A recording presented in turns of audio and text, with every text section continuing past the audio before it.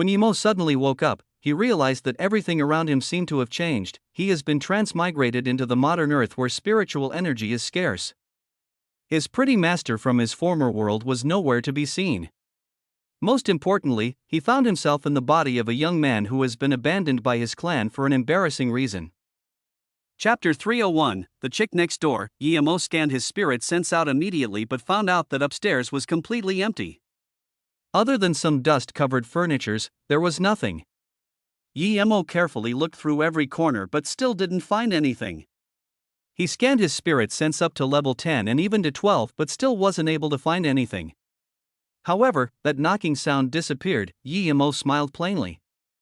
He didn't care too much about such things. No matter what was doing strange things above him, it was fine as long as it didn't mess with him. If it did, then he would incinerate this thing even if he had to chase it to the ends of the earth. One night passed quickly but Yemo had no interest of going upstairs to look. Even if it was a ghost cultivator, he wouldn't care if he wasn't involved. Yemo just opened the door and saw the female owner of this place who brought him here last time bring in another tenant. The landlord saw Yemo and nodded happily. Yemo just moved in for a week and the second room on her level 8 apartment building was rented out. The price was almost twice that of Yemo's. Other than him, there was someone else who was going to rent here? Yemo scanned this tenant and it was actually a woman, a young girl that wasn't even 20. Such a young girl came to rent a haunted house? Yemo was shocked, but this young girl looked very fresh and gave people a sense of lively and smart feel. With her long hair and white dress, she seemed very eye-catchy, but soon, Yemo understood. Although this girl wasn't even 20 yet, she was already in yellow level intermediate stage. This was very rare.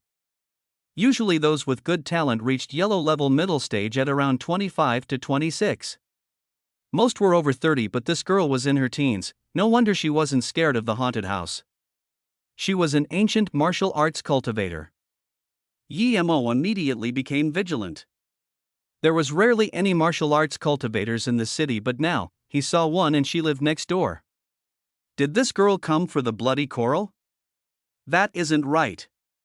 He robbed the blood coral and opened a carnage. If she really came for the blood coral, her sect shouldn't just send a little yellow level middle stage girl for him. She was a lowly. The landlord really knew how to talk and said to Yemo, "Moing, you and Luo Xian will be neighbors from now. You need to look after your new neighbor." Of course Yemo knew what the landlord meant. The landlord tricked this pretty little girl here and was just leaving her after taking the rent. She told him to look after her. From this, it could be seen that the landlord wasn't bad to the bones but she was quite bad. He could imagine that if this girl wasn't an ancient martial arts cultivator and lived here by herself, perhaps she would be scared to death by that knocking sound at night. If some ghosts really came, she wouldn't even be able to live, but Yemo knew this girl wasn't so simple. She reached yellow level middle stage at such a young age and her inner chi was rather abundant. She wasn't someone to be easily messed with. She definitely wasn't tricked here by the landlord. Perhaps she had some motives. He needed to be careful of this little girl. Yemo smiled but didn't say anything. He greeted the landlord and went downstairs. As expected, when this girl heard the landlord's words, a sliver of contempt flashed across her eyes but she didn't say anything. Then, she immediately frowned inside. It seemed her character really wasn't good enough. If she was, then she shouldn't have felt contempt but nothing instead. So what if this person could look after her? Why did she look down on ordinary people? Yemo drank soy milk beside the Chun and Uni every morning. The soy milk here was tasty and cheap. Yemo really liked it. Every morning, he would have a few bean buns and a bowl of soy milk and then go back to cultivate. This life made Yemo feel very serene. If he didn't have so much troubling things, he would rather live like this forever but he knew it was impossible, still had so many enemies to deal with and even after he was done with them, he needed to find spiritful things to cultivate. He really didn't want to live a boring life and die. Yemo didn't leave as soon as he finished breakfast. He sat for a while more and mobilized his chi. It felt good. Perhaps in another week, he would recover completely. Why did she come? Yemo looked up and saw that girl who just moved in come into the soy milk place. She asked for a bowl of soy milk and 2 bean paste buns. She sat down and saw Yemo opposite her. This girl smiled gently but didn't say anything. Emo stood up. He was prepared to leave, but before he left, two youths came into the shop. One of them was actually the young master with an earring. It was he who brought Emo out of Liangpa. Although he didn't know what he did, Emo was very grateful. This young master obviously didn't come to drink soy milk. He walked up to the girl straight away and looked at her in shock until the girl started to frown. Then, this youth was like a drooling pig and sat down in front of her. Pretty girl, hello. I'm Wu Zhenjuan. I saw you once at Kuyuni yesterday, and it was like meeting a goddess. I originally thought I would never be able to see you today, but I didn't expect to meet you here. We're really fated to meet again. The youth wanted to act scholarly and poetic, but his words and his outfit was completely opposite. It was quite funny. The girl frowned. Sorry, I don't know you. Please move aside. It's fine, it's fine. First time strangers, second time friends. Wu Zhenjuan waved his hand and said. The girl stood up abruptly and said coldly, if you don't move aside, then don't blame me for what's going to happen. Wu Zhenjuan quickly said, that's fine. Do what you want to do. I just really want to know you. We can talk outside. There are too many people here. Then, he was going to grab the girl's hand. It was unknown if that was intentional. Emo shook his head thinking this Yun was bold enough. But from this, it could be seen that this Wu Zhenjuan had some background, otherwise, he wouldn't be starting to drag a girl in public. As expected, this girl with one kicked Wu Zhenjuan out far away. Wu Zhenjuan smashed on the ground with a bloody nose, but this girl didn't stop there. She was going to step on him. Emo knew that if she stepped on him, perhaps this Wu young master would have inner wounds for the rest of his life.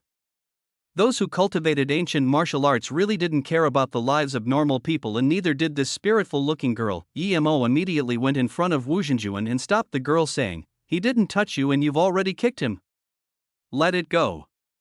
Why are you still going to beat him? Emo owed Wu Zhenjuan. Although Wu Zhenjuan didn't know, it was not okay to beat Wu Zhenjuan in front of him.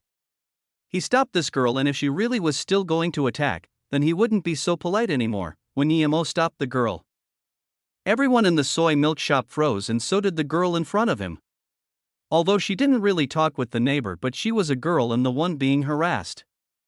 This man actually went to help the young master instead. Did even he have any conscience? Or was it that this man wanted to suck up to the rich young master that he was being so shameless in public? Wu Zhenjuan immediately knew he met a tough one. The youth who came with Wu Zhenjuan quickly helped Wu Zhenjuan up, but didn't dare to look for trouble with this pretty girl. Although he was a hoodlum, he wasn't dumb and knew he would get bashed, so he immediately picked up the phone and was about to call people. The girl looked coldly at Emo but didn't continue the attack. Just when she was prepared to leave, a police car stopped in front of the soy milk shop. It seemed some people feared the girl would be harassed, and as soon as Wu Zhenjuan came, someone called the police. He didn't expect the police to come this fast. Two police officers came quickly and Emo immediately recognized one of them. It was that woman who was sweeping for sex trade. He heard the male police call her Zhang Feng. He didn't expect to meet her today. It's you again? The one who bought sex was you, and the one having public brawls is also you. What's your excuse now? That policewoman looked at Emo with disgust. Hearing the policewoman's words, that pretty girl looked at Emo in disgust and turned to leave. Emo smiled to the policewoman. Did I use your money to buy sex? Does it have anything to do with you? I like visiting hookers, so what? Brawling? Which I did you see me brawling with? You want to be police with your level of skills? Don't make me laugh, you. Zhang Feng was going to rage again, but the cop who came with her quickly stopped her and looked coldly at Emo. But before he spoke, he recognized Wu Zhenjuan, who stood behind Emo. This policeman's face changed immediately but immediately returned to a smile. He walked in front of Wu Zhenjuan and said, Young Master Jun, don't worry. Did this kid attack you? I'll take him away immediately. Shut up. Wu Zhenjuan interrupted him and said to Emo, Thank you, brother. I didn't expect this spicy chick to be so harsh. If it wasn't you, I really would be suffering now. The policeman dazed. He didn't think Emo was actually helping Wu Zhenjuan, but he immediately understood. Although he admired Yemo's foresight, he wished he could kick Yemo aside. Zhang Feng looked at Yemo in contempt. This man was bad to the bones. She had understood that the one who attacked was the girl. She didn't expect this lustful man was also a fawn. It's nothing, Yemo said casually and immediately walked out of the soy milk shop. He had no interest in being connected with a young master like Wu Zhenjuan. He only helped this time because Wu Zhenjuan helped him. Seeing Yemo walk out of the soy milk shop, Wu Zhenjuan raised his thumb and yelled at the back, "Brother, next time you want a woman, come find me. I promise to take you to a place you'll be satisfied with." That police listened awkwardly to Wu Zhenjuan's words but was helpless. Chapter 302, The Girl Who Went Ghost Hunting at Night. When Yemo came back home, he immediately started treating his wounds with qi. Yemo didn't know at all why this girl called Luo Xin came here, but her arrival gave Yemo a sense of anxiousness. He must recover his strength quickly. He had a feeling that the girl wasn't by herself. Perhaps she had a few companions. She came here for something. After a few meridian cycles, Yemo opened his eyes. He felt his wounds were better once again. He nodded and stood up with satisfaction. He looked outside and the sky was getting dark. There was the sound of opening door from his neighbor.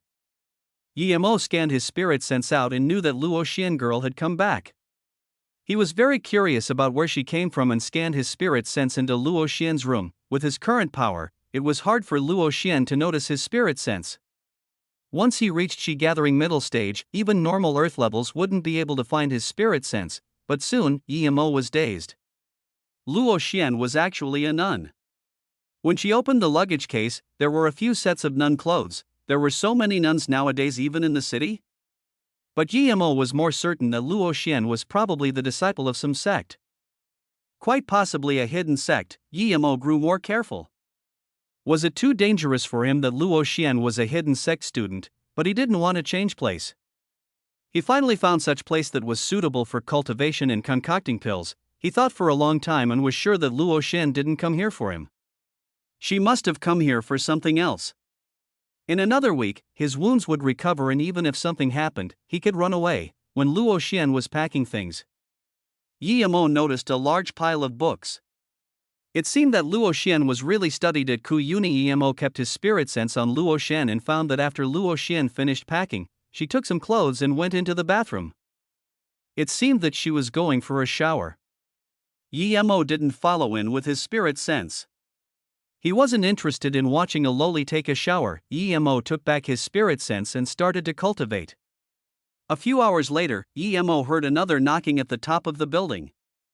He stood up and his spirit sense scanned on Luo Xian. Luo Xian also heard the knocking on the ninth flower. She wasn't as calm as Yemo and stood up abruptly. It seemed she was also meditating before. Yemo found her face was a bit pale. Although she was yellow-level middle-stage ancient martial artist, she was still scared facing against such uncertainty. Yemo laughed to himself. Weren't nuns and monks supposed to catch ghosts? But she was scared hearing knocking sounds. Yemo saw her walk to the balcony, probably to close the window. However, Yemo didn't expect that she actually went onto the balcony and crawled to the ninth floor. Yemo couldn't help to compliment her courage. She dared to go up to the ninth floor in the middle of the night to hunt ghosts. She did her job as a nun. Who's putting on that act? Come out now. Luo Xian pulled out a long sword from her waist and yelled. Yemo immediately kept his spirit sense beside her. He also wanted to see what this knocking sound was from. Was it human or ghost? But it wasn't likely that it was human because Yemo didn't find anything with his spirit sense last night. The ninth floor was in complete silence. That knocking sound also disappeared with Luo Xian's arrival. Luo Xian grabbed the long sword and walked into the living room step by step. Yemo looked at her face and knew her anxiety. Suddenly, Yemo saw Luo Xian's long sword slice out without a notice while her body retreated rapidly a few steps and soon went back on the balcony, but she didn't stop. It seemed as though she was knocked back by something. Yemo was shocked. Was it something his spirit sense couldn't see? Yemo immediately realized that his wounds influenced the strength of his spirit sense. Thinking about this, Yemo condensed his spirit sense and scanned. Although the range was much smaller, but Yemo did find a faint black shadow charging to Luo Xian. There really was a Yin spirit? How could this be? If it was, then it would be much stronger than the one at Shenongjia, but soon, Yemo knew that those attacks didn't do too much damage to Luo Xian. At most, it just made her scared. Then, Luo Xian came down from the 9th floor. Just when Yemo was wondering if he should help her, Luo Xian tapped on the balcony of the 8th floor with her foot and rushed into her room. From her agility, it seemed her Qinggong was really good. However, that faint shadow didn't pursue and disappeared on the 9th floor. Just when Yemo wanted to search for it again, he couldn't find it. Yemo wasn't in a rush. When his wounds recovered, nothing would be able to hide. Yemo's spirit sense came back and fell onto Luo Xian. She sat in her room with a pale face, but she took out a jade vase and took out a pill to eat. Her face started to look better. Then, Yemo saw her take a peach tree wood sword and hung it on the door and then started to recover in meditation. Although this girl was only yellow level middle stage, she was quite brave. However, Yemo wondered how she saw the ghost thing. Yemo didn't believe she had spirit sense. A night passed. The next morning Yemo got up and cleansed himself. His door was knocked. Yemo dazed.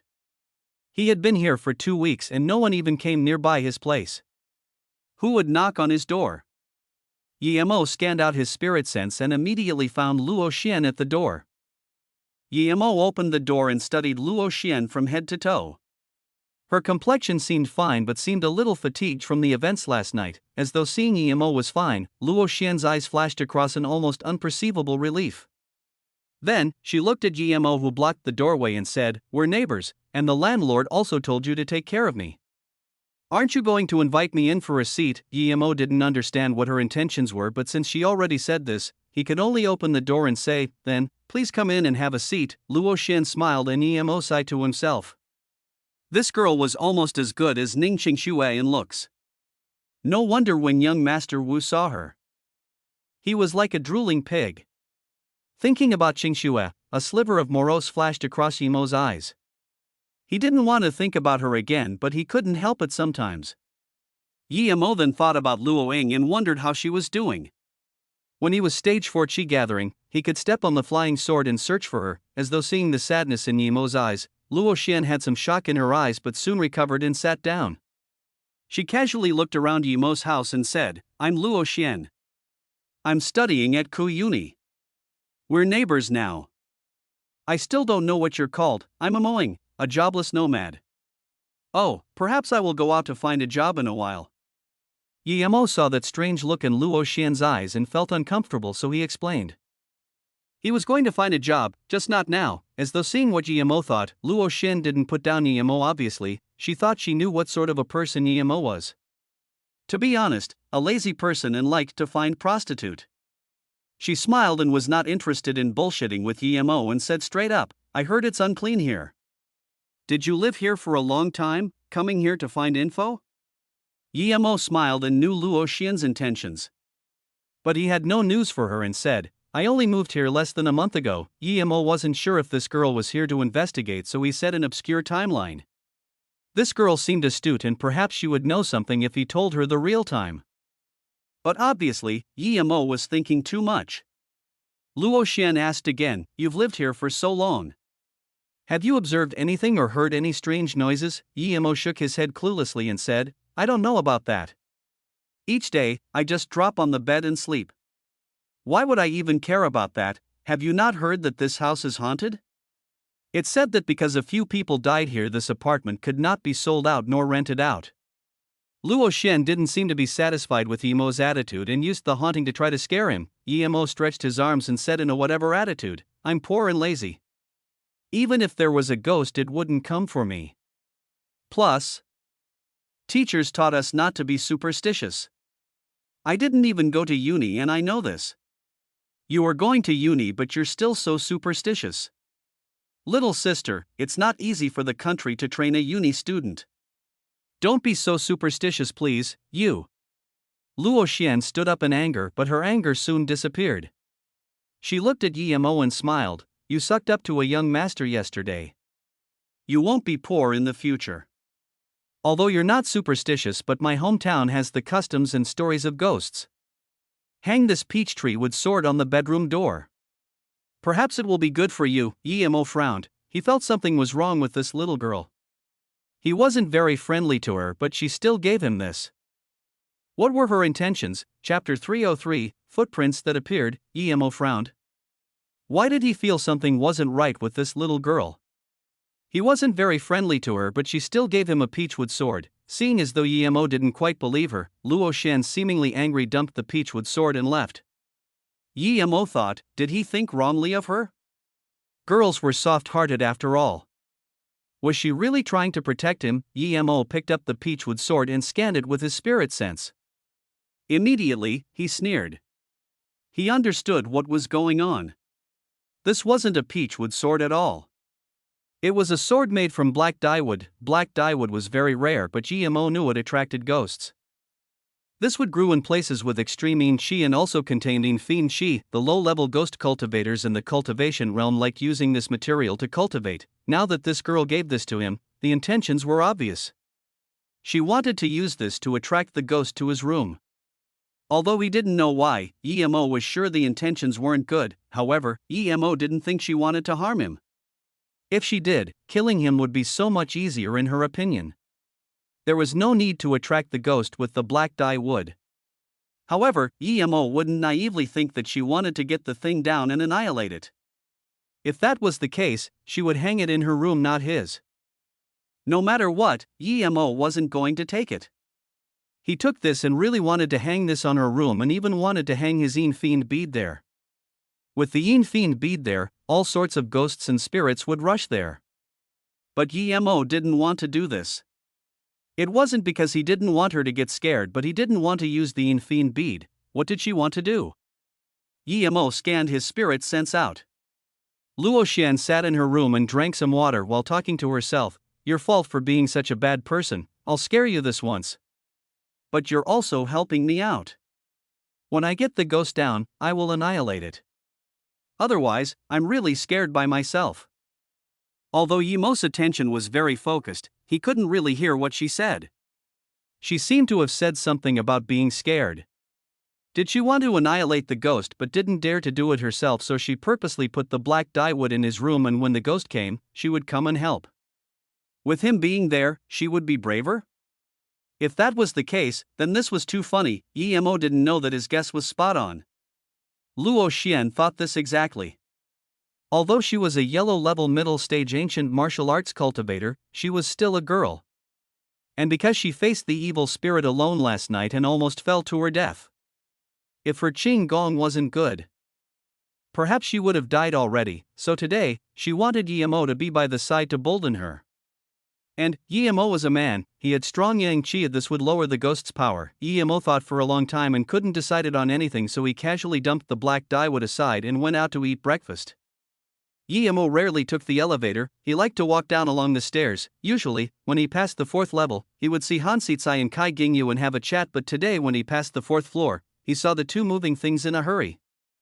There were 2 women and a few kids helping out. Were they moving? Emo thought and asked, "Are you 2 moving away?" Han Sitsai saw Emo and quickly came over. "Emoing, brother? Did nothing happen at your floor last night?" Emo subconsciously shook his head and said, "What thing?" "Nothing," but as soon as he finished, he remembered Luo Xian going upstairs last night. But Han Sitsai shouldn't be able to know such a thing. Han Sitsai looked around carefully and then whispered by Emo's ear, "Emo, brother, you need to move out quickly. That ghost came again last night. There's a small office at the 5th floor." For the first time, the boss stayed over and didn't leave. "In the morning, we found his dead body in the office. This building is very evil. Lao Kai and I are leaving today. People died at the 5th level? No wonder when he came down, there seemed to be less people." "Did that thing come down last night?" Emo frowned. He decided to go up and have a look tonight. If there really was something unclean, then he would destroy it. If people died a lot, then police would come frequently and that would disturb his peaceful life. Emo agreed and was no longer in the mood to say anything to them. He went to the soy milk shop and called for a cup. Then, Luo Xian came. Emo didn't expect this woman to sit opposite him again and also asked for a cup of soy milk and 2 bean buns. Emo really wanted that Wu young master to come and piss this little nun off again, but he didn't see any signs of him. It seemed that this Luo Xian had some power and used some ways to make this young master unable to come to her. Seeing Emo ignore her and just eat, Luo Xian could only say, "Although I gave you the peachwood sword, if anything happens at night, you need to call for me to help." "Do you know someone died today at the 5th floor? I heard it's." Emo drank the cup of soy milk empty and interrupted her. "Do you know you're really annoying? What's my life or death got to do with you? I don't need you to worry about me. I'm going, you." Luo Xian stood up in anger and looked at Emo. She resisted her disgust for this guy and came to talk to him, but he still used that attitude to her. If it wasn't for the thing upstairs, she wouldn't want to say one word in front of Emo at all. She had decided to make sure this guy was scared shitless before she would go over. He was too annoying, Luo Xian. A girl ran over and saw Emo standing opposite her. A sliver of surprise flashed across her eyes, but she quickly stood by Luo Xian and whispered something to her ears. Luo Xian stood up immediately and didn't even have time to drink the soy milk and left in a hurry with the girl. Emo scanned the girl. She was probably a normal student. There was no inner chi waves on her. However, he wondered what news that Luo Xian heard that made her leave in such a hurry. Although Emo didn't want to be bothered with Luo Xian, since she messed with him and lived next door, Emo wanted to go investigate and see exactly what she wanted. After returning, Emo cultivated for a while and took out the remaining few snow lotus seeds.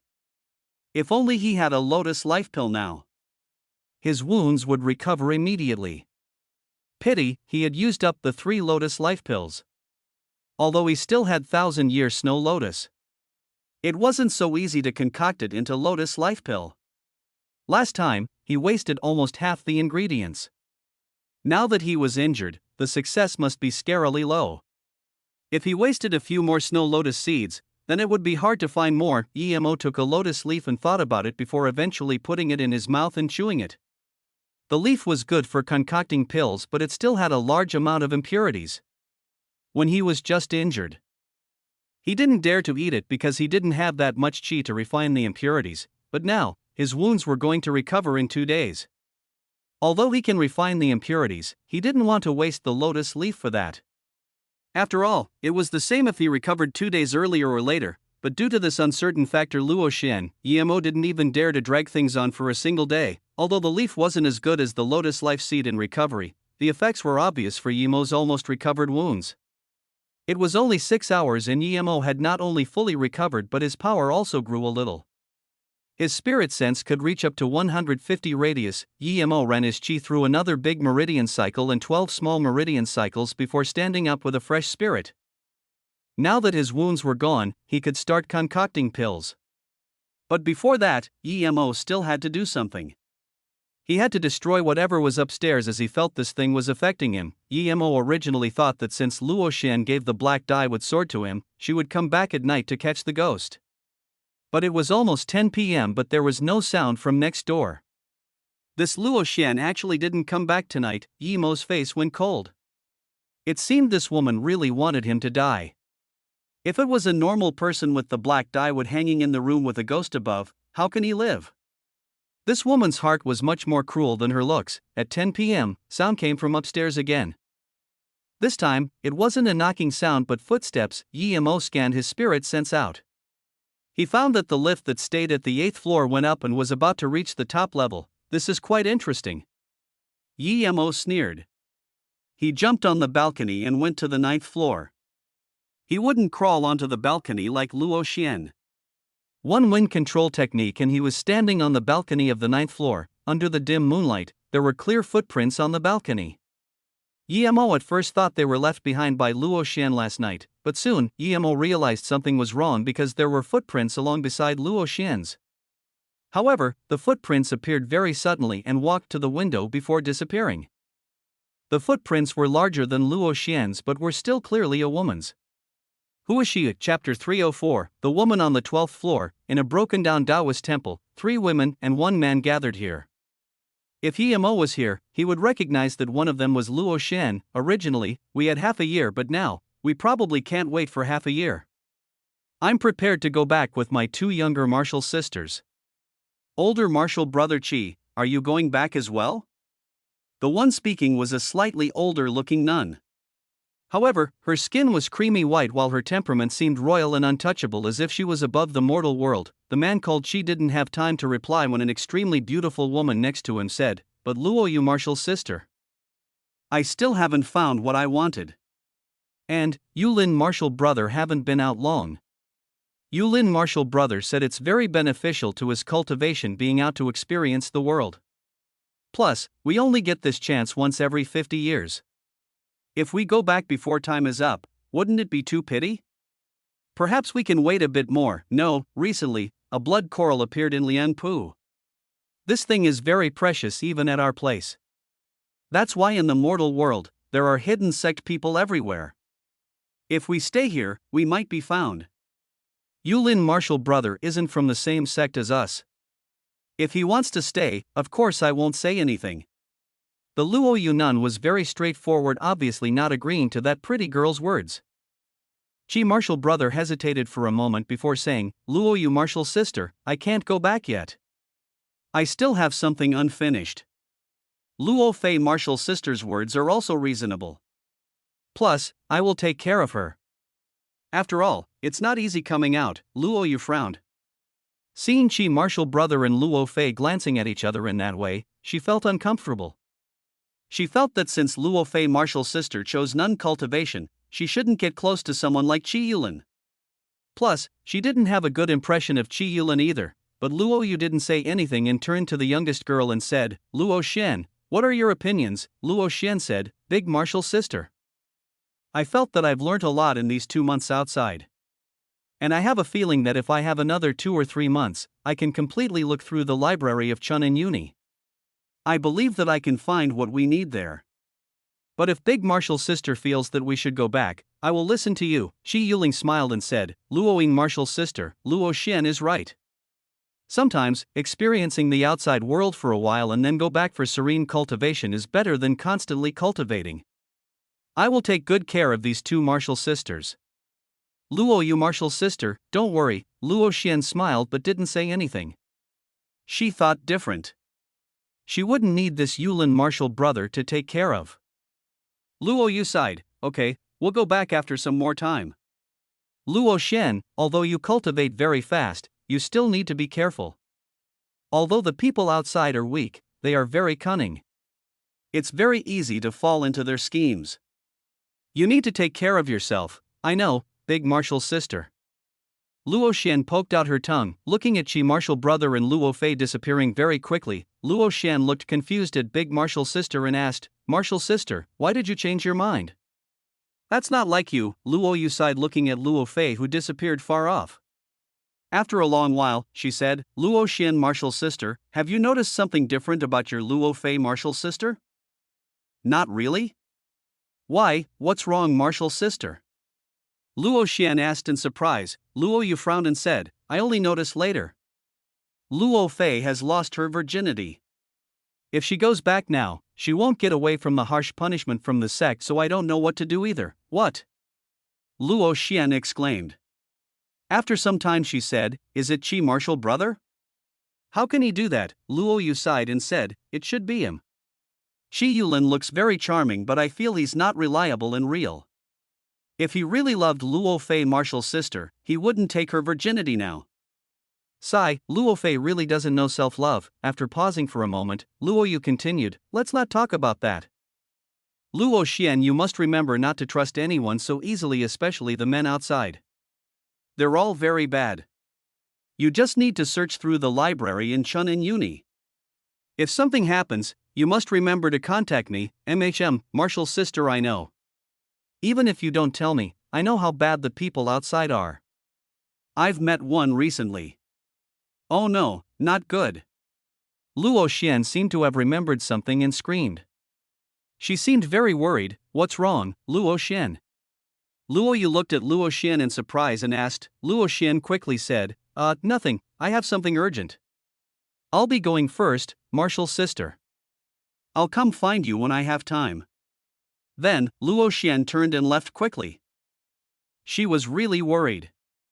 She left that annoying guy next door, the black dyewood, as a bait for the ghost tonight. It was already 2 to 3 a.m. now, but she completely forgot about it. Perhaps the demoing was already completely dead. If that really was so, then she killed him. Although that man was disgusting, if he died due to her, she would feel very bad. Just when EMO reached the 9th floor, the sound disappeared and EMO scanned his spirit sense. There was nothing on the 9th floor. Just when EMO was about to look carefully, there seemed to be two shadows walking past to the 10th floor. After a brief moment, that walking sound appeared on the 10th floor. EMO didn't even think and sped to the 10th floor. The 10th floor was very quiet, but EMO's spirit sense scanned a few faint shadows. If he didn't have spirit sense, he wouldn't have been able to discern this. However, these few people were like dolls and stood in the center of the living room not moving at all. EMO knew that people had souls and after death, the souls would disappear into nature. As for whether there was reincarnation, EMO didn't know, but he knew that the dead spirit couldn't appear in daylight. Unless it was a ghost cultivator.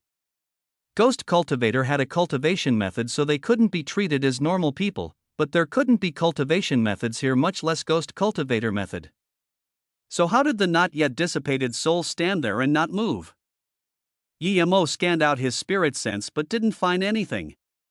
He believed these normal ghosts weren't able to push Luo Xian down. It meant that there was something above. EMO came to the 11th floor, but as soon as EMO left the 10th floor, his spirit sense noticed those ghosts that didn't move started to walk around and the footsteps were very loud. Perhaps it was the ghost of the previous owner of the 10th floor. He was harmed and his soul was shackled. EMO also saw a few ghosts at the 11th floor, but they seemed more ferocious than the 10th floor ones. When they saw EMO, they actually charged up as though they were going to devour EMO. Before they even reached EMO, the bleak wind already came. EMO sneered and threw out a few fireballs. There was a sharp shriek and the ghosts disappeared traceless. Although they were burnt by EMO knew they were far from as powerful as the one Luo Xian met last night. EMO then came to the 12th floor. He already knew that these ghosts weren't natural. It was probably someone farming these ghosts. It could be seen that this person was quite capable. Originally, people died like an extinguished candle. They would dissipate in the world to nothing, but here, EMO found someone who could control dead spirit and make it not dissipate and even condense. This was very strange. At the 12th floor, EMO found the black shadow that fought with Luo Xian indeed. This black shadow didn't seem to react to EMO's arrival and EMO wasn't in a rush to attack it. He scanned his spirit sense out and soon found one corner of the main bedroom was different. There was a wardrobe. He couldn't scan his spirit sense in. EMO didn't even think and walked to this corner and threw out a fireball. He didn't care about the black shadow in the middle. Although it was strong, it was nothing to EMO. Other people couldn't see it, but it had nowhere to hide up from EMO's spirit sense, and EMO knew that this black shadow was a ghoul formed artificially by someone. As for the other ghosts a few floors below, they should be the food for the sphere school to make it grow. Although he threw out a fireball, EMO couldn't help but to sigh. China had a great landscape and vast sort of things. There were all sorts of people. There were also countless methods of feeding and keeping ghosts. However, people in the cities just rarely encountered them. He didn't expect to see someone overtly keeping ghosts in the city and grew out a rather strong one. One could imagine how much souls were needed for the school to be strong enough to beat yellow-level middle-stage martial artist. Souls weren't easy to get. Even if you had means to collect ghosts, you needed to act on it immediately. But once a person dies, his soul would disappear immediately, so these souls needed to be collected on the spot. From this, it could be seen that the ghost keeper was a cruel person. EMO's killing intent rose. He threw out a few more fireballs. Splash splash, the closet that kept his spirit sense out was broken and a woman wearing a large red robe stood out. Her face was pale and lips were vibrant red as though she was dead. Chapter 305, took the wrong medicine, but GMO knew that the woman in front of him wasn't dead, she was alive. It was just that because she stayed with dead things all year long, she had this death chi on her. Who are you? Why are you ruining my thing? I know you're not easy to mess with. I never messed with you, but you dare to mess with me, screech. The woman's voice was sharp like a needle, making people feel uncomfortable. GMO sneered. I didn't want to be bothered with you, but you already messed with me. I chose this place to cultivate in peace and I don't want to be disturbed by people nor ghosts, but you dare to make sounds above me. And last night, you went to the 5th floor to kill someone. If you don't piss me off it's fine, but since you already disturbed me, even if you run to the end of the earth, I will still burn you down to ashes. The red-robed woman reached out her chicken claws. Her nails were a few inches long and she shrieked, "You are too domineering. I killed people but I didn't kill you. What did that get to do with you? If I wasn't afraid of you, I would have killed the woman next door last night. What else do you want?" Emo dazed. This woman could tell he was strong? Not right. Emo immediately knew the woman was lying. The woman didn't kill Luo Xian last night not because of him. There must be another reason, but Emo didn't expose her and said coldly, "I am domineering." "What are you going to do?" "I've killed all your ghouls downstairs." "You don't like it?" "You are keeping so many ghouls, and from this it can be seen how many people you kill each day. You met me and you still try to mess with me. That's your bad luck. You think you're good just because you can shoot fireballs? Don't blame me for not reminding you. If you offend me, you're finished. Your whole family is finished." The woman shrieked. She actually thought a fireball was nothing? This was the first time Emo met someone like this on Earth. Even when the hidden sect people saw him shoot fireballs, they were very shocked. But he actually met someone who thought lowly of the fireball technique. Did she know how to do it too, or was she also a spirit cultivator? The woman saw Emo was confused and sneered coldly. She reached out her long hand and a bulb of faint yellow fire appeared on her fingers. Although it was small, it was still very clear. Emo almost laughed. This woman was really funny. She thought his fireball was made through chemical means like hers. This chemical fire could only be used to scare people. It can't really harm anyone. She probably stayed in the graveyard for too long. "Okay, you're tough. I'll give up this building now. As long as you don't look for trouble with me." The red-robed woman seemed to know Emo wasn't easy to mess with and wasn't prepared to fight to the death with Emo. Emo sneered, "Since I came, if I let you go so easily, you'd be overestimating yourself," and Emo was sure that the woman wasn't going to give up like this. For someone like her, she wouldn't pass out on him who had so much power. To her, his soul was probably worth more than thousands of normal ghosts. As soon as Emo finished, that ghoul behind him suddenly charged at Emo speedily. Emo didn't even turn and multiple fireballs enveloped the ghouls. An extremely putrid smell came. After a fit of sharp shrieks, the ghoul behind Emo was burnt into nothing. "You dare to kill my little pet." The red-clothed woman screamed as though her lifeline was killed by Emo and she charged to Emo immediately. Emo said plainly, "You're a mere yellow-level tertiary stage ancient martial arts cultivator and you dare to act cocky in front of me." The woman stopped suddenly in her tracks and looked at Emo in surprise. After a good while, she stuttered, You can see what my power level is? This isn't something you can know. I will take your life. You've killed so many people, so you can go die as well." Then, Emo shot out more than 10 fireballs around the woman. The woman shrieked, "Don't kill me.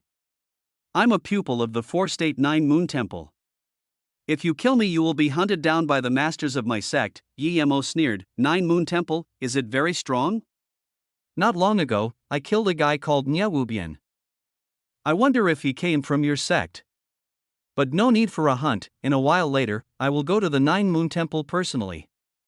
This disgusting place does not deserve to exist. Hearing Emo's words, the red-robed woman screamed, "You actually killed Wubian Marshal brother?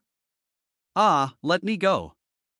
I'm willing to help you do anything." Before she finished her words, she was burnt to crisp by Emo's fireball with only some dust left flying around. Emo then looked at that thing that could block his spirit sense. It was a very strange wood. Emo couldn't recognize it, but it had already been burnt pretty badly by his fireball, so Emo just burnt it down completely. This woman definitely had an artifact to control ghosts, but Emo didn't like such dirty stuff, so he didn't even ask and burned everything. Emo scanned his spirit sense out. As soon as he killed the woman, all the ghosts from downstairs floated out and disappeared in nature. It's finally quiet now. Emo sighed. He could go back to concoct pills. But why was none of the disciples of this 4-state 9-moon temple good? All of them were completely disgusting. Emo went back to the 8th floor and forgot to ask the woman if she made the elevator rise up to the 12th floor. But it probably was her.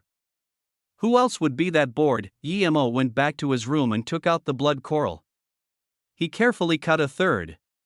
He never hoped he would succeed on the first try, so he planned to concoct one cauldron first and then find the difficult parts of making the qi increasing pill.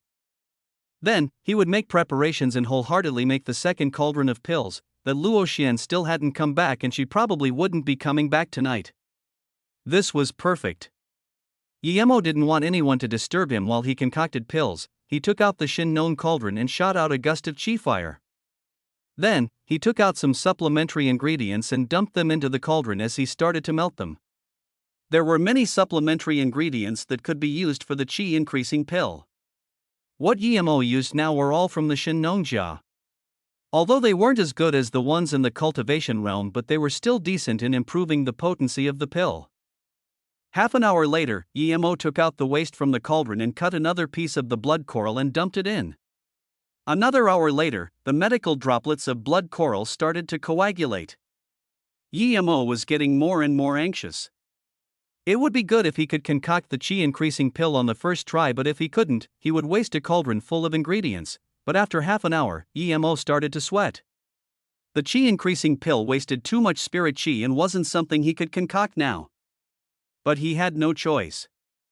If he didn't make one, it was impossible to break through fast in this environment. Yemo went from strange to familiar with the concocting process, but the qi increasing pill still had no signs of forming a pill.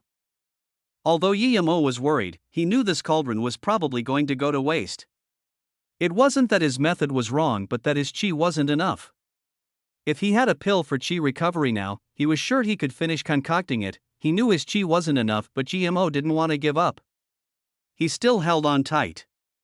He was trying his luck. Perhaps by accident the pill would form. In a loud bang, the still liquid ingredients exploded in the cauldron, causing an airwave pushing Yemo out. Yemo's clothes were completely blown off and his hair was like wild grass. His body was red with the steaming drips of the ingredients. Yemo felt hardness of breath as his mouth seeped blood. Luckily, the inner wounds weren't serious. His power was still too low. Yemo sighed. Just when he was getting up to pack up, his door was kicked open. Yemo didn't have time to scan his spirit sense and just took back his cauldron without thinking. At the same time, his spirit sense locked onto his flying sword. That person dared to kick his door. He doesn't want to live, Moing. Are you okay? Sorry, I had something on and I forgot about this. I'm really sorry. It was Luo Shen who charged in. Her eyes were indeed full of anxiety and worry. Now looking at Yemo in such a wounded state, the regret in her eyes was even more. But she continued, but luckily you're fine. If something really happened to you, I wouldn't be able to rest easy for the rest of my life. Although you're a bad person, I can't kill people. What was she on about? Yemo frowned, thinking what had his concocting pills got to do with her? Why was she so worried about him? But Yemo immediately realized that he was probably doomed by the explosion. This woman left the black dye with sword here, obviously wanting to use him. Looking at her reactions, she didn't want his life. She was probably hindered by something and forgot she left the sword here. Although Yemo realized that Luo Xian wasn't trying to harm him, he still couldn't get a good feeling towards her. After all, she wanted to use him and she forgot about this when it was life-threatening. It could be seen that she didn't care about human life, but her worry was real. Considering this, I would let you go this time. Just when Yemo struggled to get up, Luo Xian took out a jade vase and gave Yemo a pill. This is for recovery. Eat it, Yemo nodded. He also wanted to see how good this woman's pills were, but as soon as Yemo ate it, his face changed immediately. Oh no, I took out the wrong pill. Luo Xian's face changed drastically as she screamed. Chapter 306, Tricking a Little Girl. I actually gave you qi recovering pill for you. What should I do? Luo Xian was only 19. She knew what would happen if she gave a qi recovering pill to a normal person to eat. Qi recovering pill was for ancient martial artists who were at least at yellow or above level to recover qi. If a normal person accidentally ate this, then the only result would be death from explosion. In a hurry, she actually used this as an injury pill for Yemo, this ordinary person. Yemo was also shocked, but not because the pill Luo Xian gave him was qi recovering pill, but because the pill could actually recover his qi, although not much. Even he didn't have pills that could recover spirit qi. Where did this girl get it from? There were many valuable ingredients in the pill that he couldn't even find. But these ingredients were just made into simple chi recovery pill. What a waste of valuable things. If he had enough of these pills, Yemo could imagine that he could even use that pill to make chi increasing pill. How could he get more of these pills from this little girl? He must get it. Yemo's face kept changing. He really wanted to beat Luo Xian down and search her body, but Yemo couldn't do such a thing. If this woman tried to harm him before, he wouldn't have any moral bearings for doing this, but the truth was, Luo Xian wasn't trying to harm him. Should he still do it? Seeing Yemo's strange face, Luo Xian was more worried that even her tears started to appear. She looked at Yemo with big eyes but didn't have a good way to save him. Even if she took him to the hospital, he would still die. Plus, he wouldn't even make it to the hospital. She only knew murmuring, "Sorry, I really didn't mean it. Sorry, is there something wrong with me? How come I feel my stomach isn't right?" Yemo thought for a while and asked. Luo Xian wiped her tears and nodded, then saying, "Chi recovering pill can only be eaten by ancient martial artists. You will explode after eating." "Sorry, Yemo was trying so hard not to laugh, but his face turned bleak and scary. "I'm going to die and it's caused by your chi recovery pill. So after I die and turn into a ghost, I will still follow you. I have no feud with you, but you killed me. There's an extra ghost in this haunted house, so I can't let you go." Luo Xian's face turned white, but she shook her head. "I didn't mean it. In fact, I'm not scared of ghosts. I actually went to catch the ghost at level 9. No matter if you're afraid or not, I died by your hands, so I will follow you day and night. If there's an opportunity, one will eat you." Yemo said nastily. Luo Xian was more worried and said, "I really didn't mean to harm you.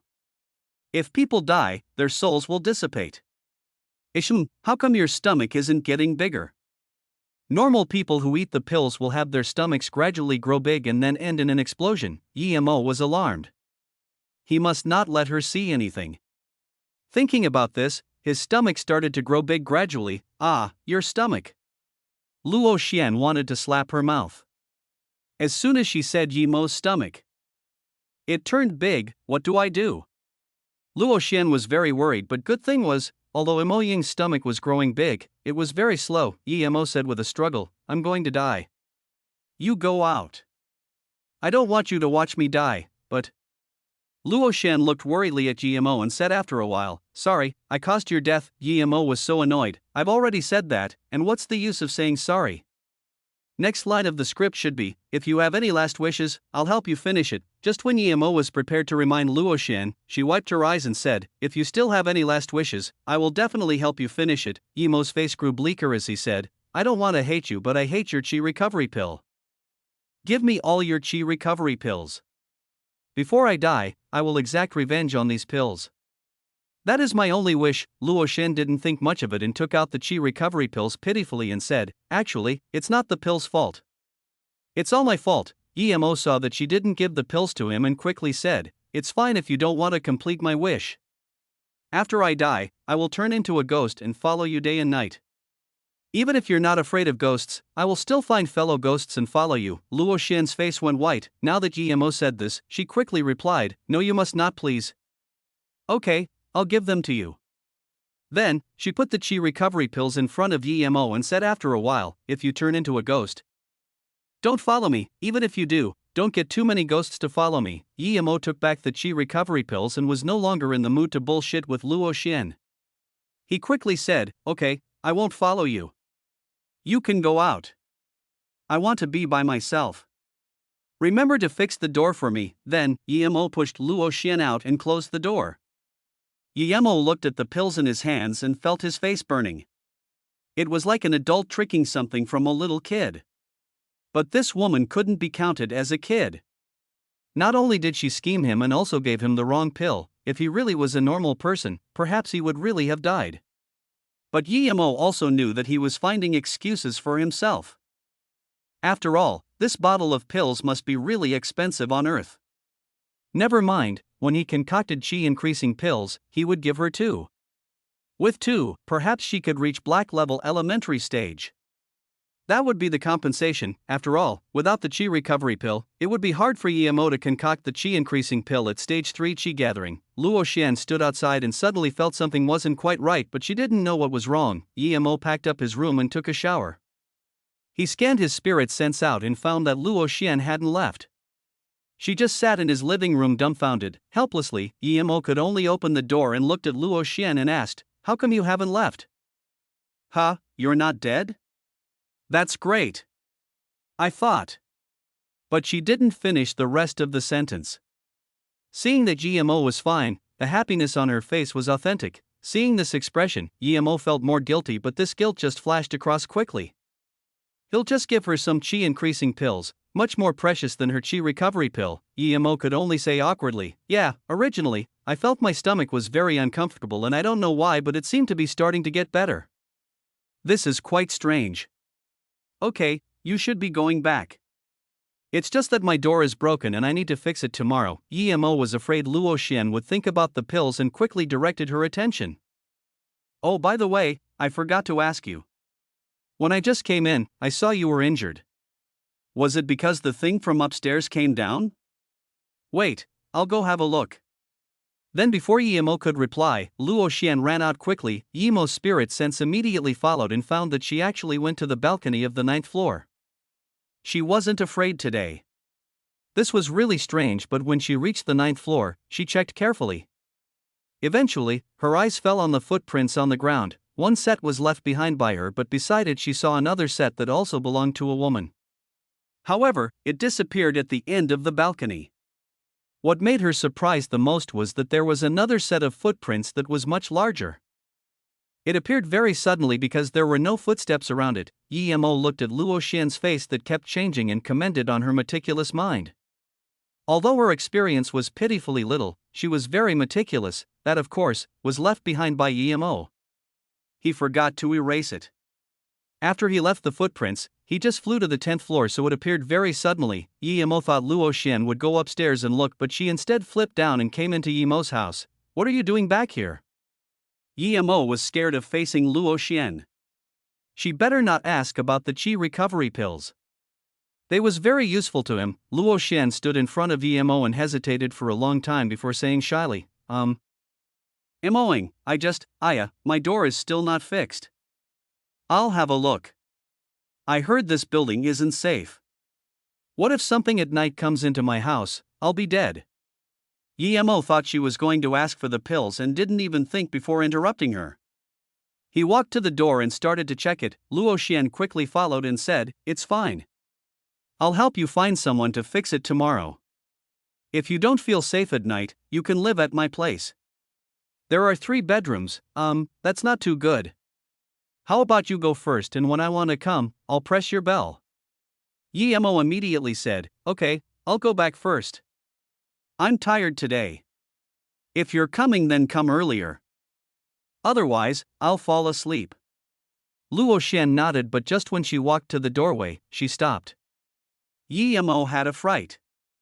Was she going to remember? Chapter 307, Feeling Guilty? As expected, Luo Xian suddenly stopped and hesitated for a moment before saying, "By the way, Emoing, can you give back the chi recovery pills I gave you? They are very important for me." She was telling the truth. If she had those pills at night, perhaps she would even continue on to the 10th floor after 9. But without it, she didn't dare to go up. And these pills were very precious. If she wasn't going outdoor for experience, she wouldn't even get that bottle. Even her master couldn't get these so easily. Because Luo Xian was the youngest, she got a bottle of chi recovery pills and there was only 12 inside. Meanwhile, her 2 martial sisters only got 6. Because Emo was going to die and wanted the chi recovery pills as his last wish, so although she couldn't bear it, but she still gave them to him since he would die due to her. But now, Emo lived again and these chi recovery pills were so expensive. She must get them back. So no matter how Emo interrupted, she always remembered that there was a bottle of chi recovery pills on Emo. Upon hearing Luo Xian's words, Emo almost spat blood. He tried for so long to try to divert attention, but she still asked that question. There was no way he was going to give the pills back. He had no chi recovery pills now. It wasn't that he couldn't make them, but he didn't have the resources. So, this bottle of pills was very important to Emo. Without them, he wouldn't be able to make chi increasing pills. Seeing that Emo didn't talk for a long time, Luo Xian was worried. Just when she was prepared to ask again, Emo sighed, "Sigh, I thought I died in the hands of chi recovery pills, so I threw them all away. Now that you ask me for it, I can't take it out, huh?" Luo Xian heard Emo's words and tears started to swell around her eyes.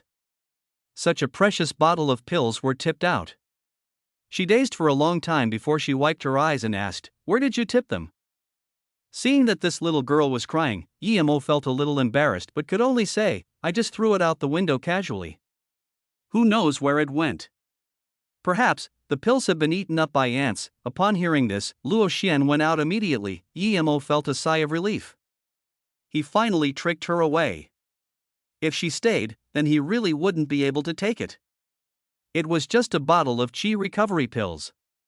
It made him feel so guilty. Emo looked at the door that was kicked open and didn't bother to do anything.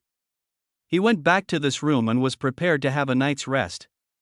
When Luo Xian went to uni tomorrow, he would make a few cauldrons of normal pills. When he got familiar, he would fully concentrate on the chi increasing pills, but before Emo got on bed, his spirit sense scanned Luo Xian. This girl carried a mind torch searching for something downstairs. No way, Emo yawned helplessly. This woman was really annoying. He already said he threw it away, but she was searching for it at night with a mind torch. How did that make him feel? Sigh, let her be. Once she won't find it, she will give up. If he knew earlier, he should have said he threw it in the toilet. Emo hardened his heart and went to sleep. Emo woke up in the morning with a fresh mind.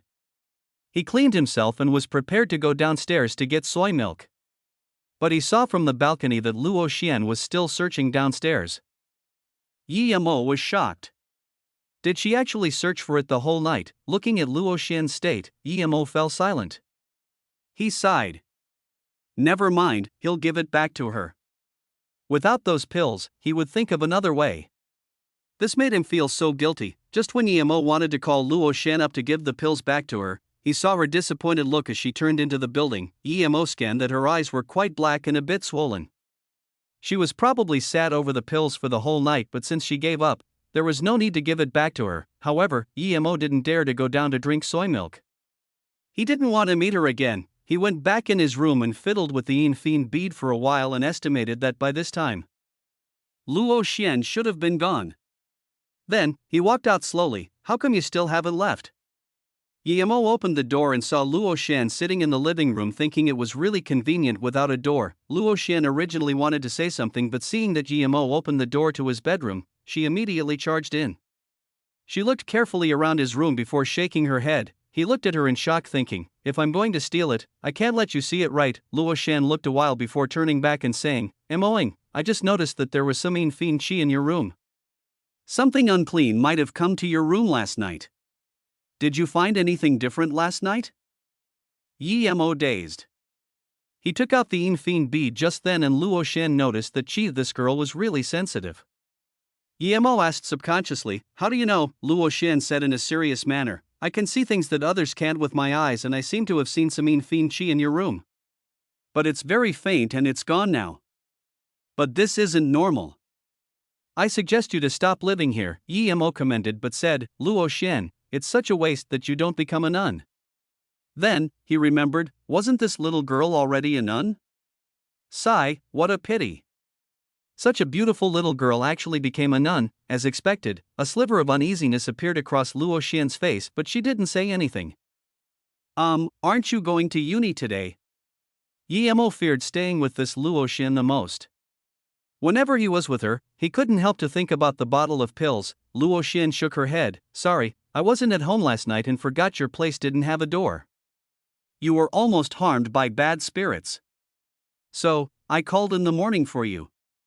Later, someone will come fix the door." Emo opened his mouth and thought, why Luo Xian seemed different from a few days ago. Was it because she lost her pills that she went under a personality change? She should use the attitude she used against that young Master Wu, then he wouldn't feel guilty. It doesn't matter. It's fine. I'm living very well here. Very well. Emo waved his hands. Seeing Luo Xian, who wasn't convinced, Emo could only say again, "I'm going down to get soy milk." "See ya." Then, Emo left. He thought, if you won't leave, then I'll leave. Wait. Luo Xian suddenly stopped Yemo. What else is it? Yemo looked at Luo Xian strangely. Luo Xian hesitated before eventually saying, I have something that I want you to help me with. Yemo felt strange. Luo Xian didn't seem like she needed his help. Plus, with her perception of him, she wouldn't ask him for help even if she needed to. What trick was she going to play now? Yemo didn't mind. If she didn't play tricks, then he would help her with something small. Even if she did try something, he wouldn't lose to a little girl. Thinking about this, Yemo laughed. Ha ha ha, no problem. We're neighbors and you're a warm-hearted person. We should be helping each other out occasionally. Tell me, what is it? I have a Qianbei in Shunan. It's his 100 years birthday, so I want to go greet him. I'm wondering if you can come with me? Luo Xian eventually said. Yemo felt strange. Since he's your Qianbei, then you can just go by yourself. Why are you getting me to go? Is he going to eat you or something? Luo Xian quickly explained. No, it's like this. This Qianbei stayed in Shunan Uni for a while. Shunan Uni is one of the oldest unis in China. Its past life could be traced but to the Tang dynasty. 60 years ago, a lot of the books in the library were lost due to a big incident. But most of these books were collected by this Qianbei. I love reading books, so my family wants me to go meet this Qianbei and try to see some of those old books, then go read them. That Qianbei has lived for 100 years. I don't think he's stingy to the point that he wouldn't let you read the books. Plus, if he really is that stingy, then there's no point in me going as well. Yemo said casually. He didn't want to go to public scenes. There would be a lot of people, but the Qianbei has a great-grandson studying at Shunan Uni. He's very sticky and I really don't want to go, but I have to. Luo Xian said troubled. Yemo sneered, so you're getting me to be your shield? Sorry, I don't like being shield, Luo Xian said seriously. However, no, I'm not making you as a shield. I really want you to help.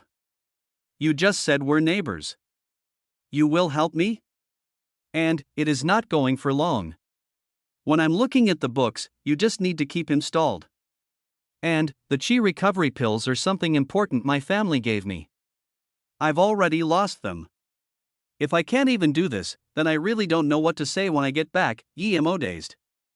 There was allegorical meaning to Luo Xian's words. Was she suspecting that he took her qi recovery pills? Chapter 308, Catching the Thief and Loot? Hearing Luo Xian say that, Yemo's face looked bad and said, It's fine if I go, but it must be a week later. It can't be these few days. Even if he were to expose himself, it would have to be after he made his pills and reached stage 4. Otherwise, he would rather not take the pills. But hearing this little girl's words, she was already suspecting him. Luo Xian smiled sweetly. There's still some time before that Qianbei's birthday, so you don't need to worry. Looking at Luo Xian leaving, Yemo suspected even more that his little tricks had been seen through. Perhaps she knew long ago that the qi recovery pills were on his hands. How were the little girls so smart these days? Luo Xian looked at Yemo go down and then murmured, My qi recovery pills were definitely taken by him. I didn't think he was this bad. He's a young man, but he's not only lazy and also calls up hookers. He even tricks my things. He's really bad. Big Marshall's sister is right. The people outside are too evil. I just don't know where he hid my qi recovery pills. I'll let you meet the Huakei of Chunin Uni. Your fault for tricking my qi recovery pills.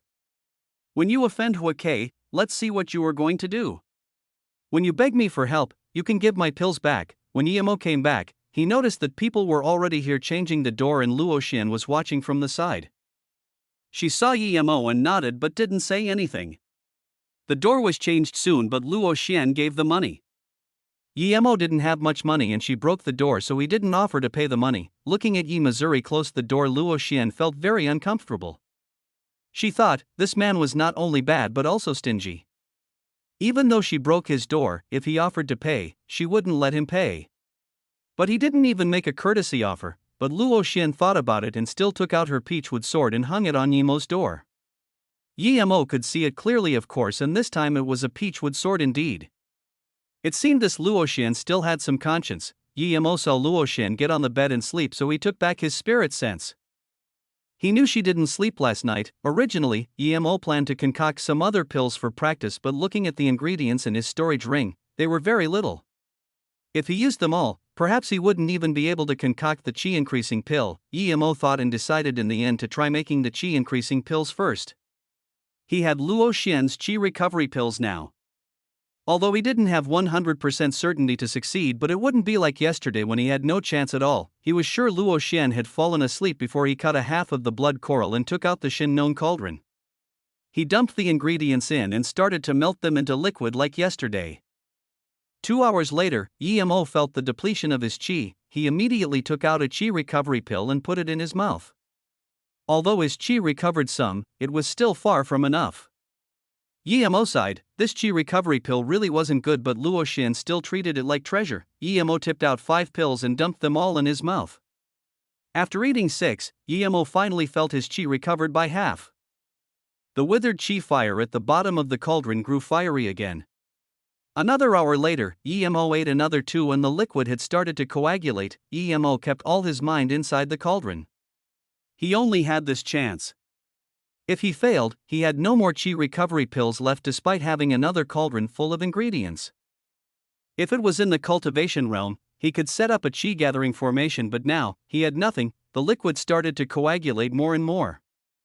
Although EMO wanted to eat 2 more chi recovery pills, he couldn't split his attention to do it. More and more sweat appeared on EMO's body. His head even started to steam, but at the same time, the aroma from the cauldron grew more and more intense. Eventually, all the pill liquid formed into pills. EMO yelled and a crisp sound came from the cauldron. A few faint red pills flew out from the cauldron and EMO quickly put them in jade containers. He actually made 9. EMO was overjoyed. This far exceeded his expectations. EMO packed away the cauldron and then realized that he was drenched in sweat. He felt a sense of weakness. Making this cauldron of pills made him lose a lot of power. He felt gratitude towards Luo Xian.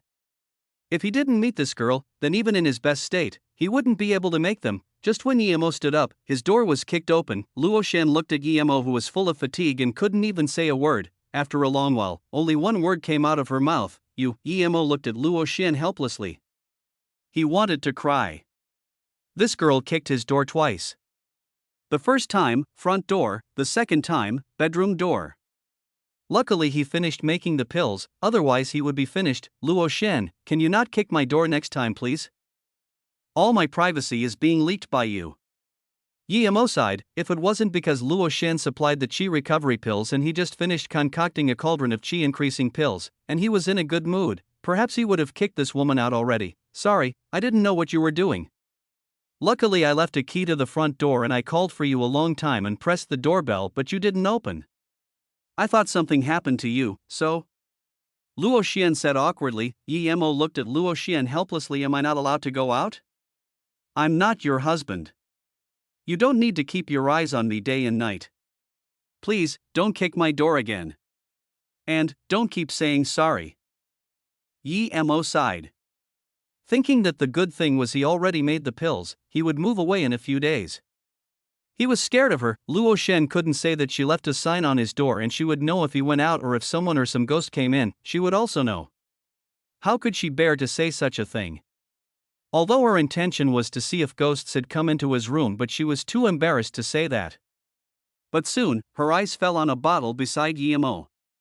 It was obviously her chi recovery pills bottle. EMO soon realized Luo Xian's eyesight and could no longer say anything to criticize Luo Xian. This was catching the thief and the loot. EMO laughed awkwardly. "Aya. Ha ha ha, look, I already helped you find your chi recovery pills. You can take it back, but I think there's only 3 left. I think the rest were eaten by ants. These ants are too evil. Do they not know that these things are very precious?" Then, EMO stuffed the bottle back into Luo Xian's hands. Luo Xian took the bottle and opened it. Seeing that there was only 3 pills left, tears started to swell around her eyes again. EMO stood there in embarrassment. After a long while he said, "Sorry, I took your chi recovery pills. It's because I'm also cultivating a martial arts and these chi recovery pills have some little use to me. What I said before was a lie." Looking at Luo Xian's sad face, Yemo really couldn't get himself to lie to this girl again, and he told the truth. Luo Xian wiped her eyes and held the jade bottle tight but didn't say anything. Yemo sighed. Okay, when you go to that Xianbei's family for birthday, I'll go help and I'll annoy that Huike so he can look for trouble with me. Is that okay? Luo Xian took back the pills carefully and her face recovered. She looked up at GMO. I've known that you took the pills.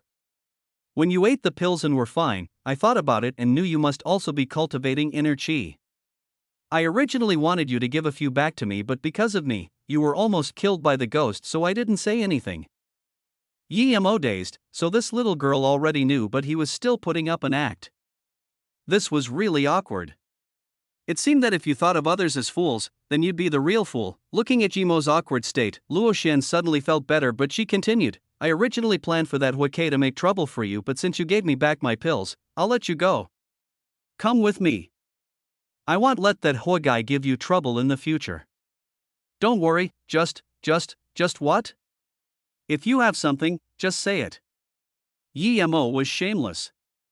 Since the awkwardness was over, he recovered to normal immediately. Luo Xian looked at Yemo and said hesitantly, since you are also praising ancient martial arts, I need to tell you that the taboo for martial artists is distraction and lust. I see that you're not bad to the bones, so I need to remind you. It's up to you if you listen or not. Yemo was shocked by Luo Xian's lightning words. He knew what he was in Luo Xian's eyes. That policewoman said he was a whorehound. Yemo waved his hand. I know, you go back first. I will go in seclusive training these few days. Don't kick my door again. After I finish, I will come out and find you. Although he wanted to compensate two chi increasing pills to Luo Xian, he wouldn't do it before he ascended. PSCH. This was the first time Yemo saw Luo Xian laugh like that. He dazed. Luo Xian said speechlessly, sigh. I suggest you not to do that. You probably watched too much fighting dramas. Haha, don't forget to eat then. I'm going first.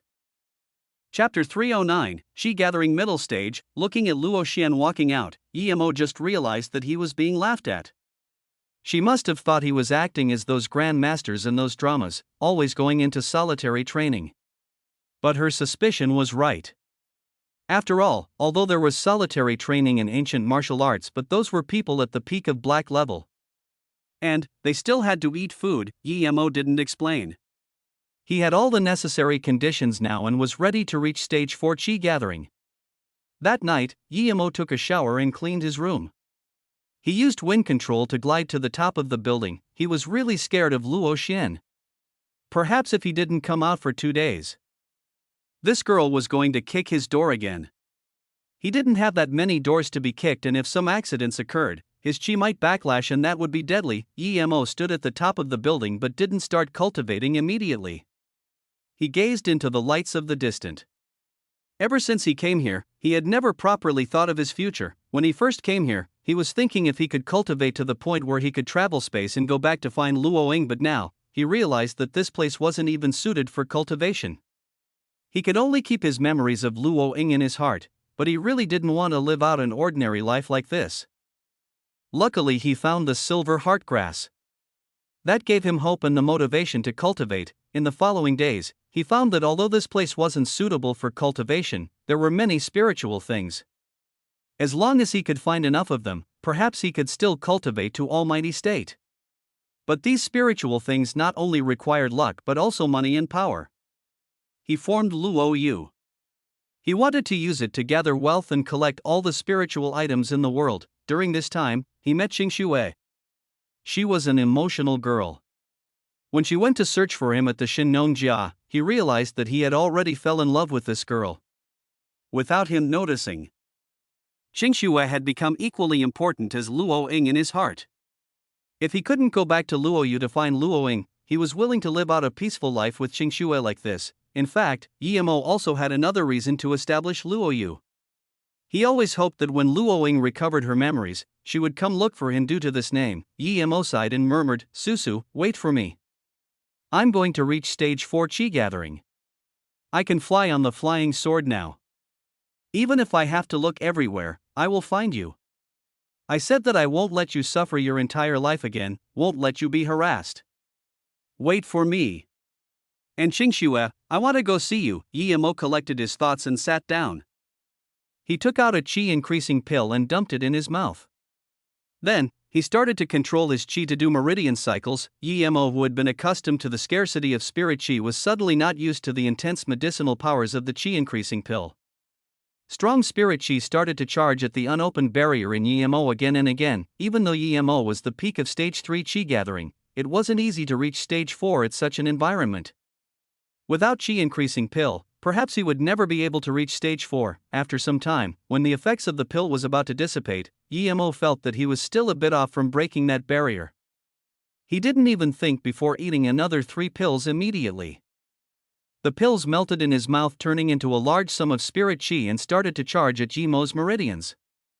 Yemo just felt that pulsating pain in his meridians. He knew this was a precursor for breakthrough. He clenched his teeth and didn't stop for a moment at trying to break through. Rumble, Yemo felt there was a loud bang in his body and the blocked meridian suddenly opened up. Some black impurities seeped from the surface of his body. Large spirit chi rushed into his dantian. A spirit chi more than twice as strong as before surged out, making his meridians beat with more power. Yemo tried using his spirit chi. It was pompous. He had experienced stage 4 chi gathering before but didn't have such power before. Was it stronger to break through at places with scarce spirit chi? Although he didn't know if this conjecture was correct, Yemo was sure that his current stage 4 was much stronger than his previous stage 4 in his past life. He knew there was a milestone between chi gathering primary stage and middle stage, but the difference in power exceeded Yemo's expectation. There were 9 levels in chi gathering. Level 1 to 3 was primary stage. 4 to 6 was middle stage and 7 to 9 was tertiary stage. If chi increased at this rate, wouldn't his chi multiply many times again at level 7? Yemo rejoiced.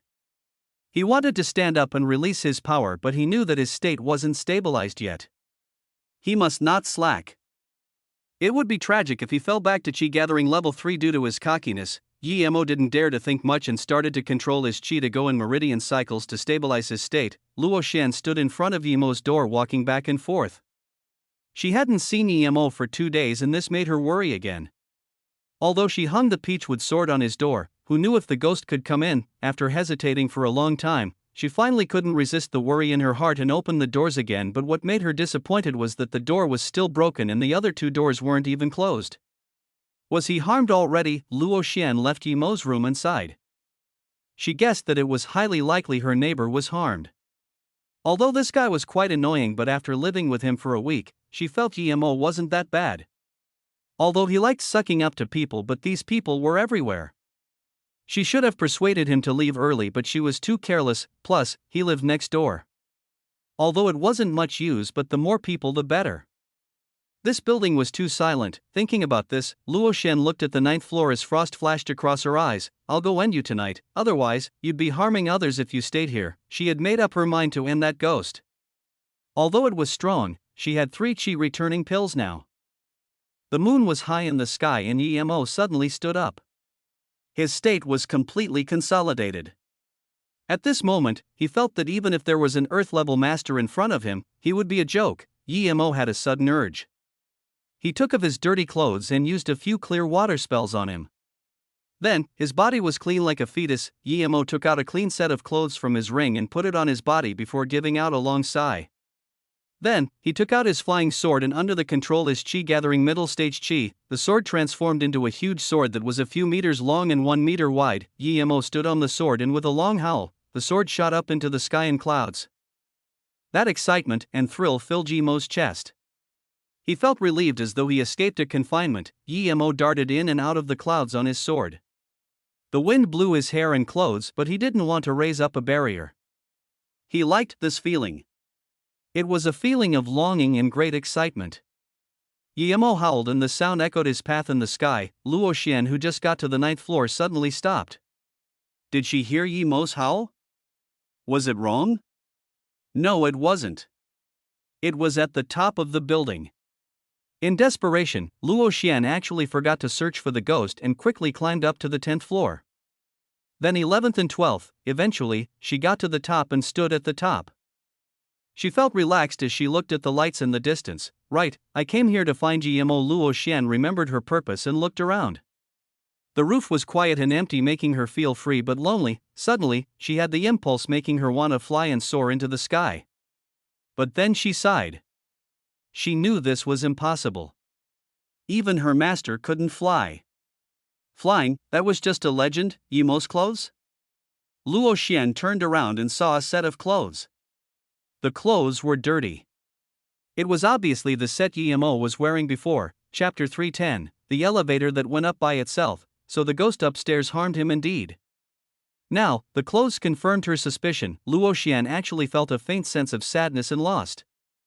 Although she wasn't on good terms with Yemo, in this dead apartment block, a neighbor was much better than solitude, but soon, her eyes went cold and was no longer in the mood to stay at the top of the building. She picked up her long sword and charged down without hesitation. She went from the 12th to the 9th floor but didn't find anything at all. She felt very strange. Did the thing leave already? If she really saw the ghost, Luo Xian wouldn't be scared. She didn't believe that she would lose to a ghost. But she looked around and still didn't find anything. She actually started to feel scared. The things that were unseen were the scariest. Luo Xian no longer dared to stay on the 9th floor and wanted to go down immediately. The faster the better, but when she just reached the elevator of the 9th floor, she found that the elevator came up and opened by itself. There was nothing inside the elevator. The doors opened for a bit, then closed and went up by itself. Then, it stopped at the 10th floor for a moment before going up to the 11th floor. Luo Xian could no longer calm down anymore. She felt goosebumps on her head.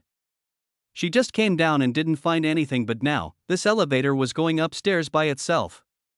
She could no longer hold back the terror in her heart. There was only her living here above level 3, but she couldn't even see anything. Her eyes were supposed to see a lot of things, originally. There was Moing next door, but he was definitely harmed. Luo Xian resisted the terror in her heart and climbed down from the balcony. She wanted to go downstairs and not stay here for tonight. That elevator was too scary. At this moment, she realized that Moing could embolden her even without doing anything. But now, he had gone. When Luo Xian came down, she found that the balcony belonged to Moing. Luo Xian screamed at Yemo, who was not far away. He appeared too suddenly. Luo Xian felt her skin had already started getting more goosebumps. Wasn't he dead? How did he appear here? You said you won't follow me. I didn't kill you. You must not come here, please. Luo Xian had already forgotten she was someone who could hunt ghosts. She actually started to feel scared towards Yemo. Yemo looked at her strangely. What are you on about? Wasn't your courage usually pretty great? And you went up to the 9th floor to hunt ghosts. Why do you have that expression? This room is where I live. You came to my place and you're telling me not to come over. You're really strange. Did I not tell you I was going into solitary training? Why did you come here? You didn't die. Luo Xian came back to her sense and still looked at Yemo unsurely. You're dead. Yemo said unhappily. He just reached Qi gathering middle stage and had a ride in the sky. But as soon as he came back, this girl said he was dead. Luo Xian suddenly had an overjoyed expression on her face. She grabbed Yemo's hands. You didn't die. You really didn't die. Great. I thought you died. Your hands are still warm. You didn't die, whimpers. As she spoke, Luo Xian actually started crying and she almost went into his arms. Yemo frowned. Was this girl okay? Why was she so scared? He knew her guts, and that night, she fought with the ghost. Although she was pushed downstairs, her Qinggong still saved her life and she was a yellow-level middle-stage cultivator. What was going on? What happened? Yemo didn't push Luo Xian away. He didn't know what happened to her. Don't move. Yemo saw Luo Xian's eyes were strange. He grabbed Luo Xian's wrist. Indeed, in her body there was some dark unclean qi. She was already a yellow-level warrior and could see things others could not. How could such evil qi attach to her body? Yemo used his qi to force out that dark qi and burnt it. At this moment, Luo Xian realized that she had ran into Yemo's arms. She quickly moved out and said, What was I doing just then? And what happened to you? I saw your clothes at the top of the building, you went upstairs? Yemo thought that there were no ghosts upstairs now, and even if there were, she shouldn't be scared like this. Plus, since there were no ghosts here, how was she intruded by evil Chi? I dumped my clothes there, after I finished solitary training. I went to the roof and stood for a while. Because I was full of sweat, I took off my clothes there. Yemo said. Luo Xian had calmed down by now and breathed before saying, so that's what happened. I was so scared. I thought something happened to you, so I went upstairs by myself wanting to kill the ghost to get revenge for you, but when I got to the 12th floor there was nothing. And then, I saw your clothes and I got angrier, so I went down again, but I didn't find anything. Yemo asked strangely, since you didn't find anything, why were you so scared? He didn't ask her why evil Chi got inside her body. But he felt quite grateful of Luo Xian. After all, she went to get revenge for him. Luo Xian still had some aftershock fear, I don't know. I thought I wouldn't be afraid of ghosts, but at the 9th floor, I saw the elevator go up and open up by itself. There was nothing inside. I didn't see anything, but then the elevator continued up to the 10th floor. Then, I became scared and jumped down immediately. I was prepared to leave, but I saw you. Yemo frowned and murmured to himself, so the elevator moving has nothing to do with that woman. What was going on? With what woman? Luo Xian asked. Yemo waved his hand. Nothing important, but luckily you came down early. If you came down a little later, perhaps you wouldn't be able to come down. Amazing, even I didn't notice this. Moing, tell me. You live here and you're not afraid of ghosts. And you said even you didn't notice. Are you a disciple of the Mao Mountain? At this moment, Luo Xian also knew that Yemo was no ordinary person. She was almost harmed living here, but a normal person could live here so freely? That wasn't normal. Yemo nodded seriously. I'm an immortal. Ghosts are insects in my eyes. Normal ghosts who see a master like me ran as far as they can, pushed. Luo Xian heard Yemo's bullshit and felt much better. After saying that, Yemo also felt a little embarrassed. That night when he went up to kill the ghost, the elevator also moved up by itself, but he didn't notice anything. It was obviously bullshit saying that ghosts ran as far as they could when they saw him. Okay, you go back to sleep. I'll go up and have a look. Yemo said. He really didn't believe something could hide right under his nose. Although the bleak chi inside Luo Xian's body had been burnt, the lesson she learned tonight was too big. It allowed her to understand that although she was a yellow-level martial artist, there were a lot of things she couldn't control. She still thought that although Yemo had some small capabilities, he was still far from her. Even she almost couldn't come down. If Yemo went, he would be dead for sure. Yemo looked helplessly at this little girl who, a few days ago, still had great aspirations in catching ghosts and said, okay, then I'll go up in a few days. But since you're so scared, why are you still staying here? Do you not know that this is a haunted building? Luo Xian shook her head. I know. That's why I moved over. I lived at the uni before, but it affected my cultivation and a lot of people kept annoying me. So now I live at the haunted building. No one had come to annoy me these days. I feel so much better. And, I'm not scared of ghosts. Ghosts are scared of me. Yemo looked at Luo Xian in shock. You sure you're not afraid of ghosts? Luo Xian hesitated for a moment. Most of the times, I'm not scared, but the one I met tonight was too powerful. I couldn't even see it. So, you were scared, right? Yemo said. Luo Xian nodded unexpectedly. Yes. Then, Luo Xian looked at Yemo's room and said embarrassingly, Moing, your room door is broken. How about you come over to mine? I still have an empty room. Yemo pointed at his 2 empty rooms. I also have empty rooms too. Why do I need to live at your place? Because. Luo Xian stumbled for a long time but still couldn't say it. Yemo was in a good mood. He smiled and said, because you're scared of ghosts, right? Never mind. On account of your chi recovery pills letting me reach great heaven state, I'll help you once.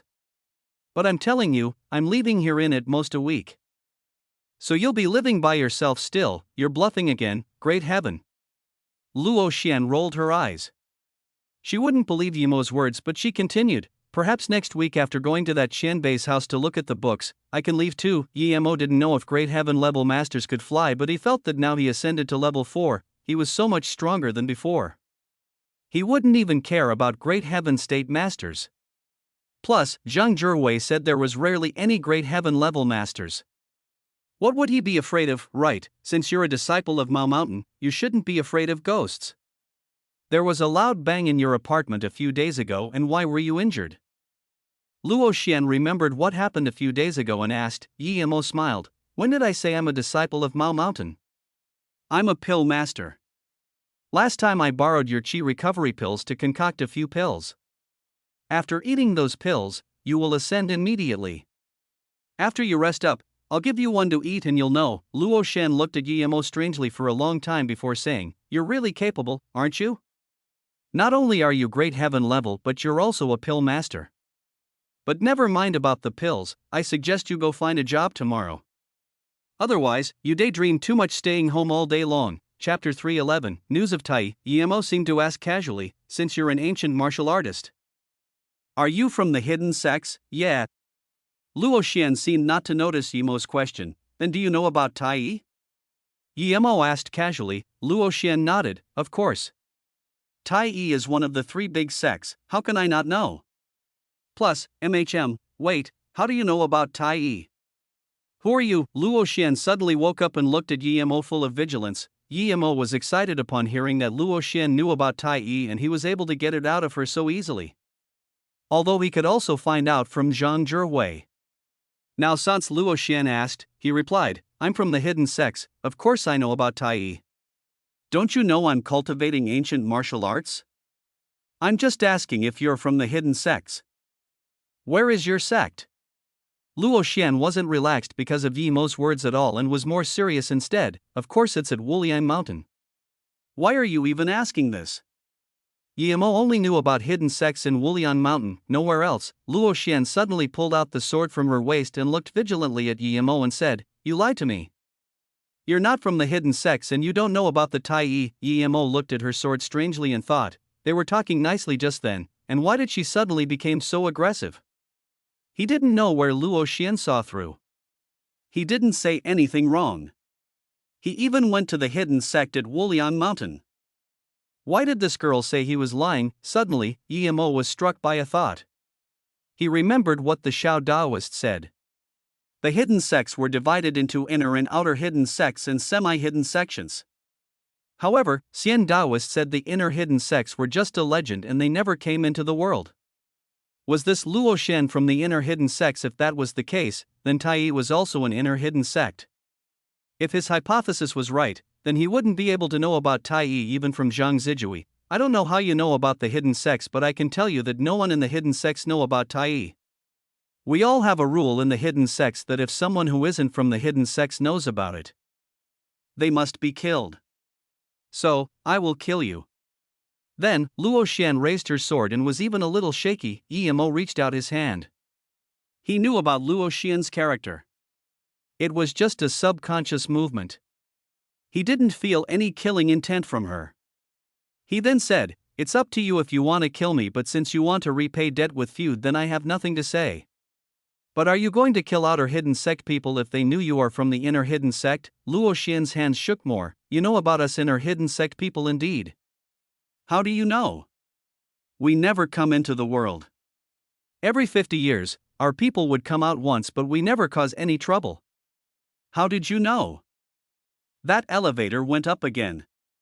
Yi Mo suddenly said something completely irrelevant. Luo Xian's hands shook again and her sword slunk. She didn't really want to kill Yi Mo. It was just a subconscious action. If you talk about any inner hidden sect things, you will be killed and you will also bring this upon your family. I don't know how you know about Tai, but you must not mention it again. Don't even mention inner hidden sections. Luo Xian's tone was shaky. Yi Mo looked at Luo Xian with surprise. If I mention it, then at most I die. What are you scared of? Luo Xian shook her head helplessly. If I know that you mention such things but I didn't kill you, then I will be killed by them. And this may even affect my sect, so domineering? Yi Mo frowned. This was more dictator than Hitler. Can we not talk about this? And don't mention it in the future. Luo Xian looked weakly at Yi Mo. She really couldn't do it, killing Yi Mo. And she must not let her martial sister know about this nor Yulin martial brother. Yi Mo originally wanted to ask her how long she had been out and where the entrance to the hidden sect was, but he couldn't say it because he knew that Luo Xian wouldn't tell. It was probably better that he followed her when she went back. With his current power, it was easy for him even to follow an Earth-level master. Thinking about this, Yi-Mo could only say, "Okay. I won't ask you or say anything, you. Never mind, I'll go to your side with you." On account of you not killing me, going back to her house, Luo Xian was in a low mood and went to sleep immediately. Yi-Mo took out the only supplementary ingredients he had left and made a cauldron of lotus life seed and some more face-preserving pill. After reaching stage 4, his success rate increased greatly. After the pills were ready, Yi-Mo packed and saw it was still 3 a.m. in the morning. He was prepared to go upstairs and see what the thing that made the elevator move was. He went up the elevator and scanned again but still didn't find anything. "Why don't you sleep?"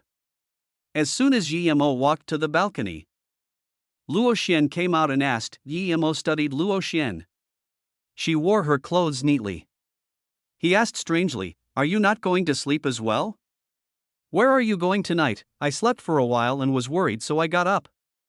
Luo Xian hesitated and said, "I already said I won't say anything. What else are you still worried about?" "But, I might leave tomorrow. I can't stay here anymore."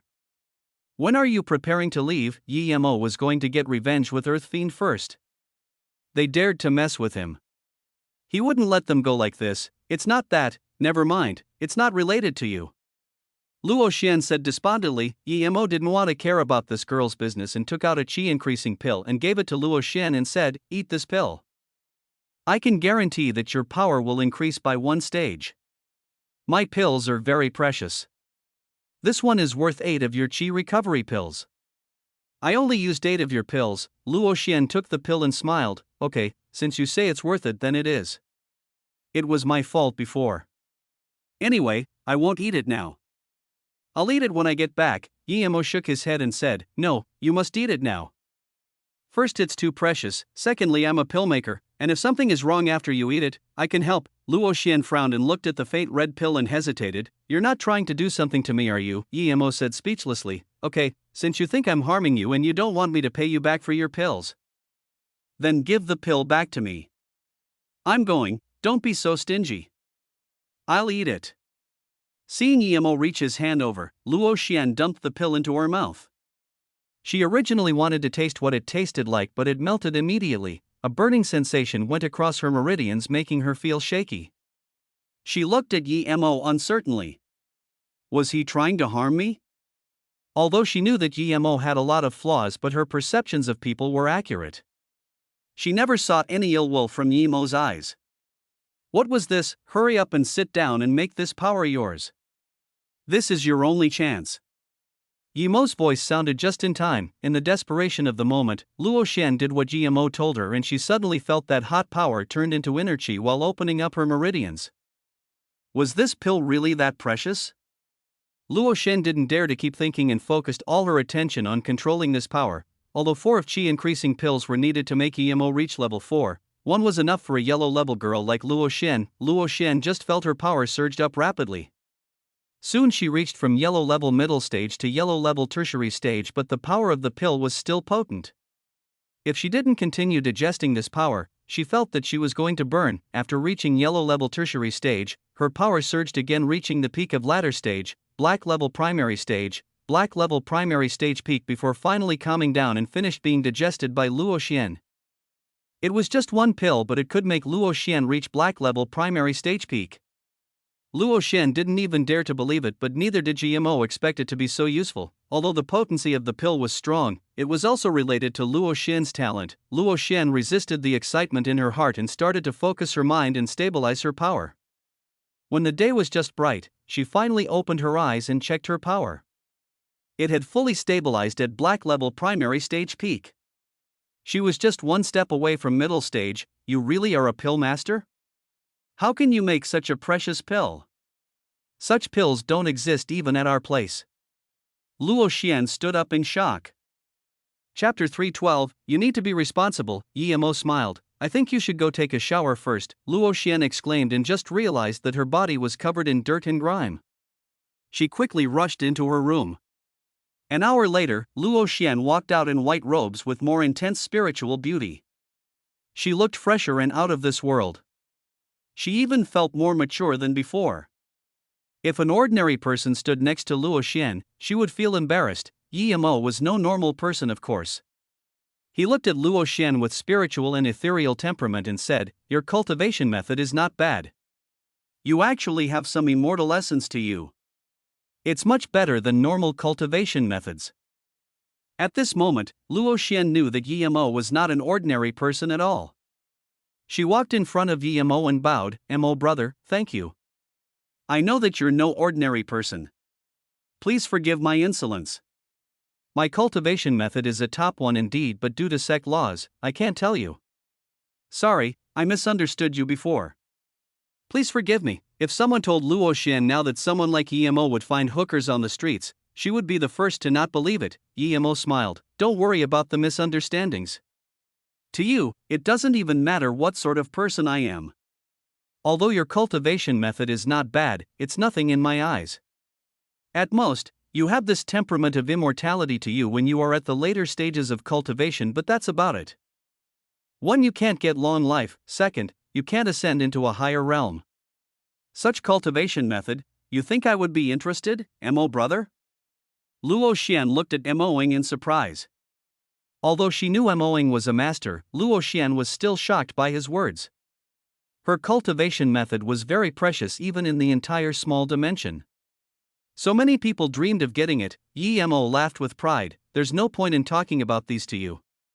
If you are willing to tell me where you guys are or tell me how to get in, I will also give you a face-preserving pill and lotus life seed." Do you know what face-preserving pill is? If you eat it, your face will never age. Lotus life pill can recover any injuries. How about it? This deal is quite a good trade. Luo Xian's face changed and immediately shook her head. "I don't want your pills. You must not try to get into the small world. Even if you have greater heaven state power, you will still be killed." Suddenly, Luo Xian picked up her phone and said worriedly, "My martial sister is calling for me. I'm going. Remember, broken 7 stars, heaven control position. Don't go there." Then, Luo Xian ran out of the house with her bag like a thief. Yi Mo laughed to himself.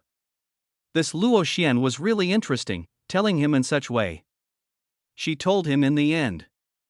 Broken 7 stars, heaven control position. Was that the entrance to the small world? If that was the case, then he really wouldn't be able to find it if no one told him, unless his spirit sense could cover an entire country or the planet. But spirit sense covering planet, even in the cultivation realm, few people could do this, much less him. Yi Mo was planning to give these 2 pills to Luo Xian, but since she already left, then never mind. He had decided to annihilate the thing upstairs and then leave Chunin tomorrow. Yi Mo stood at the side of the elevator and pressed the button. The elevator came up from level 1 slowly, but before it reached level 8, Luo Xian ran back quickly. "You're not thinking of going upstairs, are you?" Luo Xian looked at Yi Mo, who stood at the door of the elevator, and asked in surprise. Yi Mo nodded. "I'm going upstairs. Didn't your martial sister call for you? Why did you come back?" At this moment, the elevator stopped at level 8. Luo Xian quickly grabbed Yi Mo's arms and said, "That thing is really strong. Even I can't see it. You shouldn't go up. My martial sister called me to meet up with her at night. Can you go with me to that Qianbei's place in the day?" "Okay, but I'm leaving tomorrow." "Are you not scared to live here by yourself?" Yi Mo asked. Luo Xian shook her head. "I might leave tonight. My martial sister called me, meaning something must have happened. In that case, I'll just give you these 2 pills. Although your chi recovery pill isn't worth much, but without it, I can't make these pills, so I'm really grateful to you." Yi Mo was telling the truth. He not only thanked for the pills but thanked more for Luo Xian risking her life to tell him the entrance to the hidden sections. If she was caught out, she would be dead. "These are too precious. I can't take them." Although Luo Xian really wanted that face-preserving pill, she didn't dare to carry something so precious on her. Yi Mo still stuffed the 2 pills to her. He could see the aspiration in Luo Xian's eyes. As for magic artifact, Yi Mo didn't give any to her. This was because Yi Mo believed that 3 pills were enough to pay Luo Xian back. "Luo Xian, you're not going to make him go with you, right?" Yi Mo and Luo Xian just walked out of the door and was stopped by a girl. Yi Mo knew this girl. It was the girl who came to get Luo Xian last time when he drank soy milk. Yeah, thank you Ziyun. This makes your mission a lot easier. Luo Xian said. Ziyun looked strangely at GMO and then whispered by Luo Xian's ear, Luo Xian, I feel like you changed a lot today and you're a lot prettier. There's also a sense I can't describe about you. Don't tell me you went in bed with him? Is he your boyfriend? But I don't feel he's very reliable. Luo Xian's face was fully red and slapped Ziyun's hand and said, Ziyun, what are you on about? We're just neighbors. It's not as dirty as you think. Are you sure he wasn't with you last night? Ziyun said suspiciously. Luo Xian opened her mouth but couldn't say anything. Yimo was indeed living at her apartment last night. Seeing Luo Xian's expression, Ziyun had the expression of I knew so. But she didn't continue talking to Luo Xian and instead walked in front of Yimo and said, I know you're not very reliable. I don't know what luck you got to make Luo Xian follow you, but Luo Xian is a really good girl. She's very innocent. Since you did it, you need to be responsible. Luo Xian quickly pulled Ziyun to the side. Stop saying that. We're going. Ziyun, goodbye. In her 2 years at Chun'an Uni, Ziyun was the closest friend she had. Tonight, she might be leaving with her martial sister and this made her feel guilty to Ziyun. Wait for a bit. Ziyun grabbed Luo Xian and said, your big sister has good eyes. You can ask her. When I went close to him, he smelled really nice, very refreshing. He probably isn't someone who sleeps around. I wish you happiness, Luo Xian, although Yemo didn't want to hear these things, but his hearing was so strong that he couldn't avoid it. He just smiled faintly and didn't put it to heart. Mo brother, let's go. Ziyun was talking rubbish. Don't worry about it. Luo Xian quickly pulled Yemo onto a taxi and left, and Chunhua family, although it wasn't a big family in China, it was very famous in Chun'an. This was because all the people in the Hua family had long life. Now, the Huaku of the Hua family was 100 years old and it said that his body was still very healthy. Another point was that the Hua family had this Hua Chemical Industries company which was said to be in the top 500 in the world, so, although the Hua family didn't have anyone special political-wise, it was still the ruling family in Chun'an. When Yemo saw Huaku, he almost couldn't believe that Huaku was 100 years old. Because he only looked like he was in his 60s. According to this Huaku could live for at least 20 years, and he was a black-level peak stage master. Yemo really didn't expect him to be an ancient martial arts cultivator. He didn't know how Luo Xian knew about Huaku, but he thought about the Zhang Zhihui of the Zhang family inside. The masters were all hidden among the civilians. If he didn't see it with his own eyes, he definitely wouldn't believe in that a normal city like Chun'an, there would be such a master. Grandpa Hua, I originally wanted to wait for your birthday to come with Master Zhu, but I'm going to leave Chun'an in these few days, so I come here to greet you. This painting is for your Grandpa Hua. I wish that you live a long life. Luo Xian then took out an ancient painting and gave it to Huaku. Yemo praised. He didn't expect Luo Xian to have such an obedient and sweet side. He never saw it in her. But from her tone, Yemo could tell that she knew about Huaku through a teacher named Zhu. Of course, Huaku laughed and took the painting. Not bad, not bad, such an intelligent and pretty girl and you're still so kind. Old Zhu said you wanted to see my collection. That's fine. Come, I'll take you to the library. After you see the books, then we can have a chat. Who is this? Huaku said and looked at Yemo. Luo Xian quickly explained with a blushing face, oh, Grandpa Hua, this is Moing, my boyfriend. He came with me, your boyfriend, sigh, Huaku, this boy doesn't have good fortune. Huaku casually scanned Yemo and a sliver of astuteness flashed across his eyes. Originally, Yemo was planning to give a gift, but upon seeing this glance, he immediately gave up the thought. This old thing actually had some killing intent in his eyes the first time he saw him. Chapter 313, Identity Exposed. Yemo sneered. He finally understood why Luo Xian wanted him to come and even said that he was her boyfriend. It was not just Huaku that had intentions for her, even Huaku, this old fart, wanted her. Otherwise, why did he have such killing intent when Luo Xian introduced him? Seeing that Yemo just smiled plainly and didn't show any customs, Luo Xian quickly pulled Yemo behind and said, Grandpa Hua, Moing doesn't really like to talk. Please don't mind him, it's fine. Young people, it's natural to be a bit shy. Come, I'll take you to the library. Huaku brought the two to the library and said, look for a while first, then we can eat lunch later. Yimo's spirit sense followed Huaku and found that after he left the library, his face sunk into bleakness and ordered, "Notify Kay to come back immediately," and, although Yimo didn't hear the words afterwards, he knew that this old guy wasn't as good to talk to as he seemed. "What are you looking at? I hope you don't mind me saying that you are my boyfriend. You don't know how annoying that Huakei is. And, his grandpa always likes to pull me together with him. If possible, I really don't want to come," Luo Xian said apologetically. Her face was a bit blushed. Yimo smiled. "Of course I wouldn't mind. You need to be faster at finding your book. That Huakei would be coming soon.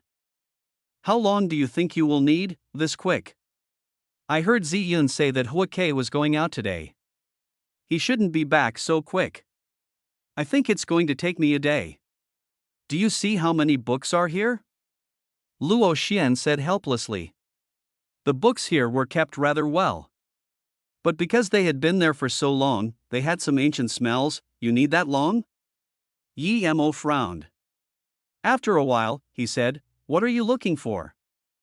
"I'll help you look for it." Luo Xian didn't hide anything and immediately replied, "My master wants me to find a copy of Ni Luo Sutra. I've been searching for it in the uni library for a year or so, but I still hadn't found it. You don't need to look for it. I will help you." Then, Yimo scanned his spirit sense on these books. Luo Xian looked at Yimo in surprise and asked, "There are so many books here. How are you going to find it?"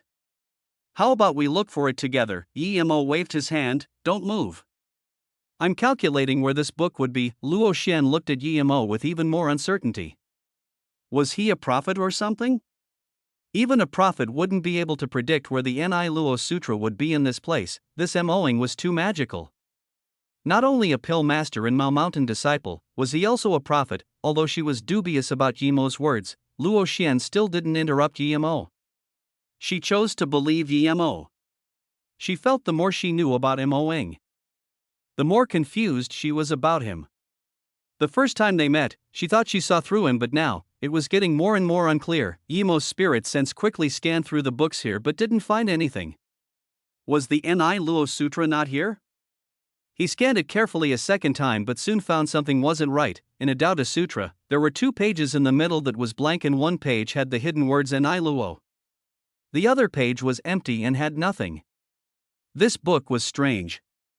If he didn't have spirit sense, he wouldn't even be able to see it. Yimo walked over to that Dao De Sutra and took it. Seeing Yimo do that, Luo Xian asked strangely, "Mo brother, this is a Dao De Sutra." "I'm trying to find Ni Luo Sutra." Yimo smiled faintly and said, "Don't worry." Then, he flipped to the 2 blank pages. However, due to it was an ancient book, the pages were rather yellow. "There's nothing here."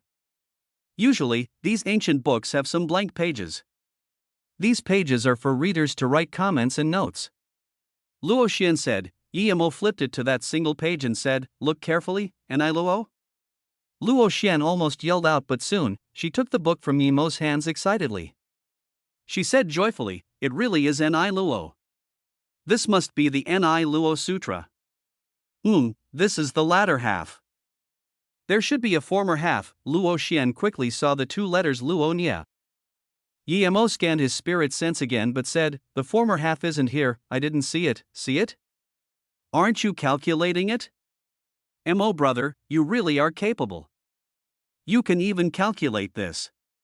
Luo Xian's eyes were full of admiration. She didn't have much hope at the very beginning and her sect just gave her this mission to test her luck. But, she actually found it. "Thank you, Yi brother." Luo Xian held on the book tightly, but Yimo wasn't so optimistic like Luo Xian.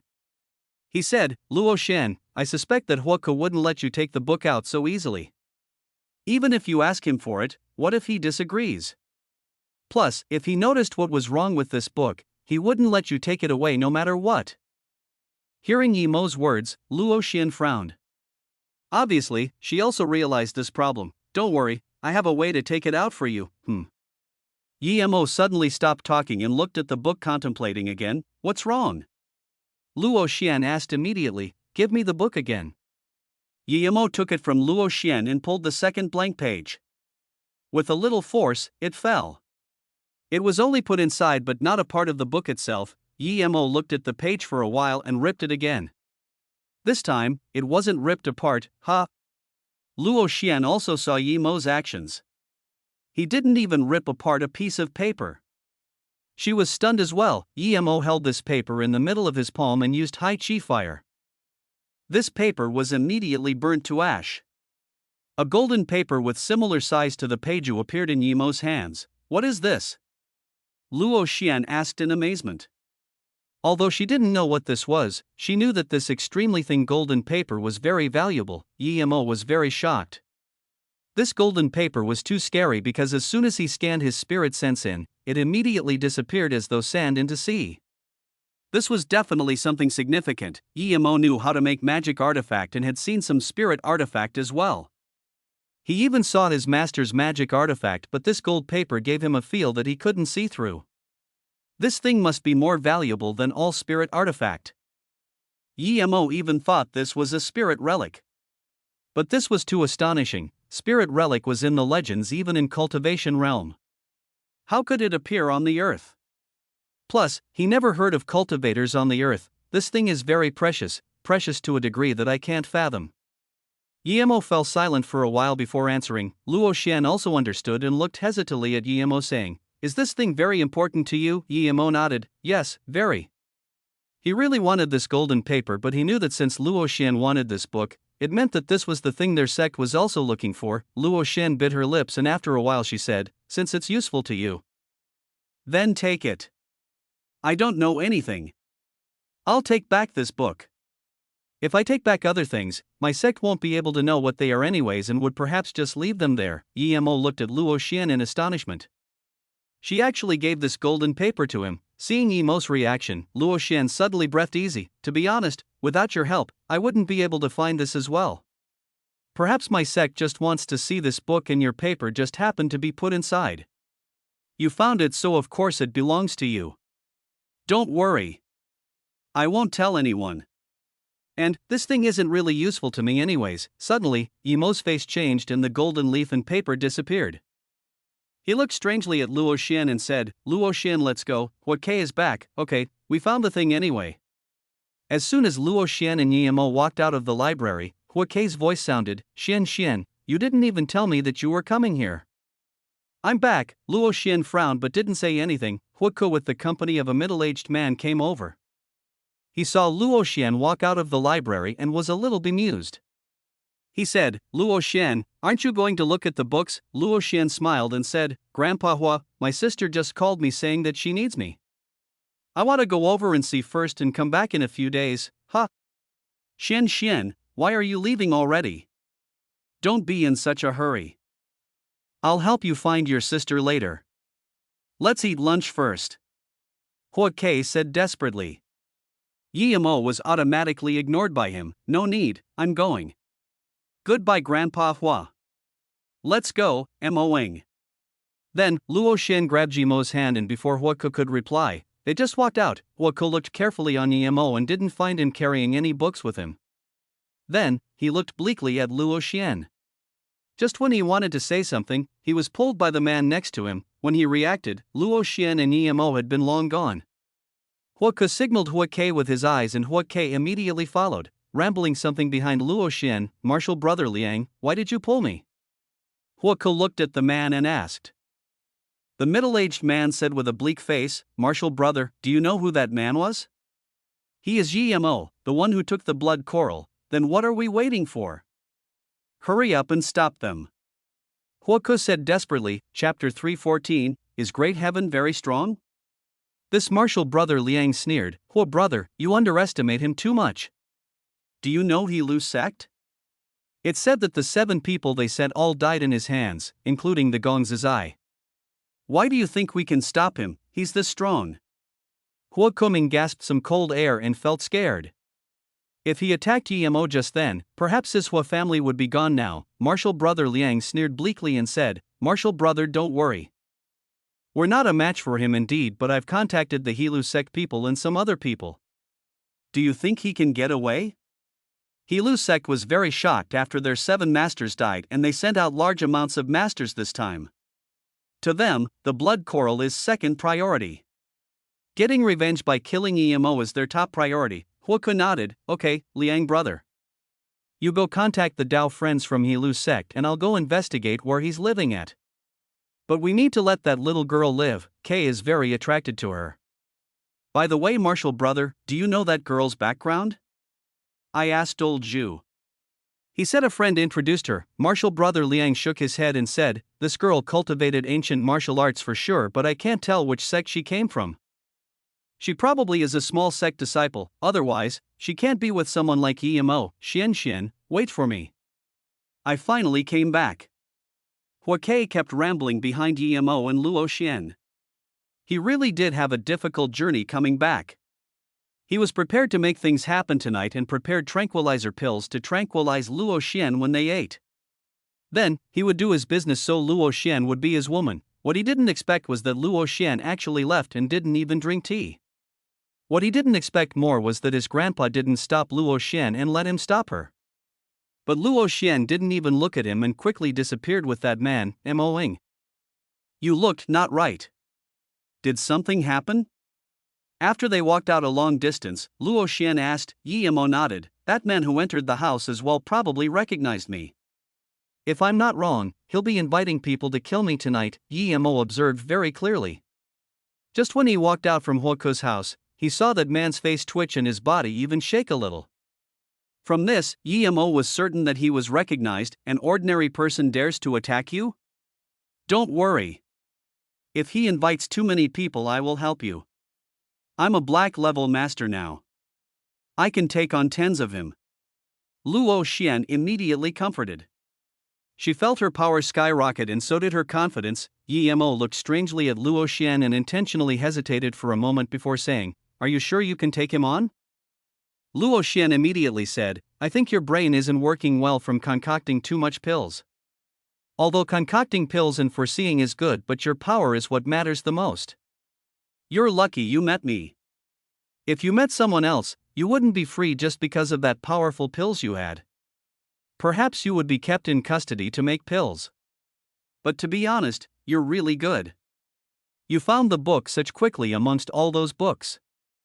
I really admire you, Emo smiled. That old man who is black level peak stage and that man who came with him is earth level primary stage. If they ask for help, it would all be earth levels. You sure you can take on them, huh? Luo Xian looked at Emo in disbelief and hesitated for a while before saying, you can see what power level they are. Of course. You're a black level primary stage girl. It's not that I don't believe you. What if you happen not to beat them? I will suffer due to you. Emo said casually. Luo Xian's face was bulging red and looked at the calm Emo and suddenly stomped Emo's feet. Were you playing with me intentionally just then? You already knew they are earth level masters, then why are you staying here? Hurry up and run. Her face was red, half due to Emo knowing that she was bluffing and half that she was really worried. If these people were really as strong as Emo said, then even her martial sister would be no match for these people. Seeing Luo Xian stomp his feet, Emo didn't mind and couldn't even be bothered to dodge. He said plainly, because I'm not afraid of them at all. If I was, I wouldn't be coming with you today. Luo Xian stared at Emo for a moment before saying, I feel like you changed a lot today. Last time, you said you needed a few days before you would come with me to the Hua family. Was it because you hadn't broken through yet? Then, you used my chi recovery pills to make those pills and you broke through. Then you would come with me today. The pill I ate in the morning was also the same batch. Emo nodded. Indeed, the reason I came with you was because I broke through. I gave you 3 pills and came with you to repay you for the 8 chi recovery pills. He secretly commended Luo Xian for remembering exactly what he said a few days ago. So that's it. Luo Xian breathed easy, but suddenly, she froze and looked at Emo in shock. Don't tell me you were telling the truth when you said you were Great Heaven State? Are you really a Great Heaven State master? Are Great Heaven masters very strong? Emo asked speechlessly. Of course, in the small. No, in my place, the Great Heaven Masters are very rare. Even our sect only has one Great Heaven Master. You tell me if they are strong? Luo Xian said very seriously. Emo really wanted to ask what sect she was in, but he didn't eventually. He could only say, I'm not Great Heaven, but I'm not too sure exactly what state I'm in. But Emo wanted to say that he could probably kill Great Heaven State, but he didn't. After all, he hadn't seen one before. He knew the difference between black level and earth level. If the difference between great heaven and earth was greater, then he really wouldn't be sure. Can great heaven masters fly? Yemo thought for a long time and couldn't find a way to compare, so he could only ask this. Luo Xian looked strangely at Yemo. After a long time, she said speechlessly, "Are you really an ancient martial arts cultivator? I really suspect that. If you can fly, then wouldn't you be an immortal? I've never heard of someone who could cultivate to an extent that they can fly." Now, I don't even know what you're saying is true or false. Luo Xian really didn't know. If Yemo liked to lie to people, the pills he gave were real. And he could find the Luo Ni Sutra. This meant that Yemo was no ordinary person. But sometimes, his words didn't sound so reliable. Yemo, however, nodded. If they can't fly, then they should be no match for me. If I want to kill them, it shouldn't be too hard. Luo Xian rolled her eyes at Yemo. You speak as if you can fly. I won't talk smack with you now. We should go to the school quickly and find the former half of the Ni Luo Sutra. Then I'll take you to my martial sister. Those people shouldn't be able to find us there. Yemo was speechless. He thought to himself, I really could fly though, but he didn't need to tell Luo Xian that. After all, she and him were not people of the same world. The small world she was in should have some spirit grass. After he was done with the things outside, he would go to the small world and get revenge from Tai Yi while getting some spirit things. The two got off the taxi at Chunin Uni. Luo Xian suddenly stopped and thought of a key question. Yemo saw Luo Xian's strange eyes and asked, Why are you looking at me? Not right, you said they recognized you. Is your name fake too? And why were those people hunting after you? Luo Xian was very meticulous, and because of Yemo's interruption, she forgot to ask some questions, but now she remembered. Yemo said plainly, It's fine if you know. My original name is Yemo. Because I got a blood coral, these people want to catch me and rob the blood coral away. You really have blood coral on you? Luo Xian heard from her martial sister a few days ago about the blood coral. She was really shocked when Yemo mentioned it, but she immediately understood what pill Yemo gave to her. It was pill made from the blood coral. Yemo could actually make the blood coral into pills. This meant that he really didn't lie when he said he was a pill master. Yemo saw Luo Xian's expression and knew she guessed it out. He nodded, You guess right. The pill I gave to you was made from the blood coral. It was such a precious pill, no wonder I could keep ascending. Luo Xian exclaimed and said again, Yi brother, thank you. You actually gave me such precious pills. Yemo smiled. Theoretically, without your qi recovery pill, I wouldn't be able to make the qi increasing pill, so you don't need to be thankful. Originally, I lost out a little, but now, I earn big. I should be thanking you. Luo Xian knew Yemo was talking about that golden paper. She smiled and didn't feel at all that Yemo earned big. Chapter 315, Encounter with Old Friend. Although Chunin Uni wasn't the most famous uni in China, it had a long history. There were all sorts of genius and handsome guys and girls there. Luo Xian was undoubtedly an angel beauty in the uni, however. Because of this, she always stayed at the library and rarely went to class, much less school activities. So although she was the dream lover of many guys, she would never talk to anyone. It was hard even for girls to talk to Luo Xian, much less guys.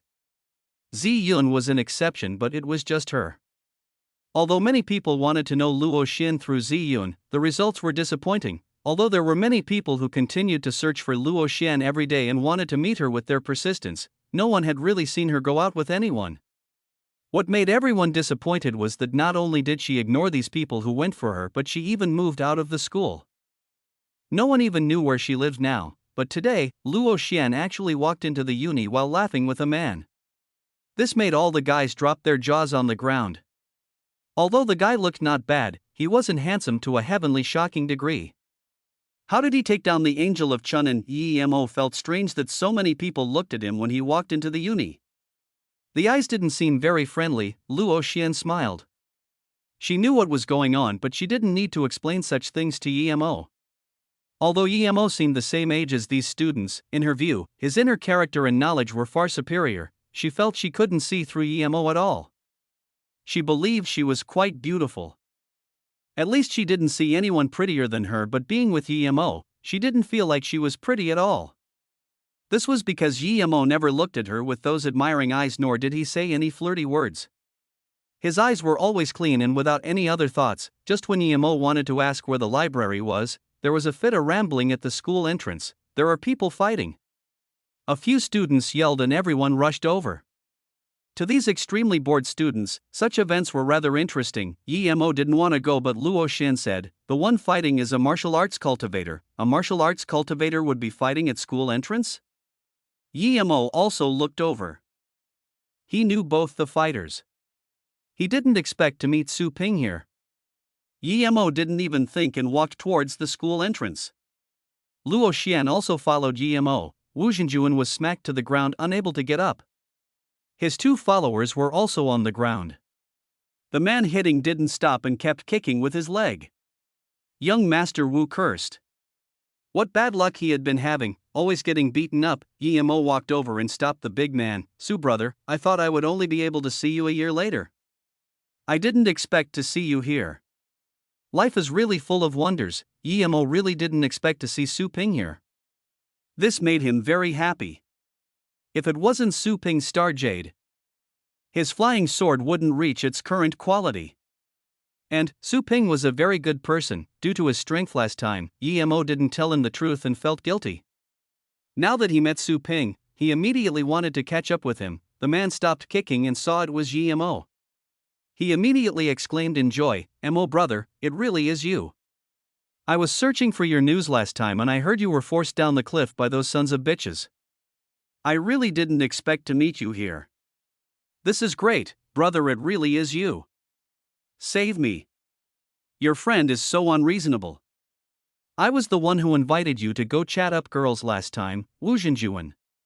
Young Master Wu saw it was Yi-mo and immediately begged for help and excitement. Su Ping looked strangely at Yi-mo and asked, "Mo brother, you know this guy?"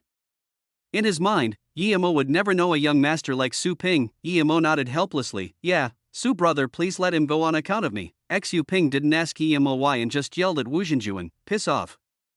Next time I see you acting cocky again, I'll beat you each time." Su Ping could also tell that Yi-mo wasn't that close to this Wu Zhenjuan. Su Ping didn't hit very hard.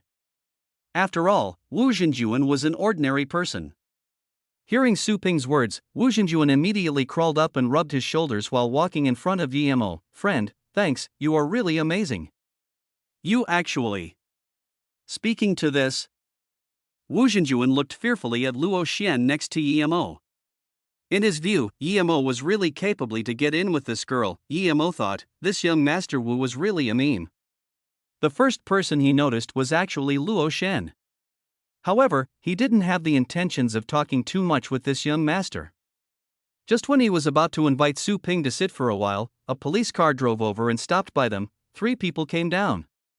Other than the 2 Yi-mo saw last time, there was also a middle-aged policeman. "What's wrong?" The middle-aged policeman looked amicably at Wu Zhenjuan and then looked seriously at Su Ping and Yi-mo. That policewoman Zhang Feng looked more seriously at Yi-mo. Yi-mo gave her too much bad impression. But soon, she saw Luo Xian and was shocked. Although she didn't ask about the situation, she could tell from the scene that this young Master Wu must be harassing pretty girls again, and Yi-mo helped this young Master Wu. Then, this bulky man acted heroically. They couldn't beat this bulky man, so they called the police. Seeing this middle-aged police ask Su Ping in a criticizing manner, Wu Zhenjuan quickly walked up and said, "Captain Wang, let this go." It was a misunderstanding. Wu Zhenjuan's words not only shocked that captain but also Yi-mo. This Wu Zhenjuan was willing to let Su Ping go. This was unexpected. In his eyes, these young masters were usually extremely cocky. They wouldn't let people go like that so easily, even though Su Ping didn't beat him that hard. The captain looked curiously at Yi-mo and them. But since the victim said never mind, he wouldn't do anything extra, Yi-mo looked at Wu Zhenjuan and smiled. "Not bad. You didn't betray me helping you twice." Although this Wu Zhenjuan was a bit of a young master, he wasn't bad. At least he still had some loyalty. The reason he said never mind wasn't because he knew that Yi-mo wasn't afraid of the police, but because Yi-mo helped him twice and this Su Ping was Yi-mo's friend. Yi-mo then looked at Su Ping. "Su brother, let's find a place to talk, okay?" Su Ping and Yi-mo and Luo Xian left, but Wu Zhenjuan still yelled at the back, "Brother, I'll invite you to food next time. I'm called Wu Zhenjuan." This was the third time he told Yemo his name, and Yemo wanted to laugh. This guy was really intriguing. This kid isn't that annoying. I saw this guy in front of a restaurant pulling a girl he didn't know to drink. This triggered me and I beat him up. "Mo brother, how did you know him?" Su Ping asked. Yemo shook his head. "I don't know him, but not long ago, he saved my life unintentionally." Su Ping dazed and wanted to ask who could hurt Yemo in the city, but that Zhang Feng policewoman caught up. "What else do you want?" Yemo frowned and asked. Zhang Feng didn't even look at Yemo and just said to Luo Xian, "That person has done bad things. It's best you don't stay with him. He must have sweet-talked you a lot. Don't believe a word of him. Just think of everything he says as the opposite." Luo Xian frowned and wanted to say something, but this Zhang Feng came from goodwill, so she eventually smiled. "Thank you for your care." "I understand." Zhang Feng saw Luo Xian walk off with Yemo eventually and couldn't help but to shake her head. She murmured, "Why doesn't such a pretty girl know self-love? Why did she have to be with someone who calls hookers?" Su Ping didn't know the situation but didn't intervene until a long way away. "Mo brother, what's with that female police?" Yemo felt his chin and said, "She caught me calling a hooker and blocked me in my house." Su Ping immediately continued, "Such a tiny thing? So what if you call a hooker? Both sides are willing. This woman is really nosy." Su Ping suddenly realized Luo Xian, who didn't seem happy, and immediately knew his words were problematic. He quickly added, "How could Mo brother go call hookers?" "Sister-in-law, don't worry too much," Yemo quickly intercepted. "Su brother, we're just neighbors. There's nothing between us." "Don't misunderstand." Luo Xian was expressionless and didn't say anything. The three found a tea house and then Yemo asked, "Su brother, how did you come to Chun'an near Su Ping's side?" "I was planning to go back and cultivate, but I was afraid the Broken Fist Hall mad dogs would find where I live. So, I've been living in the city, and because I heard about your things, I plan to get revenge for you. But, my power is too low. Recently, I heard there was a blood coral in Liangpu, so I rushed here. I was thinking that if I got the blood coral, perhaps I would be able to reach Earth stage. That way, my chances of success would be greater." "Then how did you come to Chun'an?" Yemo asked strangely. Chapter 316, Sworn as Brothers. Su Ping continued, "When I came to Liangpu, I immediately knew that the blood coral wasn't something I could touch. There were too many martial artists going Liangpu and I had to accidentally stumble upon something. In the end I was hunted, so I came to hide at Chun'an. Luckily, those people didn't follow. I was prepared to stay one more day at Chun'an and then go to the 100,000 Great Mountains, but I met you here. I'm so happy." "You didn't die," Yemo laughed. "Su brother, the person that got the blood coral is me. These people are going to Liangpu to rob my blood coral." "Sorry Su brother, I had too many enemies before and I didn't say my real name. I'm actually not called Moing. I'm Yemo." Su Ping dazed at Yemo for a long time before exclaiming in shock, "Yemo brother, you really are good. I didn't think that the blood coral was actually on you. This is such a surprise." Great, this is too great." Su Ping actually started laughing. His eyes were actually happy. Although he hadn't seen the blood coral, he had heard too many stories of it. To him, such a good thing was better in Yemo's hands than other people's hands. Yemo took out a porcelain vase and tipped out 2 chi increasing pills to Su Ping and said, "Su Ping, these are the pills made from the blood coral. I'll give you 2. You're yellow level tertiary stage now.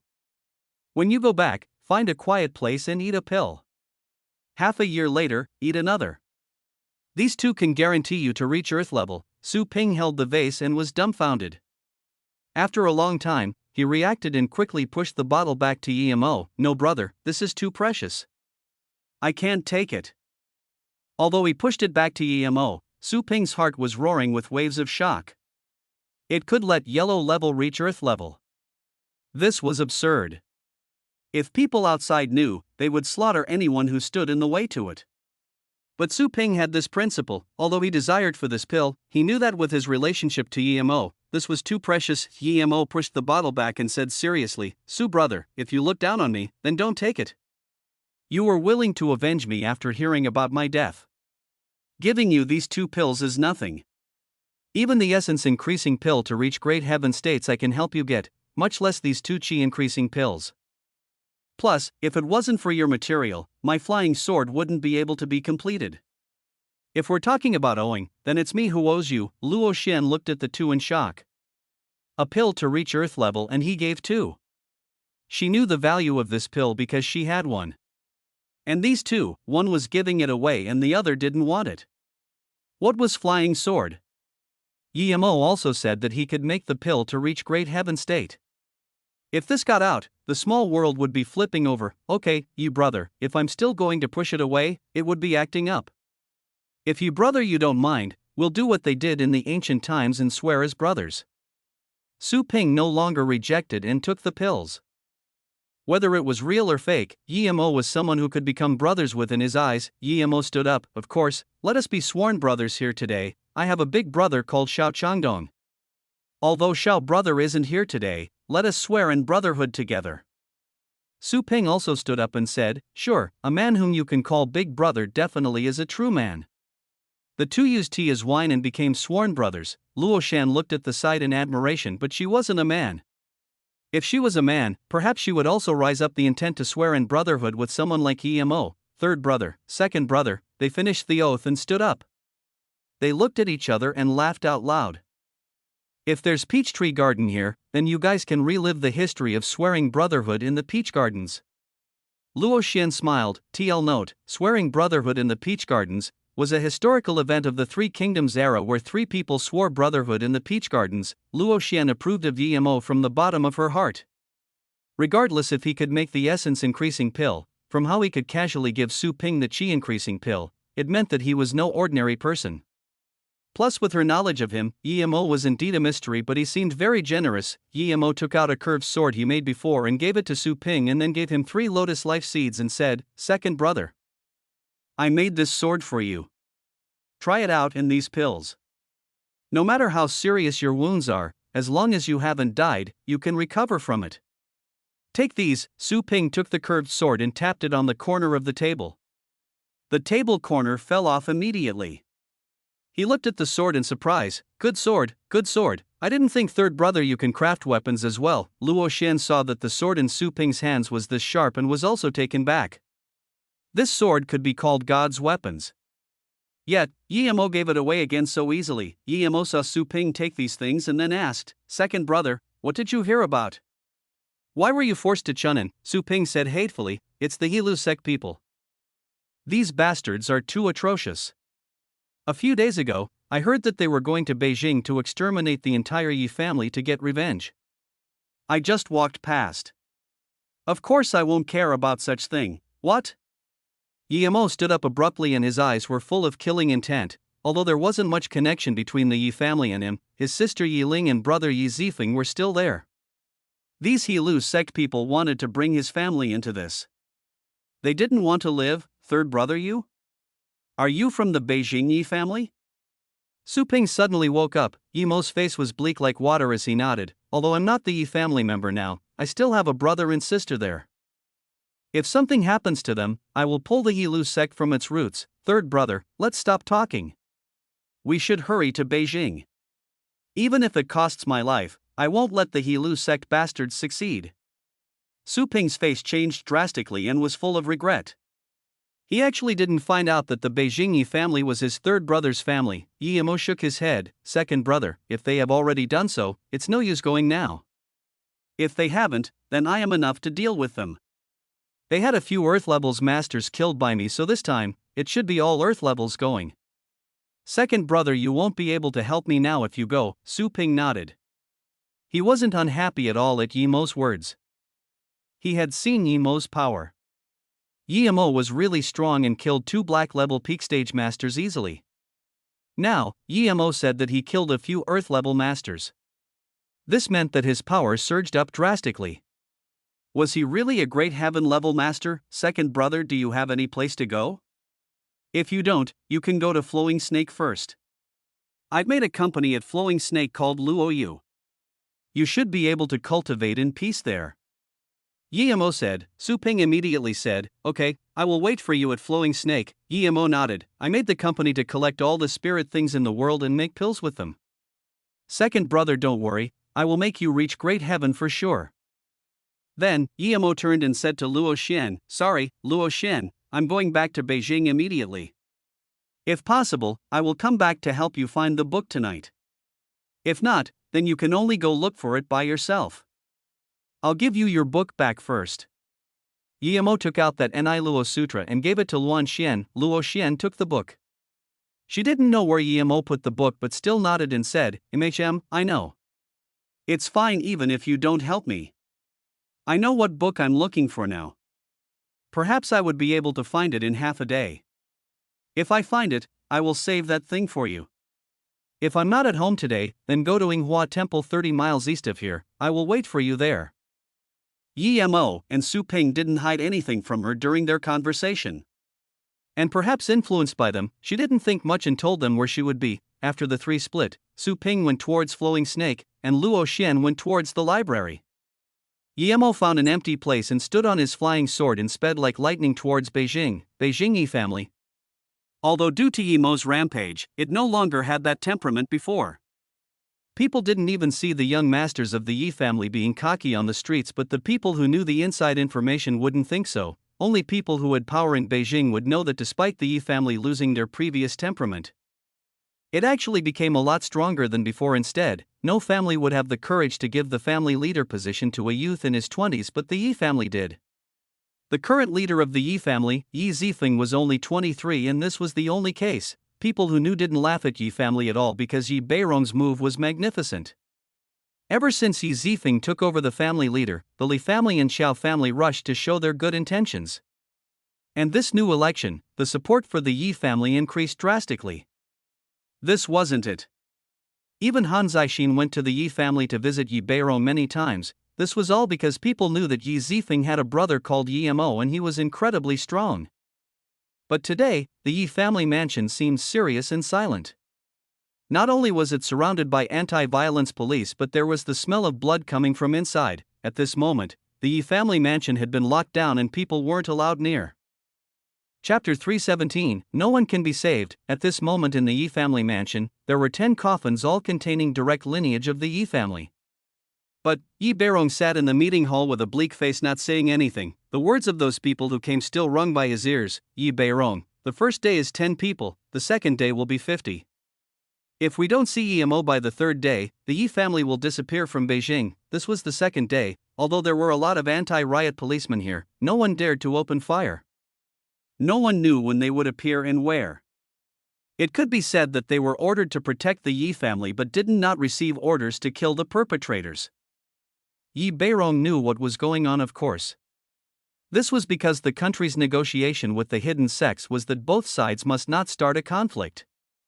If the government started trouble with the hidden sects or even killed the people in the hidden sects could kill the offender and the government must not intervene. If someone or a sect damaged the government's interests, the government could destroy this person or sect at all cost and the rest of the sects must not intervene. But the reasons the government could tolerate the existence of the hidden sects might be due to that there were indeed powerful people in the hidden sects and could destroy a place easily, but a more important reason was that the hidden sects were an important part of the country. Even in the hidden international battles, the main source of power of the country was from the hidden sections. Now, Yemo started feud with the He-Lu sect of the hidden sects and killed 7 of them. Thus, the He-Lu sect came for revenge. If Han Zixin didn't intervene, perhaps the first day, the He-Lu sect would have annihilated the entire Yi family. Even though Han Zixin intervened, he only delayed it for 2 days and at the cost of many lives of the Yi family. The normal citizens wouldn't know at all that there were hidden sects in this world, much less the crisis the Yi family was facing now. The He-Lu sect people are too cocky this time. Do they really think we're afraid of them?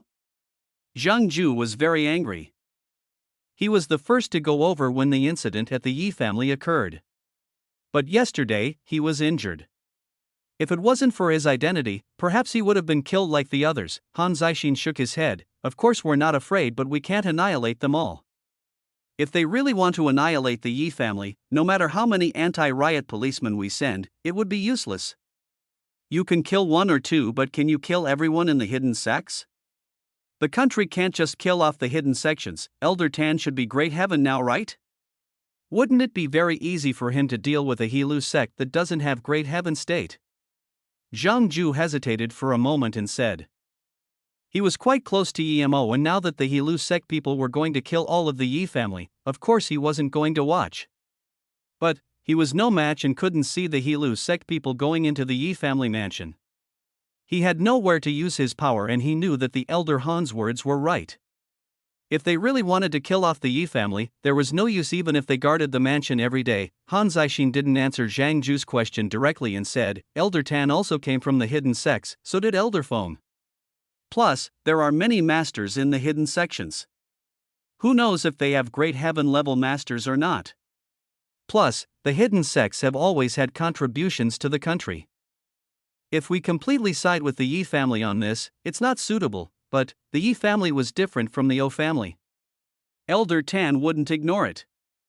He would probably persuade the He Lu sect to let the Yi family go. However, Yi Mo haven't appeared now, so he can't really say it yet. The Yi family is too cocky.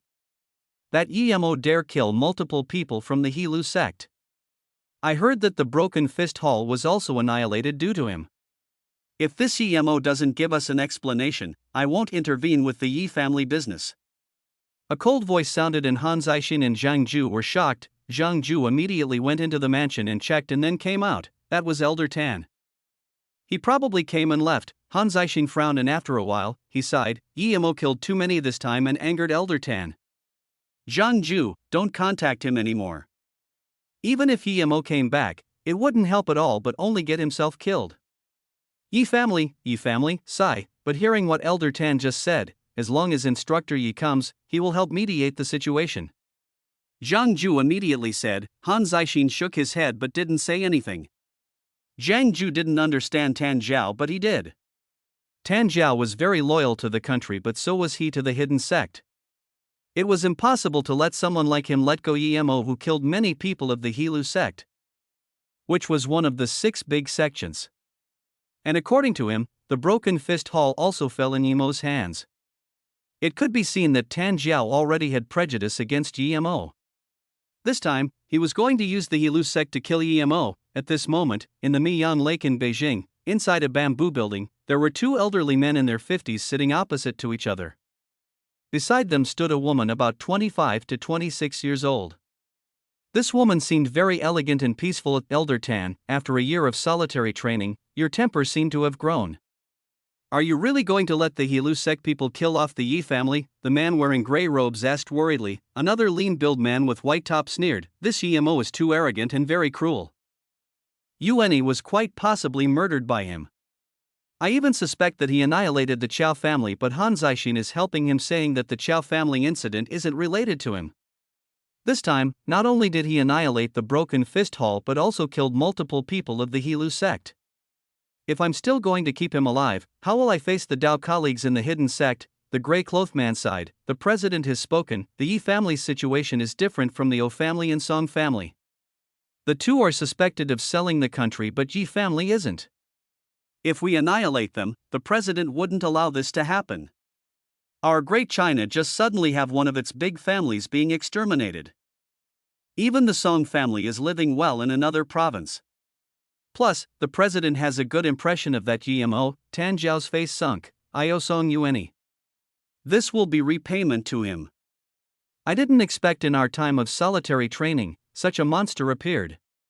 I will talk with the president. The Yi family doesn't need to be killed all, but murder must be paid with life. We'll let the He Lu sect kill some to ease their anger, but Yi Ling and Yi Zifeng must die. Why can Yi Mo kill people but others can't kill him? The gray-robed man sunk in silence for a moment before saying, I know that you're being like this because Song Yuanyi and Gong Zizai died in Yi Mo's hands. But the country has laws. If we do things according to the hidden sect's fashion for everything, the government won't allow it. The hidden sects are strong, but if they fight with the army of the country, the ambitious forces around will use this opportunity to attack our country. Then, what would be the point of us martial arts cultivators? What face do we have to go see our ancestors? Seeing the bleak-faced Tan Zhao, the gray-robed man said again, plus, this time we went into solitary training together and you reached to greater heaven first. It could be said you're at the pinnacle of this world. The more powerful you are, the more careful you need to be, or one mistake is the endless pit. Wait another day. If Yi Mo still doesn't come back today, Yi Ling and Yi Zifeng must die. As for the others, we'll have to see what the Hilu sect people say. Even if the Hilu sect people planned to come, it wouldn't be now.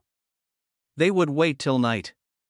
Tan Zhao said. The gray-robed man said disappointedly, I heard old Han say that Yemo is quite a valuable person, but he's just too aggressive. Sigh, he needs to learn a lesson. Young people, too much arrogance. Second uncle, how about we let Yi Ling and Yi Zifeng leave first? The Yi family meeting room was suffocating and Yi Long started. Yi Beirong shook his head, no use. Yi Zifeng already had his leg broken by them, and I'm sure that if one person leaves alone, he would be killed by them immediately. Although we don't see them anywhere, as soon as one of us goes out, they would come out. I won't go. My brother will definitely come back after he hears news of this. Yi Ling rubbed her red eyes and said. There was a clear palm print on her face. Yesterday was a disaster to the Yi family. If Elder Han didn't come, who knew how many more they were going to be killed? Second brother just said one sentence and had his legs broken. The reason they didn't kill him was to wait for Yi Mo to come back. The same was for her as well. They said they would kill her and her second brother in front of their big brother to let big brother know the consequence of messing with the hidden sects. As soon as she said this, some people already started looking at her with animosity. This thing was completely due to Yi Mo. If it wasn't for Yi Mo, the Yi family wouldn't suffer such a huge disaster. Yet, the one causing the trouble didn't even come back. If they didn't fear Yi Mo's revenge, they would have started swearing already. Yi Beirong looked around and knew how these people thought. He just said plainly, this is a life and death situation for our family, not a time to complain. If it wasn't for Yi Mo, perhaps our Yi family would have been long devoured by the Song family. Grandpa, why is no one here? A young member of the family said. Yi Long scanned him and said, the flying snow and anti-riot police are out there to protect us, but is there any use? When they left, did anyone catch a culprit? And, I'm sure when they come today, no one would notice as well. You're right. We have come but no one noticed us indeed. If our Hilu sect wants to annihilate your family, there's no use even if the Heavenly Emperor comes. A bleak voice continued Yi Long's words. Before the sound finished, 4 men suddenly appeared in the meeting room. No one even saw how they walked in. Chapter 318, someone you shouldn't mess with. Oh, your Hilu sect people are this cocky? But you really took the words right out of my mouth. Even if the Heavenly Emperor comes, I, Yi Mo, will still annihilate the Hilu sect. An even colder voice sounded, brother. Yi Ling was the first to react and rushed over into Yi Mo's arms. Who hit you? Yi Mo saw the red and swollen face of Yi Ling and immediately surged with fury. At the same time, he put his hand on Yi Ling's face and with the use of qi, the internal blood was removed and soon, her face recovered to be smooth. The 4 looked at Yi Mo and a sliver of surprise went across their eyes. They also don't know when Yi Mo came in, but they reacted quickly. They immediately split into 4 cornering Yi Mo. They were thinking that Yi Mo should be in Chunnan now. How did he appear in Beijing? But since he came, he wouldn't be able to leave. I hit her, and I also smacked out her 2 teeth, so what? Oh, I forgot to tell you. I also broke that Yi Zifeng's leg. This wasn't it. You saw the 10 coffins outside? They were all killed by me. Originally, I wanted to go to Chunnan to kill you, but you came here yourself. Ha, perfect. The short man amongst the 4 jeered. Yi Mo's eyes were ice cold. Although he knew that Yi Ling wasn't his biological sister, but she was still his sister in his heart and was no different to Tang Beiwei.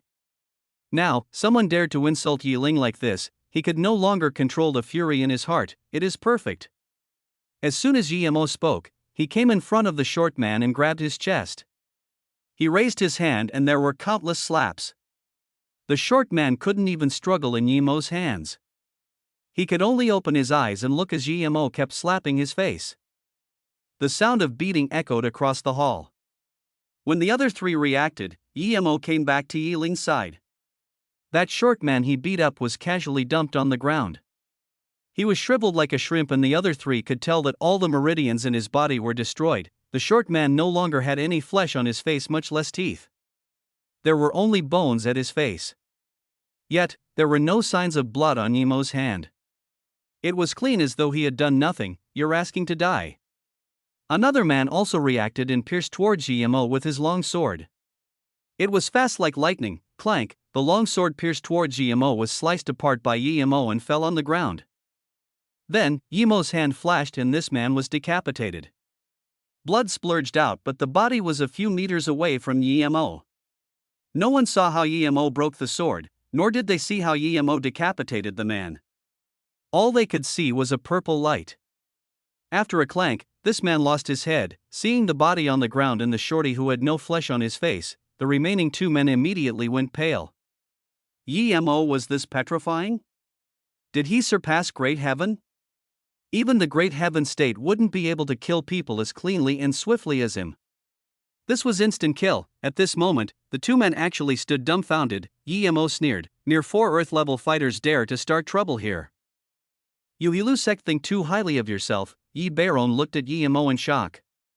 He didn't even dare to believe Yimo came from the Yi family. Mere 4 Earth-level fighters?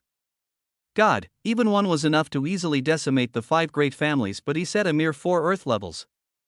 Who was this grandson of his? Yi Baron shivered and looked at the Yi family people in the room. Some of them were vomiting, and immediately ordered, "All members of the Yi family leave. There's no business for you here, Baiguang. You go out and take care of the burial of the dead of Yi's family. Yi Long, you stay." Then, Yi Baron looked at the pale-faced Yilu sect warriors and surged with excitement. He seemed to have returned to that warring era as hot blood coursed through his veins. Earth-level martial artist actually stood shakily in the hall of the Yi family. Looking at the two, Yi Baron just wanted to laugh out loud. He wanted to let out the satisfaction in his heart.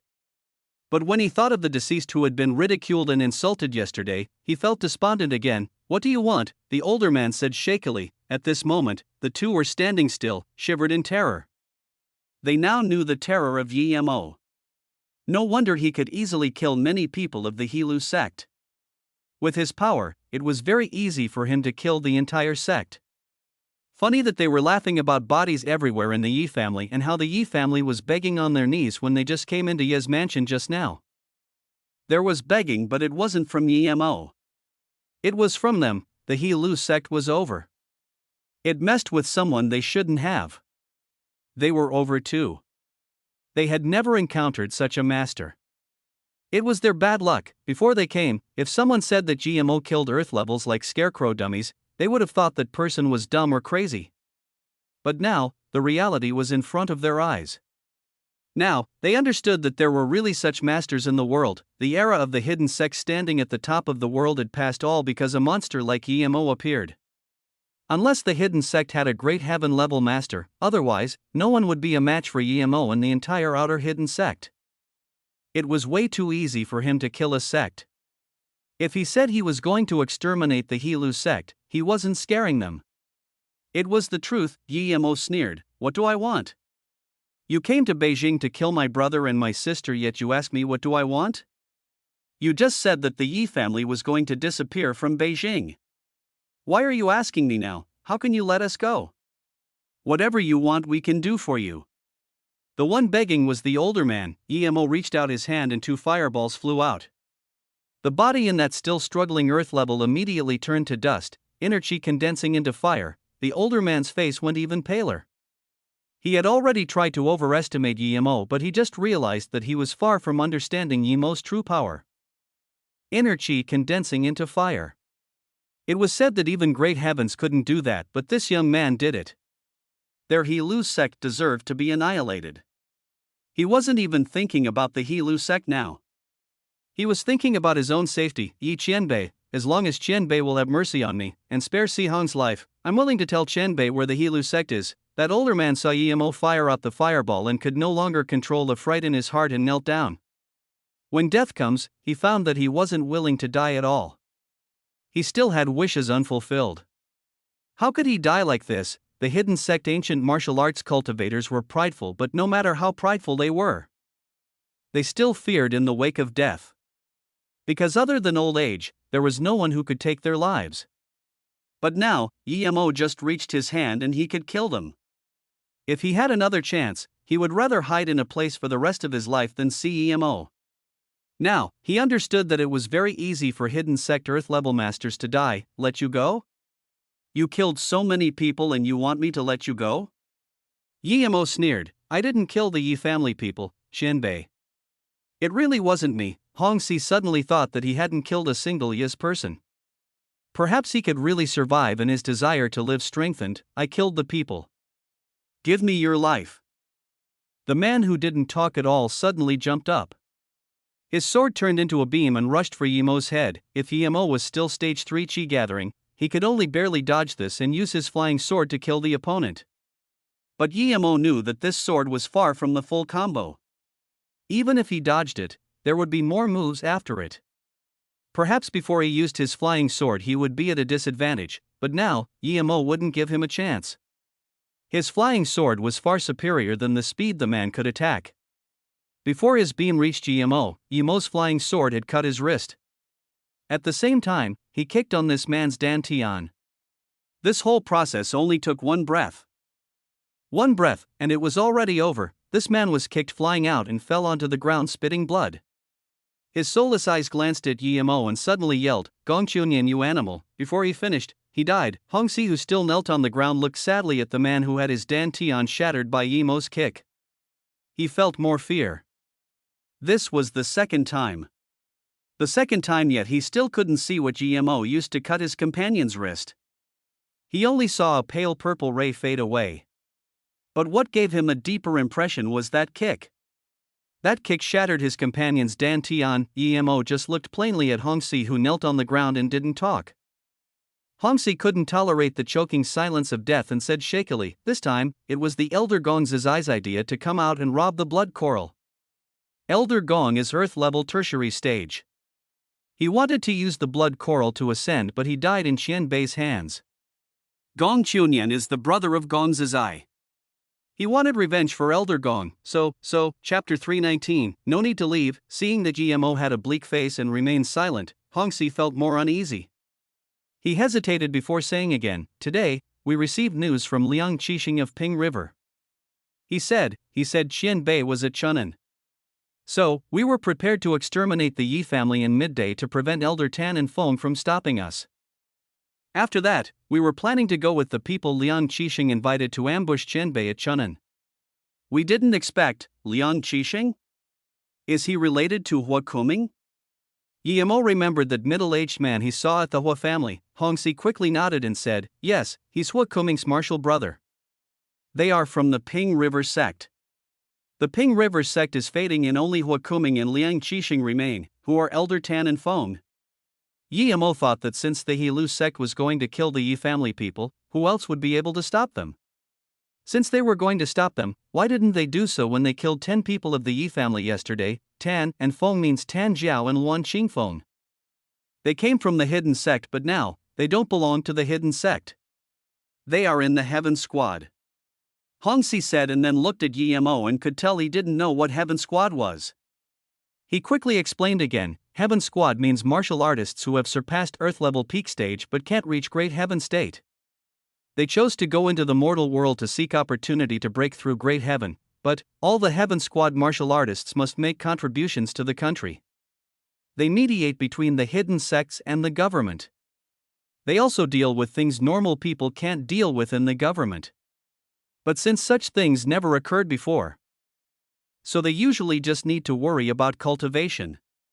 This is because the people in the Heaven Squad need large amount of cultivation resources, and these resources are provided by the government. Yimo understood immediately.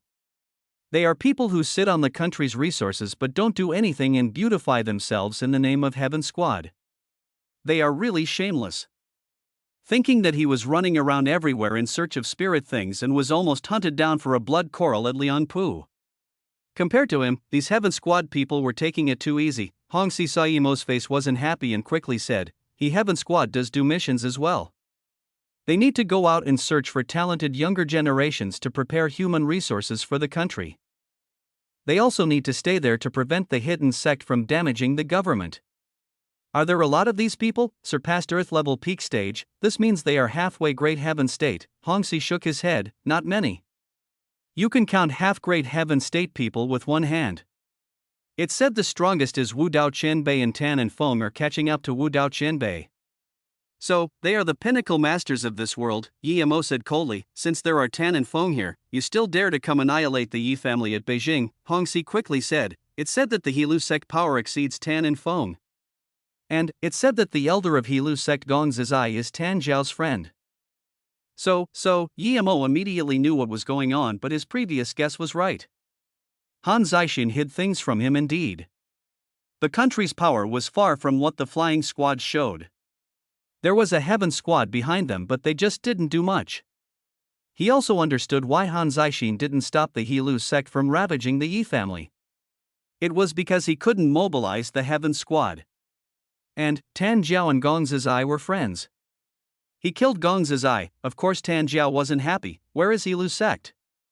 Yi Mo knew the full story and immediately had killing intent for Tan Zhao. Hongxi felt Yi Mo's killing intent and shook immediately. He quickly replied, it's located in Qiyang Mountain. Shadow Cliff Valley, give me the key. Yi Mo already knew that if you wanted to enter the hidden sect, you needed something like a key. It's on Elder Chu. Elder Chu already went to Chunin to ambush you. Hongxi didn't dare to hide anything at all. Yi Mo looked coldly at Hongxi and said indifferently, are you going to do it yourself or make me do it? Hongxi didn't expect that Yi Mo was still going to kill him after saying so much. He felt all was lost. He really regretted coming to this, but he thought again, even if he didn't come here, Yi Mo would still find Helu sect eventually, so it would be the same. Helu sect was over, but he really didn't want to die like this. He got an ancient martial arts cultivation method before and after he reached yellow level, he dumped his wife and son searching desperately for Dao. He finally found the Helu sect and was able to enter it due to his good potential. After decades of arduous cultivation, he reached earth level, but he was still going to die here today, even though he knelt down and begged for mercy, even though he told the Qianbei everything. Qianbei, Wanbei offended Qianbei. It's understandable that Qianbei is going to kill me. Qianbei, please allow me to go back and see the wife and son I haven't seen in a few decades. This is my last hope. As long as I've finished this, I will come back to accept death.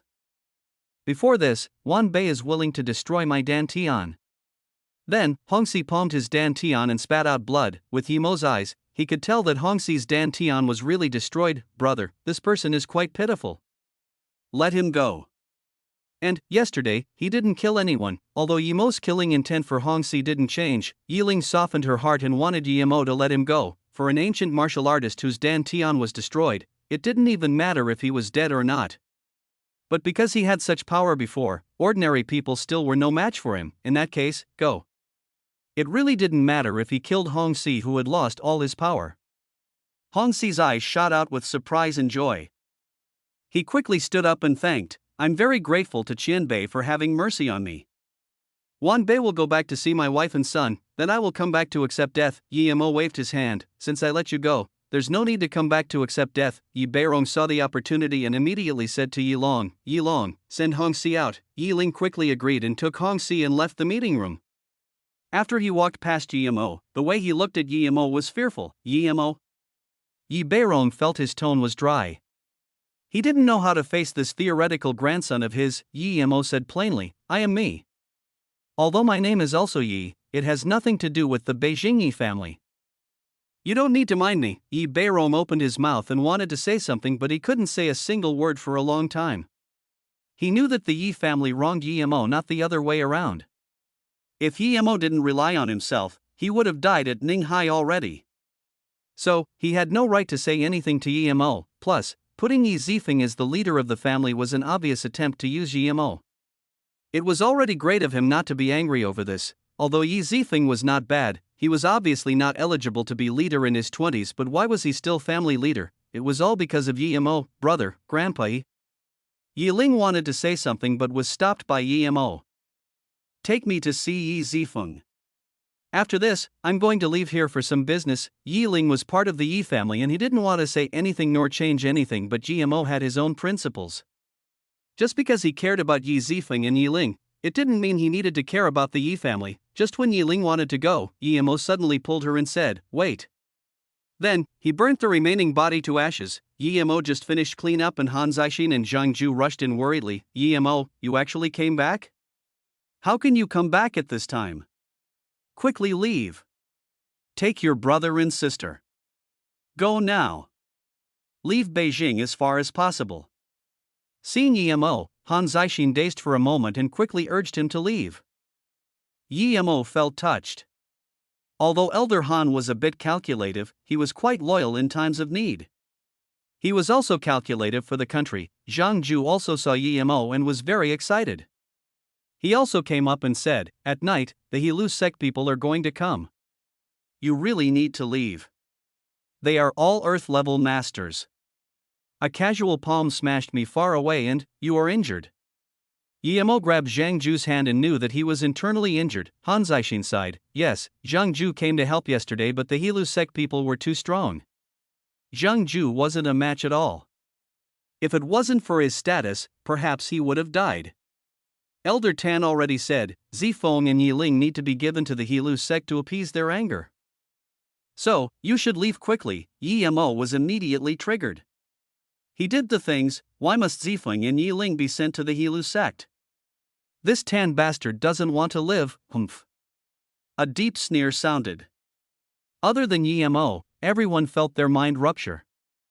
Yemo casually patted his sister and Yiling recovered. A white-robed man whose age could not be told suddenly appeared in the Yi family meeting room. Since you came back, there's no need for you to go. I'll take you three to the Helu sect. Old Han, this time I decide. Hearing the white-robed man's words, Han Zixin's heart sunk. He knew he came late. Yemo could no longer leave now. Zhang Ju felt all hope was lost. He knew that even he wanted to do something to help Yemo, but in front of Elder Tan, it was all pointless.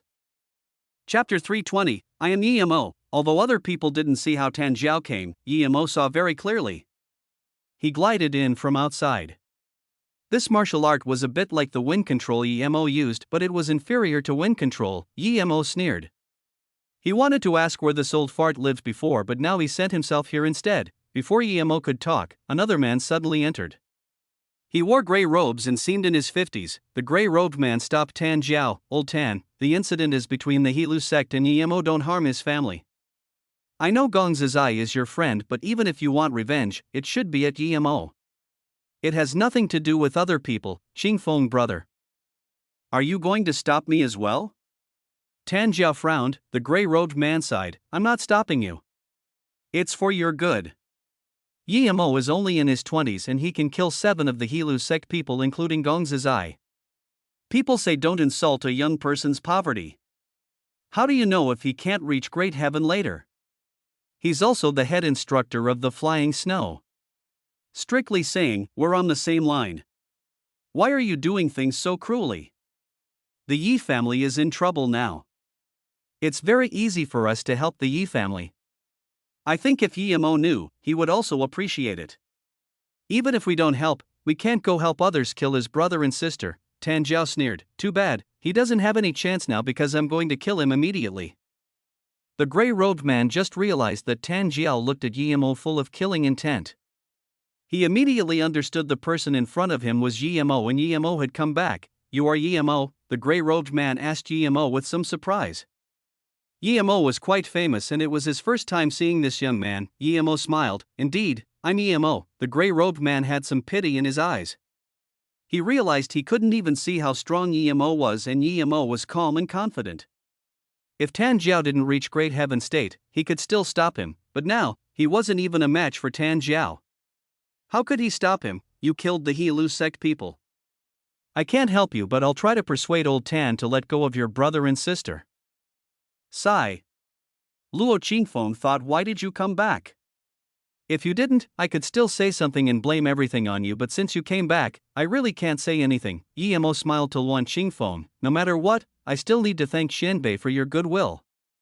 But this old thing, Yemo pointed at Tan Jiao and swore, old thing, I didn't do anything to you. What right do you have to touch my brother and my sister? Is it just because you are stronger than other people? Shameless thing, it's over. Han Zixin sighed. Young people really didn't know when to back down. Since Elder Feng came to speak for you, if you spoke some soft words, perhaps Elder Tan would really let you go. But old thing and shameless, when this came out, Han Zixin immediately knew it was over. Luo Qingfeng opened his mouth and wanted to say something but couldn't. He finally witnessed the arrogance of Yemo that Tan Jiao was talking about. He actually pointed at a great heaven master and called him old thing. Even if you want to die, you don't have to do it this way. Even if the president came, Tan Jiao would still kill Emo, little bastard, you're asking to die. Tan Jiao's face was green. He didn't even think and slapped towards Emo. He was clearly a few meters away from Emo, but when he raised his hand, that hand already reached in front of Emo. Even if Luan Qingfeng wanted to stop him, he couldn't. And Emo cursed Tan Jiao so he couldn't. Young people had too much temper. It was reasonable to teach him a lesson. Thud. Emo didn't even move and raised his hand at almost the same time as Tan Jiao. He even took a step forward. Fist and palm clashed and there was the sound akin to a tire explosion. Stud stud stud. Tan Jiao retreated many meters out and finally stopped at the door. He then looked at his burning palm that felt like it was going to break and gazed at Emo in astonishment. With his great heaven-level power, that palm was blocked by Emo and he even was on the lower hand. Was Emo also great heaven? If Emo was great heaven and he offended such a young great heaven? Tan Jiao's heart shook. He even felt an absurd terror, but he soon calmed down. He wasn't fully prepared in that attack and didn't even go all out. It was acceptable to be a little on the down hand. But this was still very shocking.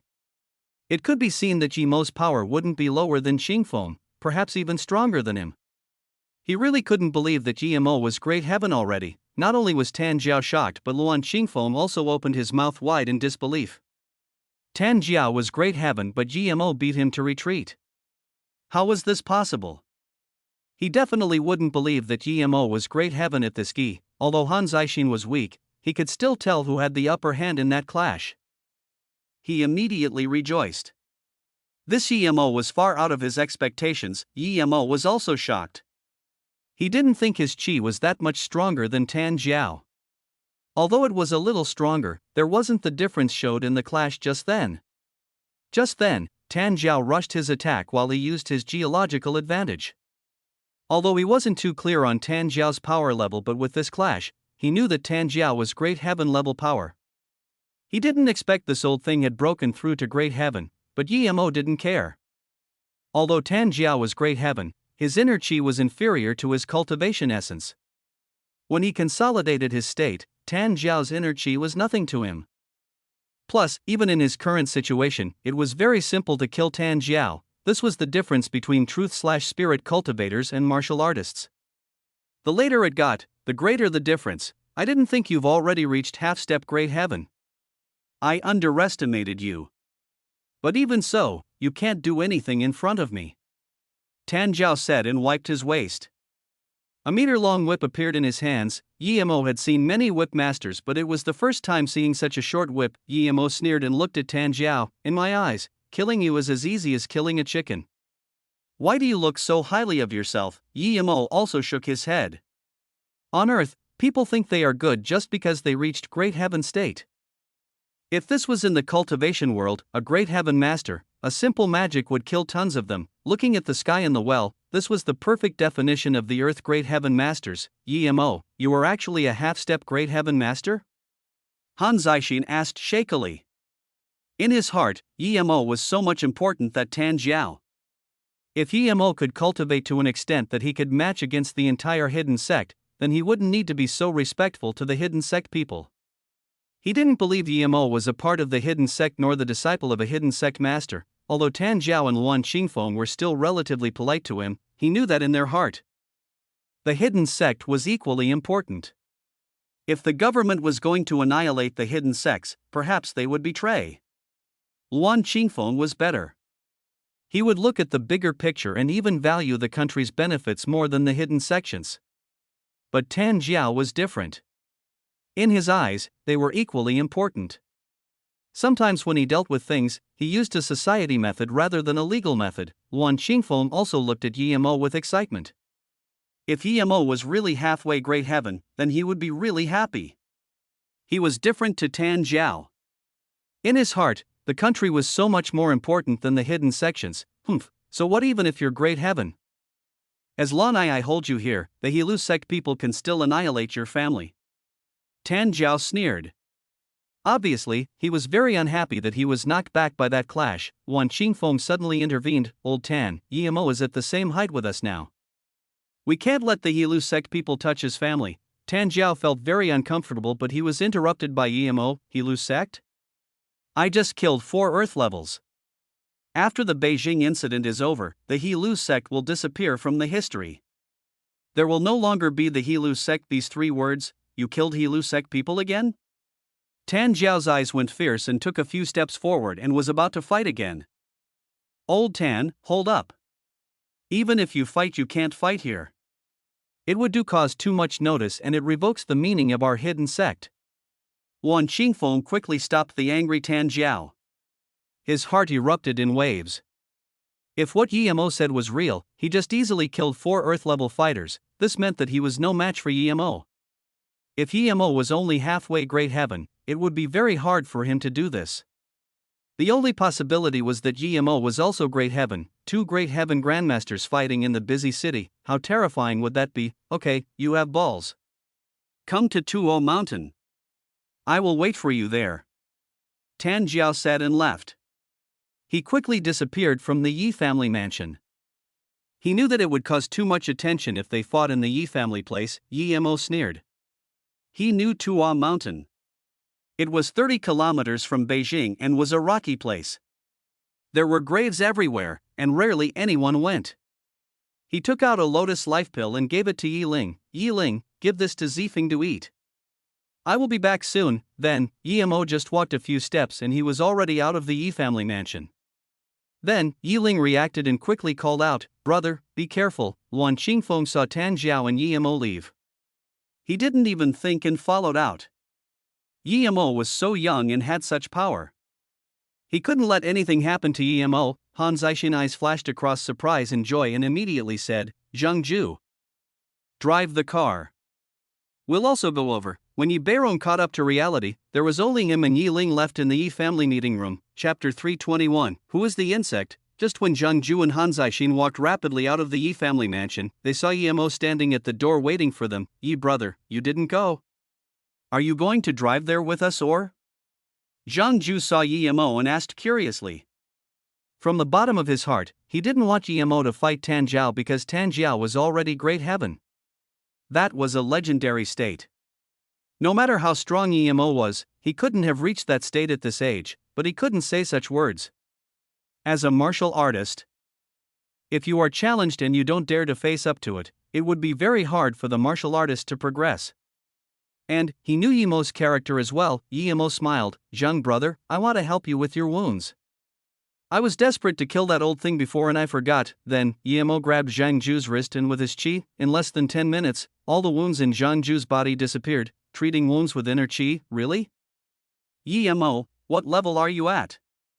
Zhangju looked at Yimo in surprise. Han Zixin on the side also heard Zhangju's word and looked at Yimo in bewilderment. It said that the Great Heaven could use their qi to recover wounds. Was Yimo really Great Heaven? I don't know what my current power is now, but we'll talk about this after I kill Tan Jiao, that old fart. Elder Han and Zhangju, thanks a lot this time. Yimo really didn't know what his power level was equivalent to, but he was really grateful for Zhangju's help. Although Zhangju's power level was too low and didn't do much, the fact he stood up for him made Yimo approve of him. Zhangju smiled embarrassingly and said, I actually didn't do much. Elder Tan is too strong. Sigh. He thought about the decades of cultivation he has had. Compared to Tan Jiao, it was like a joke. He also felt quite disappointed. Yimo smiled plainly. There's nothing great about that little power of his. Believe yourself. You can soon surpass him. Wait for me to come back. I'm going first. Yimo left Zhangju and Han Zixin and immediately stood on the flying sword. A few minutes later, he was already on top of Tuo Mountain. More than 10 minutes later, Tan Jiao appeared on the Tuo Mountain. He turned back and looked, it was empty. He then sneered, I purposely went a little slow, but I still don't see a shadow of him. I overestimated you. But before he finished, his voice suddenly stopped as though a chicken getting its neck choked. This was because he saw Yimo standing on top of Tuo Mountain staring coldly at him. It was obvious that he had been here a long time. You. Tan Jiao was dumbfounded looking at Yemo. His previous exploding confidence wavered and his back felt a little cold. After he reached great heaven, his heart was exploding with confidence and felt like he stood at the pinnacle of the world. This made him unable to accept being challenged by a Xiao Bei. So, he was very angry at Yemo, but now, he didn't even know when Yemo came. He took the shortest route but didn't even see Yemo go passing him. Even if Yemo took the car, it would be the same speed as him. And, it wasn't easy going up here with a car. When did you come? Tan Jiao asked powerlessly. His voice was dry. He was suddenly thinking, did he do things right? Yemo sneered, you talk a lot of rubbish. Hurry up and fight. Tan Jiao dumped that question aside and took out his whip again. Even if you're faster than me, so what? Today, I'll show you what a true martial artist is. Then, Tan Jiao's whip carried wave-like patterns and covered the skies grinding towards Yemo. Yemo looked at Tan Jiao's whip and applauded. Although Tan Jiao was an enemy of him, this old guy's whip technique was really good. Before Tan Jiao, the strongest whip master he had seen was Xin Daoist, but compared to Tan Jiao, that was child's play. After Tan Jiao's whip came out, it turned into lines of waves and appeared ethereal. There wasn't even the sound of it gashing through the air, but the infiltrating killing intent rolled over like a wave. Yemo sighed. If he was still stage 3 now, even at the peak, he would have to run as far as he could from this Tan Jiao. The difference between great heaven and earth level was too great. The difference was greater than earth and black level. Yemo was sure that if his stage 4 wasn't much stronger than his previous stage 4, he really wouldn't be able to do anything to this Tan Jiao, even if he had a flying sword. But now, in Yemo's eyes, Tan Jiao was at most a little troublesome. A purple ray flashed and Tan Jiao's whip was blocked by Yemo's flying sword. The clash of the weapons made a screeching sound. The whip that was already in a ripple-like state formed solid again. Dang, the whip was slashed away by the flying sword and Tan Jiao also took a few steps back.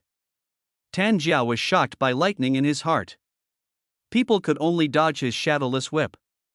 No one knew where his whip would strike nor where it was. But Yemo not only could know but also struck his whip away. Even his hand was hurting from the shock. Tan Jiao looked at his whip and dazed. He soon found something that was even more unbelievable. His whip was full of chips. His whip was actually damaged. His whip was made from a rare ore, which even he didn't know what was, with the tendon of a dragon snake in the deep sea. It said that dragon snake would turn into a real dragon in some more years. Although this was a legend, but it was indeed a dragon snake tendon, so he loved this whip like his life. But in that one bout, his whip was full of scars. Although they weren't deep, it was enough to hurt his heart. Then, Tan Jiao realized a terrifying fact. Just then, Yemo didn't seem to grab his sword with his hand. Could he really control his sword? This was something amongst the legends. Could Yemo do that as well? But soon, the hatred of his damaged whip stopped him from thinking again. He looked at Yemo with insatiable rage. How dare he damage his whip? Yemo looked expressionlessly at Tan Jiao, but his mind was focused on Tan Jiao's whip. He was sure that whip was made from the best materials. He used his chi essence and his flying sword, but he couldn't even break the whip. He only made a few shallow marks on it. Yemo sneered and sent out his flying sword again. Its speed was more than twice as fast as it was during stage 3. Tan Jiao just saw a slab of purple and that purple dashed towards his throat. Tan Jiao suddenly fell into an ice cave and woke up. It was a flying sword. It really was a flying sword. Yemo could control sword telepathically to kill people. He was actually at such a state, Yemo didn't even dare to think anymore.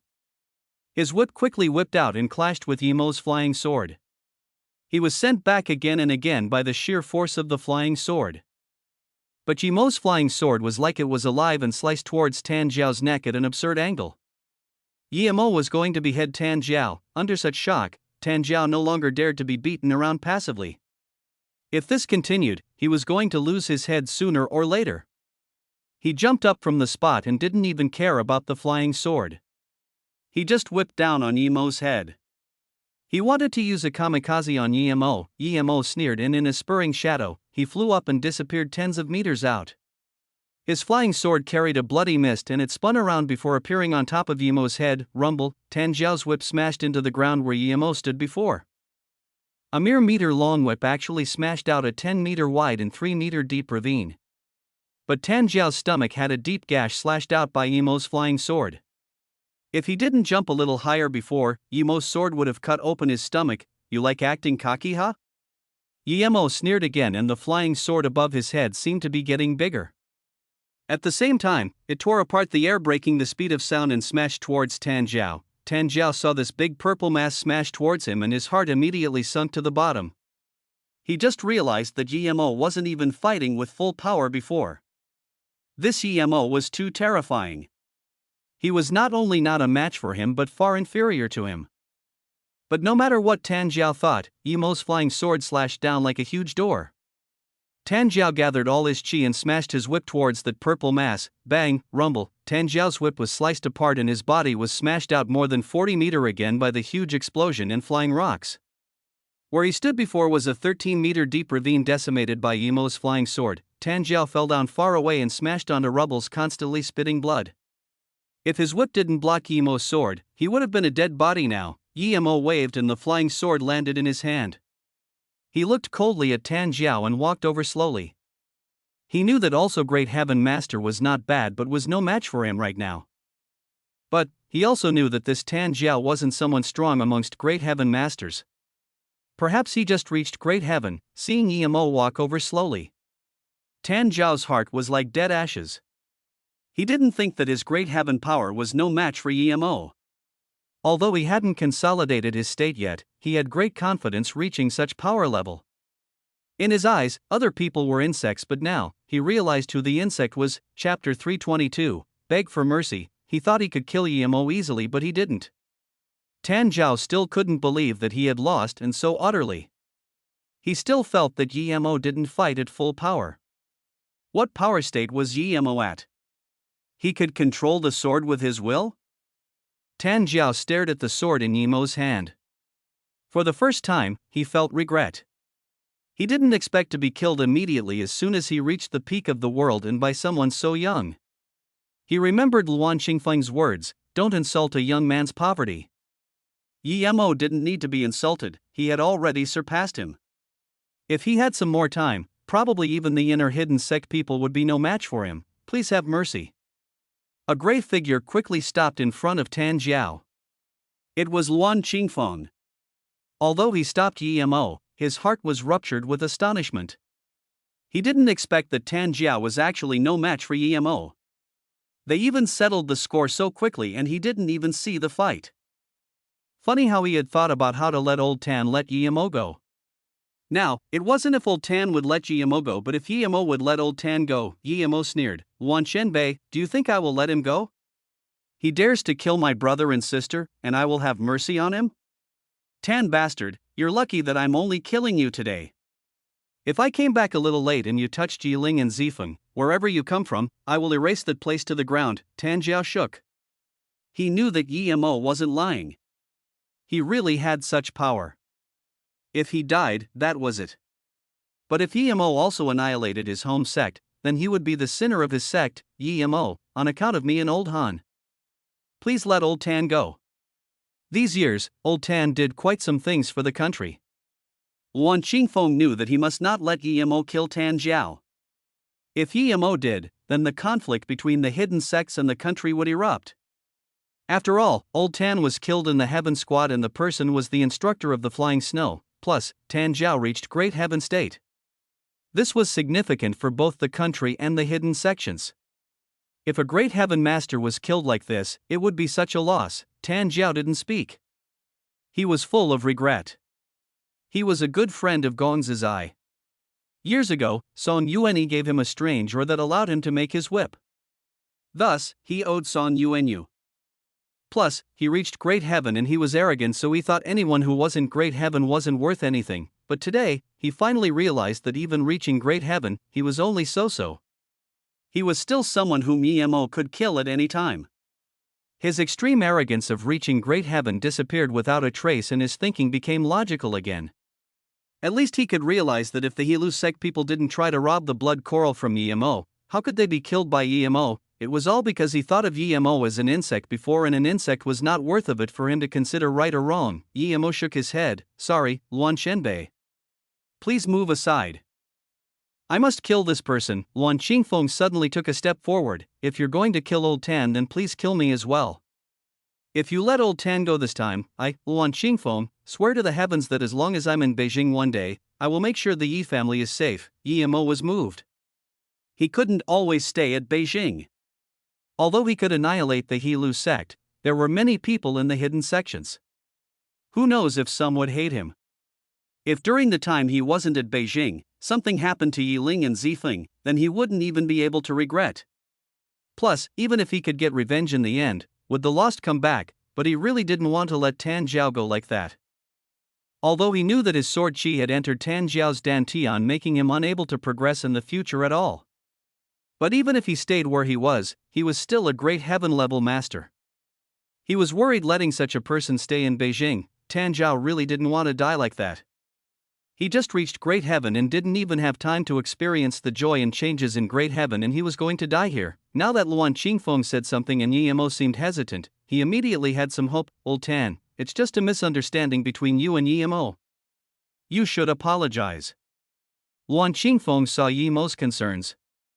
He knew that Yemo offended too many people, and if he was outside, he would worry about his family members. Tan Jiao thought whatever, this was his only chance. He could no longer care about his face and immediately said, I Tan Jiao swear that if I still live on today, I will not let the hidden sex people do as they please in Beijing. I will also support Qingfeng's idea.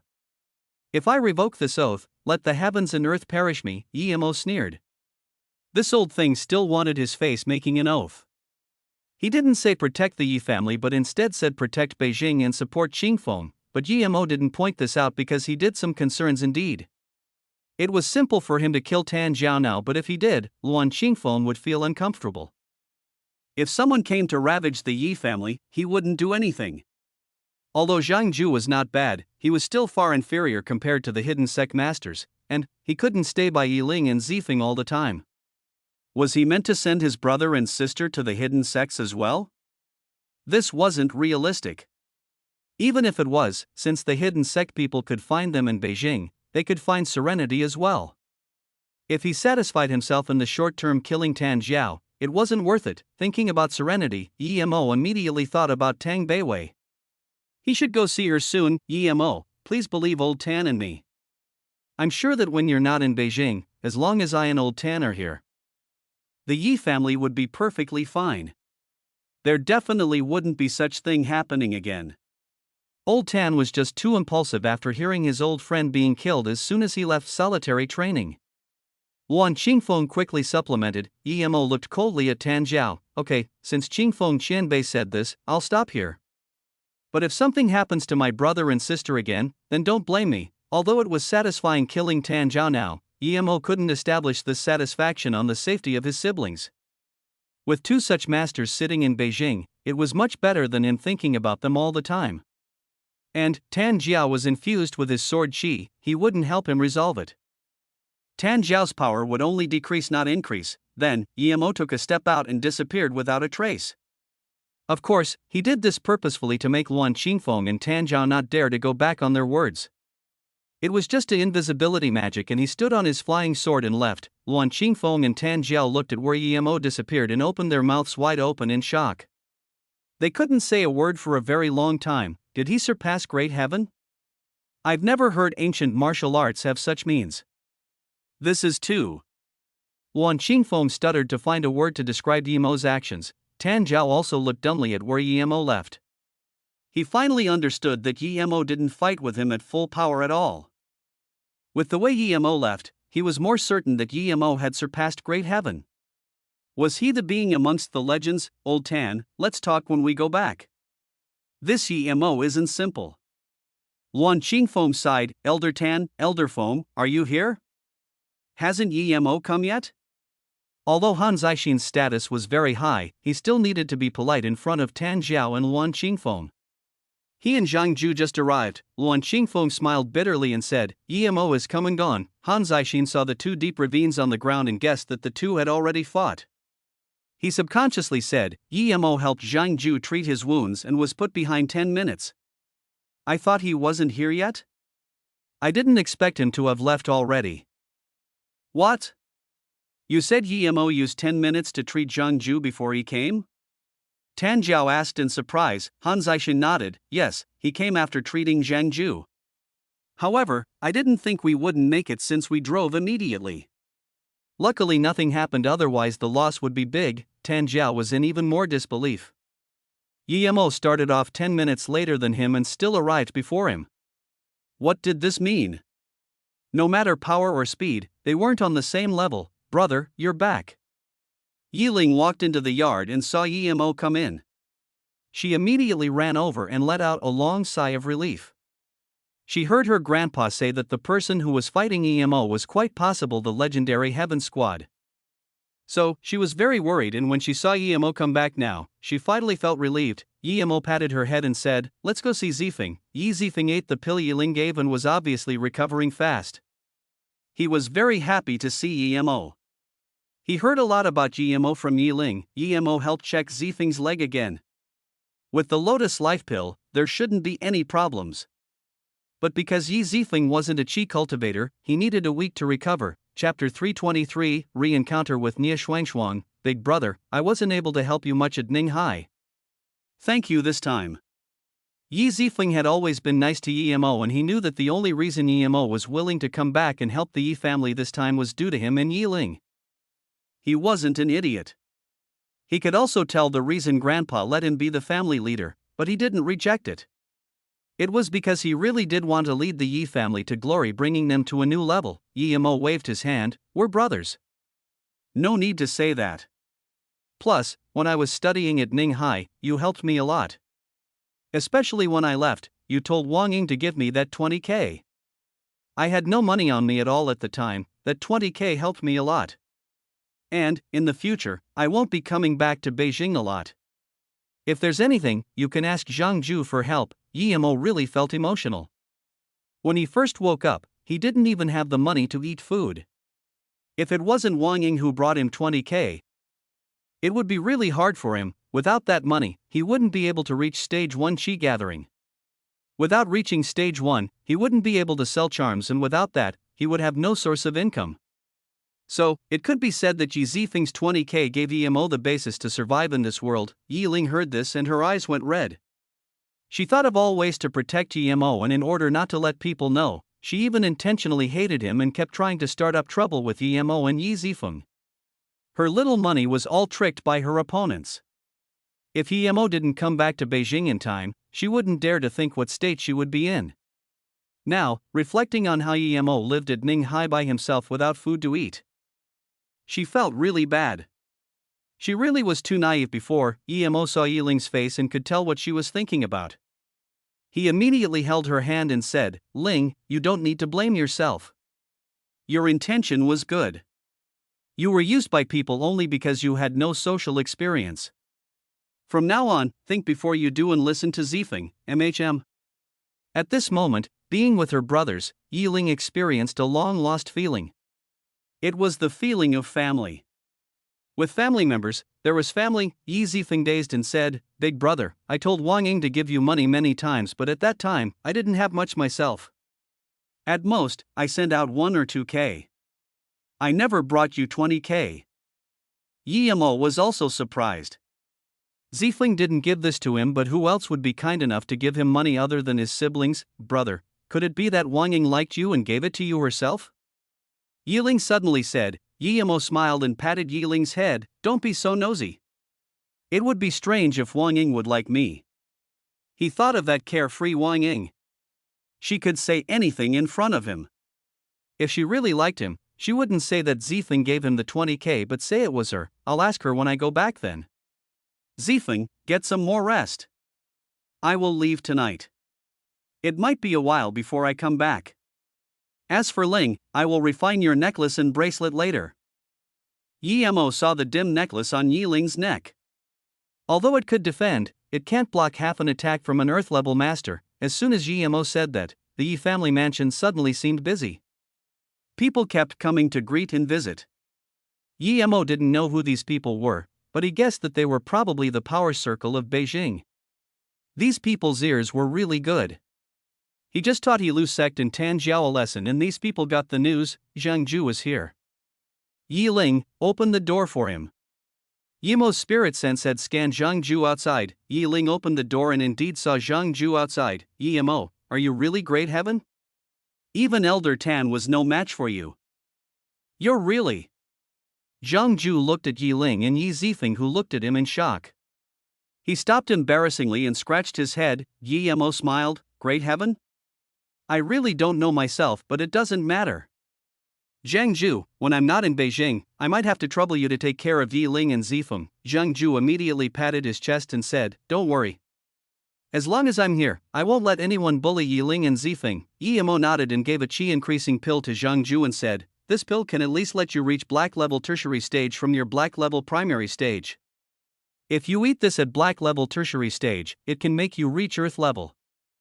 Zhang Ju grabbed the pill as though it was some great treasure. He looked at it and exclaimed, it's that powerful? Is it the spirit pill of the legends? Now, he knew that GMO might really be a great heaven master and wouldn't doubt at all the things GMO gave him. Spirit pill? GMO almost laughed. Qi-increasing pill was possibly the lowest grade pill of the entire cultivation realm, but someone called it spirit pill. If this got out, people would laugh out their teeth. Zhang Ju looked at the phone in his belt and said, I'm going back. I'll come drink with you later. Yimo waved his hand and said, I'm going to leave Beijing soon. Greet Elder Han for me. Tell him that I will help him find the thing. By the way, how is the woman Han Yan brought back last time? Yimo was asking about Wendong. Zhang Ju quickly said, she's fine. She recovered very quickly as well. That snow lotus seed was really a good thing, but your means are quite impressive. After she got well, she left with the Feng Tian who came to see her. I don't know where they went exactly, but Han Yan knew and she sent them two away. Hearing that she was fine, Yimo felt relieved. Yimo didn't really care where she went. He decided to save her life because she was loyal. Even though she was about to be interrogated to death, she didn't want to spill his information. Yi Ling wanted to ask about Ning Qingxue, but Zhang Ju was here and it was not convenient to ask. Now that Zhang Ju had left, she immediately asked, brother, how is Qingxue now? Have you visited her yet? Yimo didn't want to mention Qingxue, but now that Yi Ling asked, he felt a little gloomy. Yeah, how is she now? What's wrong, brother? Did something happen between you and Qingxue's sister? Yi Ling didn't know that Ning Qingxue had lost her memory. Yimo shook his head and said, nothing. After things here are over, I will go see her. Yi Ling could tell that Yimo was hiding something, but since her brother said that, she couldn't really ask anymore. Can I go see her? Yimo immediately waved his hand. No need. Don't leave Beijing during this time. Wait till I come back. At this time, it was safest for her to stay in Beijing. After helping Yi Ling and Zifeng repair their protection artifacts, Yimo left the mansion. Although he was well known amongst the hierarchy of Beijing, he really didn't know Beijing very well. He just asked Yi Ling and now know that Wang Ling worked at her family's company. Other than coming to thank her, he also needed to ask who gave him the 20k. When Yimo got to the road, he found that there was a bar on the busy road. The bar was called Drunk Eye Bar. The reason he noticed this bar was because he felt this bar was familiar. He seemed to have come here before. Yimo quickly remembered that he had been to this bar indeed. When he first came to Beijing, Nie Shuangshuang invited him to this bar. And Nie Shuangshuang killed 2 people at this bar. Yimo stopped her when she was taking off her clothes and forced her to swear that she wouldn't have any ill will towards Yi Ling. However, when Nie Shuangshuang left the sentence she said, I'm still a virgin. Yimo still didn't understand what it meant now. He didn't know why Nie Shuangshuang said that before she left, but he felt that Nie Shuangshuang was very eerie. It was just like Nie Wubian he killed and that red-robed woman in Chunnan. They all had common characteristics, eerie, bleak and cruel. Yimo shook his head, but that Nie Shuangshuang kept her promise and didn't do anything to Yi Ling. After he walked past Drunk Eye Bar, he scanned his spirit sense and casually and was surprised to find that Nie Shuangshuang was actually sitting inside the bar. She sat in the exact same position as when they met up. It seemed like she had been sitting there for a long time. What was this woman doing here? He wouldn't believe it if she fell in love with him just seeing him twice and came here to reminisce. He saw with his own eyes how evil this woman was. He saw her indifference when she killed, and her words, "I'm still a virgin." Although he didn't believe that she was, he didn't understand why she would say that. Yemo noticed that bleak and evil chi on her was gone. And her inner chi was unstable, her face was pale. It was obvious she was heavily injured. She had such heavy wounds, why didn't she go treat it? Why was she drinking here? Yemo immediately felt strange. Why did she change her cultivation method? If she didn't, why was the chi on her completely different from last time? When Yemo saw Nyewubian, he suspected that she was also the Nine Moon sect disciple. Now that he saw her, the bleak chi was gone, and this was quite suspicious. Just when Yemo wanted to go in and ask if she was a member of that sect, a sliver of cruelty appeared on her face as she stood up abruptly. Yemo watched as Nia Xuanxuan left the drunk-eye bar and followed without thinking. He wanted to see what this woman was doing. Chapter 324, Lost. Yemo followed, but he didn't go far before he was stopped. "You are Yemo?" the person stopping him asked uncertainly. Yemo looked at the woman in front of him and realized it was the person he was coming to see today. It seemed that she looked at him for quite a while before stopping him, but because Yemo changed so much that she wasn't certain, seeing it was Wang Ying, Yemo immediately smiled. "Yeah, I'm Yemo, but I came for some business with you today." "You really are Yemo, you've changed so much. I don't even recognize you. Last time I heard Yiling talk about you. You actually came to Beijing." Wang Ying called out with surprised joy. Although Yemo was well known, she hadn't heard of what he had done, and neither had a lot of people. It was because the people she was connected to were in a whole different league to the people Yemo was associated to. And Yiling didn't tell things about Yemo to Wang Ying. "By the way, you said you were looking for me, what for?" "But Yemo, I haven't seen you for more than a year and you've become so handsome. Did that Ning Qingxue dump you? How about to let me be your girlfriend?" Wang Ying was still so carefree, but Yemo finally felt some familiarity. "Nothing important. When I was at Ninghai Uni, you helped me a lot, so I came to thank you. As for girlfriend, never mind, I can't afford a rich girl like you." Wang Ying waved her hand generously. "It's nothing. Don't mention it. Let's go, big sis will treat you to a big meal." Then, Wang Ying pulled Yemo and called a taxi. She then turned to look at Yemo. "Don't think that I don't have a car. I'm about to buy a car soon. If you don't have anywhere else to go, just stay in Beijing with me. I'll find you something." Wang Ying was being genuine. She knew that Yemo wasn't welcomed in the Yi family and knew that he didn't have any good connections. She was purely trying to help him. Yemo suddenly remembered about Nia Xuanxuang and scanned his spirit sense out, but he couldn't see anything. Normally, Yemo would be grateful to Wang Ying treating him to food and would go. But today, he had a lot of things to do, so he could only reject. "Wang Ying, let's go." "Why are you still here?" "Let's go Luo Luo tonight. I'm telling you that Qi Xianfeng will also be going." At this moment, a woman came out of the office building behind Wang Ying and said.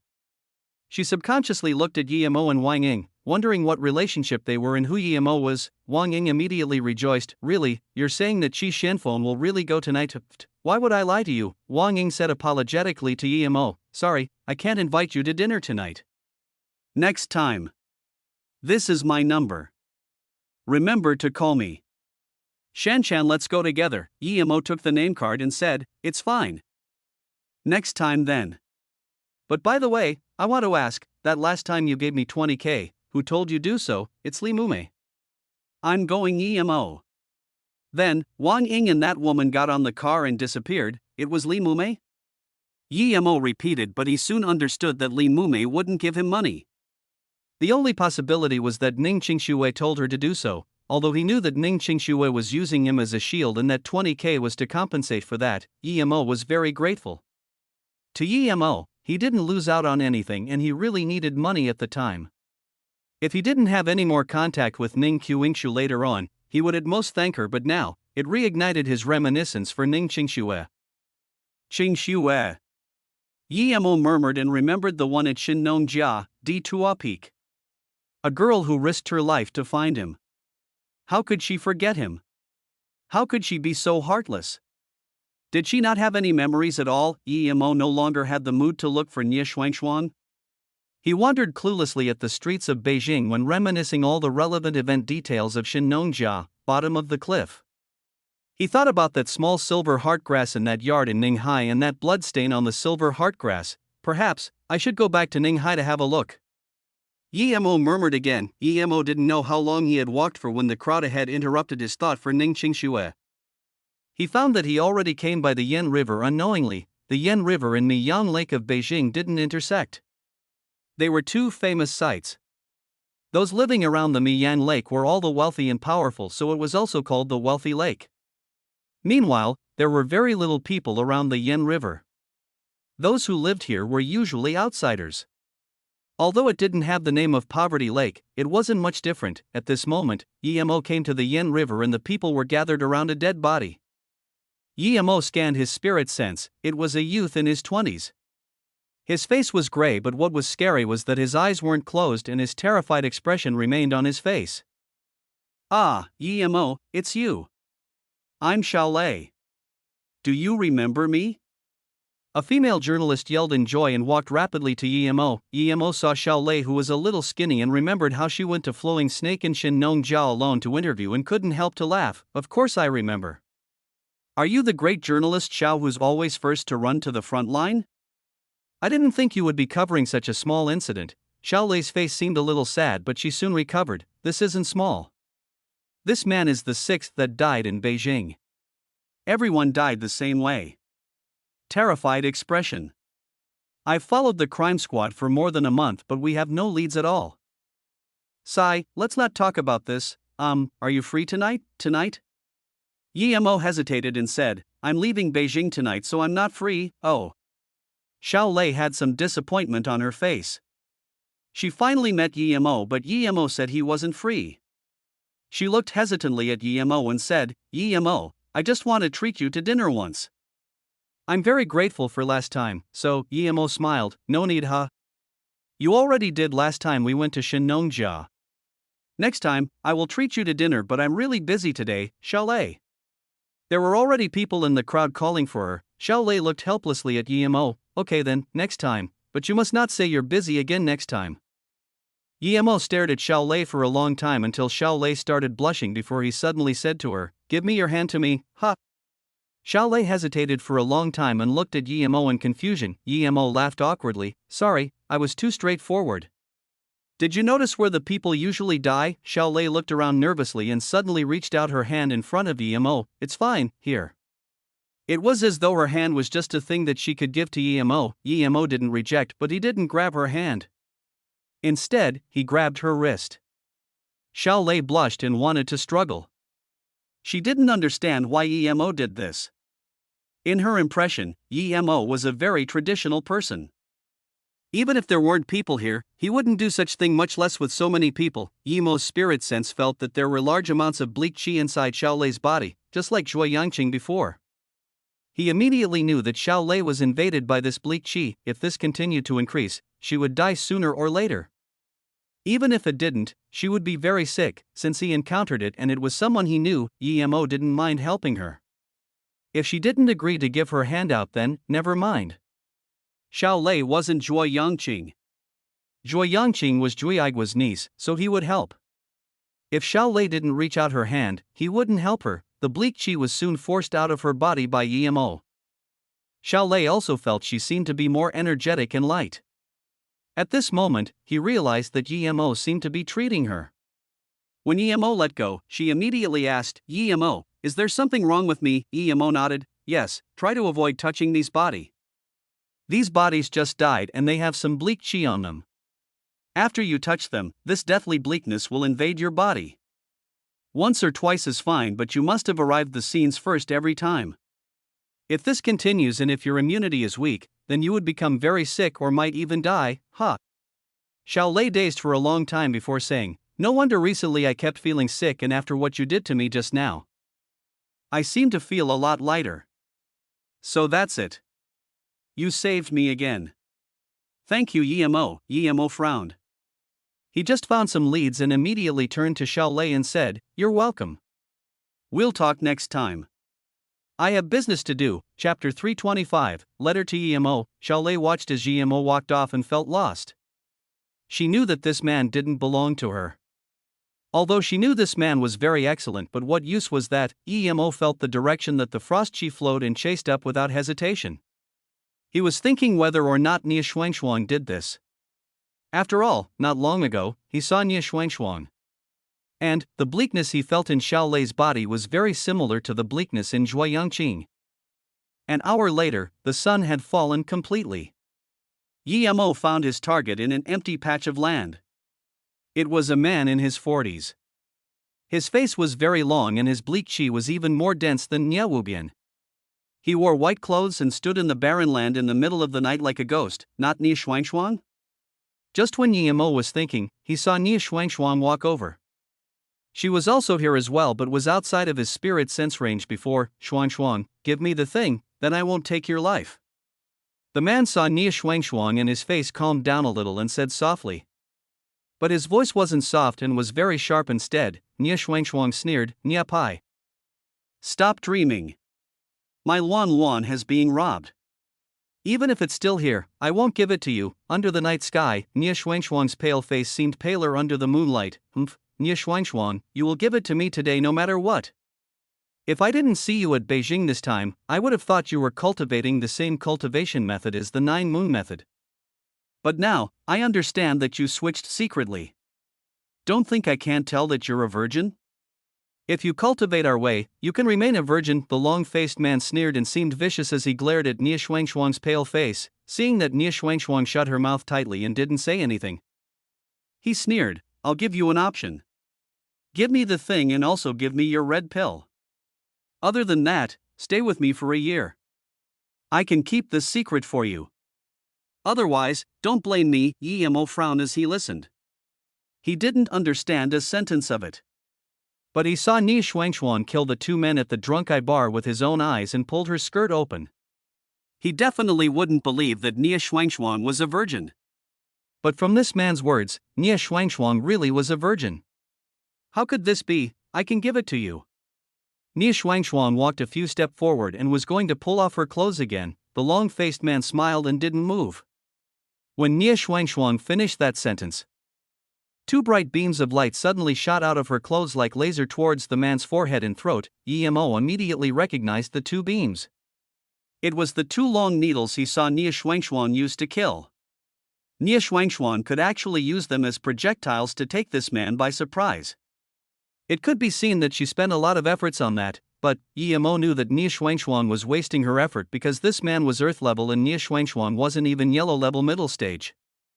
There was no way she could take out an Earth level by surprise. As expected, the man just waved his hand and the 2 needles fell into his hands. He played with the needles and said plainly, Xuanxuang, don't play your little tricks in front of your big martial brother. Wu Bian and Red Robes have been killed. Before Red Robes died, she sent the message that the person who killed her was the person who killed Wu Bian. I investigated. He's called Emo. You should know him, right? Seeing Nie Xuanxuang still refusing to talk, the man sneered, take me to find Emo. I will let him understand that no one can kill our 9 moon sect's disciples. Then, sleep with me for a year or so and perhaps I'll let you go. You want me to help you find Emo? Keep dreaming, you she-male want woman? Are you even able? You want woman, wait for your next life. Nie Xuanxuang stared coldly at this man. Her eyes were full of anger and ridicule. You're asking for it. This man suddenly jumped up and kicked onto Nie Xuanxuang's chest. Nie Xuanxuang flew out more than 10 meters and spat blood in the air. Then, she fell to the ground and could no longer move. Emo knew that Nie Xuanxuang probably wasn't going to live after that kick. Just when he wanted to go over, this man seemed to have noticed something and suddenly sprung up and was about to dart away. Emo dazed. He thought that since this man was looking for him, he wouldn't run away even when he came. Otherwise, why would this man still be looking for him? However, this man was trying to escape and he wouldn't let that happen. The purple flying sword caught up to the man rapidly and turned into a purple death ray. Emo wanted to slice off his legs as he still needed to ask the man some questions. The man's legs were cut off, but he didn't stop. He flew out a few more meters and fell into the Yin River. Blood spread across the surface of the river and quickly disappeared. Emo followed out with his spirit sense, but he didn't find any trace of the man. Looking at the 2 legs, Emo frowned and thought he was too careless. He didn't expect this guy to be this good at running. But luckily he cut off his legs. Yemo followed along the river and still had no leads. So, he can only return to the place where the fight took place. On the ground, dark red blood seeped out from the two legs. Yemo burned them casually with a fireball, but he was thinking, this Nine Moon sect really had a whole spectrum of arts. Yemo was sure that with the way Nyepai was running, even Tan Jiao wasn't able to catch up to him, much less normal Earth levels. If Yemo wasn't careless at the start, the man wouldn't have gotten away for sure, but he used Yemo's carelessness to escape despite losing his legs. Yemo went by Nie Shuangshuang and scanned his spirit sense. He was sure that if he didn't rescue her, she would be dead for sure. Her internal injuries were too severe. Yemo shook his head. Although he didn't know the exact locations of the Nine Moon sect, he was sure he could find it. There was no need to ask Nie Shuangshuang. Since she was going to die, then let her be. Yemo turned around. Although he didn't want to save Nie Shuangshuang, he didn't want to watch her die either. The best thing to do was pretend he didn't see anything. Wait. Nie Shuangshuang's voice was so weak that it almost couldn't be heard. She seemed to have seen someone in front of her. Although the figure was very blurry, she was sure it wasn't her big martial brother Nyepai. But now, she didn't want to think who this person was. Yemo looked coldly at Nie Shuangshuang and didn't speak. Nie Shuangshuang didn't even look up and took out a letter and gave it to Yemo. Please give this to Yemo. Tell him, the Nine Moon sect people want to kill him. Tell him to run. Nie Shuangshuang didn't even finish and suddenly spouted out more blood and then banged her head back on the ground. Her hands slunk down powerlessly and the letter became red in her hands. Yemo took the letter with surprise. He glanced at the unconscious Nie Shuangshuang and opened the letter. Yemo, sorry that I hid things from you. I thought about things later and I'm sure that you're an ancient martial arts cultivator. I'm actually also an ancient marital arts cultivator, but the sect I came from is the Nine Moon sect. Because the cultivation methods they practice are so evil. The outer hidden sects do not allow the Nine Moon sect to join them. So now, despite being a lot stronger than many outer hidden sects, the Nine Moon sect can only be called semi-hidden sect. You will ask me, why would I treat you differently after only seeing you twice? It's because you have this chi on you that will dissipate this killing intent on me and also reduce the bleak poison in my body. Although I came from the Nine Moon sect, I didn't cultivate their cultivation method, but no one knew that. It's because I have a pet called Luan Luan. Luan Luan can cultivate the Nine Moon sect cultivation method. It needs to digest the spirit and yin chi of dead people. And he can also change into anything. So usually, I put him in a pocket because if my master knew that I didn't cultivate the Nine Moon sect way, I would be killed immediately. But as Luan Luan got stronger and stronger, I could no longer control it. I felt it would usurp me at any time, and I'm also feeling a stronger and stronger desire for blood. I'm very scared. I felt the bleak and poisonous chi on me was getting denser and denser. Perhaps eventually, without Luan Luan to consume me, I would be already dead, but then later, I met you. Standing by you, I felt you were different to other ancient martial artists. Your chi could make me give up the urge to kill and dispel the bleak chi on me. I invited you to a date. This was the first time I genuinely dated a man. But in your eyes, I saw disgust and hatred. I hated myself. I was very sad. After leaving you, I cried for a week. Then, I chose to leave Beijing. I tried to control myself from killing for no reason because I don't want to see the disgust in your eyes. Because I stopped killing people, I finally couldn't control Luan Luan.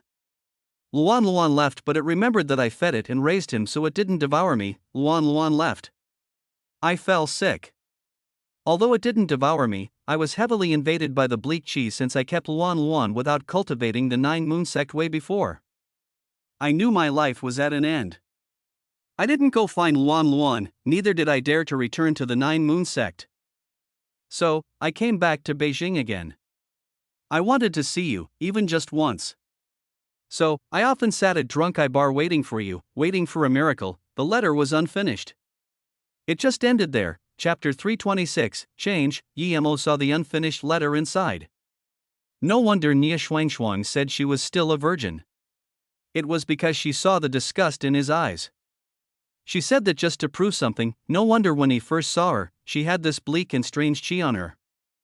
It was her pet, a pet that devoured spirits. If her pet just devoured a male soul and hadn't fully digested it, then she would have that strange chi indeed.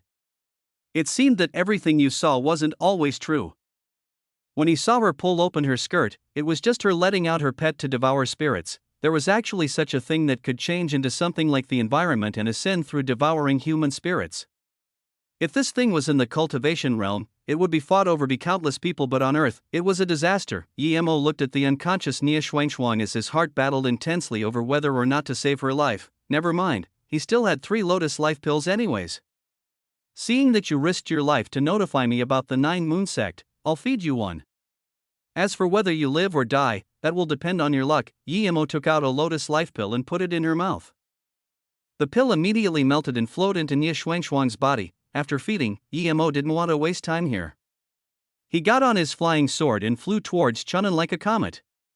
He knew that tonight, there would be a slaughterfest at Chun'an. When Emo got back to Chun'an, it was already almost 10 p.m.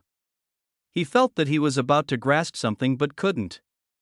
It was Nia Xuanxuang's letter. There seemed to be some information he needed inside, but he couldn't find what it was. Emo returned to his living place. The building was still quite dead. Other than the elderly on the first and second floor, the third floor and above was dead silent, because he didn't see Luo Xian. Emo wanted to find her. It was for that golden paper. Now, he had the latter half of the Nye Luo Sutra, but the former half wasn't found. But before he went to look for Luo Xian, Emo still needed to go to the Hua family. Just then, when he walked to his place, he purposely slowed down but didn't see anyone come to stop him. According to Hong Xi's words, they should be ambushing him at Chun'an. How come there wasn't any? When Emo came to the Hua family, he immediately understood why. Hua Kuming had left and Hua Ke was nowhere to be seen. Emo scanned his spirit sense in the library and many of the books were carried away, although he was quite annoyed by this old guy Hua Kuming. He wasn't angry to the extent that he was going to kill Hua Kuming's family. Plus, although Hua Kuming wanted to kill him, he didn't do anything yet. Regardless of whether or not he acted on a tip-off, since he didn't attack, Emo wouldn't waste time to kill him. There wasn't too much feud between them. Hua Kuming wasn't here and he wasn't ambushed. Emo immediately knew that news of him killing 4 Earth levels must have been leaked to the people who were going to ambush him. Emo didn't care too much about these people running, but one of the Hilu sect elder you ran away, and he wasn't quite happy about that. After all, this man was on his must-kill list. As long as it was the Hilu sect. He wanted to kill, but Emo also knew that it was very hard for these people to not know the news. Emo felt quite unsatisfied but could only let it go like that. He was prepared to meet Luo Xian later and then go to the Hilu sect. He couldn't let the Hilu sect people retreat. He must remove out the source of the trouble, Yinghua Temple. Although it was quite old and shattered, it had a long history. When Emo came to the outskirts of the temple, he didn't find anyone with his spirit sense. He only smelled blood. He quickly walked in. There was no one inside the temple, but there was blood everywhere on the ground and the range wasn't small. The blood seemed quite fresh, meaning there was killing here not long ago. Did something happen to Luo Xian? When Emo thought about Luo Xian, the first thought actually wasn't that she had the golden paper he needed, but when she patted her chest and said she wasn't afraid of ghosts, when she hung the peachwood sword outside his room in the middle of the night. Then, he thought about if she had that golden paper on her. Emo looked around carefully. Outside, there were messy footsteps. From the amount of footsteps, it seemed there weren't many people here, only about 4 to 5. Emo confirmed again, it was 4.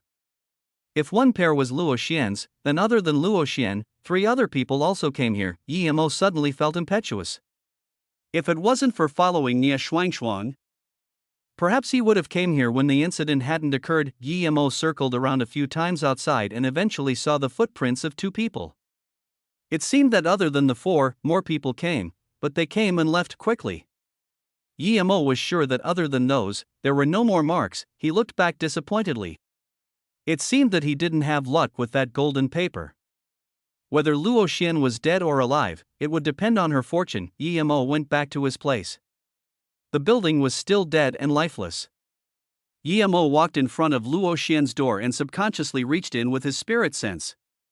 It was empty indeed. Luo Xian wasn't back. Then, he went back to his place. Yemo closed the door and habitually scanned the room with his spirit sense. Luo Xian was curled up around his bed shaking like a lamb. Luo Xian, what happened to you? Yemo walked over and asked Luo Xian in surprise. Luo Xian, who usually wasn't afraid of ghosts, saw Yemo now and could no longer hold in her cries. Yemo looked at Luo Xian and saw that she was injured but not very serious. And it was getting better. It seemed that she had eaten some pills. Stand up first and tell me what's wrong? Yemo asked again. Luo Xian sniffed for a moment and stood up and then said, I found the Ni Luo Sutra at Chunin Uni and waited for you till 8 p.m. You still hadn't come back, so I went to the Yinghua temple. When I arrived, there was only my second martial sister, Luo Fei, there. I talked with her for a while and she said she wanted to go see if big martial sister had returned, so she went out. Yemo took out a bottle of water from his ring and gave it to Luo Xian. Luo Xian didn't notice where Yemo took it out from and just took it over and drank the water. Then, she continued, after a while, my big martial sister came. I told her I found the Ni Luo Sutra and took out the 2 parts and showed her. She was very happy and excited. I asked her if she had seen second martial sister and she said she hadn't. I thought that second martial sister just went out. How could she not see? Just when I wanted to go see. I heard this cry of pain outside. It seemed to be my second martial sister's. I rushed out quickly, but my big martial sister was faster than me. As soon as she heard the sound, she charged out. But she immediately came back inside the temple. There was blood all over her chest. In that short moment, she was ambushed. Speaking till here, Luo Xian cried again. Yemo frowned. He felt this thing was strange.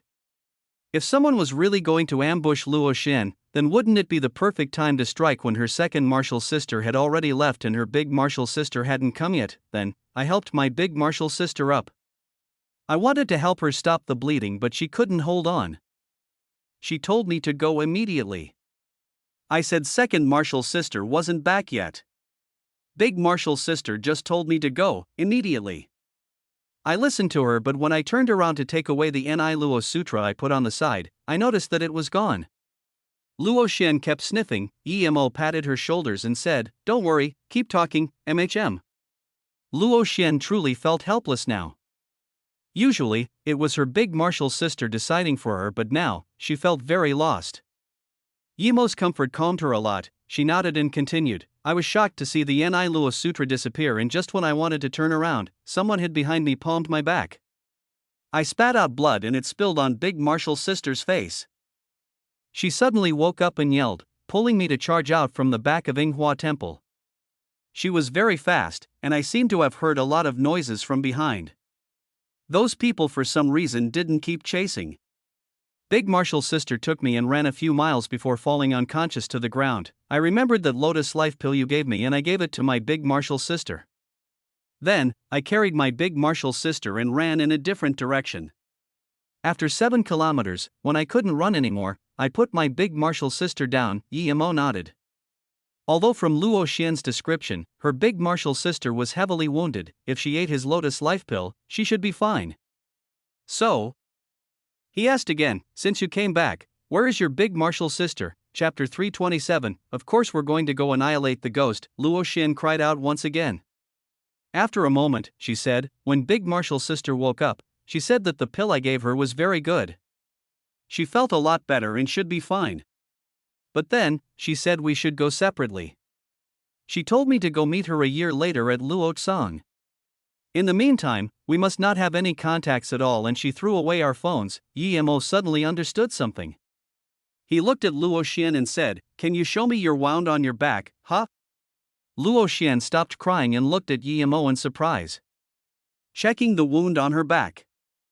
Didn't that mean she had to take off her top? Yemo also realized it wasn't very appropriate after saying it.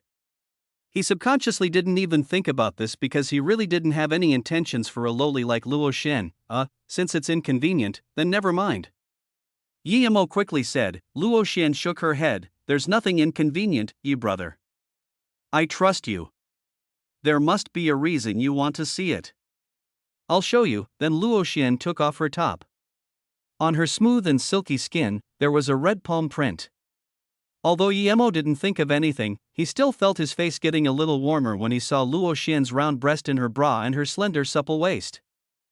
The faint smell of a virgin came from Luo Xian's body, making Yi Mo's throat dry. He quickly said, "It's done." At this moment, Luo Xian's face was also burning a little, but as soon as she put her clothes back on, Yi Mo asked, "What else did your big martial sister say?" Luo Xian came back to her sense and sniffed. "I said second martial sister hasn't come back. What do we do?" Big martial sister stayed silent for a long time before saying, "Second martial sister is very smart, she should be fine.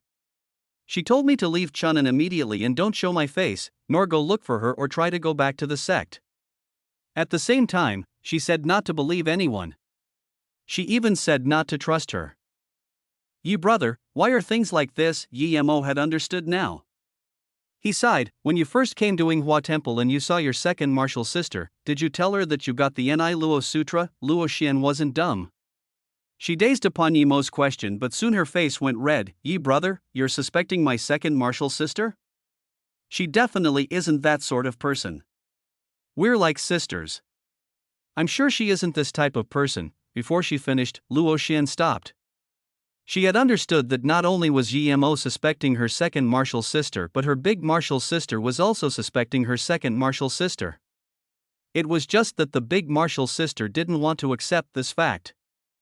That's why she told Luo Xian not to even trust her own words, implying that Luo Xian shouldn't trust second martial sister's words either. It was because big martial sister didn't want to accept this reality and wasn't completely certain that the second martial sister was responsible for this. Luo Xian's eyes suddenly showed extreme sadness and disappointment. She didn't want to accept the reality that her second martial sister wanted to kill her and her big martial sister. She could only murmur, "No, this isn't real." Yi Mo sneered, "I don't know if it's real or not. Your second martial sister went to find your big martial sister and it was just outside the Yinghua Temple. How could she disappear? And I'm sure that your second martial sister wasn't going to find your big martial sister as soon as you came. It was after you said you found the Ni Luo Sutra, right? And, do you know what wound is on your back?" "It's a palm print, a woman's palm print." Luo Xian could no longer hold the melancholy in her heart, and tears dripped down. She had never thought that the sister like second martial sister would try to kill her. Before, they were all living together.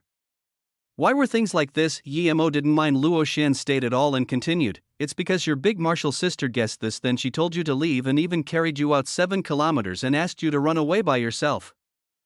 If it wasn't that lotus life pill, your big martial sister would be dead for sure, but since big martial sister survived, why did she still leave me?" Luo Xian sniffed. She really didn't want to know these were real. It's because she was marked.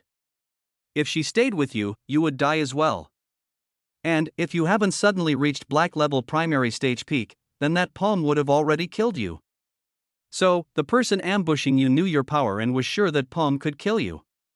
But she didn't expect you reached black level and that palm actually didn't kill you. So, in this person's calculations, you and your big martial sister were both killed, but your power and lotus life pill saved your lives unexpectedly. Yi Mo said plainly as though he had seen everything with his own eyes. Luo Xian was already very smart, and after Yi Mo's reminder, she put together all the things. Things were indeed as Yi Mo said. She was dumbfounded, but she soon worriedly grabbed Yi Mo's arm. "Yi brother, quickly save my big martial sister. I know you're strong. She has been marked. What do we do?" Yi Mo smiled. "Luo Xian, don't worry. The reason your big sister was marked was because she knew the person who ambushed her had poison on the sword. That person could track your big martial sister by the poison. However, he didn't expect that my lotus life pill can erase any poison in a very short time. So, you don't need to worry about her. Your second martial sister won't be able to find her." Luo Xian's hanging heart finally fell, but thinking about second martial sister's ruthlessness, she couldn't help to cry again. "You don't need to cry. Your second martial sister won't be able to find you and your big martial sister's bodies, then they will look around everywhere for you too.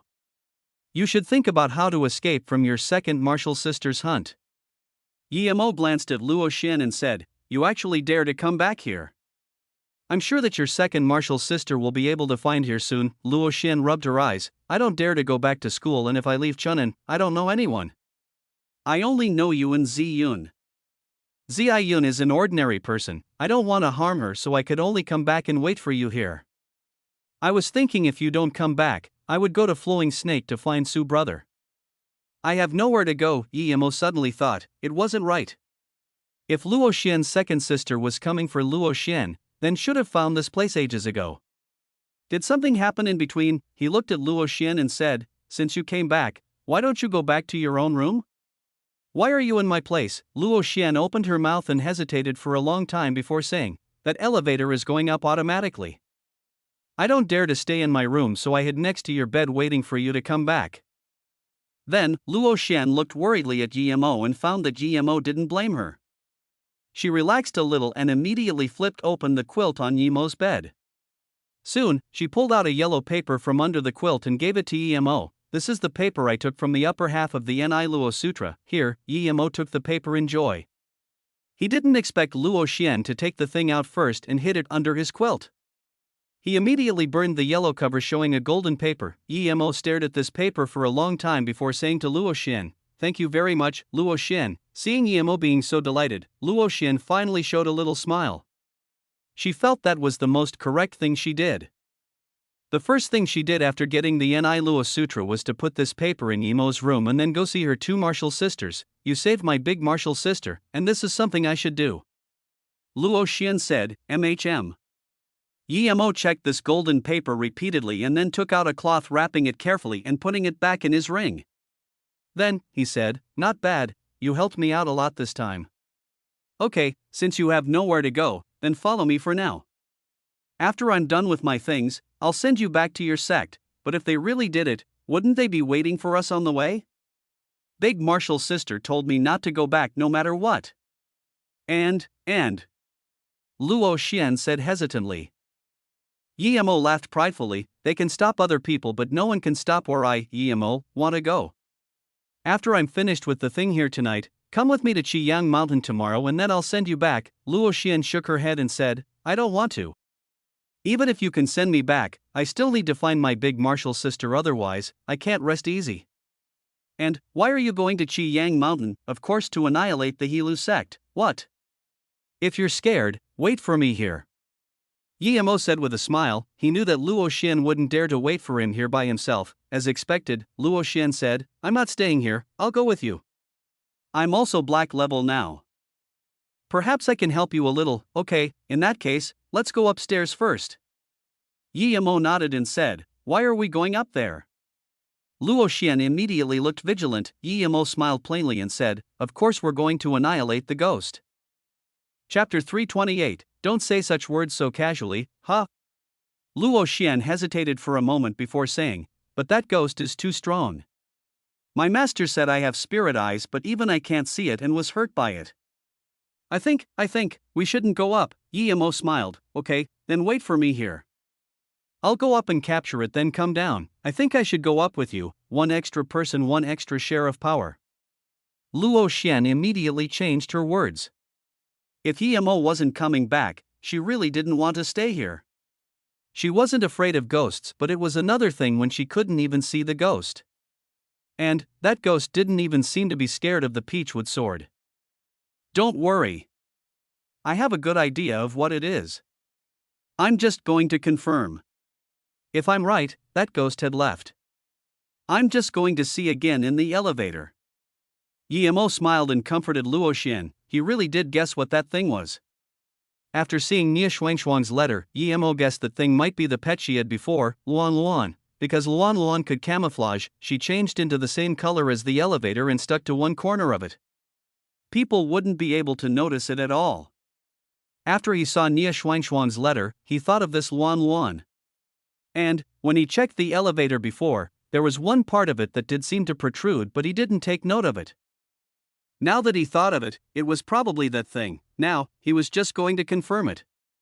As for why Luan Luan would come here, Emo guessed that it was probably related to the red-robed woman he killed. After Luan Luan escaped, it needed to devour spirits. Since the red-robed woman was here, the Yin Qi here was very strong and attracted Luan Luan. Perhaps that red-robed woman wanted to capture it. Of course, it might be the other way around.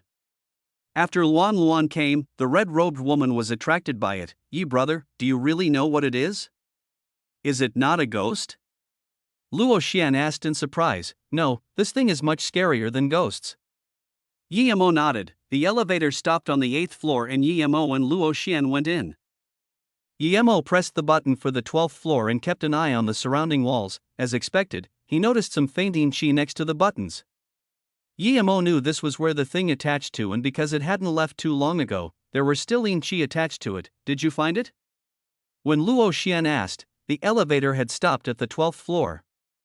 Obviously, she was very anxious and didn't even notice that she was grabbing onto Yi Mo's sleeve. Yi Mo stepped out of the elevator and said, "Yes, I found it, but it probably have left. It's a very vicious thing. It feasts on bleak and evil qi, and it's murderous. Originally, there were ghosts here, but after I killed them, it couldn't stay and left." Luo Xian seemed to have understood something and asked, "You killed them?" "I was pushed out by a very strong ghost that day on the 9th floor." "Did you kill that?" "No wonder I didn't see it again when I went up again." Yi Mo jumped onto the top of the building and once again felt the light breathe. He exclaimed. He had only been here a bit more than a year, but during this time, too much had happened. Luo Xian also followed up to the top and relaxed down. She saw Yi Mo standing there in silence and walked by his side and asked, "Yi brother, what are you thinking about?" "I'm thinking." Yi Mo hesitated before saying, "Luo Xian, if one day you really like a man, would you forget about him if you lost your memory, huh?" Luo Xian felt caught off guard. She blushed and immediately said, "Yi brother, what are you saying?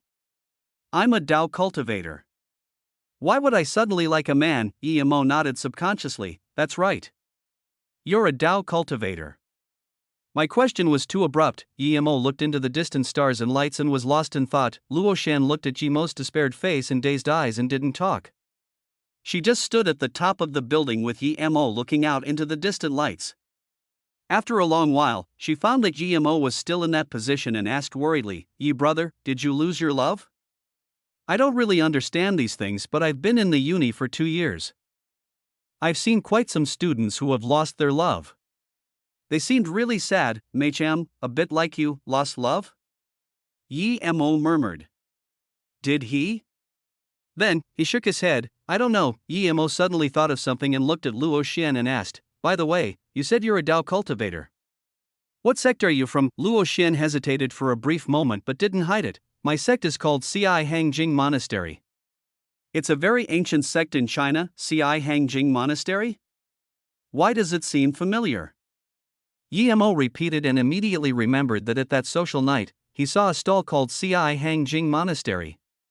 He didn't know if the two were connected, but Luo Xian said slowly, "If you have heard this name, it's very normal because long ago, the Ci Hangjing Monastery was outside and wasn't in the small world. Sects going into the small world were only in the recent few centuries. I don't know the specifics too well, but that Ni Luo Sutra is a very important book our sect left outside." Yi Mo nodded and fell silent. He didn't ask more. He didn't care about that too much. He believed that although there were things in this world that could threaten him, there wasn't much. Seeing Yi Mo falling into silence again, Luo Xian asked, "Yi brother, I know you're a great person. What is your dream?" Yi Mo frowned. His dream was of course to reach long life with Luo Ying and stay together forever or even ascend to an immortal, but now he knew that was an absurd dream. Although he had started his company and was prepared to use that to gather wealth for him and Luo Ying to cultivate, he knew that he would be hugely lucky if he even reached foundation establishment. What about Luo Ying and Qing Shui? If he didn't meet Qing Shui or have that much connections, then he wouldn't care. But now, even if he found Luo Ying and stayed with her, could he really let Qing Shui go in his heart? It was this hard for him. Perhaps, his mind state still needed ascension. After long, Yi Mo sighed, "My dream is very hard to realize." Luo Xian looked sympathetically at Yi Mo. Although she didn't know what Yi Mo's dream was, but it must be related to the girl that lost her memory he mentioned before. She sighed, "Yi brother, sometimes we don't need to think too much. Before, I was cultivating in my sect. I was very innocent, but coming out to this world, I realized there were so many unfathomable things outside. I think that if we were still in our sect, my second martial sister wouldn't do such thing for sure. She was tricked. She was tricked for sure. Talking about her second sister, Luo Xian's mood fell despondent again. Emo smiled. If your second sister is really as what you think she is, then she wouldn't be tricked. Never mind, you should stop thinking about your second martial sister. You still haven't said what your dream is, Luo Xian said slowly. Before, my dream was to cultivate diligently and reach the highest. Great heaven state. That day when I stood at the top of this building, I suddenly thought, if only I could fly one day. Perhaps that is my dream. I think my dream would never be realized because I know that's impossible. So, ye brother, dream and reality are two different things. Even if it can't be realized, it's good to think about it frequently, just like me now. I'm standing here imagining that I'm flying and I feel a lot better. Emo shook his head. Luo Xian, perhaps your dream can be realized, but my dream can be never realized. Are you talking about taking the plane? I've taken it before, but it feels no different to riding a car. I don't like that way of flying. Luo Xian shook her head. Let's stop talking about these. I'm going to Qi Yang Mountain. Come with me. Emo cast aside those thoughts and said, of course, from now on, wherever ye brother goes, I will follow. Luo Xian said without hesitation. Her big martial sister wasn't here and she couldn't live here by herself. Emo shook his head however and didn't talk. What's wrong, ye brother? Luo Xian immediately asked. Emo smiled and said, I'll say something but don't reply casually. If I jump off the building, will you jump off with me? So, of course. If ye brother is going to jump off the building, I will jump off with you.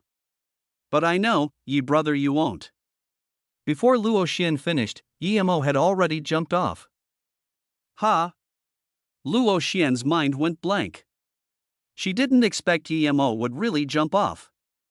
She thought Emo was joking. Chapter 329, Lost Memory. Why is it like this? Luo Xian's mind went blank.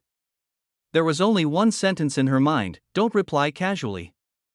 If I jump off the building, will you jump with me? Ye brother jumped off because he lost his love, but I promised him that I would do whatever he did. The thoughts flashed across her mind like lightning while Emo fell down like a comet. In Luo Xian's eyes, the only one she could rely on now was Ye brother, but Ye brother actually jumped off the building. Her mind got blank. She suddenly thought, did Ye brother jump off because that woman promised him something but dumped him in the end? But I also promised him as well. The word promised kept ringing her mind. Was he going to be cheated again? At that instant, she didn't want to think about it anymore. She just closed her eyes and jumped off like that. The fresh wind brushed past her and she actually felt some sense of satisfaction. Although it was a very short time, she finally realized her dream before her death. She managed to fly for a brief moment. In that instant, she actually felt tranquility and didn't have fear in her heart. She didn't want to think about anything in that moment, whether it was Emo or her sect or her two martial sisters. No wonder Ye brother said, perhaps my dream could be realized. Although it was a very short time, but it was realized indeed. But what was Ye brother's dream? Luo Xian suddenly felt strange. She should have fallen on the ground long ago. Why was she still not on the ground? She opened her eyes and yelled out in surprise, Ye brother? Did we all die? How come I don't feel the pain of falling on the ground? Then, she subconsciously looked down and realized that she was getting higher and higher, not falling lower. What was this? Emo stood in front of Luo Xian with his hands behind his back and said with a lonely tone, Luo Xian, thanks for jumping off with me. Let me help you realize your dream. Now, you can fly in the skies. Luo Xian dazed for a really long time before reacting. She looked at the endless sky underneath. It was like a dream. She looked at Emo and asked, Ye brother, are we really flying in the sky? Emo smiled plainly. Yes, we are flying now. Ye brother, are you an immortal? Luo Xian dazed and asked with more shock. She had long known Emo wasn't ordinary but had never expected him to be this extraordinary. Emo shook his head. His expression grew sadder. Immortal was his goal, but he and this goal were tens of galaxies apart. He might even never accomplish this goal. He knew he wasn't an immortal. Emo didn't reply and Luo Xian didn't ask. She looked carefully at where she stood and realized it was on the body of a huge sword. Where did this huge flying sword come from? She had never seen such a huge sword by Emo. After the initial shock, she finally calmed down. Although she had too much questions, she knew these things weren't something she could understand. If EMO didn't say, she wouldn't ask. She stood by EMO and felt this peaceful night sky in the broad view. Light wind brushed past and Luo Xian had this indescribable excitement and aspiration. After long, when EMO felt his spirit chi depleting, he went back on top of the building again. Luo Xian stood on the top of the building. She didn't have any questions nor ask where Yemo's flying sword went. She just looked at Yemo and said, "Yi brother, thank you. You fulfilled my dream. Although it was just one night, I'm satisfied." Yemo smiled, "It's fine. I just happened to be able to do it and you happen to be willing to believe me." Luo Xin's mind seemed to have suddenly matured a lot. For ordinary people, the hidden sex people were the apex and mystical beings, but to her, Yemo was also the apex and mystical being. She heard Yemo's words and smiled peacefully. "I just don't want you brother to be disappointed again, or perhaps I didn't think too much at the time and was just a sudden decision. If I had to do it again, perhaps I wouldn't dare to jump." Yemo looked gratefully at Luo Xian and didn't speak. Ning Qingshua's attitude after she lost her memory dealt him a heavy blow. It was something he couldn't let go, and now it suddenly got a lot better. "Don't tell anyone about me." After a moment, Yemo said. Luo Xian nodded. Even if Yemo didn't tell her, she wouldn't tell anyone. Tonight's event was too shocking. If this spread out especially to the hidden sex, who knows how great rupture it can cause. Let's go. Let's go downstairs. Those people probably wouldn't be coming tonight. Yemo turned back and smiled to Luo Xian dazed. She understood now that other than coming up to catch the ghost, he also wanted to wait for her second martial sister to come. "You state." Ning Qingxue felt the necklace on her chest and her expression was lost. Ever since that day Yemo left spitting blood, she started feeling this heartache, and wearing this necklace could ease that pain, but no matter how hard she thought, she couldn't remember where she bought this necklace. And that pill Yemo brought last time, ever since she ate it, not only did her skin get a lot better, she also had this immortal vibe to her. It was as though she was going to ride the wind and fly. Although Li Mumei asked a few times what was going on, Ning Qingxue wasn't willing to believe it was due to Yemo's pill. How could she have any associations with Yemo? What sort of a person was Yemo? Although Ning Qingxue wasn't too clear, she could understand through what others thought of him, and she also knew that the marriage between them was due to family issues. But ever since Yemo was cast out by the Yi family, the Ning family had never mentioned the marriage between her and Yemo. Did something really happen in this year? Ning Qingxue frowned and sat there dazedly for a long time until Li Mumei came in. "Qingxue, let's go out for a walk. It's not good to stay inside all the time." Li Mumei said worriedly to Ning Qingxue. Ning Qingxue shook her head and said, "Mumei, I really don't believe that there's any connections between me and Yemo, but why did he come to you state?" Li Mumei's face seemed morose. She didn't want to explain anything to Ning Qingxue. Some things, it was better to stay forgotten for Ning Qingxue. Her mother was right. Since Ning Qingxue stayed with Yemo, she was heavily injured twice. And Li Mumei also knew that Ning Qingxue probably went to Flowing Snake alone once. Although she didn't know exactly what happened, she knew it wasn't simple. Seeing that Li Mumei didn't talk, Ning Qingxue sighed. "Is there really something I don't know?" Li Mumei sat down. "Qingxue, don't think too much.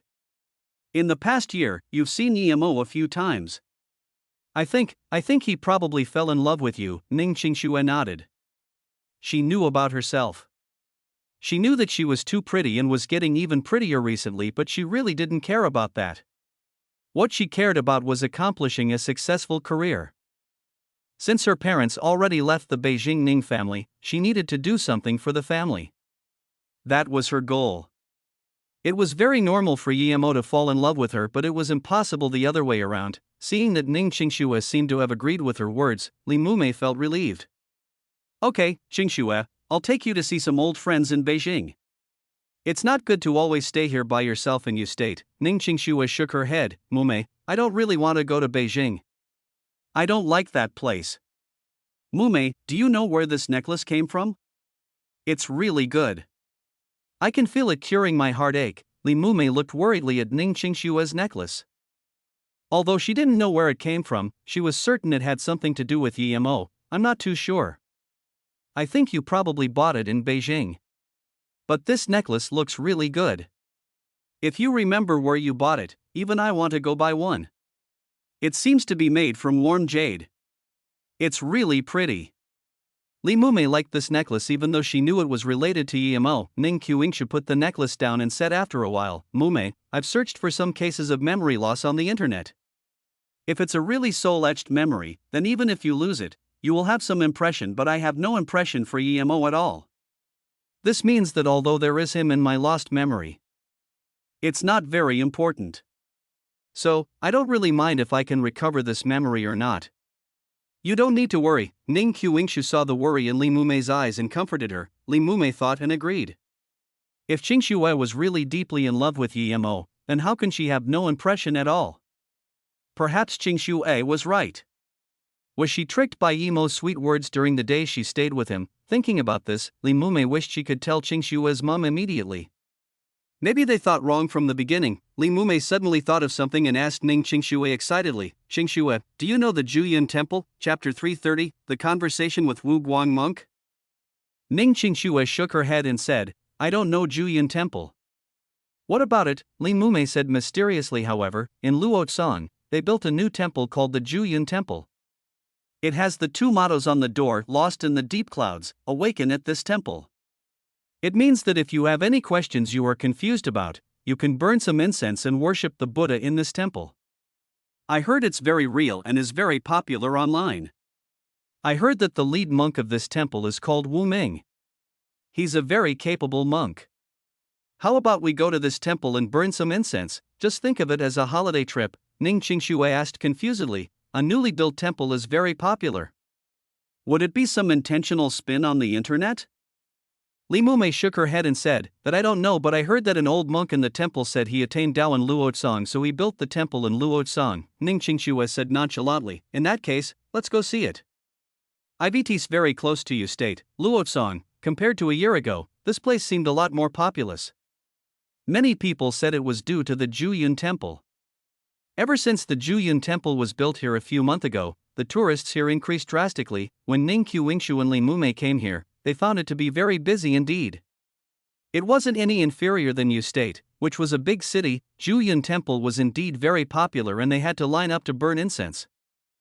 Although it had only been built for half a year, a long street of incense and offering shops had been set up. It was very busy and most tourists would come here to burn incense and then go into the temple and ask about their troubles or make a wish. Before they left, they would buy a few artifacts from here for good fortune. After the two had requested to burn incense, the line had reached all the way to outside the temple. In this era, there was actually no one cutting in line. They all had a pious look on their face. Was it really that powerful here? Ning Qingxue looked at this long line of people and felt dubious. An old man with a broom stopped by the two suddenly. Ning Qingxue looked at the old man in surprise.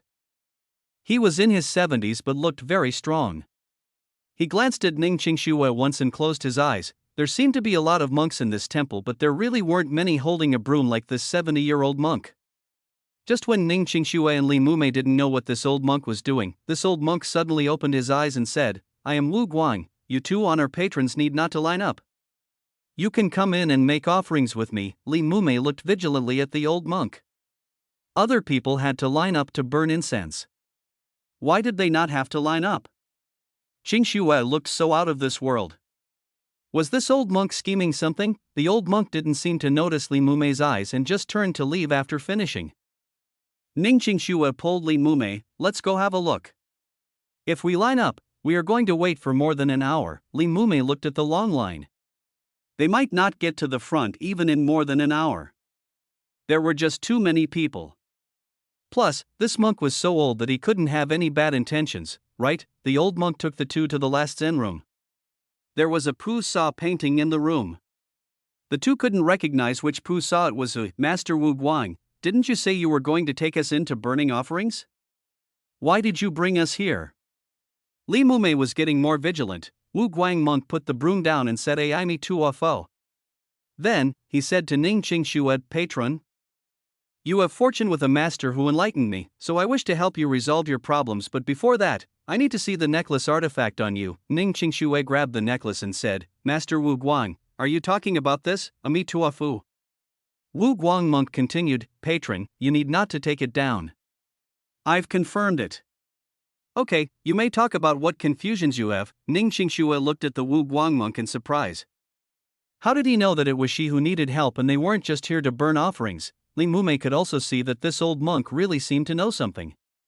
Before Ning Qingxue spoke, she intervened. A few months ago, Qingxue was unconscious due to an accident, and when she woke up, she lost a years of memory, but everything of her was normal according to the hospital diagnosis. We wish to ask Master Wu Guang, can that memory be recovered? Ning Qingxue immediately supplemented, yeah, I've searched some cases about lost memory. Most of them remember fragments, but how come I remember nothing? And, Wu Guang monk sat on a cushion but didn't reply after hearing the two's words. Instead, he said, Patron, can you please tell me where you got this necklace? Ning Qingxue frowned, I don't remember where I got this necklace. If I do, I don't need to ask you, have you cultivated ancient marital arts? Wu Guang asked, but then he shook his head.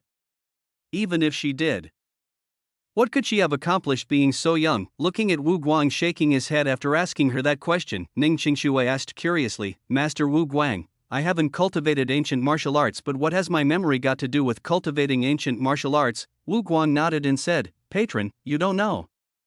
After people lose memory due to outside force, they indeed do retain fragments. Especially the things you have a deep impression of, these memories will return with time. But this is definite, there are some memories that cannot be recovered and will not retain any fragments, Ning Qingxue said confusedly, but I didn't feel anything at all. If the people around me didn't tell that I lost memories, I wouldn't even know. And, I've seen many Western doctors and specialists say that even if you can't remember it yourself, with people constantly reminding you about things you have a deep impression of, you will still feel familiar about it. There shouldn't be no impression at all, ami tuafo. The monk called out again and then said seriously, you encountered a strong force that caused chaos in your spirit. I shouldn't tell you this, but because you have a necklace made by a Chen Bei himself on you and it's 10 times better than the best I have seen. What? Master Wu Guang, you say that this necklace is made by a Chen Bei of yours? Who is that Chen Bei? Ning Qingxue asked in shock. She saw that Wu Guang was already in his 70 foot, wouldn't this Chen Bei be 100? Wu Guang didn't answer Ning Qingxue's question, however. He just continued, when one cultivates ancient martial arts to a certain degree, you can attain inner qi, and when you reach a rather high state with the threat of death, you will subconsciously use inner qi to envelope the most precious part of your soul and your most precious memories. These memories will show up in your next life. Although you can't remember it completely, you will have some vague impressions. Of course, the pretense is that no one intervenes. But if you didn't die and woke up instead, then this enveloped memory wouldn't be remembered.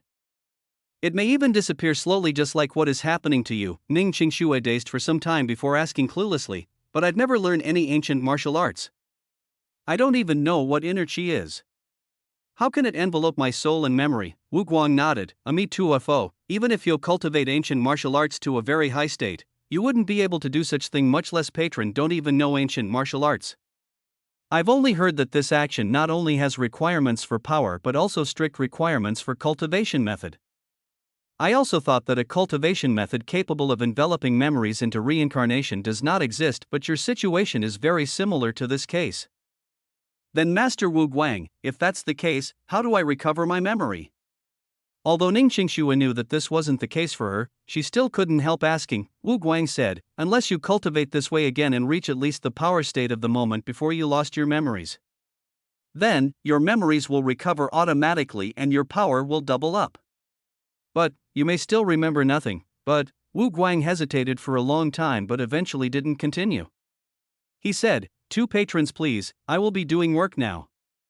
Then, he closed his eyes and stopped talking. Ning Qingxue and Li Mumei looked at each other dubiously and then bowed before exiting. After the two came out, they were still confused. What this old monk said seemed to be too metaphysical. Chapter 331, Encounter with Old Friend. Luo Shen looked at this haunted building she had been living in for a week and actually felt a little wistful about leaving. Although it was a short week, she had experienced a lot. It seemed that in the 2 years living at Chunnan, it wasn't as eventful as this week. What are you thinking? Let's go. Yemo broke her thoughts. Luo Xian came back to her senses and nodded. Okay, let's go. Luo Xian, do you know where Qi Yang Mountain is located? Although Yemo didn't know where Qi Yang Mountain was, he believed that too many people would know and he only needed to ask. It was just like how he didn't know where Shinong Jiao was, but he could find out by searching online. Luo Xian shook her head and looked at Yemo strangely. I don't know you, brother. Do you not even know where you are going? I've been in Chang'an for 2 years. Although I don't really go out, I heard most of the famous mountains in China. I've really never heard of Qi Yang Mountain. I thought it was a place I haven't been, Yemo thought. Was he tricked by Hong Si? But Hong Si's tone and attitude couldn't be lying too at the time. Because he was talking with his sister at the time, he actually didn't ask where the Qi Yang Mountain was. It doesn't matter. I'll ask someone later and we'll know. Since it can have a hidden sect there, it must be a famous mountain. People would know. But then, Yemo and Luo Xian asked many people and even searched on the web, but no one knew Qi Yang Mountain. Luo Xian also asked in confusion, Yi brother, could that person have lied to you? Yemo also said uncertainly, I don't think that person would trick me, but from what we've asked there really doesn't seem to have a Qi Yang Mountain. This is strange indeed. If he was really desperate, he could go to Beijing and ask Tan Jiao and Wan Qingfeng, but he didn't want to do that. First, the two might not be willing to tell, and Yemo didn't want to see that arrogant Tan Jiao again. Even if he didn't ask those two, Zhang Zhihui would probably know about it. He can go ask Zhang Zhihui, Yi brother, where are you planning to go now? Luo Xian looked at Yemo's face and knew they wouldn't be able to go to Qi Yang Mountain. I want to go Ninghai first and ask someone I know about where it is. Yemo was unhappy that his plan was stopped. From his perspective, Hong Si even shattered his own dantian. How could he lie to him on this? If it was just by himself, Yemo would definitely step on the flying sword to Ninghai, but with Luo Xian now, that would cause too much attention during the day. And, with his current Qi reserve, it would be very exhaustful to bring Luo Xian with him to Ninghai. Although she knew Yemo could fly, Luo Xian didn't ask why Yemo was taking the plane to Ninghai. Since Yemo chose that, he must have his reasons. Although Chang'an Airport was very small, there was a lot of human traffic. When Yemo and Luo Xian walked into the airport, it wasn't empty at all despite it being the morning. Yi brother, what are you looking at? Luo Xian followed Yemo closely and noticed that Yemo had his attention on this middle-aged woman reading newspaper. As soon as he came in, Yemo smiled. Luo Xian, did you see that woman next to the window reading the newspaper? Luo Xian nodded, I see her. What's wrong, Yi brother? Do you feel that person is familiar? Yemo continued to ask. Luo Xian shook her head in bewilderment. I've never seen this person and I don't feel her to be familiar at all. But even so, Luo Xian still studied that woman carefully and was sure she didn't seem familiar. I'm sure you know her. That person is either your big martial sister or your second martial sister because she is masqueraded. Yemo said with certainty. It was because he felt a similar qi from this woman as he did with Luo Xian. This meant that their cultivation method was the same. Luo Xian also showed an expression of shock, but before she could talk, that middle-aged woman turned around. It seemed she noticed that Luo Xian was observing her. The moment she saw Luo Xian, she showed surprise and joy in her eyes, but it soon turned to worry. Although those eye expressions were very subtle, it fell clearly into Yemo's eyes and he was more certain that this woman was related to Luo Xian. But as soon as this woman saw Luo Xian, she actually turned to leave. Luo Xian quickly followed without talking to Yemo. She was sure that this person was her big martial sister Luoyin. Yemo didn't follow. He looked around and sure no one was stalking them before standing at the side waiting for Luo Xian. He was sure that woman was Luo Xian's big martial sister and Luo Xian recognized her. If it was her second martial sister, Luo Xian will hesitate first and even ask him before going over. That woman came to a quiet corner and looked around waiting for Luo Xian to come over. She pulled Luo Xian over anxiously and asked, Luo Xian, how can you appear at the airport without any masquerade? Do you not want to live, big martial sister? Is that really you? Luo Xian exclaimed in joy and hugged this woman. Although she didn't say it, she had always been worried for her big martial sister. Now that she saw her, of course she was very elated. Luoyin also felt relived. She had been constantly worried for Luo Xian and now felt a lot more relieved seeing her. But immediately, she asked, Luo Xian, who is that man next to you? You must not be like Luo Fei. If master knew that 2 out of the 3 of us who came out lost our virginity. She will be very sad. Luo Xian's face blushed and immediately said, Big Martial sister, what are you saying? Yi brother isn't like the sort of person you're thinking about. He's very nice. And he saved me many times. Even that Lotus Life pill I gave you last time was from him. Who is he? How does he have such precious pills? And why would he save you? A man being nice to a woman is definitely no good. Luo Xian, you must not trust a man. Luoyin said vigilantly, Big Martial sister, sigh, even that Ni Luo Sutra was found with the help of Yi brother. How can you say that about him? Although I don't know if men are good or bad, but Yi brother is definitely a good person. Luo Xian immediately rebuked. Luoyin looked at Luo Xian in shock and said after a moment, Luo Xian, you have never rebutted my words before, but now for that Yi brother of yours, you have done so twice. Is that Yi brother really that good? Luo Xian rubbed the edges of her clothes awkwardly and said, Big Martial sister, I really don't know how to explain it to you, but I believe him. He's not a bad person, and it was Yi brother who recognized you just then. What? It wasn't you who recognized me. He has such capabilities. Has he seen me before? Luoyin immediately became more vigilant. Then, as though she suddenly thought of something, Luoyin said worriedly, Luo Xian, you said that Yi brother helped you find the Ni Luo Sutra and he recognized me. Then could it be him that night outside the Yinghua temple? Luo Xian, you're too young. Don't believe strangers' words. As she spoke, Luoyin's face became more and more serious. The more she thought, the more she believed that perhaps the Yi guy followed Luo Xian to the Yinghua temple and then impostered as Luo Fei, stealing the Ni Luo Sutra and then found Luo Xian later. Big Martial sister, don't think like that. Yi brother isn't like that. Plus, even 1,000 Ni Luo Sutra wouldn't be worth anything in Yi brother's eyes, much less one. Big marital sister, please, I beg you stop saying bad things about Yi brother. He's a really good person. He's the best man I've ever met. In desperation, Luo Xian actually used the word man, but as soon as she said it, she noticed it and her face blushed. Luo Xian didn't want there to be any misunderstanding between her Big Martial sister and Yi Mo from the bottom of her heart. Big Martial sister was the person she respected the most other than her master, while Yi brother was the person he admired the most. He saved her many times and was that nice to her. Plus, that Ni Luo pill wasn't worth anything to Yi brother. He could give the chi increasing pill that was countless times more precious. Why would he care about a mere Ni Luo Sutra? Plus, Yi brother said the Ni Luo Sutra was useless to him, and the only valuable thing was the 2 golden paper, and she gave them to him. How could he still be interested in the Ni Luo Sutra? However, she could tell her Big Martial sister that. The made Luo Xian feel guilty for the first time because she hid something for her Big Martial sister for Yi Mo. Sigh. Luo Yin sighed but didn't see anything. She could tell that this little martial sister of hers is admiring Yi brother to the bones. It was useless no matter what she said.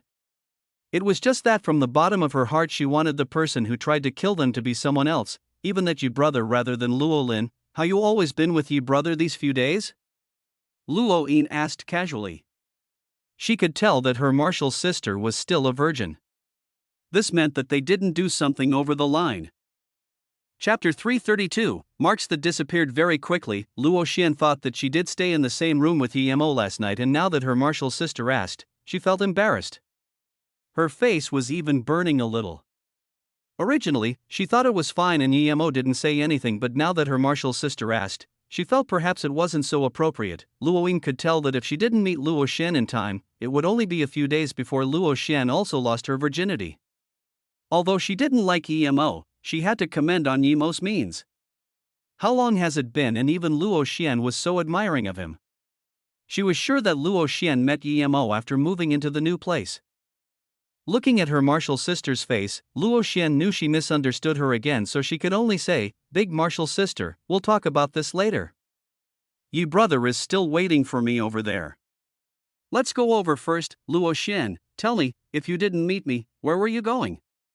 Luo Yin asked seriously. Luo Xian peeked at her martial sister's face and said without much confidence, originally, Yi brother was going to Ninghai and I was going with him. Then, she thought about it for a long time and eventually didn't say that she was going with Yi Mo to the Hilu sect to kill people. If she said this, perhaps her martial sister would rage immediately. Okay, now you don't need to go anywhere since we met up. Come back with me immediately. Luoyin said decisively, but. Luo Xian hesitated before looking back at Yimo and then said, but Martial sister, I've already promised you brother I'll be going with him. Luoyin immediately interrupted Luo Xian's words, no, Luo Xian, you must come back with me. So many things happened this time, and Luo Lin is already with that Qi Yulin. If something happens to you again, what would master do? Luo Xian said pitifully, big martial sister, your brother was tricked before and he lost his love. If I go back on what I promised him, he would be tricked again. So, you're still denying that you're not in a relationship with him. What's his losing love got to do with you? You need to comfort him? As time goes on, you can replace that woman who tricked him, right? No more so's, we must go back. This isn't just about you and him, it's also about the Ni Luo Sutra. Do you know how important the Ni Luo Sutra is to our sect? Now that we found the book, we must get news back immediately to prevent more people outside from knowing. Luoyin said seriously, big martial sister, are you preparing to go back now? Luo Xian didn't dare to say much after her big martial sister mentioned the sect. Seeing Luoyin nodded, Luo Xian fell into silence. After a while, she said while looking at the ground, then big martial sister. I'll give ye brother a notice, go quickly. I'll go buy the plane ticket. Then, Luoyin also headed towards the ticket window. Yimo saw the two discuss for nearly half an hour before Luo Xian came back. He could guess some of the things that was about to happen. Ye brother? Luo Xian came over and said with difficulty. She didn't know how to break it to Yimo. She said that she would follow where Yimo went, but now, she was going to go back on her words. Yimo immediately understood what was going on and smiled. Is your big martial sister telling you to go back, But I already promised you brother to go with you to the Hilu sect. Luo Xian said guiltily. Yimo waved his hand and said, then go back quickly. You know about my power, so if fate brings us together again, we'll meet in the future, but. Luo Xian said a few buts. She really wanted to stay with Yimo and go around. If she goes back, she wouldn't be able to come out again. And, she felt very comfortable staying with Yimo and everything she wanted to was successful. She had been looking for the Ni Luo Sutra for 2 years, and as soon as Yimo came, he helped her solve the problem. Yimo felt the dependence Luo Xian had for him. He thought about Yi Ling and Tang Beiwei and subconsciously rubbed Luo Xian's head. Luo Xian's face blushed. She didn't expect Yimo to do this, but she didn't move. She actually quite liked it. No buts, go back with your big martial sister. She's right. The Ni Luo Sutra is very important to your sect, go back and cultivate. Yimo also quite liked the smart yet very innocent Luo Xian. He thought of when she nervously went to the 9th floor to catch the ghost and when her face when she gave him the Qi recovery pill with worry. She even promised him and closed her eyes and jumped off the building.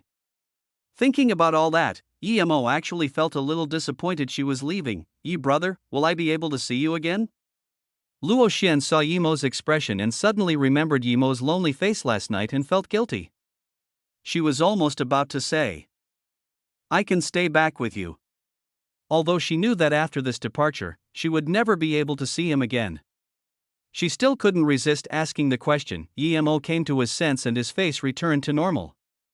He took out the last Qi increasing pill and 10s of fireball charms and gave it to Luo Xian. These things don't have much use to me, you can keep that to reach Earth level. And these charms, I made them. You can throw them at your opponents, you only need to say the word Lin. Luo Xian took the things Yimo gave him and said helplessly, Yi brother, I can't take this pill. It's too precious, take it. If I need it, I can make it any time. As for whether or not we can see each other again, that's not important. After I'm done with my things, perhaps I will go there. Your big martial sister is here. I'm going. Yimo turned to leave. He knew that Luo Xian's big martial sister doubted him, so he didn't want to see her. Luo Xian suddenly said, Yi brother, wait. Luo Xian took out a small jade bottle from her pocket carefully and gave it to Yimo. Yi brother, there's only 3 Qi recovery pills here, keep them. Yimo took the jade bottle. It was because of these pills that he truly understood Luo Xian. Seeing Yimo disappear from her sight, for the first time, Luo Xian disconsolate.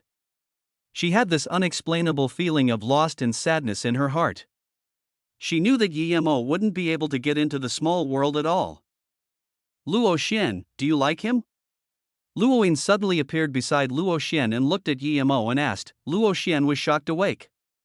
She quickly put the things in her hands into her pocket and said with a bursting red face, Martial sister, what are you talking about?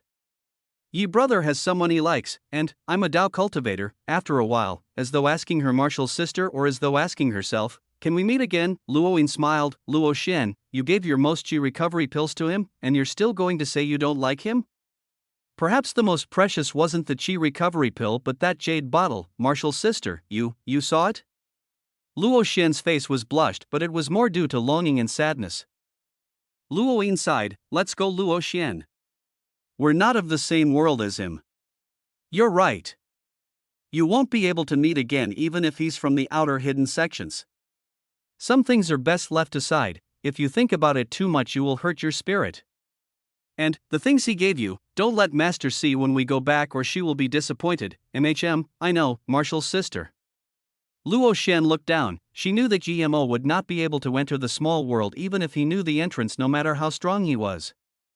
And after she went in, she wouldn't be able to come back out. Even if she could, it would be 50 years later.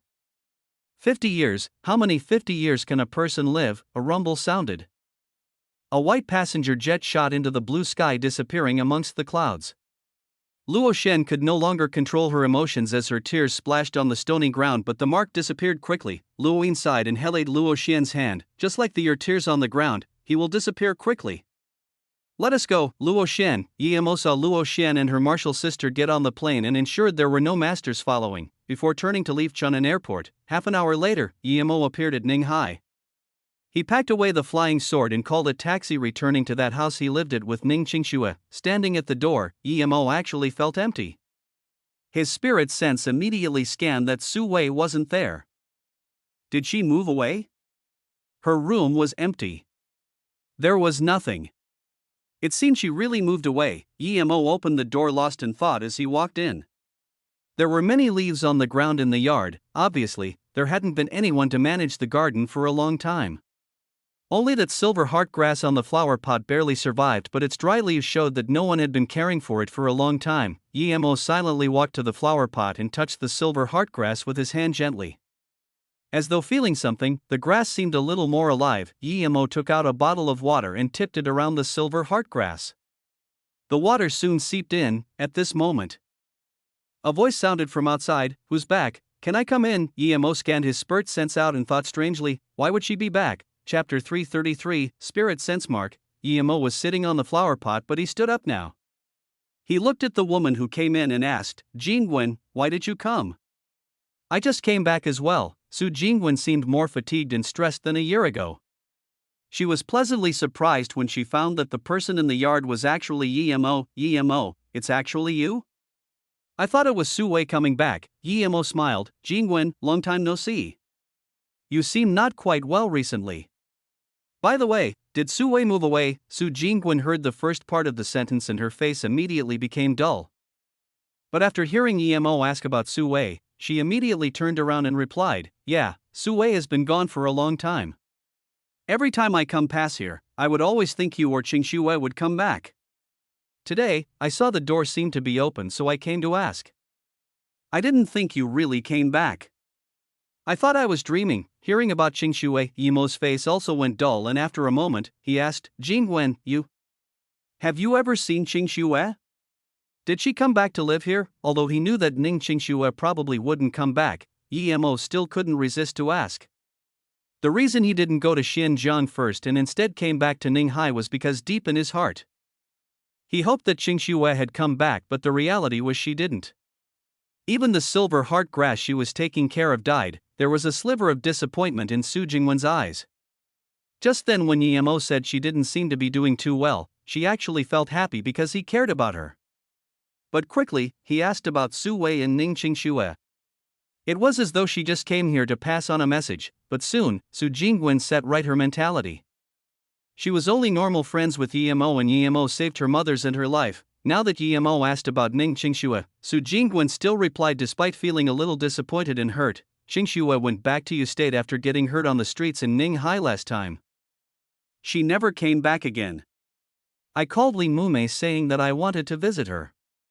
Li Mumei told me that Qingxue seemed to have lost some of her memories, but Qingxue's mother doesn't want her to remember anything, so, although Su Jingwen didn't say why, Yimo could guess it.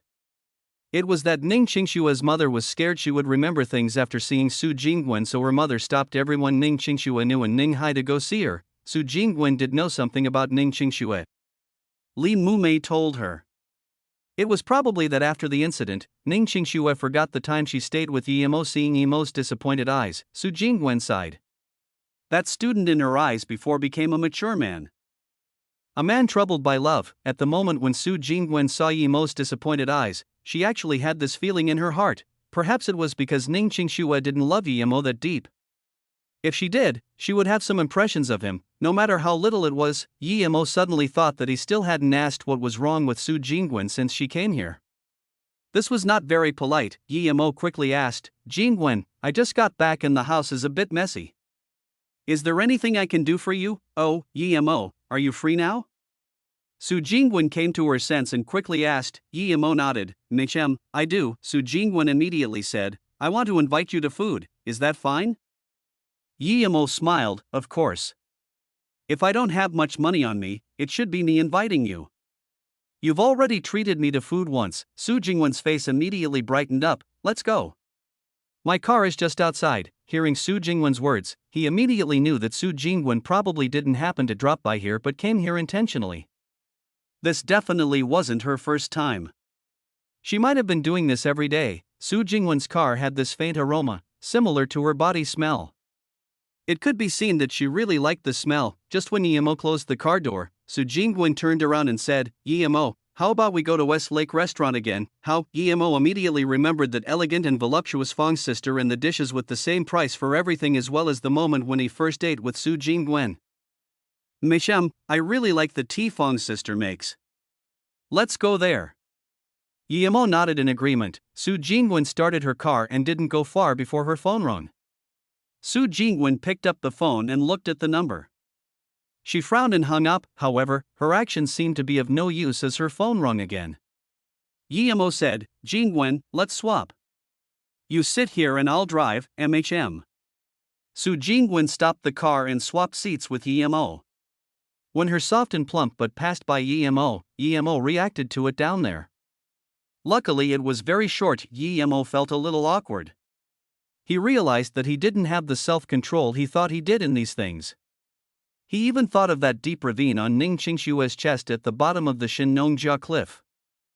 Yimo shook his head and cleared his thought, focusing on driving. Although she pretended nothing happened, Su Jingwen's face blushed a little. Putting these things aside, Su Jingwen answered the phone. Cousin, what do you want? Oh. I'm outside with a friend now. I don't have time to go. You can go by yourself. At night? Sorry, I don't have time at night, either. I'm hanging up. Yimo didn't ask about it. If Su Jingwen had something, she will tell him. Since she didn't, he didn't need to ask. It suddenly became silent in the vehicle. As though feeling this awkward silence, Su Jingwen suddenly said, Yimo, you are that master who sold me the charms, right? Thank you. You saved my mother and you saved me. Yimo also guessed that Su Jingwen probably recognized him, so he didn't deny. Although she knew that Yimo was the person who sold her the charms, Su Jingwen was still very excited when Yimo admitted it to her. It really is you. Thank you, Yimo, and thank you for the bracelet you made for me last time. Yimo just realized that Su Jingwen was wearing the coarse bracelet with 2 beads. Last time, he saw Ning Qingshu have 3 beads. It was probably given to her by Su Jingwen. He immediately thought about the bracelet he told Ning Qingshu to bring over, so he asked, Jingwen, last time I asked Qingxue to bring you a bracelet. How come you didn't wear it? Yimo was curious as that latter bracelet was much better than the current one. Why did Su Jingwen wear the bad one and put away the good one? Su Jingwen hesitated before saying, I like this one. Did you give the other for me? I'll go back and wear it on the other hand then. Yimo nodded and didn't say anything. It was her business that which one she liked. Are you coming back to live in Ninghai? Su Jingwen saw that Yimo seemed to have something in his mind constantly, so she asked, No, I'm finding a friend to ask where the Qiyang mountain is. I'm just passing by Ninghai. Yimo said, Qiyang mountain? Su Jingwen repeated strangely, seeing that Su Jingwen's tone seemed to be a little strange. He asked immediately, Jingwen, you've heard of the Qiyang Mountain? Su Jingwen quickly shook her head and said, no, I don't know about it, but I saw some pictures online last week. Someone went to tour at Mount Kowloon and found a black plate. The plate had the words Qiyang in traditional Chinese characters. Yi Mo thought and quickly asked, is it just these two words? Su Jingwen shook her head and replied, no, one of them is Qiyang Shadow Cliff, the other is Helu Thousand River, so it was in the Mount Kowloon region. It seemed he still needed to ask Zhang Zhihui. They were about to arrive at West Lake Restaurant and Emo suddenly turned the car and followed a black Audi. He saw on his Audi a youth and felt his spirit sense marker again. This marker was the one he made on the goo bug. The goo was on Chen Chang and he didn't expect to feel it this quick again. Su Jingwen quickly said, Emo, the West Lake Restaurant isn't this way. Emo just realized Su Jingwen was still on the car and said apologetically, sorry, Jingwen, I just saw a very important person. I forgot this was your car. How about I get off the car first and after I'm done with this, I'll treat you to food. Although Su Jingwen wasn't too happy, she still said, why are you getting off? Can't I go with you? Okay, but this is purely personal. I'm afraid it will cause trouble for you. As Emo spoke, he noticed that car stopped by a bar called Wei Xian. Everyone knew what people did at bars. One rarely went there purely for drink, so Emo had some concerns bringing Su Jingwen in. Chapter 334, The Vicious Earth Fiend. Wait, Emo, I see that everyone who goes in here needs a membership card. We don't have one. How do we go in? Su Jingwen was very meticulous. She followed Emo into the door and noticed that everyone in this Wei Xian had this membership card. Emo turned back and smiled, it's fine. I have one. Then, he pulled out a card exactly the same as the person before him. Su Jingwen's face changed and seemed to have thought of something but eventually didn't say it and just nodded. Indeed, when Emo used the card at the door, the person didn't stop them. Instead, he bowed and led them in. I'll have room 207. Yemo's spirit sense found the target in room 205 and two women seemed to have been brought in. 207 and 205 were right next to each other. The two went in the room. Yemo sent off the waitress and hung the do not disturb sign on the door. Seeing Missouri close the door, Su Jingwen's heart started beating faster. Of course she knew what people usually did here. She even heard whining from one door. Didn't Yemo say he was following someone? Why did he bring her here? And this room seemed to have an intimate atmosphere. Even being with Yemo, Su Jingwen felt a little uneasy. Yemo's spirit sense immediately scanned the situation but couldn't hear any sound. He was prepared to direct the sound into the room when he turned around and saw Su Jingwen, who seemed a little anxious. He immediately understood why she was so nervous. If it was just him entering this room and closing the door, people would suspect him. If he found someone he didn't know, he couldn't let them know what he was doing. Thinking about this, he said apologetically to Su Jingwen, sorry, Jingwen, for inconveniencing you like this, but the person I'm following today is very important, so I need to know what they are doing at Ninghai. Su Jingwen's face eased up and fixed her hair and smiled, it's fine. I don't have anything on anyways. After hesitating for a long time, she finally seemed to have made up her mind and asked, Yemo, did you always come here frequently before? Yemo dazed and replied, no, this is my first time here today. What's wrong? Su Jingwen's eyes brightened up and asked immediately, but how do you have this VIP card? I never saw you apply for it. Yemo suddenly understood Su Jingwen's meaning. She must not like such facilities and thought he came here frequently. Yemo immediately smiled and said, when we came in, weren't there two people who happened to leave? I borrowed it from the person who passed me, so that was it. Su Jingwen suddenly breathed easy but immediately felt shocked. When Yemo came with her, he didn't stop at all, but he could still take someone's VIP card.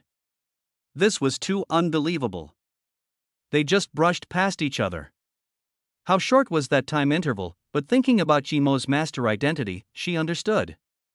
And that little sliver of discomfort deep in her heart disappeared. However, she immediately thought, why would she be unhappy if Yemo came here a lot? Su Jingwen looked at Yemo again and Yemo was already standing at the corner. He had a small dagger in his hand and it cut into the wall like tofu. After a brief moment, the conversation next door passed in. However, the conversation wasn't normal. It seemed to be the dirty talk between two men and women. Heavy breathing and whining sounded. Su Jingwen's face was red as an apple, even her neck turned pink. She looked at Yimo. Yimo's concentration didn't seem to be distracted at all. Her heart shook. Did Yimo like to hear this whining sound? But seeing Yimo's serious face, she knew that that wasn't the case. It must be due to something else. Yimo was indeed noticing these two men who just walked in. One of them had the spirit sense marked Gu on him, but Yimo couldn't understand why they wanted women as soon as they came in. They didn't even talk but were so focused into their business. If his spirit sense mark wasn't there, he really would have thought he followed the wrong person. After a few minutes, the brawl ended and then the two girls were sent away. They put on their clothes and started drinking beer. Yimo suddenly smelled this faint aroma and remembered that Su Jingwen was here. Thinking about the noise just then, he felt apologetic. He should have opened the sound later. Sorry, Jingwen, I didn't expect that to happen just then. Yimo said awkwardly. Su Jingwen with a bursting red face glared at Yimo. She didn't even say it's fine. It meant that she was really angry. Seeing Yimo's troubled state, Su Jingwen took back her glare and then said, only this time. Next time I won't forgive you. Yimo finally felt relieved a little. He wouldn't be with her next time for sure. This time was just a coincidence. I know you're not trying to listen to that. What are you trying to listen to? Su Jingwen suddenly came up beside Yimo, making Yimo remember her soft ass on the car. Coupled with the scene he just saw, his heart couldn't help to sway, as though feeling Yimo's unsual eyes and the heat from his body. Su Jingwen immediately rolled her eyes on Yimo. You're not allowed to think dirty. Even if you do, think about your Qingxue, don't think about me. Hearing about Qingxue, Yimo's heart went cold. That hot feeling went away immediately. Even his eyes went sad. Su Jingwen immediately regretted after saying it. Why did she have to mention Ning Qingxue? Yimo's change in expression couldn't escape Su Jingwen's meticulous eyes. She found that Yimo had become cold and indifferent. Those romancing eyes disappeared without a trace. Sorry, I didn't mean it. Su Jingwen felt more regret for her words and moved closer to Yimo. Yimo smiled. It's fine. I lost track of my thoughts. Thanks for reminding me. Although Yimo had regained his composure, when Su Jingwen moved close to Yimo, she felt that young and refreshing chi from Yimo's body and actually felt a little lost like Yimo just then. She forgot she was getting closer and closer to Yimo. Yimo looked at Su Jingwen and knew that she probably felt regret for her words just then, but he didn't mind it that much now. The two people next door, one only had one eye. Although both of his eyes looked normal, under the scan of spirit sense, one eye seemed dull. Other than the one eye, the other was a robust youth. This youth was more than 1.9 m and the goo was on this youth. Hanzai, are you feeling better now? The one eye looked at the robust youth and said plainly. The robust youth nodded. Yes, ninth uncle. I feel a lot more easy now, and that feeling of worry and fear disappeared. The one-eyed smiled. The first time I killed, I was worse than you. At that time, it was an earth-red xianbei taking me to find a woman to relax. Then, each time I kill, I need to find a woman to relax. This is your first time killing. You will get used to it. You just joined the organization and you were assigned to Human Yellow. This means the uppers look highly of you. Hanzai agreed and continued to ask, Ninth uncle, is the qianbei who led you heaven-level killer? One eye shook his head. After you reached Earth Purple, there was no news of him again. I heard his last mission was in Africa and after that, no one has heard of him again. Is that qianbei living in hiding? After we reach heaven-level killer we can choose our own life? Hanzai said with longing. One eye waved his hand and said, we'll talk about this after we go back. We should talk about our next target now. Only us two came to Ning Hai this time. If we do things well, we may rank up. You might even rank up 2 levels. Hanzai nodded and listened to One Eye's instructions. One Eye took out a map. We've been to the house Yimo lives at. There's no one living there. But there are really quite some people who are familiar with Yimo in Ning Hai. One of them is a teacher called Yun Bing in Ning Hai Uni. I heard she's pretty close to Yimo and she has a kid too. This kid is our target tonight. There's also another woman called Su Jingwen. She's also close with Yimo and is also the other target of tonight. Hanzai nodded and said, now I understand the terror of offending us Earth Fiend. I don't know who this Yimo is but he dares to act against the Earth Fiend. Then, Hanzai shook his head. One Eyed said seriously, however, Hanzai, don't worry about that. Our mission is to kill. Whoever our uppers tells us to kill, we kill. Don't even mention other things, okay? Chapter 335, Conflict. Su Jingwen froze. She even forgot she was almost on Emo. Emo looked apologetically at Su Jingwen and said, Sorry, Jingwen, I brought this on you this time. These people have big feud with me. They are like mad dogs. Whoever offends them, they will annihilate. I just didn't expect that they won't even let go of the friends I know. Hearing Emo's words, Su Jingwen suddenly realized that she was just normal friends with Emo and they were going after her. What tragedy would happen to Emo's close friends and relatives? Emo, your family in Beijing and Qingxue? Emo knew what she meant. Emo smiled. They won't have a chance, at the latest, tonight. I will pull this organization from the roots. Seeing Emo smiling with killing intent, Su Jingwen's heart shook. She had never seen this side of Emo. He actually had such intense killing intent. Perhaps she never really understood who Emo was and only saw one facet of him this whole time. I'm fine. Don't worry. What should we do now? Su Jingwen looked worriedly at Emo. Although she didn't know who One Eye and Hanzai were, she could tell that they belonged to an extremely strong organization. Emo stood up. Let's go and have a chat with next door. Su Jingwen looked in surprise. We're going to them now. Yes, we go now. I'll collaborate with them. Emo nodded and said, but they are all killers. How can they collaborate with us? Su Jingwen looked at Emo in confusion. They will. Then, Emo stood up and brought Su Jingwen out of the room. Jingwen, how are you here? You. At the same time Emo opened his room, the door opposite to them, 206, also opened. A handsome youth with his arms around a girl whose face was still red came out in the instant he saw Su Jingwen. His face was full of shock. Su Jingwen also dazed and after a moment called, Wei Zhen cousin? How come you are here? That handsome youth almost couldn't believe his eyes. After a long time, he reacted and his face went green. He pointed at Su Jingwen with his finger and said, Jingwen, you actually opened a room here with a man. How shameless are you? You, Su Jingwen never thought the cousin who had always been nice and amicable to her became so hideous. He actually pointed at her face and called her shameless. She said angrily, Xia Weizhen, what's my being here got to do with you? Who are you to me? Aren't you here with another woman yourself? What right do you have to talk about me, you? Xia Weizhen felt so fury. Thinking about the woman who he had thought about for many years was being slept by another man. He could no longer control himself. I'm a man. I have some entertainment, so what? It's just for fun on occasion. But you are so shameless coming here with another man. Xia Weizhen was irate. In his mind, Su Jingwen belonged to him, no one else could touch her. But now, he even didn't get a chance to touch her but someone else got in bed with her first. Su Jingwen looked at Xia Weizhen who had lost his mind. After a moment, she calmed down. She suddenly reached out her hand and grabbed Emo's arm and stuck closely to him and said plainly to Xia Weizhen, I didn't say anything about your entertainments. You are you, I am me. Am I related to you? What right do you have to tell me what to do? I like booking hotels with other people.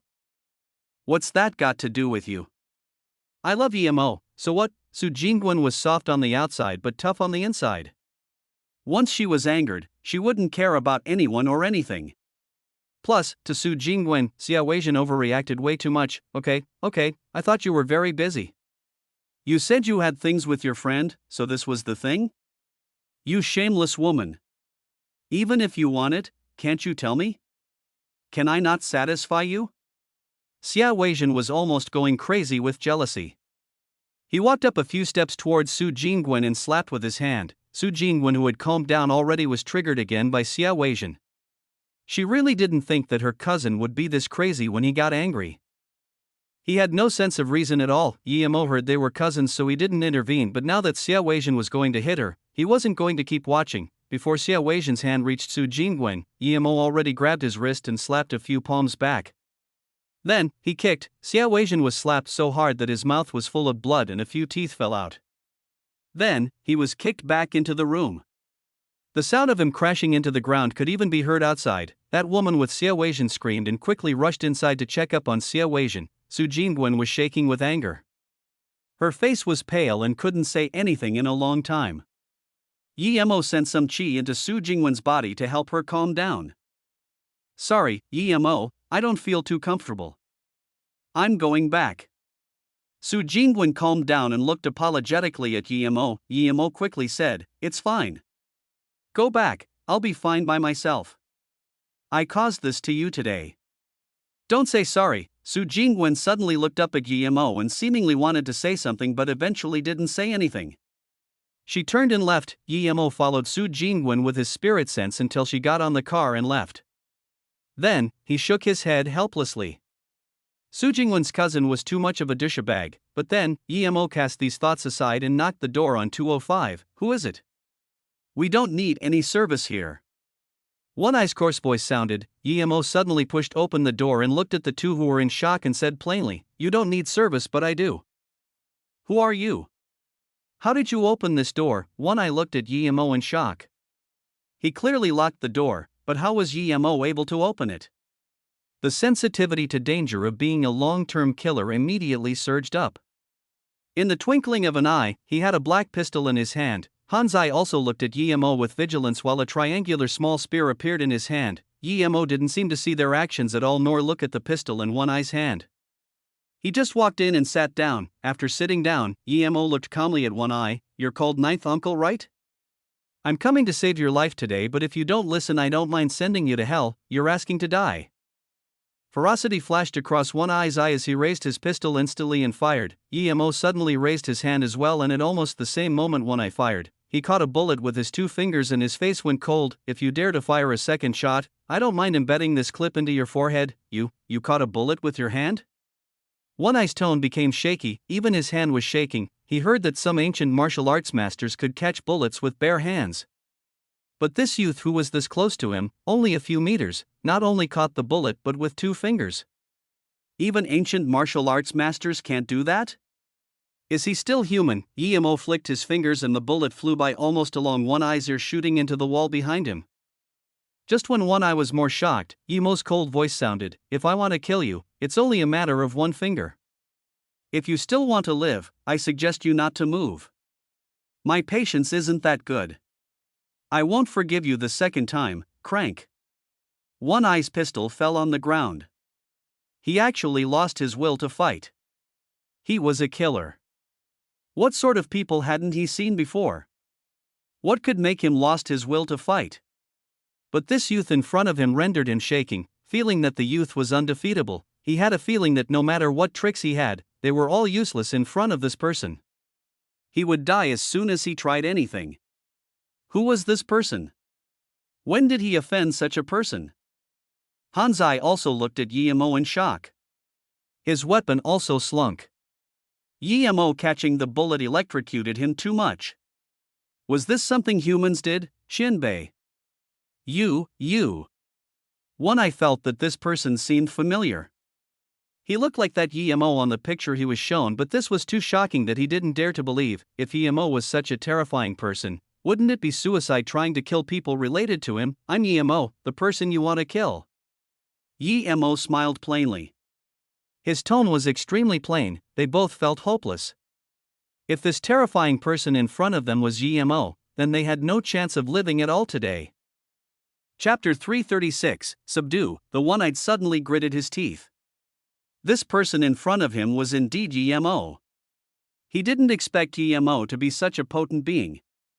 If Yi Mo wanted to kill him and Han's Eye, they wouldn't be able to escape no matter what tricks they played, but he still had a sliver of hope. It was that Yi Mo wasn't going to kill them but negotiate with them.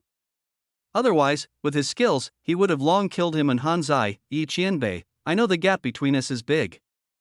In your eyes, perhaps I'm not even an ant.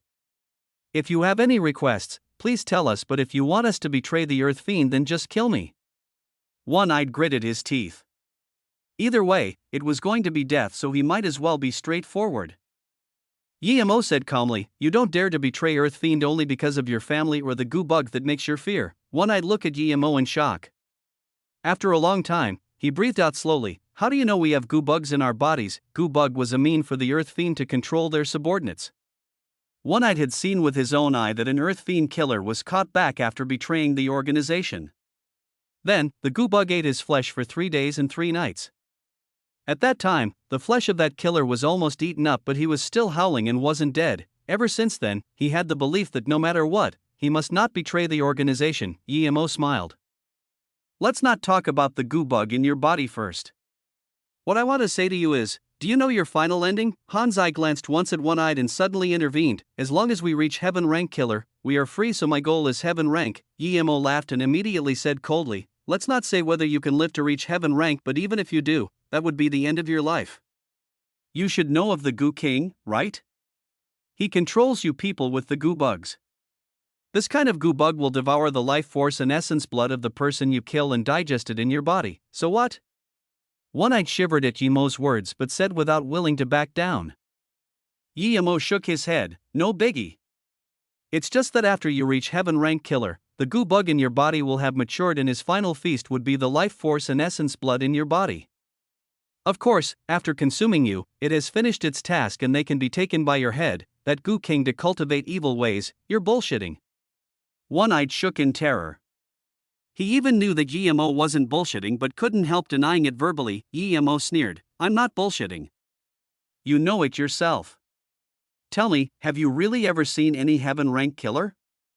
You definitely won't be able to see one because they have been used as cultivate resource. It's that simple. Are you saying that the more laurels and honor we get, the closer to death we are? Hanzai asked shakily. He subconsciously felt that Yemo was right, very right. What do you think? Yemo didn't explain anymore and asked rhetorically, after long. One-Eyed sighed, I've been suspecting it for a long time. Why was there not a single Heaven Rank Killer? If they really were going to be free, they should let all the killers know. After all, we would have a goal to work for, but I've never heard of a single freed Heaven Rank Killer.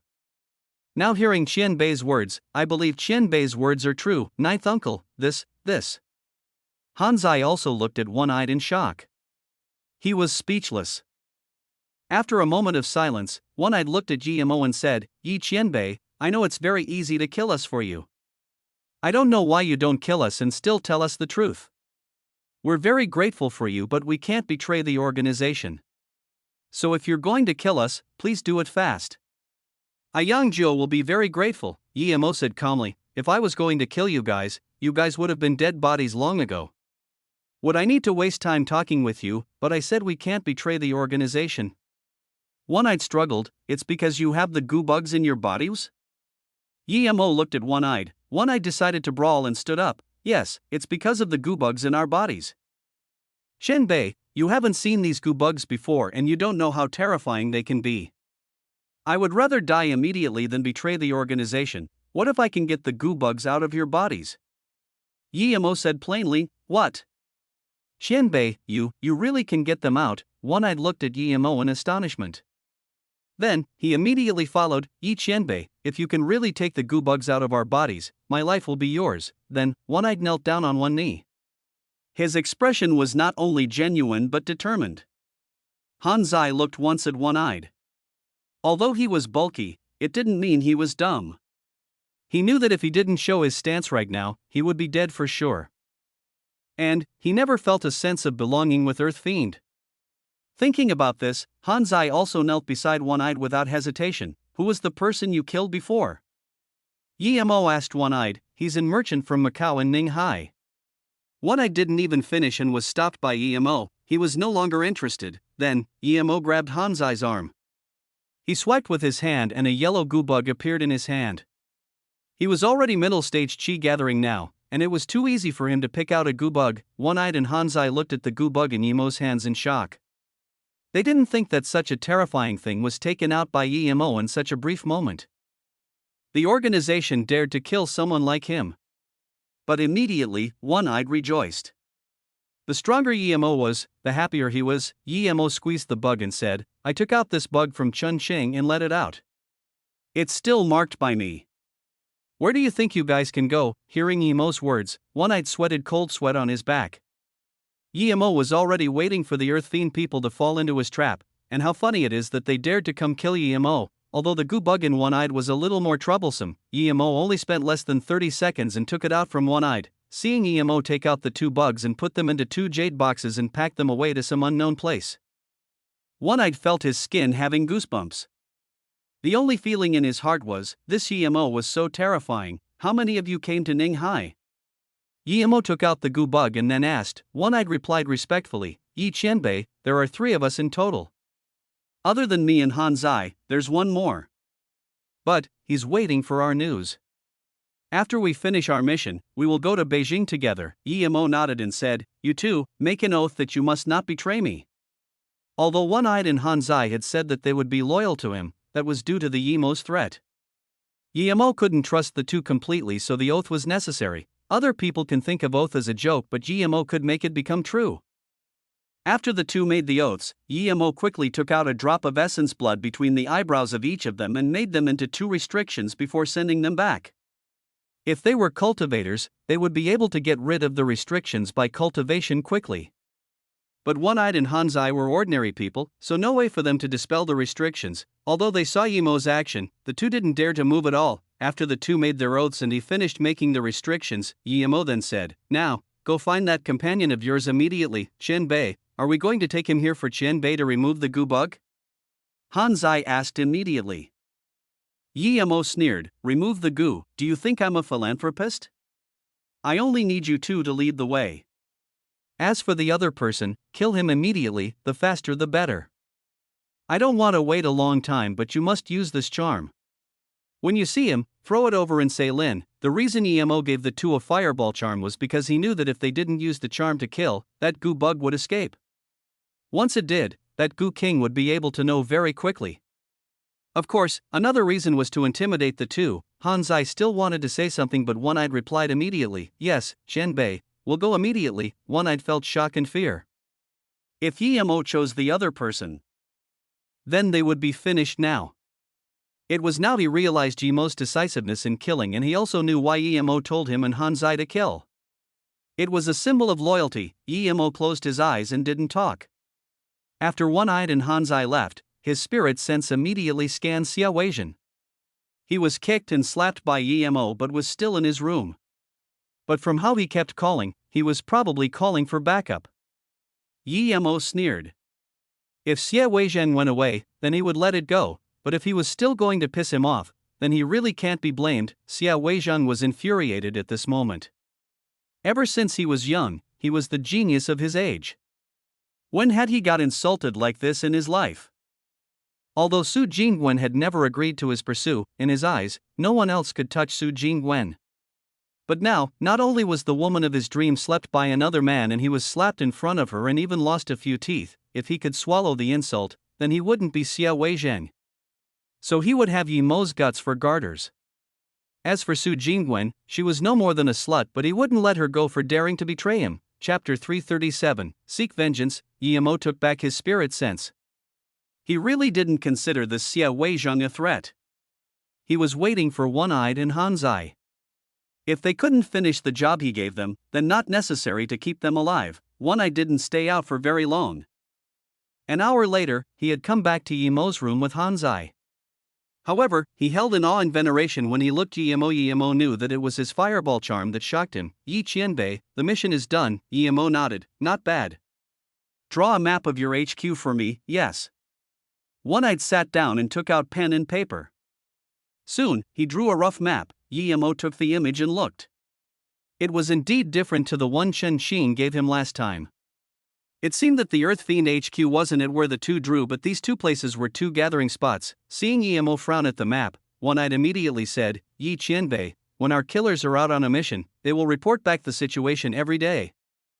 If at night someone still didn't report back, then it meant that something had happened to that killer. If we depart for Hong Kong at this moment, that person would have been long gone by the time Qianbei get there. Emo smiled plainly. I'm sure that when I arrive he won't be gone yet. You don't need to worry about it. Now I have another mission for you too. If you can do it well, then you don't need to call me Qianbei, and you can go work for my company. If you can't, then I don't need to say anything else. Yes, Qianbei, Yang Jiu and Hanzai will be able to finish the mission. One-Eyed heard Yimo's words and rejoiced. He was very smart. He knew that Yimo had some concerns for them too. Now that Yimo said this, it meant that if they did the mission well, they could be treated as Yimo's own men, just by Yimo's power. He felt that it wouldn't be too bad working for Yimo and he didn't need to worry about Goobug, okay. Yimo clapped. In the room 206, there's a guy called Xia Weizhang. He was attacking my friend so I beat him up. I'm busy tonight so I don't have time to play with him. You two can treat him. I guess this guy is calling people for help. If they do things over the top, you can kill them. I will take the responsibility, Yang Jiao immediately said out loud. Shen Bei, don't worry. Such a clown I can kill in the flip of the hand. He was worried that Yimo looked down on his power because ever since Yimo walked in, they didn't even have the ability to resist. If Yimo looked down on their abilities, then he wouldn't give them two important tasks, so he needed to show himself and his true capabilities now. He needed to tell Yimo that other than him Yimo, everyone was a piece of cake for an Earth-rank killer like him. Okay, perhaps I will come back tomorrow. I will see what you do. That friend of mine is called Su Jingwen. She was originally the person you two were going to kill. Okay, I'm going. Then, Yimo left the room and disappeared without a trace. Seeing Yimo suddenly disappear, Yang Jia wiped the sweat from his forehead and gasped. Yimo gave him such a huge pressure. Especially that last sentence. He almost knelt down. Ninth uncle, this Yi Qianbei is too strong. I've never seen someone as strong as him and that fireball charm, it's just.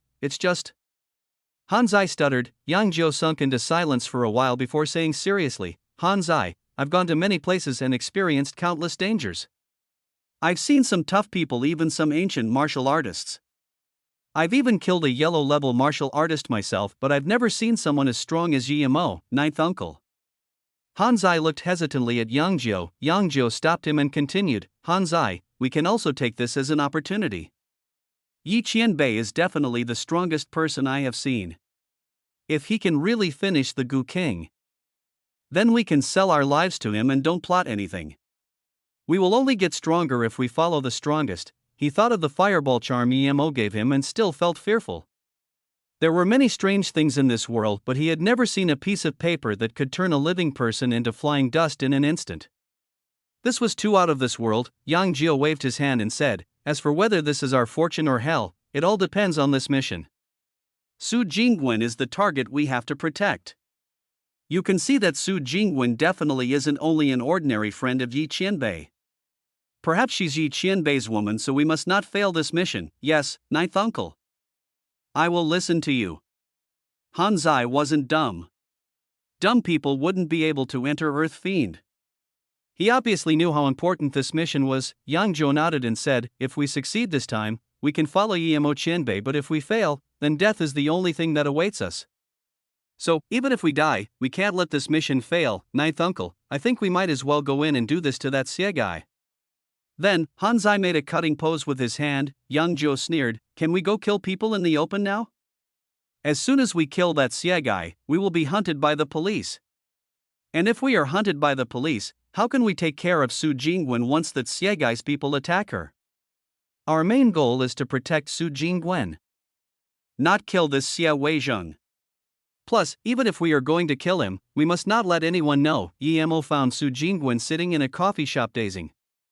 He didn't know about Su Jingwen's feelings towards Xie Weizheng, so he didn't go interrupt her. In Yimo's heart, Su Jingwen had always been his friend, a knowing friend. He didn't think too much. As to what Su Jingwen said at the doorway, he treated it as anger words, but he felt that Su Jingwen had no feelings for that Xie guy at all. Su Jingwen wasn't as easy to talk to as she seemed.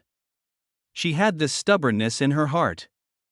If she had determined something, then no matter how you persuaded her, she would follow her own opinion.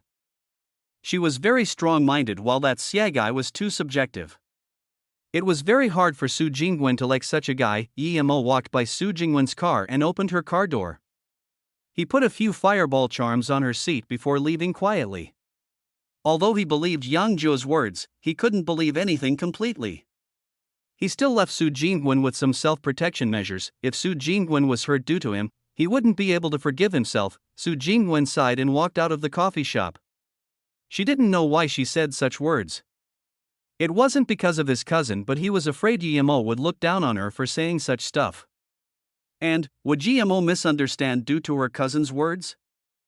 But, she couldn't go up to Yemo and explain such things. This made her very troubled. Although her cousin's attitude and vicious words hurt her a lot, that wasn't the main thing now.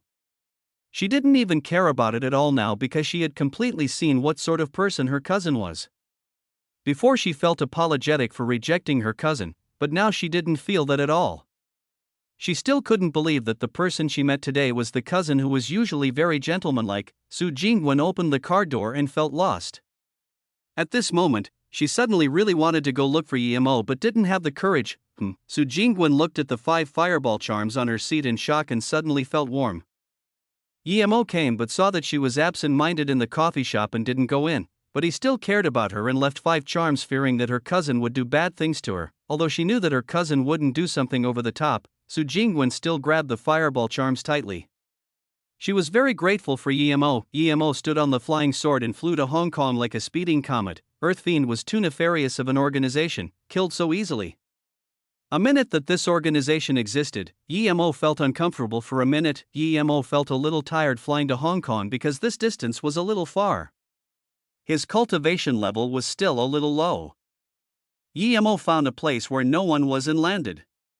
He was prepared to rest a little bit before releasing the goo bug and following it to the Goo King. Chapter 338, Can't Stand a Blow. Just when the sky got dark, Yemo's cultivation essence recovered. He took out that yellow goo bug and threw it out. That goo turned into a yellow ray and disappeared. Yemo followed it with the speed as fast as the goo. However, a few minutes later, the yellow bug flew into a mansion in a vast expanse of land. Yemo scanned his spirit sense in and immediately followed. The goo fell into a blue-clothed man's hands. The man looked like he was in his 40s, but his face was very bleak and had no emotions. However, his power seemed to be not much lower than Tan Jiao. It surpassed Earth-level tertiary stage and was Earth stage peak. There was such a master hidden in the cities and cultivated for such a short time. Yemo was sure that the man had cultivated no more than 30 years. He could reach this state in 30 years. It could be seen that this person was not only talented but his cultivation method must be extraordinary too. Yemo knew how hard it was to cultivate ancient martial arts. He had seen many cultivation methods for ancient martial arts and their ways of opening meridians were very trash. It was complete trash compared to spirit chi cultivation methods. Even if Yemo cultivated ancient martial arts himself, he would need 5 to 6 decades to reach Earth level, and during these years, he would need medicinal herbs to support it. The blue-clothed man was in his 40s but was already halfway to Great Heaven state. It could be seen that his cultivation method was overpowered. Who knew how many essence blood bugs this guy had devoured to reach this stage? The man held the yellow goo bug Yemo released as his face turned blue. He really didn't expect that the host of this bug was killed twice in such a short time. Who is it? You dare to kill the host of my bug? If I don't turn you to dust, then I would have wasted this 30 years of cultivation. Sha 3, come over. The blue-clothed man said in anger and couldn't control his fury as he slapped the table in front of him to pieces. A black-clothed man dashed from the side and walked in front of the man. He knelt down with one knee and said, Goo King, Sha 3 awaits your command. The man's hideous face relaxed a little and said with a cold tone, I planted this goo bug a few days ago on someone called Hanzai. Since the goo bug is here, it means that Hanzai is dead. I ordered Hanzai to kill Yemo's family. Since Hanzai is dead, this means that his death is related to Yemo. Immediately notify Sha 1 to ask Yangjiao about the situation. Then, tell him to assemble all the killers he can.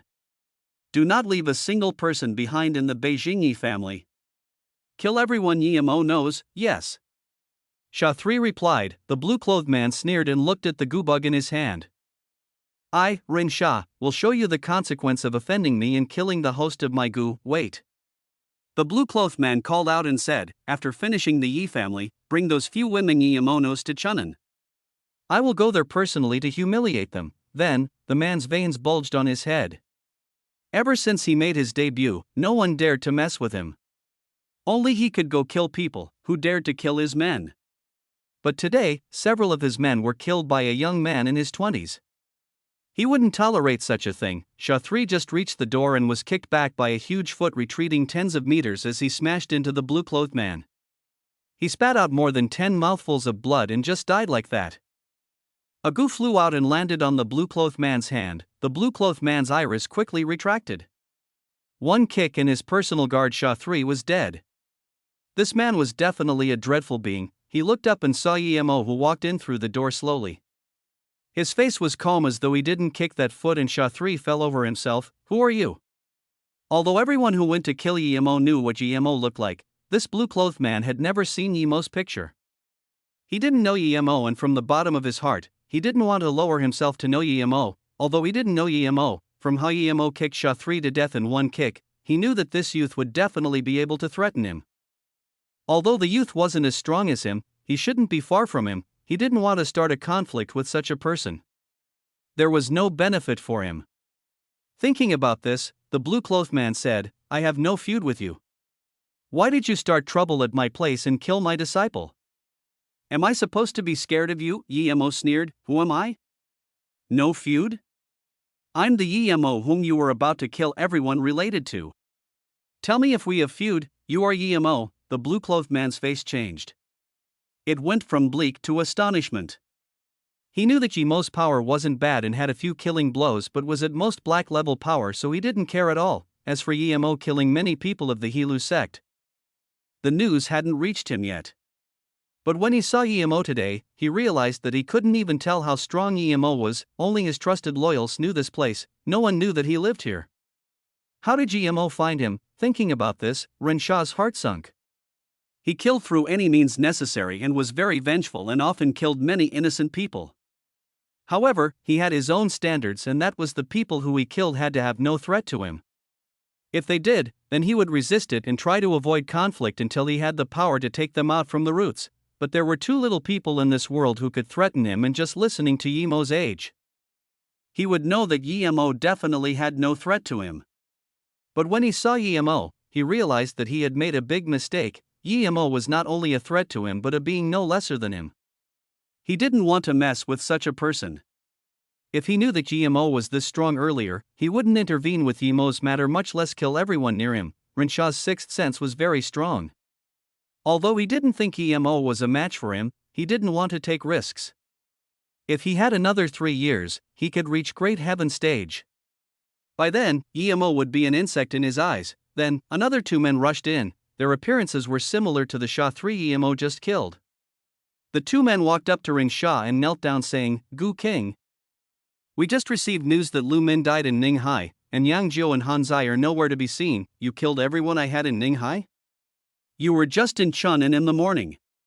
How can you go to Ninghai to kill people? And then how can you appear here? Rensha's eyes turned fierce. He had seen Emo's means and he didn't want to continue this with Emo, but Emo was the person who kept killing the hosts of his goo bugs. This made him infuriated.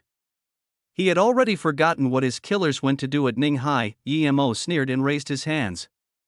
2 wind blades and the 2 men who knelt down on the ground were also killed by Emo. 2 goo bugs flew out quickly, landing in Rensha's hands.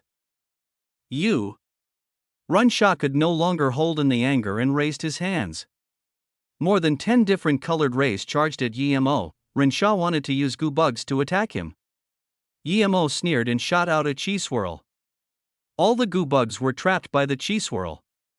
Before they could come out, they were burnt to crisp by Emo's fireball. A putrid smell came and they turned to flying dust falling everywhere. Rensha looked at the ground filled by dust in shock. He was dumbfounded. There were indeed people who could counter his goo, but not this easily. It had been less than 3 minutes and they were all gone. In that instant, Rensha knew that the distance between him and Emo was way too great. To the extent that he couldn't even stand a blow. Emo was a great heaven master.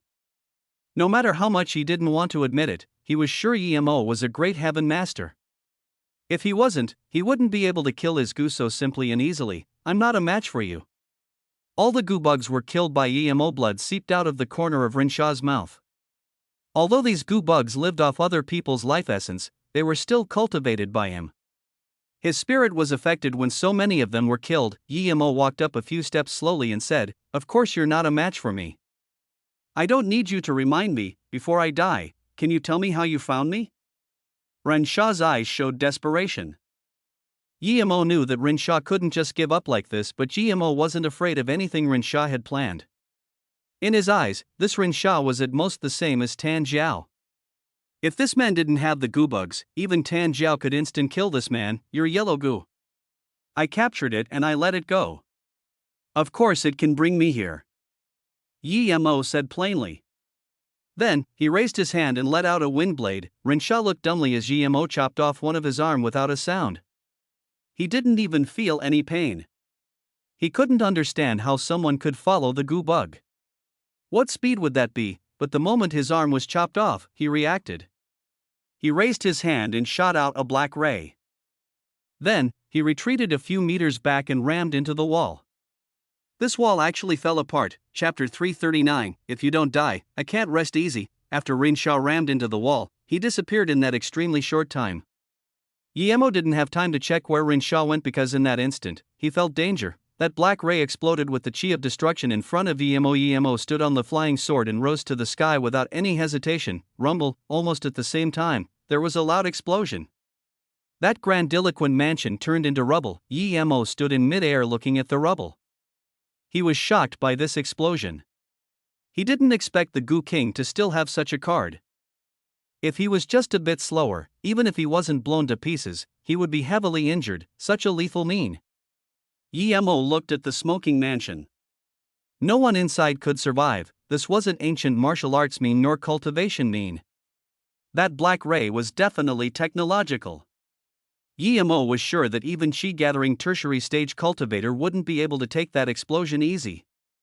This thing was much stronger than a grenade. There was the sound of the firefighters. Yemo's face sunk. He knew that since this Goo King used such means, it meant that he didn't die at all.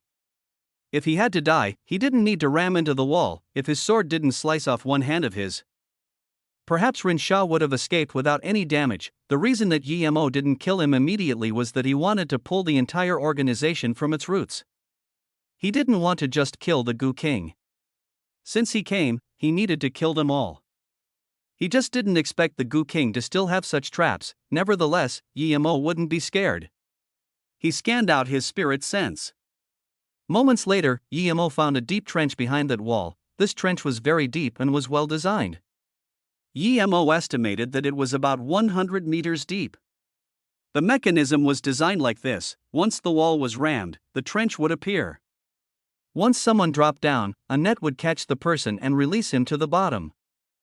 Then, there would be a transport tool at the bottom. Although Yemo hadn't seen this tool, he was sure it must have been taken by the Goo King. Knowing Goo King's escape route, Yemo didn't go down there, however. He was thinking of a way in mid-air. He couldn't just go into the tunnel like that. This place was excavated by the Goo King. If he planted a few more of those bombs like that, he would be heavily injured even if he managed to survive. Thinking about this, just when Yemo wanted to leave, the fire brigade was here. Rumble. There was another loud bang, and not far from here, there was a huge explosion rupturing from the bottom of the ground, shaking over a nearby building. So vicious. Yemo looked at the explosion not far coldly. He wanted to kill this Goo King more desperately. If he followed up just then, he wouldn't be able to escape that explosion no matter what. It could be seen that this Goo King was really calculated. He could dig such a long tunnel underground. From this, it could be seen that not only was his wealth astonishing, but he was also deeply connected. Normally, who dared to dig such an underground tunnel in this busy city other than the government? But since this was exposed, perhaps another bunch of corrupt people would be pulled out. Yemo didn't care about this. He went invisible and took out another goo bug. He marked with spirit sense and let it out. Then, he followed up. Dozens of kilometers from the exploded mansion, in a private manner, Renshaw appeared from an underground elevator with a pale face. At this moment, he had lost an arm but felt lucky to be alive. The setup he had made many years ago finally came to use. If he didn't have an underground escape route, he would have been killed by Yemo now. Yemo, if I don't kill you, I swear I'm not a human, Renshaw said with full of killing intent. He didn't expect Yemo to be this scary. He couldn't resist it all under his hands. Although he had many means that he hadn't used, he didn't think he could beat Yemo. he didn't even think that last blast could kill Emo. If Emo died that easily, then he wouldn't be so hard to deal with. But it was best if he was killed by that blast. Even if it didn't, Renshaw estimated that Emo would be injured at least. No matter how Emo was, he wasn't going to let him go. After his hand recovered, he would teach Emo a lesson that he would never forget. However, in the depth of his heart, he still hoped that Emo followed him into the underground tunnel and was killed in the explosion. Gu King. Another man walked over and knelt down on one knee. His facial expression was very reverent. As for his broken arm, it was as though he didn't see it. Immediately prepare a helicopter, I need to leave here. Renshaw said coldly, yes. This man replied and quickly left. In a short while, there was the sound of a helicopter in the field. Emo followed the goo bug, running around for a while before eventually coming to a private manor. Just when he came in, he saw a helicopter rise up. Emo packed away the goo and followed the helicopter with his flying sword. The helicopter landed on an island in the southern sea. This island belonged to Renshaw. It was his place for cultivation and holiday. Now, it was for refuge. Renshaw walked off the helicopter. His broken arm had stopped bleeding, the medicine he used were all top grade. It's just that he was injured the most this time. This made him very angry. No matter if Emo was killed, he wasn't going to give up his plan of massacre. Emo, I swear here today, that if I don't kill everyone around you, I. Renshaw didn't finish and was interrupted by a voice. What do you plan to do?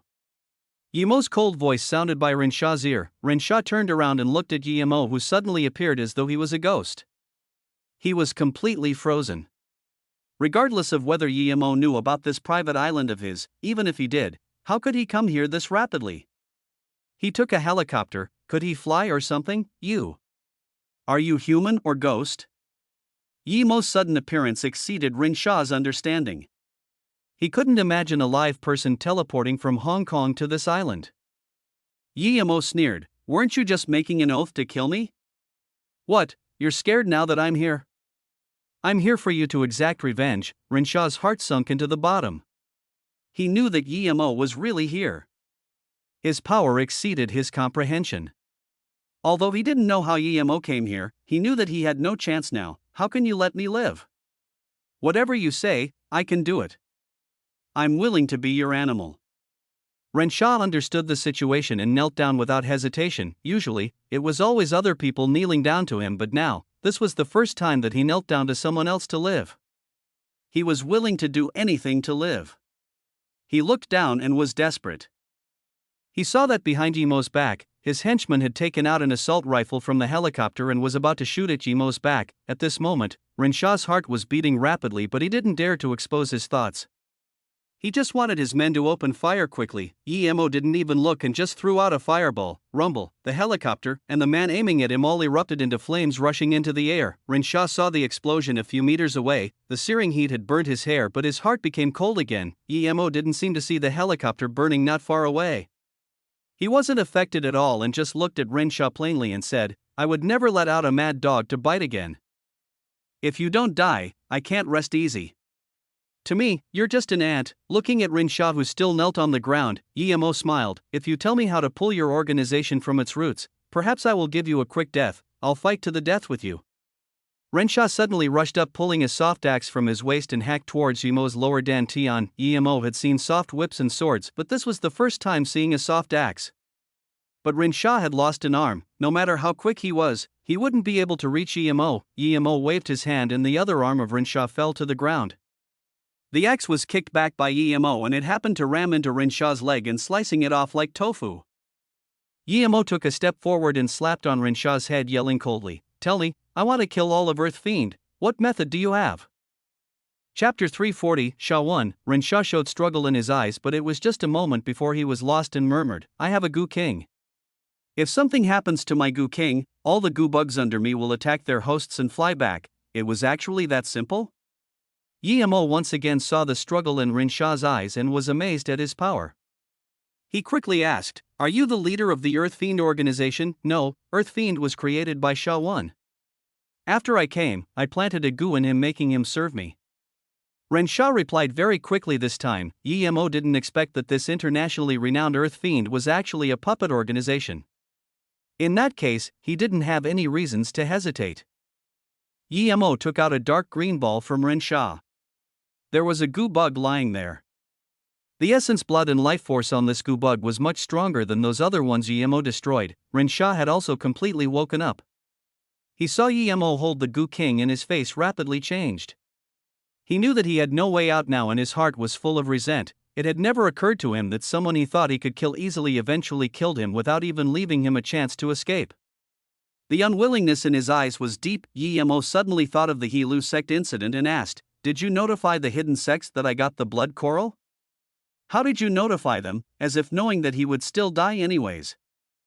Ren Sha stopped saying anything but was secretly trying to shatter his aorta. Emo scanned his spirit sense and immediately knew what Ren Sha was trying to do. He tried to save his soul by committing suicide. Emo didn't give it second thought before throwing out a fireball that surrounded Ren Sha. Ren Sha was stunned. He had already considered Emo to be the most dangerous person but didn't expect that he could tell that he tried to protect his soul. Was Emo even human? "I won't let you go even if I'm a ghost." This was the last howl from the fire. Emo said coldly, "You won't have the chance to be a ghost, but now, you won't die yet. You can stay in that fire for a while." Finally, Ren Sha's eyes showed that all hope was lost. If he had another chance, he would rather offend the entire hidden sects than Emo. His eyes gradually became dead. Emo looked at the Goo King in his hand. If he was just going to kill it like that, he felt it was a waste. He knew that although this Goo King was very low caliber in the cultivation realm, it was quite strong on Earth. Although he felt it was a waste, Emo still enveloped the Goo King in a fireball. He knew that even if he kept it, he couldn't keep it alive.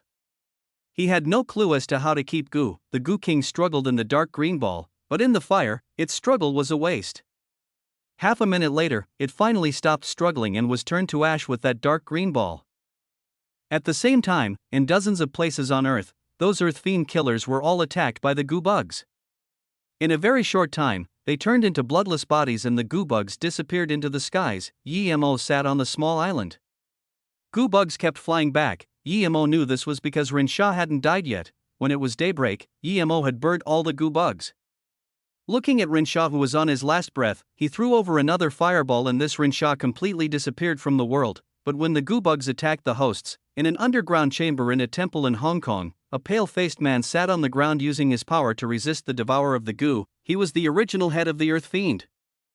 Sha 1. Different to other people, he knew from the beginning that he was turned into a tool for cultivation for the Goo King. When the time was right, he would be consumed, but knowing was one thing and avoiding it was another. He knew that if the Goo King didn't need him to serve, he would have been long gone. The moment that the Goo King's mansion was destroyed, he knew his chance had come. The Goo King always killed people and now, he finally met his end. Sha 1 was waiting for this opportunity. The moment the mansion was destroyed, he brought his 2 men to the underground basement. Although Sha 1 was controlled by the goo bug, he used his connections and had much better information than Ren Sha. Ren Sha was very vengeful, ever since he came to the Earth Fiend. This organization was completely different from before. It had turned into a retribution machine. So, Sha 1 thought of all the ways he could to help the Earth Fiend find strong enemies, and this time, they messed with Emo. Emo was too young and he didn't look well on Emo, but after investigating Emo, he became hopeful of Emo. He hid Emo's true capabilities from Ren Sha, just so Ren Sha could annoy Emo. As expected, things developed as planned. Even Sha 1 didn't expect Emo to act so fast. Emo was in Chunnan in the morning and at night, he had come to Hong Kong. Sha 1 brought 2 men into the underground basement. He knew that Ren Sha had an underground escape route. Even he didn't know how to get in. Just when he thought Emo couldn't kill Ren Sha, the 2 men and him starting experiencing attacks by the goo bugs. This made Sha 1 very surprised and joyful. He knew that only when the Goo King was killed would such thing occur, so when the goo started the attack, Sha 1 also started his resistance. For the past decade, he had been constantly thinking of ways to resist the goo devouring. Finally, he thought of a way. Mutilation. He forced the goo into one arm and cut off that arm. Then, he quickly went into the metal room and closed the door. After eating the blood essence of that arm, the goo couldn't find Sha 1 and flew off with the other goo bugs. Although Sha1 lost an arm, he forced out the goo bug and was very happy. He didn't dare to stay in the underground basement and quickly fled. The instant Su Jingwen packed away the charms, she remembered what happened when she came. She was too angered by her cousin, that's why she left. She thought about what happened with Emo and her cousin and just remembered Emo saying something about someone trying to assassinate her. Since those people were going to assassinate her, it meant that they wouldn't let Emo go either. Then, what would happen to Emo?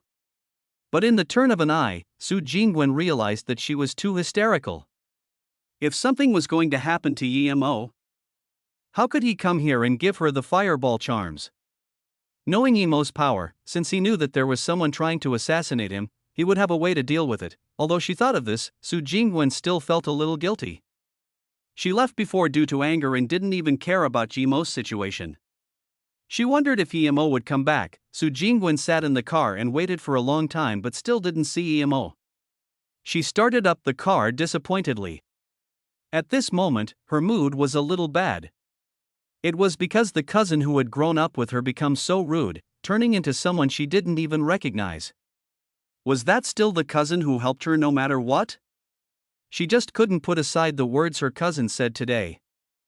Su Jingwen shook her head and tried to cast these things aside.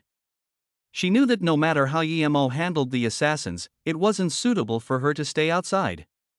Thinking about this, Su Jingwen didn't hesitate to drive home. When Su Jingwen got home, she saw her cousin talk with her mother in the living room.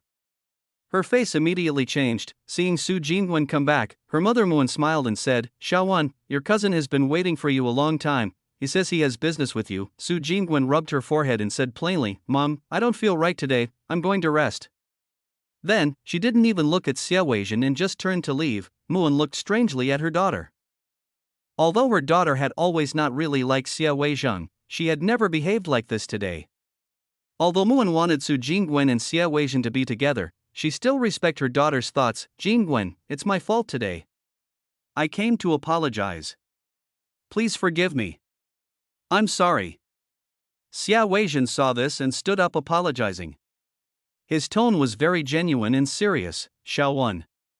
Moon subconsciously thought it was her daughter being a little too grumpy. Even if Xia Weijin did something wrong, he came up here to apologize. What else can't they sort out? Su Jingwen looked coldly at Xia Weijin. "You pointed at me calling me a shameless woman. Why are you apologizing to me? Leave. I don't have you as a kin anymore. You don't need to say anything else, Xia Weijin. Go." Moon heard Su Jingwen's words and her face also sunk. No matter what happened between the two, what right did Xia Weijin have to call her daughter shameless? Chapter 341, No one's face but don't no one's heart. Xia Weijin didn't expect Su Jingwen to actually say it out. He thought that what happened between them two couldn't be mentioned at home. But now, not only did she say it, she also said it in front of her mother.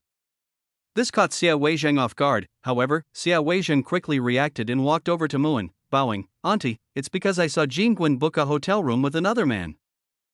I was scared that Jingwen was inexperienced and tricked. I didn't choose my words carefully at the time because I cared about Jingwen too much." Su Jingwen's face was green with anger. She didn't think that Xia Weijin would twist the truth in such ways in front of her mother.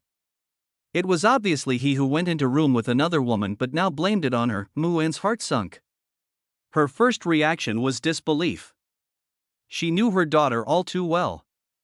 Now, Xia Weijin said her daughter booked a room with a man.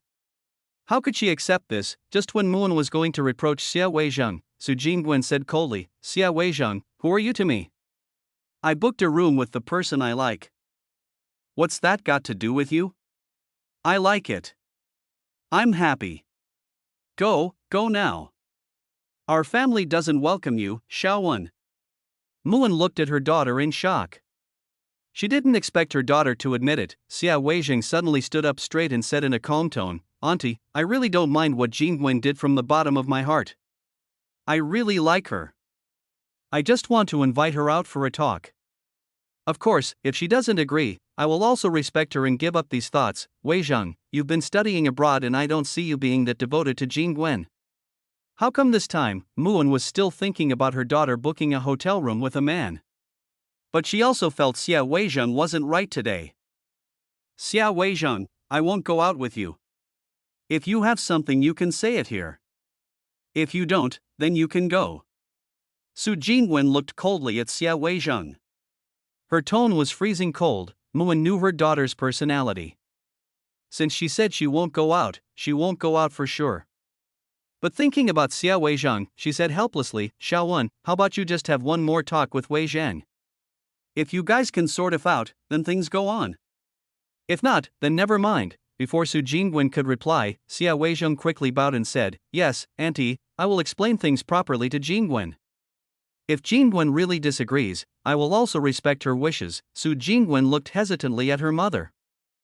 In the depth of her heart, she really didn't want to go out with Xia Weizheng, but her mom also said this was the last time. Just when Su Jingwen was still hesitating, a maid brought in a disc and walked in front of Muan, passing the disc to her. Anton, someone just sent in this saying it needs to be watched immediately. Muan took the disc confusedly and casually put into the DVD player. When the TV screen showed, Xia Weizheng's face changed drastically. He walked up a few steps and was going to take out the disc. Muan stopped him. Weizheng, what are you doing? Xia Weizheng's face changed many times before saying, I'm a little uncomfortable. I'm going. Then, he didn't even care about Muan's strange eyes and turned to leave. Muan and Su Jingwen, who were very confused, quickly knew from the disc why Xia Weizheng was leaving. This disc recorded the plan Xia Weizheng had for Yimo and Su Jingwen. The more Muan watched, the angrier her face got. Xia Weizheng was planning to capture Yimo and Su Jingwen and then get many people to rape Su Jingwen in front of Yimo. After this, they were still planning how to transfer Muan's assets. Slap. Muan slapped the tea table. What did I do to your Xia family? How dare you be like this, Mum? Su Jingwen quickly came to pat her mother on the back. She was scared her mom would get sick. Although she already knew what sort of a person Xia Weizheng was, she was still in disbelief at his brutality.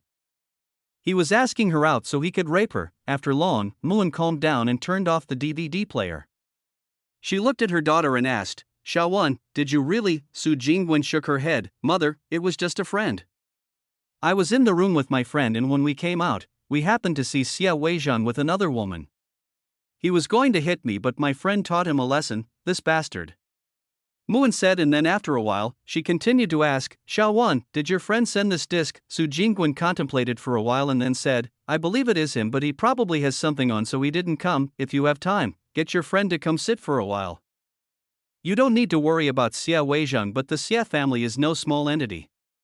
Your friend can even get this fast, meaning that he's not that simple either. You like him, right? Muan nodded and asked. She knew her daughter too well. If her daughter didn't like this person, then she wouldn't go into the same room with this person no matter what. Su Jingwen blushed and hesitated for a while before saying, Mom, he already has someone he likes. And it's not that I like him. I just don't have any vigilance for him. I feel he's trustworthy. He's a good person and, Muan smiled, you've said so many good things about him. How can you still say you don't like him? So what if he has someone he likes? As long as they're not married. Anyone can like him. Plus, my daughter is no lesser than anyone else. What were you going to say before? Muan felt quite guilty to her daughter. If it wasn't for this disc, she was going to persuade her daughter to go out with Xia Weizheng. You know one's face, but you don't know one's heart. Muan sighed. Xia Weizheng only went out a few years and had turned so cruel, but you couldn't tell from his appearance at all. Su Jingwen could only say, Mom, he's Yimo, the one who cured your sickness and the one sold me the spirit cleansing charm. It's him. Muan had long been wanting to see Yimo and didn't expect him to be in Ninghai. Xia Weizheng walked out of the Su family with a bleak face. He really couldn't understand how his discussion in the afternoon turned into a disc this rapidly and was sent to the person he was plotting against. Xia Weizheng opened the car door and sat in the car spitting coldly. Su, so what if you know? I will make you regret betraying me. What I can't get, no one shall get. Pity, you no longer have that chance. A voice suddenly came from his back seat. Who is it? Xia Weizheng turned around abruptly and saw a middle-aged man holding a gun at his head. This man sneered, You can go back and see your men in hell. Who I am is not important. The people in the business call me Ninth Uncle. You can call me that too. Oh, by the way, my previous occupation is a killer. Xia Weizheng calmed down from his initial shock. He wasn't someone inexperienced. Soon, he realized that the disc was also sent by this ninth uncle. Ninth uncle, we have no feud, plus, aren't you killers doing your job for money? How much do you need? Name your price. Although Xia Weizhang was shaking, he immediately realized what was the focal point. Ninth uncle sneered, drive your car first. After Xia Weizhang started the car, the middle-aged man said coldly, no feud? You are attacking my boss's woman, is that no feud? Yi Mo is my big boss, and Su Jingwen is my boss's woman. Tell me if we have feud or not. You only have yourself to blame. Xia Weizhang opened his mouth. He didn't expect Yi Mo to be this powerful. In the turn of an eye, not only was his schemes known and he became a prisoner to Yi Mo. Since this man was a killer, what else didn't he dare to do? Perhaps he would shoot his head the next moment. Now, Xia Weizhang was really scared. Yi Mo killed Rensha and destroyed all the goo bugs. Then, he spun around the island. This island was very small, less than 1 square kilometer. Rensha didn't build any grandiloquent houses on it. Just a few simple bases used for his cultivation. However, Yi Mo didn't know why Rensha bought such a small island. Yi Mo felt a lot more relived after annihilating the Earth Fiend. That constant feeling of threat had gone. Yi Mo walked into a room. This was probably used by Rensha for cultivation. He wanted to see how this Rensha cultivated. Just when Yi Mo walked in, he was shocked by the dense spirit chi here. Although this was still a far cry from the cultivation realm, it still surprised Yi Mo's spirit chi was too rare and the density of this chi here was very good despite having some impurities. Yi Mo soon discovered that the chi here was dissipating. He looked around and immediately realized what was going on. He couldn't help to curse Rensha.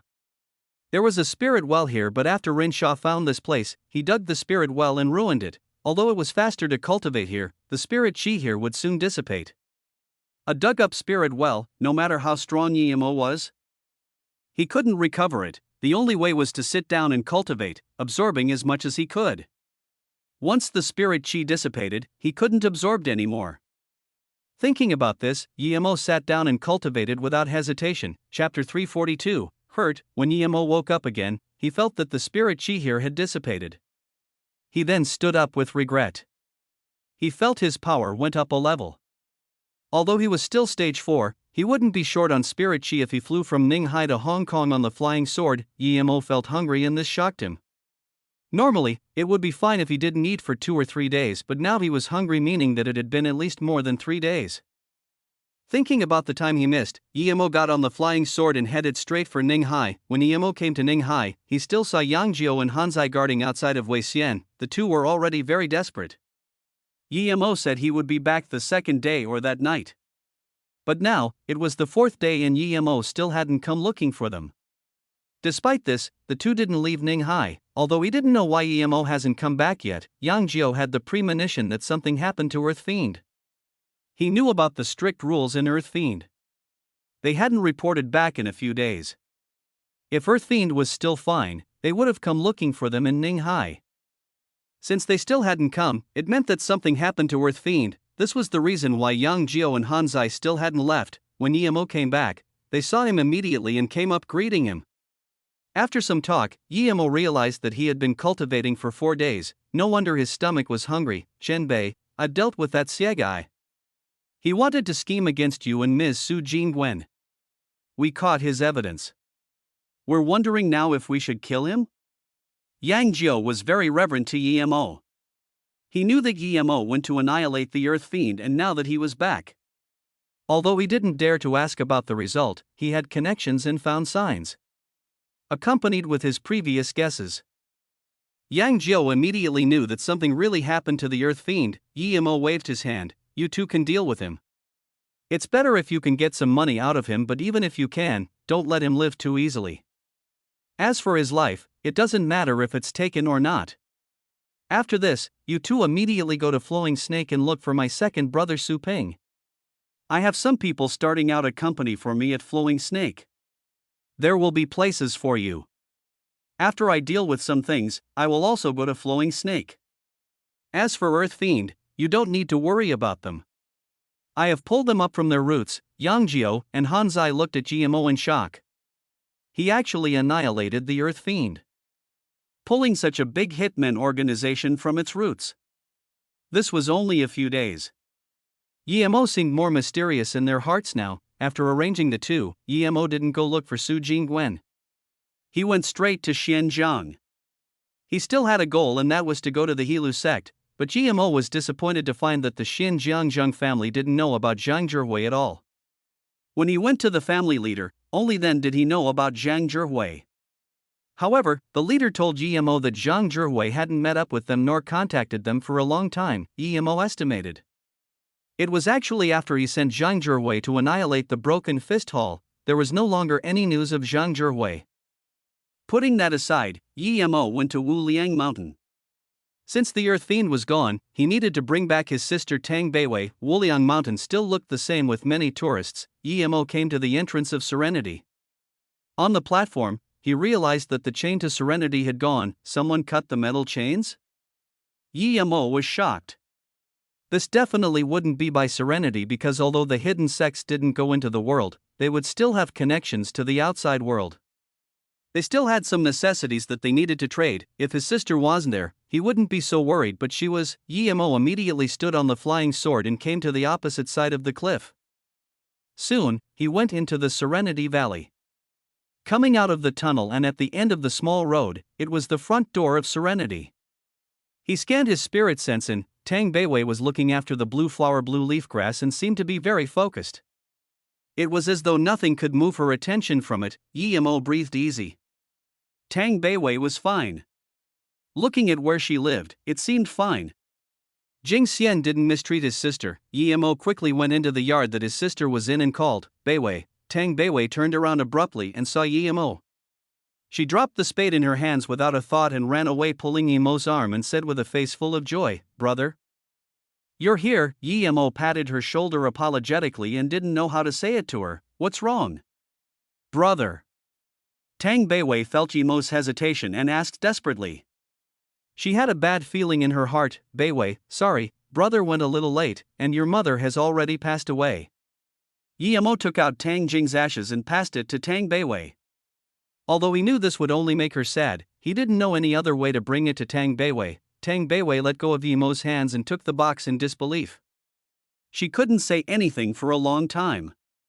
Although Tang Jing wasn't her real mother, in her heart, no one could take Tang Jing's place. Tang Jing was her mother. But her mother was taken to Beijing. How long had it been? And an ash box was brought back. She couldn't take it. She couldn't believe it. Her mother went to enjoy life, not die. Why did things have to be this way? Why? Tang Beiwei was frozen. Ever since she was young, her mother used her weak shoulders to bring her up to adult, because nothing could stop the love a mother had for her daughter. Whether it was raining or windy, snow or hail, her mother always pushed that little cart sheltering her. But today, the daughter grew up. The mother still wasn't able to enjoy life yet and left like that. Mom. Tang Beiwei held the ash box in daze and cried out. She knelt down, tears raining down. Yemo looked at Tang Beiwei crying and didn't try to comfort her. She needed to cry out the sorrow in her heart now. After a long while, Tang Beiwei's voice was even sounding coarse.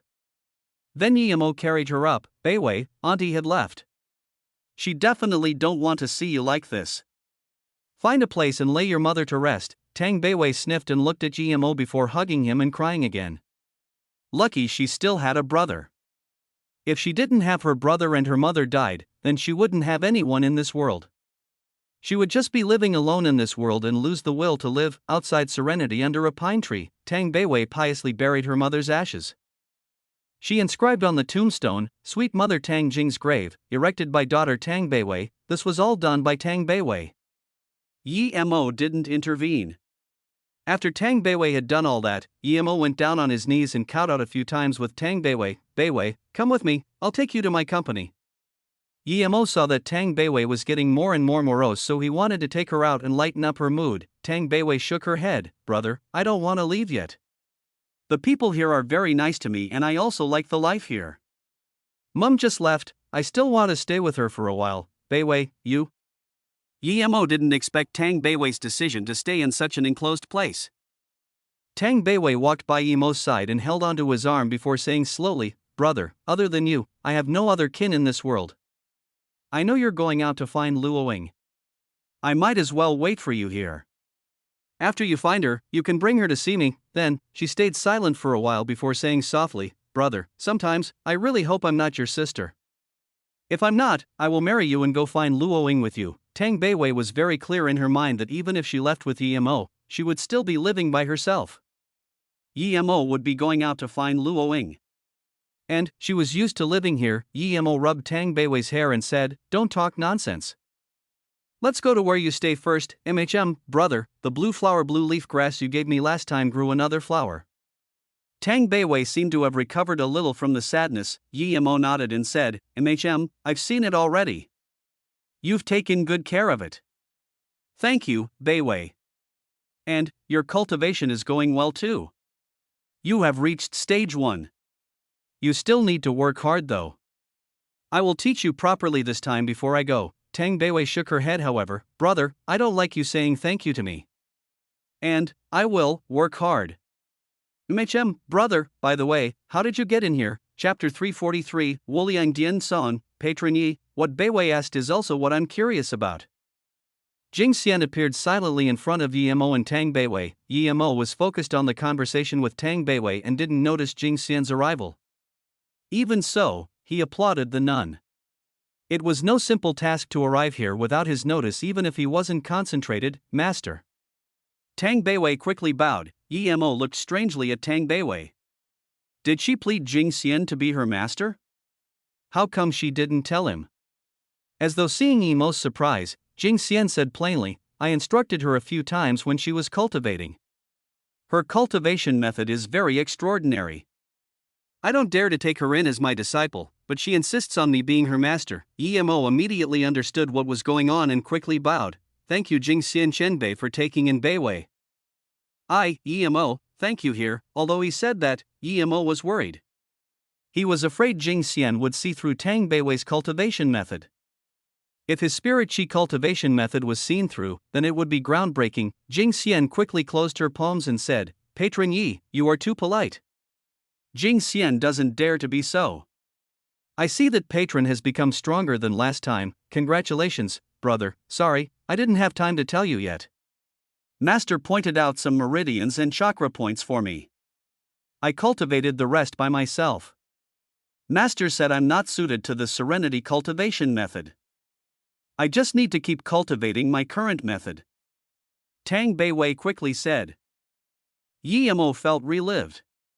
Although Tang Beiwei's words were a little rude to her master, she was desperately trying to explain to him that she didn't disclose the cultivation method. Despite this, Emo still wanted to write an ancient martial arts cultivation method for Tang Beiwei. Once people asked, she can use that as an excuse. Seeing Emo nod, Tang Beiwei immediately said, "Brother, you still haven't said how you came." Emo knew that Jing Xian was also waiting for his answer. "I saw that the metal chain was broken, so I jumped over." Tang Beiwei didn't say anything. She knew that her brother had many strange capabilities, but Jing Xian was extremely shocked. Jumped over? She wouldn't believe this no matter what, but Emo definitely came from the original way. Otherwise, how would he know that the chains were broken? But if Emo didn't jump over, how did he come? Jing Xian Chenbei, please tell me how that metal chain broke. Emo asked. If his sister wasn't here, then he wouldn't care, but she was, so he had to know what was going on. He didn't want his sister to be in the slightest danger. Jing Xian looked at Emo once. Although she knew Emo was lying, she couldn't keep asking. She nodded and said, "Jing, she actually agreed on the marriage between Susu and Dian Chao and privately took the marriage gift of Dian Song. We didn't know about this at all. But a few days ago, Dian Sang sect people came to Serenity to marry Susu but found that Susu had left Serenity. The people were immediately angered. Emo didn't finish hearing and was also angry. Although Jing Shi was killed by him, how dare the Dian Song people want Luoing? Luoing was the most precious person to him in this world. The Dian Song people dare to come touch her. Jing Xian sighed and continued, "Since Jing Shi is no longer here, so we can't reply to the Dian Song people." Eventually, people came from Dian Song injured Jing Xi's martial sister. If it wasn't Beiwei, the Dian Song people wouldn't just settle things there. Tang Beiwei looked at her master in surprise. "Master, I didn't do anything though." I didn't know what happened either. I just heard that Jing Hui martial uncle said the metal chains were broken. Although I knew that my brother could come over, I don't know how he came over either. What's this got to do with me? Jing Xian looked apologetically at Tang Beiwei and said, Sorry Beiwei, I didn't tell you about this. I was afraid you would worry. The Dian Song people was still going to rampage after beating Jing Xiai, but the young master of Dian Song saw Tang Beiwei and was immediately shocked. He immediately changed his target to Beiwei and requested Beiwei to marry him instead of Susu. Dian Chao was going to bring Beiwei with him, but I stopped him, telling them that even if they were going to do so, they needed to wait a few days for Beiwei's brother to come back. They said that I was right. And they were keen on face saving. So they went back to prepare for marriage gift. It would be 3 days before they come back. As for the marriage gift they gave last time, they would want it back when Susu comes back, master. Tang Beiwei looked at her master in shock and subconsciously held onto Yimo's arm tight. She was thinking, if her brother didn't come, was her master going to marry her into that Den Song or something? Yimo's face was very bad. Although he didn't know what Jingxi meant, he definitely wasn't going to let his sister be forced into a marriage. Jingxi glanced at Yimo and said, Just when I didn't know what to do, Patron Yi came. I can't decide on this issue. Although I want to send Tang Beiwei away in secret, if Dian Song knew about this, not only will Beiwei have nowhere to hide, but our serenity will also be destroyed, and so will your Yi family, brother. Tang Beiwei held Yimo's hand tightly and called out worriedly. She knew her brother was strong, but even Serenity was so worried about Dian Song. She didn't dare to guess if her brother was a match for them. Seeing Yimo's face bleak and killing intent leaking, Jing Xian said worriedly, Dian Song is different from Serenity. Any one of their elders is Earth level. And Dian Song is one of the 6 big sections. Although they are ranked last, their power is far from what our sect can compare. Yimo's face eased up. He knew that he couldn't blame Jingxi for this. She really couldn't do anything. Thinking about this, Yimo nodded. Jing Xian Xianbei, thank you for taking care of Beiwei. A mere Dian Song is no threat to me. I can beat the Yilu sect to fragmentation, then there would be no reason for me to worry about Dian Song. Jing Xian heard Yimo's words and was dazed. Yimo actually beat Yilu's sect to fragmentation? What was this? Their sect was secluded and thus didn't know what happened in the outside world. After a moment, Jing Xian asked hesitantly, Patron Yi, are you sure it's the Yilu sect? Yilu sect is also one of the 6 big hidden sections. They are ranked even higher than Dian Song. Yimo smiled, they schemed for my blood coral and ambushed me, but I killed them all. Then, these people wanted to cause trouble at the Beijing Yi family. I killed all of them again.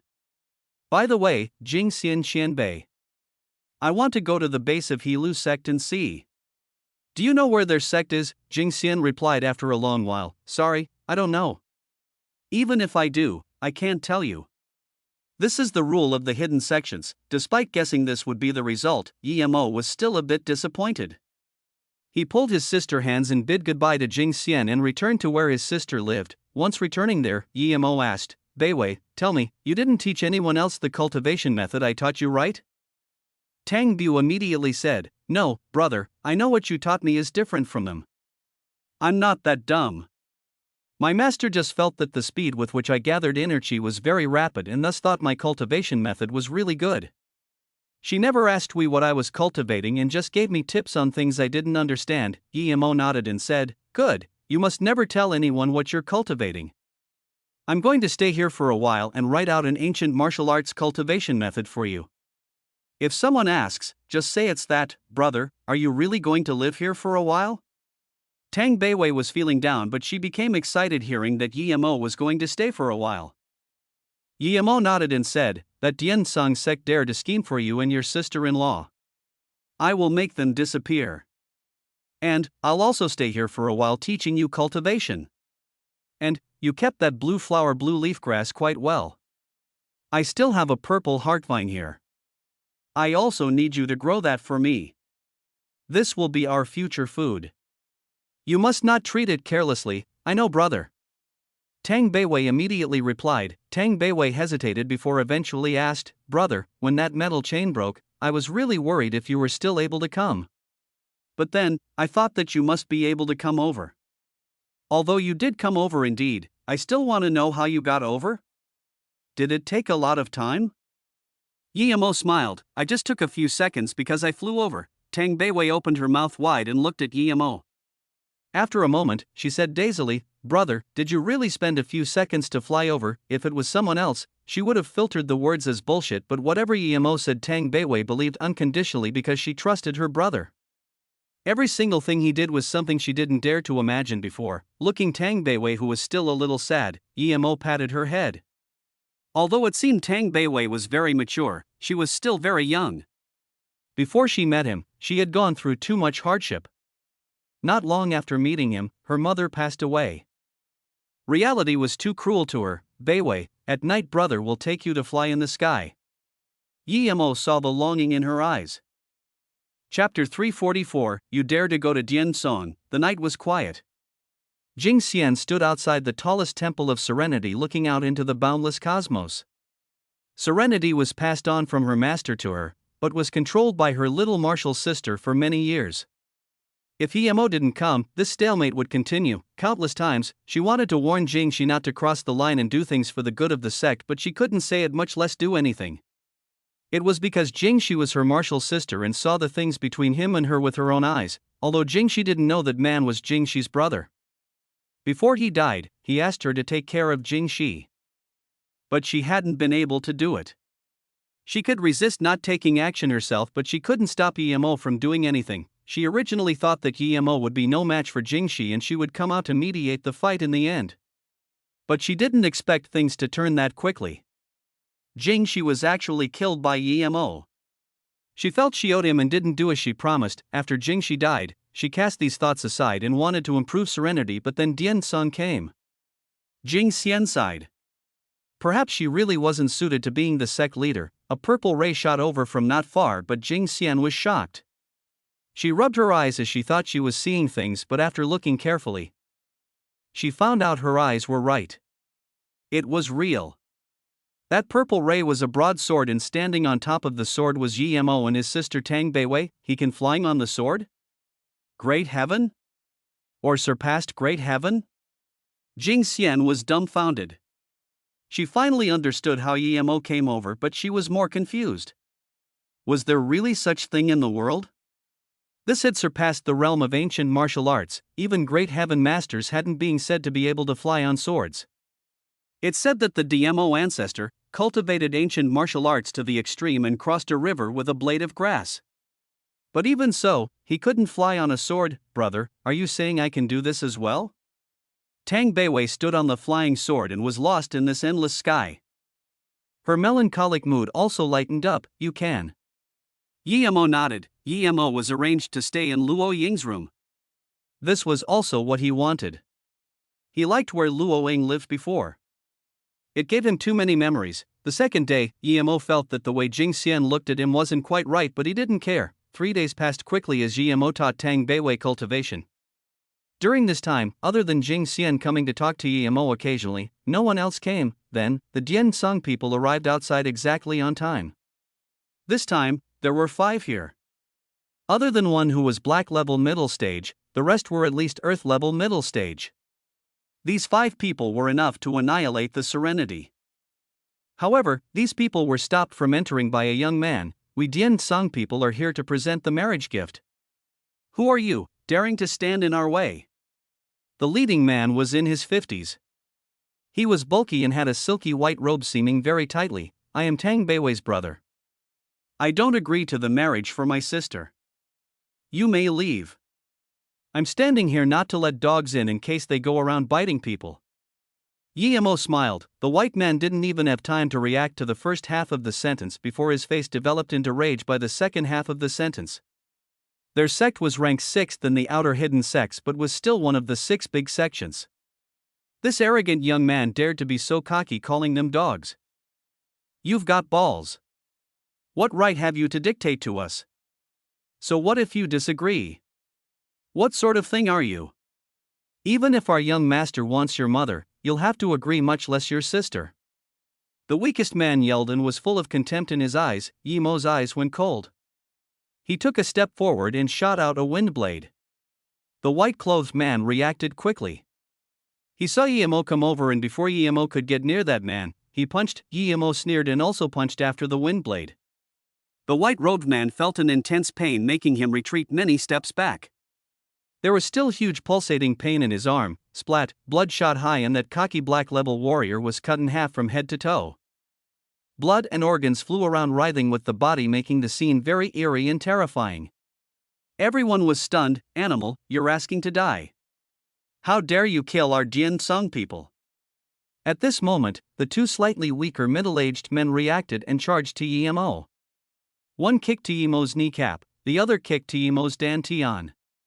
Obviously, they wanted to break Emo's leg and abolish Emo's power so they could torture him slowly. They could tell that although Emo killed their companion, that was due to the ambush attack, and that companion was the weakest.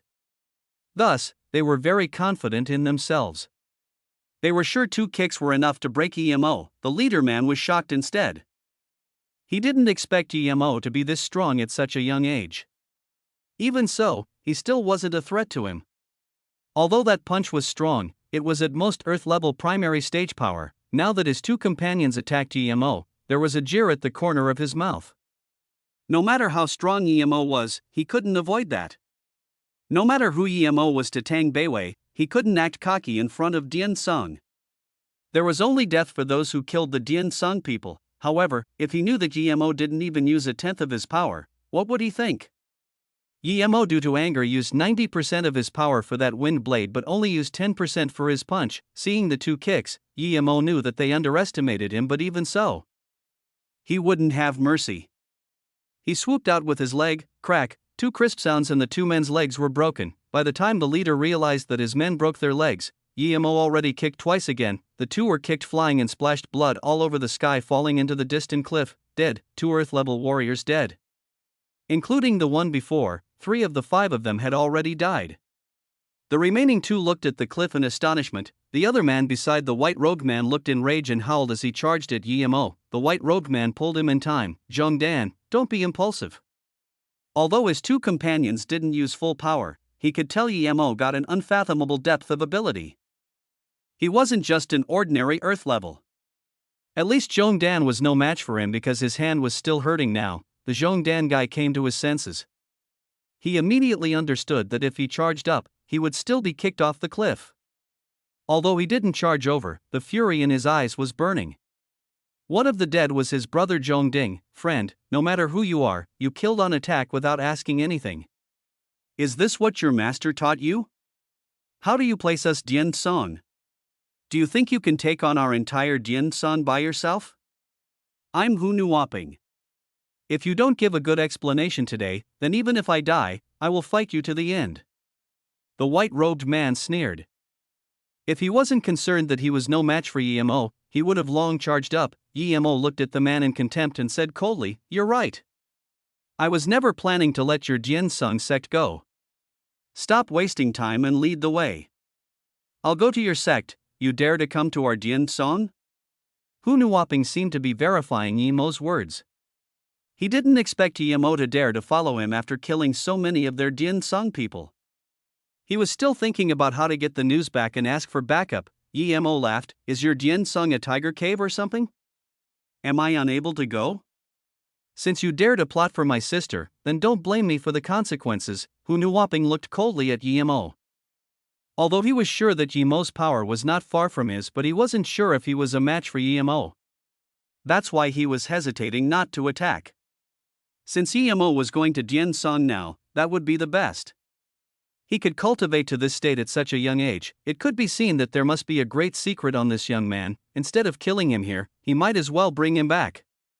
Thinking about this, Hu Nuoping sneered and turned to Serenity, calling out, "Jing Xian, we Dian Song will be back." Emo suddenly said coldly, "Old fart, if you don't leave now, then you don't need to leave anymore. I will kill you right here right now." Chapter 345, Internal Conflict. Brother, you need to be careful. Tang Beiwei resisted the disgusting bloodbath and came up in front of Emo. Although she wanted to go with Emo, she knew that she wouldn't be able to help and would instead be a hindrance. Jing Xian stopped the Serenity disciples who were going up. Ever since she saw that Emo could fly on a sword a few days ago, she knew that Emo's power was far from what they could compare with. She hid this thing in her heart. She knew that if words got out, how much ruckus it would cause. Hey, Beiwei, wait for me here. I will be back in a while. Yemo comforted Tang Beiwei and then followed Hua Nuoping the two and left Serenity. Hu Nuoping heard Yemo's words and sneered inside. He wanted to come back after killing our Dian Sun people? He was dreaming. Yemo followed the two onto the cliff at Serenity before he knew how they came over. It was a balloon flotation device. There was a generator and a propeller. It was a simple helicopter to be exact. Seeing this, Yemo sneered. It seemed that the hidden sects were not so hidden. They even had such things. They were intact with the times. Zhong Dan looked furiously at Yemo but didn't dare to attack. He could only start up the balloon device. If he could beat Yemo, then 100 Yemos would have been dead. After the balloon helicopter started, it soon went into the misty Wuliang mountain, disappearing amongst the mountains. Yemo scanned out his spirit sense but could only see foggy valleys. There was no sense of direction at all. Hu Nuoping looked coldly at Yemo and didn't say anything. In his eyes, Yemo was a dead person. He only needed to die at Den Song. This balloon helicopter passed through the mist for more than an hour before landing at a platform that was surrounded by mountains. However, there was a small temple made by bricks here. Everything around was covered by the fog and no structures could be seen. It was unknown if this place was still even in Wuliang Mountain. Yemo applauded. There were too many mountains that were hard for ordinary people to reach in China. Zhong Dan walked out of the balloon helicopter and looked coldly at Yemo, sneering, "After you die, I will go down to comfort your family. I promise each and every one of them will be very happy. So happy that they can't even die if they want to. Every single woman of your Yi family will be proud of me." Yemo looked at Zhong Dan and said plainly, "Pity, you won't have that chance." Then, he raised his hand and let out another wind blade. Zhong Dan was suddenly split in half, falling with shocked eyes. "You dare to still kill people at the foot of our sect?" Hu Nuoping looked as though he was going to eat Yemo, but he didn't dare to attack. However, he was just more shocked. Even his tone was shaky. Originally, he just thought Yemo had a fast blade, so fast that he didn't notice at the time. But just now, he saw it clearly. Yemo didn't use a sword at all. He just swiped with his hand. Was this the legendary chi gathering to form blade? His face was like a dead man's.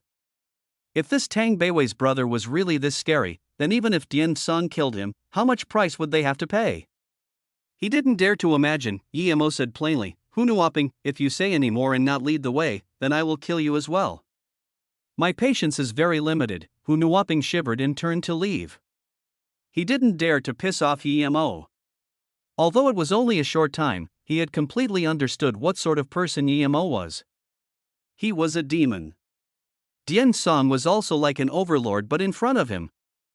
Dian Song was an old granny eating vegetables. Seeing Hu Nuoping continue walking, Yemo followed, but before he left, he waved his hand and two fireballs shot out, turning that small temple and the hot air balloon into a gust of fire. Hu Nuoping looked at the two gusts of fire as his mouth spasmed.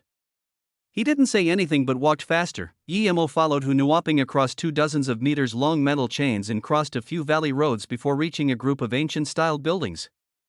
In front of these buildings, there was a 50-meter-tall mountain stairs.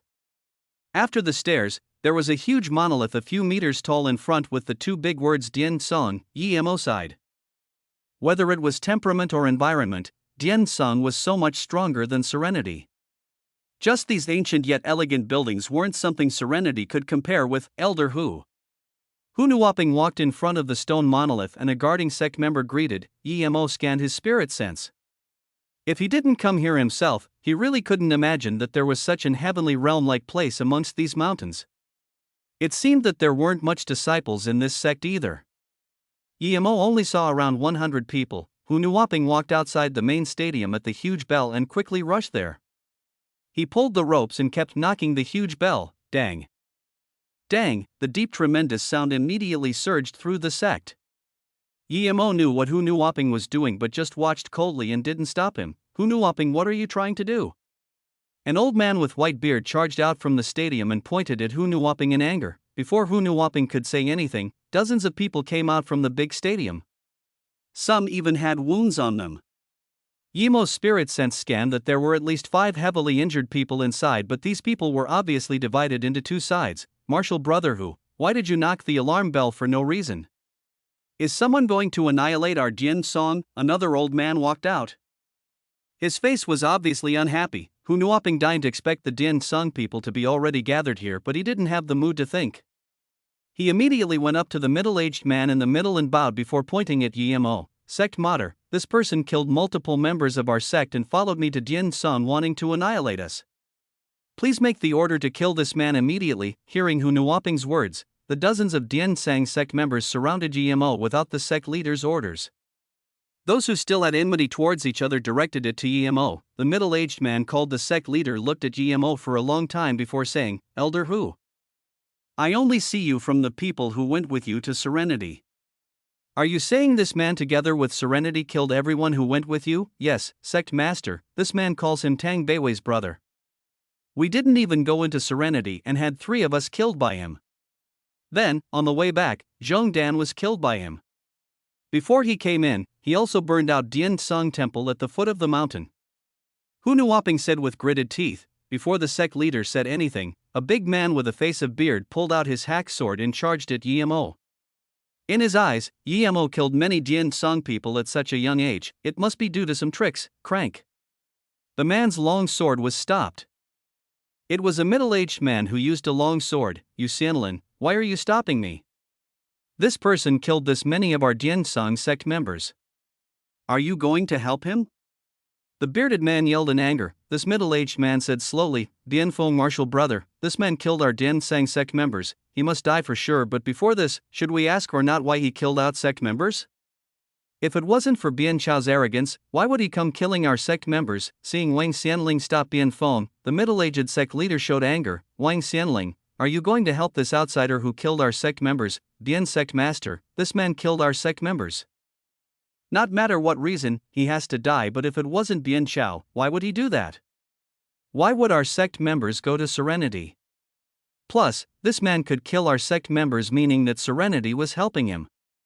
If it wasn't for Bian Chao, why would Serenity have conflict with us? Although Hu martial brother brought him back for punishment, I still hope that sect leader can be fair and punish Bian Chao heavily and give out your position as sect leader. Otherwise, we can disregard offending Serenity, but what if we offend one of the 6 big sects next time? This was the old man who reproached Hu Nuoping. Yimo had understood now. This old things thought he was brought back by Hu Nuoping, and when he came with Hu Nuoping, Dian Song seemed to be in internal conflict. This old man's side seemed to have conflict with the sect leader's side. They were fighting for the position of the sect leader, and then he and Hu Nuoping came in and interrupted this. Hu Nuoping opened his mouth wanting to explain that Serenity didn't help Yimo, but he also could tell that Dian Song was in internal conflict. Yimo sneered, shut up all of you. Bring out Bian Chao now. Before I slaughter, I need to sever this scum's legs. Otherwise, I came all this way but still haven't seen the pig I'm supposed to kill. Yimo's angry yell made this entire place silent. Everyone stared at Yimo. What right did this young man have to be this cocky? He was facing all of Dian Song and he still dared to be so cocky. He's lived enough, has he? Chapter 346, Grapple, you're asking to die. A young man less than 30 suddenly charged over. The long sword in his hand was going to hack Yimo. However, he was stopped by Hu Nuoping when he attacked. Other people didn't know how strong Yimo was, but Hu Nuoping knew all too well. Yimo looked at this angry youth and suddenly took out the exact same looking sword and said, these 2 swords are actually the same. So it seems you are that Bian Chao. But, you're so much weaker than your brother Bian Pa. You're still at black level. You killed my brother? Bian Chao saw the long sword in Yimo's hands and his eyes were bursting with fury. Hu Nuoping, let me go. I'm going to kill this bastard personally. You killed my son Bian Pa? At this moment, the middle-aged man's eyes turned cold like a frosty bean wanting to penetrate Yimo immediately. But in the depth of his heart, he felt threatened. This man was so young but could see through Bian Chao's power. He definitely wasn't simple. Yimo played with the long sword in his hand. Not bad. At Shinnon Jia, Bian Pa wanted to kill me but was killed by me. A few days ago, I went to see my sister, but I heard you Dian Song had another animal called Bian Chao wanting to hit on my sister.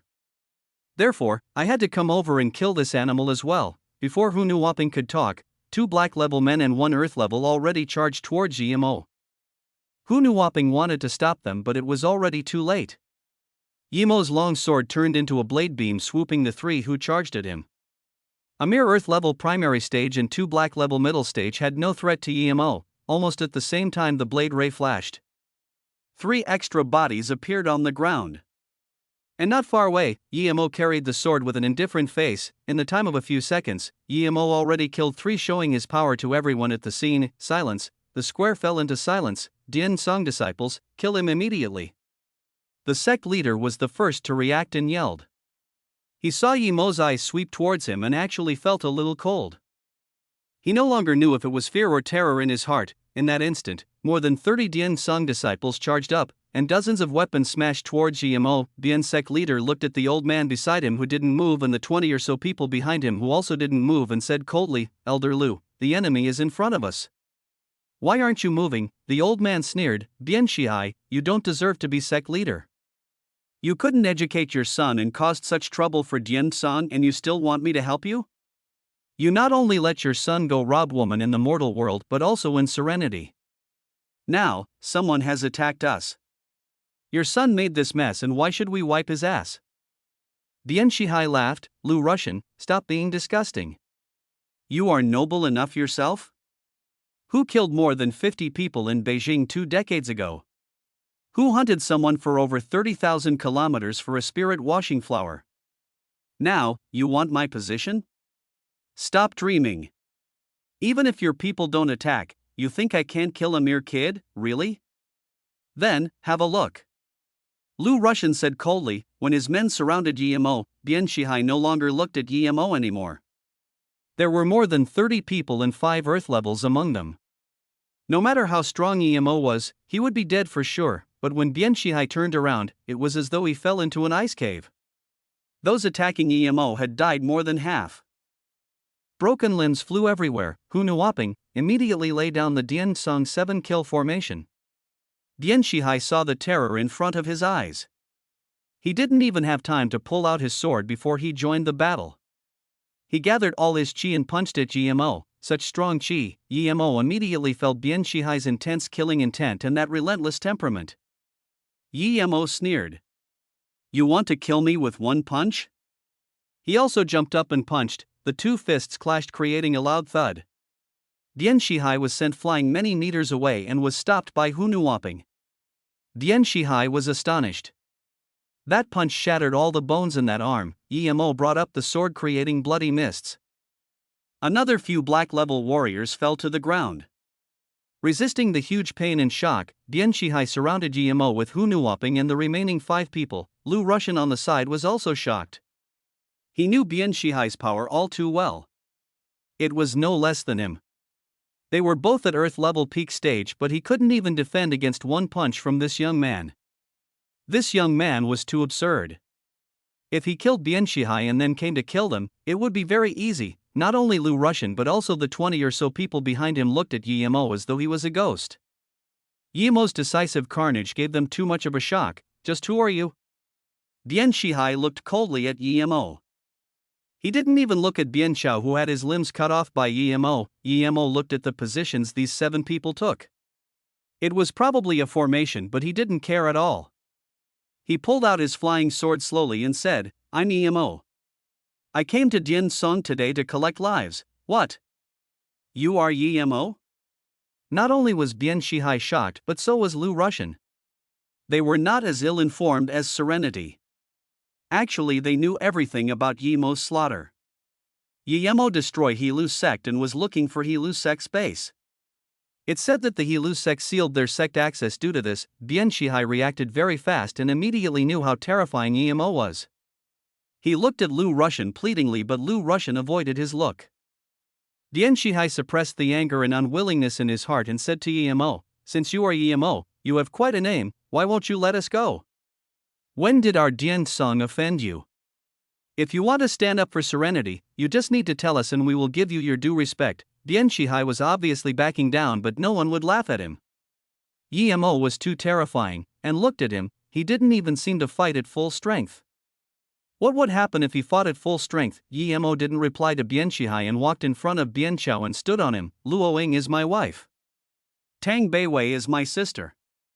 You scum of Dian Song dare come to Serenity asking for Susu and Beiwei. Tell me, should I come annihilate your sect? My motto is, as long as you don't mess with me, I won't mess with you. But since you messed with me, then don't blame me for the consequences. Then, Yi Mo stamped heavily on Bian Chao. Bian Chao was killed without even getting to make a sound. Ye bastard, either you die or I die today. Bian Shihai saw that Bian Chao was killed right in front of his eyes and could no longer hold back his fury. Even if he was no match for Yi Mo, he was still going to kill him. As Bian Shihai charged up, Hu Nuoping and the other 5 attacked Yi Mo from different angles. Although they attacked from different angles, their target was actually the same spot. 6 Earth levels and 1 Black level peak stage warrior fought at full strength.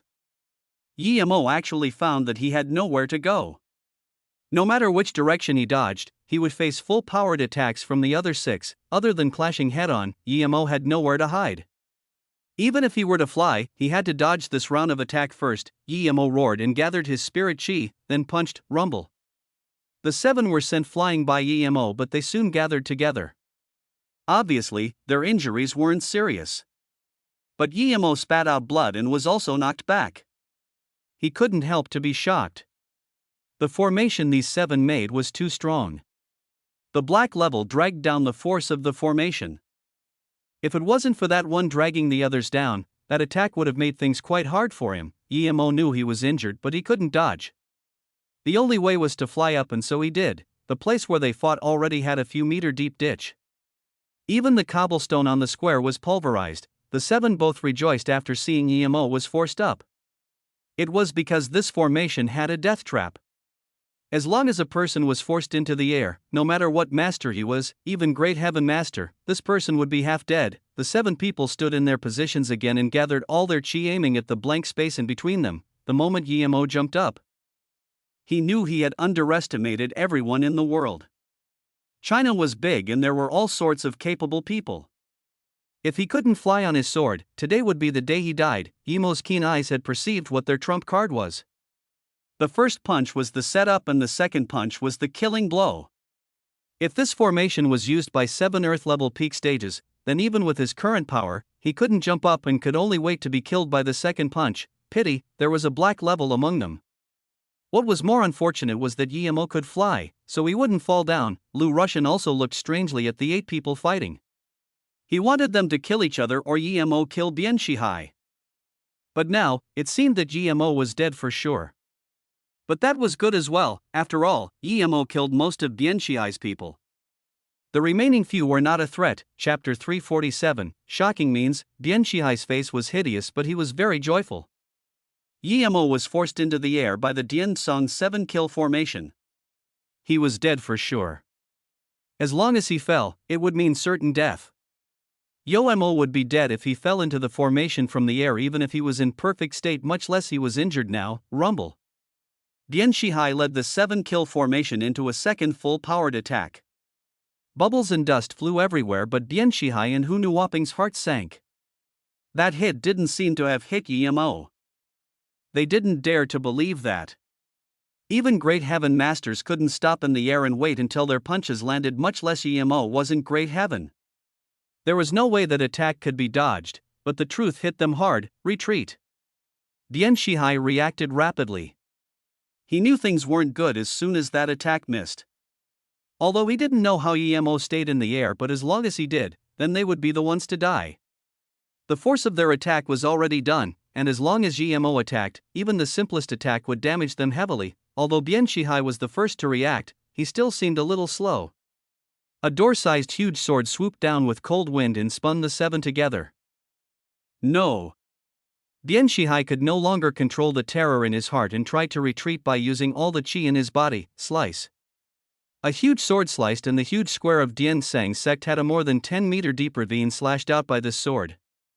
Other than Bian Shihai, who barely managed to escape, the remaining 6 all died. With blood spewing out of his mouth, Bian Shihai stood there like a doll, looking numbly at the place he had stood before. It had turned into a deep ravine. He couldn't even say a single word now. Yimo's power and menace exceeded his comprehension. Was this even human? Their Dian Song actually offended someone this terrifying and led him to their sect. If Dian Song was annihilated due to this, then he, Dian Shihai, would be the sinner of Dian Song. Although he had conflicts with Lu Russian over power, this was all internal conflict. But now, Yimo had the power to kill all of Dian Song. He started to regret. He shouldn't have indulged his Su. If not for Bian Chao, Yimo wouldn't attack Dian Song. But now, he couldn't even save the sect, much less get revenge. If he knew this earlier, he might as well have given the sect leader position to Lu Russian. If he knew Bian Chao would cause such big trouble, he would have killed him earlier. But now, it was all too late. Lu Russian also looked at the deep ravine dumbly. He couldn't understand this at all. He clearly saw a huge door-sized sword slice down, but immediately the sword was gone. Was he dreaming? Lu Russian looked at the disciples with their mouths wide open behind him. He knew what he saw is real. Yimo indeed hacked down with a huge door-sized sword, but then the sword turned into nothing and disappeared quickly. At this moment, he was no longer thinking about Bian Shihai's wrongs. He only had annoyance and hate. This Bian Chao actually brought such a calamity to Dian Song. Before, he had talked about Yimo being a big trouble only for bashing Bian Shihai, but now he really knew that this was a big trouble. Things had gone out of their control. He was sure that it would be their turn after Bian Shihai was killed. Yimo took away the flying sword and walked slowly to Bian Shihai. He must kill this person, Ami Tuofo, Patron Yi, since you have already killed the main culprit, why don't you just stop killing now? It would be the best. An old yet powerful voice sounded. Almost at the same time, a monk whose face was obscure suddenly appeared on the square. Yimo was shocked. He already kept his spirit sense on alert, but he still didn't notice when this monk came. There was such a powerful monk in this world? Although he used up a lot of spirit chi, only less than half remaining, he was still shocked. Wu Dao Chen Bei, please save us Dian Song. Hearing this voice, not only did Bian Shihai but even Lu Russian kneel and beg, he's Wu Dao? Yimo looked carefully at this monk but still couldn't see anything special. But he had heard of this monk. Zhang Zhihui told him before that there were no great heaven masters in this world other than Wu Dao. But it said that Wu Dao was only halfway great heaven. But now, Yimo was sure that this Wu Dao definitely wasn't halfway great heaven. Not only couldn't he see Wu Dao's face, but he also couldn't see his power level. In that instant, Yimo knew that this Wu Dao was definitely stronger than him. Although Wu Dao might not be able to kill him, he wouldn't be able to get much out of fighting Wu Dao. What to do? A monk poking his nose into others' business. Should he fight? No matter what, he needed to fight to know if he was a match for this monk. Thinking about this, Yimo didn't waste time talking and jumped up. The long sword in his hand went straightly towards Bian Shihai. He was certain that this old monk would stop him. As expected, just when the long sword reached Bian Shihai, the monk jumped up and after muttering a Buddhist call, he punched twice. No matter how eerie Yimo's sword attacking angles were, the attacks were blocked by the monk's fists. Crank, crank. If Yimo didn't know that the monk was empty-handed, he would have thought it was their weapons clashing together. After multiple clashes, Yimo's long sword was knocked aside and he also retreated a few steps. Then, he looked at Wu Dao and said coldly, "Monk, are you really going to intervene with this? Ami Tuofo, Patron's power is great. The chi in the sword has already materialized. It could be seen that Patron has great wisdom. However, Patron's killing intent is too dense. It's best if you come with me into the mountains to dispel your aggression." Wu Dao monk said as though this was how things were meant to be. Yimo was furious and sneered, "Monk, you're saying you're going to take me away? Are you the Pacific Police or what? Let me see how you're going to capture me today." The monk stopped talking and just jumped up, grabbing at Yimo with his withered hands. Yimo condensed a chi fireball on his fist and punched at Wu Dao. Bang bang. After another few clashes, chi fire splattered and Wu Dao retreated many meters, looking at Yimo with seriousness. He was tricked by Yimo. Yimo applied a chi fire on his fist and it made him suffer greatly. But Yimo didn't have it very easy either.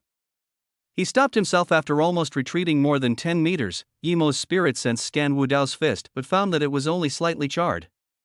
His chi fire didn't affect Wu Dao's fist at all. So strong, Emo exclaimed. Even Efair stage 4 chi gathering cultivators, they wouldn't be completely fine like Wu Dao after being attacked by Emo's chi fireball. Patron's power is strong, but are you really going to annihilate Dian Song? Wu Dao's voice grew deep and even saved his usual Amy Tuofo.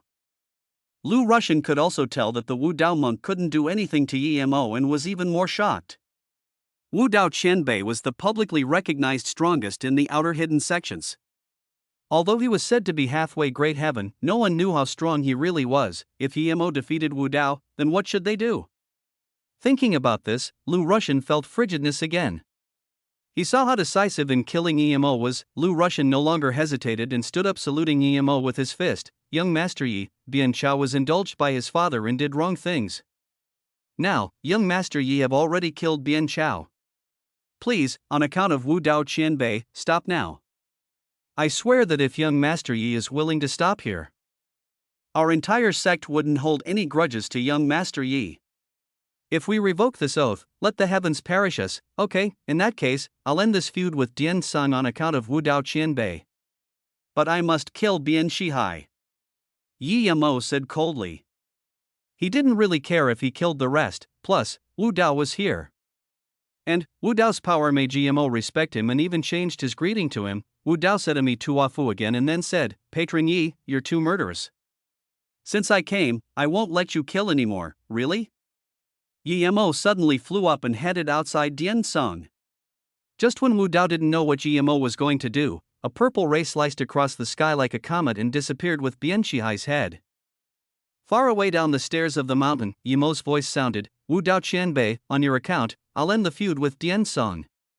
But if you dare to come for me again, then don't blame me. As for dispelling my killing intent with you, I'm not interested in that for now. Wu Dao didn't seem to hear Yi Mo's words but murmured to himself, it was actually Flying Sword, the legendary Flying Sword. Lu Russian and the others looked in terror at Bian Shihai, who fell dead to the ground and shivered. So this was Yi Mo's killing blow. He had been strong to this point. But soon, he felt lucky for his decision. If he didn't choose the opportunity to talk to Yi Mo while Wu Dao was here, perhaps his dead body would also be on the ground now. Ami Tuafo. The monk called again and disappeared.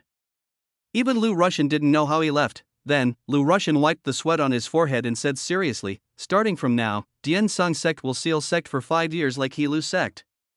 From now on, Dian Song sect members are not allowed to mess with Yi family people.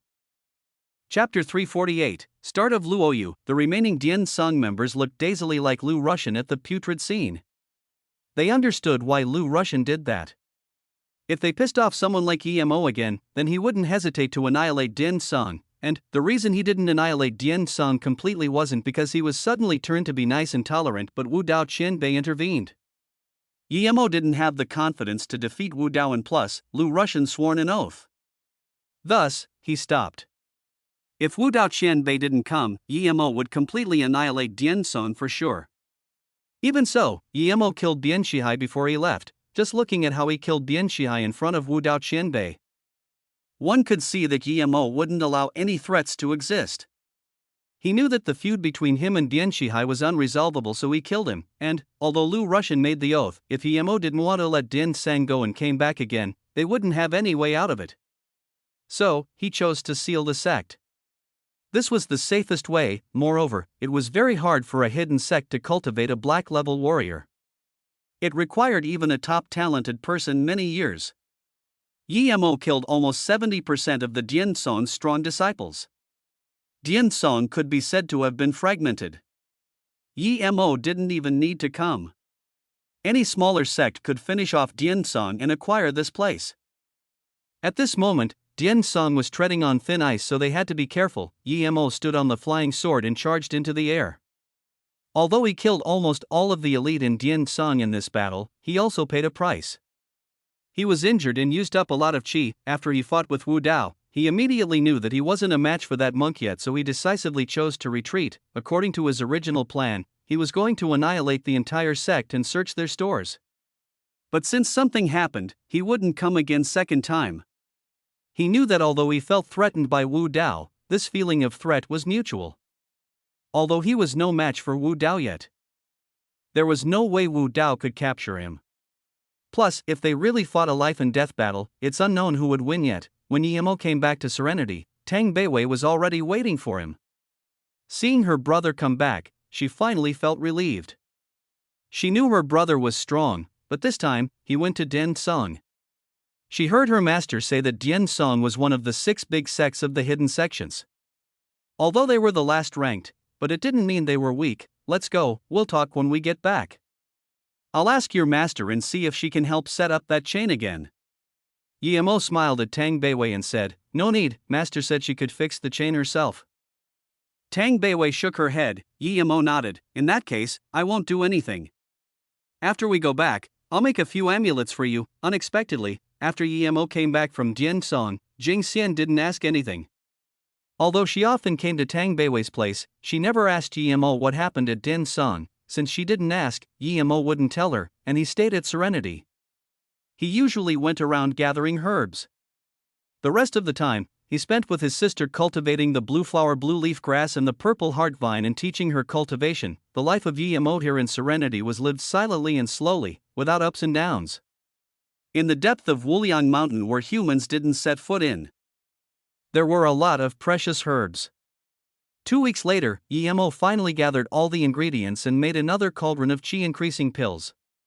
He also made another cauldron of lotus life seed and face-preserving pills. Yemo failed in making the first cauldron of qi-increasing pills, and succeeded in making the second cauldron with 9 pills due to Luo Xian's qi recovery pills. Now, Yemo was at stage 4 qi gathering and made 12 pills in his third cauldron. This made him rejoice greatly. Yemo let Tang Beiwei consume 1 to reach stage 2 qi gathering and then left her with 2, telling her to eat another after reaching stage 2 peak, as though feeling that her brother was going. Tang Beiwei was no longer in the mood to cultivate. She spent every day with Yemo. She hoped her brother would stay here, but she knew that was not possible. This morning, Tang Beiwei came to Yemo's place in the morning but didn't see her brother. Instead, she saw a letter on the table. Tang Beiwei knew that her brother had left for sure. Although she knew her brother would be back to see her, she still felt down. She picked up that letter. Below it was a small dagger that her brother made for her. Suddenly, she had the urge to cry. A sigh sounded from behind Tang Beiwei. Tang Beiwei turned around and saw her master watching her from behind. Tang Beiwei called out master tiredly. Jing Xian walked in and patted Tang Beiwei's hair. After a long time, she said, Beiwei, your brother is no ordinary person and you also know that. That's why you stayed here. I think if you want to live a wealthy life, you only need to ask and your brother would get it for you. Master, I don't like the boisterous city. I like the peaceful worryless life here. Tang Beiwei immediately shook her head. Jing Xian nodded and said, that's why you need to work hard and cultivate. Don't disappoint your brother. I think he will come back to see you. Perhaps the next time he comes back, he will take you away with him. Tang Beiwei shook her head and didn't talk. If she wanted to leave, she could get her brother to take her this time, but she didn't want to go back to the city and live the life of no kin. Although her brother left, her mother was still here, and she knew that a lot of the things her brother did was too extraordinary. So, she couldn't be of hindrance to her brother. Staying here, her brother didn't have to worry about her. After she had enough power, then, she could go help her brother. In her eyes, there was no right or wrong. As long as her brother did it, it was all right. So she would never ask what Yemo did nor talk about it. Yemo didn't tell Tang Beiwei when he left. He knew that ever since seeing this sister, she seemed very emotional. She became a completely different Tang Beiwei now to the one he first saw. When he first met her, she was very subjective and was even prickly. Yemo knew it was due to her living under poverty and prejudice. If she didn't act tough, then perhaps she would have long been devoured by others. When Tang Beiwei was young, she must have never experienced the feeling of being loved. She didn't even have a childhood, so she cherished Yemo's love a lot. When Yemo came to Flowing Snake, he almost couldn't believe his eyes. This place was no longer rowdy and chaotic like a few months ago. Countless workers worked tirelessly everywhere. What was this, Yi brother? A voice of joy sounded. Fong Nan brought a few of his minions over. Fong Nan, what's this? Yemo looked at Fong Nan with a ruddy and ecstatic face. Although he saw that Fong Nan had ascended yellow level middle stage, this wasn't what he cared about the most. He was thinking about how Fong Nan hired all these workers. How did he have the money? Fong Nan said joyfully, "Ye brother, everyone was happy when you annihilated the amphibian gang. In the borderland area, it's all managed by our Luo Yu trade company now. Zhang brother and Su brother are here." Mo saw Zhang Jiayan and Su Ping run over. And then he found that Mo Hai was also here, master. Arrow and Lu Xiaozhen ran over excitedly. Ever since Mo left Luo Tsong, this was the first time they saw him again. "Let's go. We'll talk inside." Mo was also happy to see so many friends and brothers. The people sat around Mo in a big room. They had been gathered here due to Mo and were now fighting for a common goal. "Where's Yang Jiao?" Mo didn't see Yang Jiao and Han Zai. Zhang Jiayan immediately said, "Those two, with Yu Miaodun and Yuan Meixiang, are going to apply to customs. Jack shipped us some medicinal equipments from England." Seeing Mo's confusion, Mo Hai immediately said, "Jack is that British you saw on the boat last time. He's the manager of the England Berry Medicinal Corporation's Asian operations. After knowing that you are the owner of Luo Yu, he asked to invest in Luo Yu, so it was him." Mo immediately remembered that little girl Jenny who admired him greatly. Zhang Jiayan continued, "CEO, this time, it's all due to Mo Hai brother that we can register as a company and re-establish Flowing Snake. Their Hong Kong Mo Corporation provided $200 million to our company to start up and brought over Jack to invest in us. However, regarding the shares, we don't dare to say much. We have to ask you to decide when you're back." Hearing Zhang Jiayan's words, Mo Hai quickly said, "Yi Qianbei, it's my uncle's will to invest in Luo Yu and my uncle doesn't need Luo Yu shares. My uncle said we must support whatever Qianbei does. As for Jack, he doesn't need shares. He just hopes Luo Yu can cooperate with his company." Mo already knew what to do on his mind and no longer talked about shares. He knew that he saved Mo Kong before and Mo Kong now was trying to pay him back. He wouldn't mistreat Mo Kong, however. As for that British Jack, he was very cunning and already thought about future cooperations. Mo took out 2 chi increasing pills to Mo Hai. "These 2 pills are called chi increasing pills. Help me put them up for auction. One of this is enough for a warrior below earth level to break through." "Yes, Qianbei." Mo Hai took the pills excitedly. Although he didn't know what earth level was, he knew this was related to ancient martial arts. These pills could allow ancient martial artists to ascend, and this meant they were extremely powerful. Su Ping immediately said, "Third brother, your pill is too precious. I'm black level middle stage now. I'm sure I will ascend a stage half a year later. I've never even dreamed of such things before." Mo smiled. "Second brother, in the future, our company will be renowned across the globe. There will be many ruffians coming to start trouble, so the stronger second brother is, the better. Dealing with ruffians is what I love to do most. Third brother, don't worry. I'm sure those scums outside won't be able to see our tech at all." Su Ping patted his chest and promised. Mo looked at Arrow and said, "Arrow, when I'm not here, you can learn ancient martial arts with your martial uncle Su. You must not drop it." "Yes, master." Arrow quickly replied. Zhang Jiayan said perplexedly, "CEO, I've seen the pills Arrow made. We can't mass produce them. Although it's good, it's too hard to develop and grow the business. Plus, no matter how strict we keep the secrecy, if specialists buy our pill for analysis, they may be able to figure out its pharmaceutical formulations." Mo smiled. "Zhang brother, don't worry. Not only can our pill be mass produced, but other people won't be able to copy it." Then, Mo turned and said to Mo Hai, "After you go back and sell these 2 pills, help me buy 200 million worth of jade. I don't need it to be very good quality. Just average is fine, okay? Qianbei, don't worry. I got this covered." Mo Hai stood up and promised.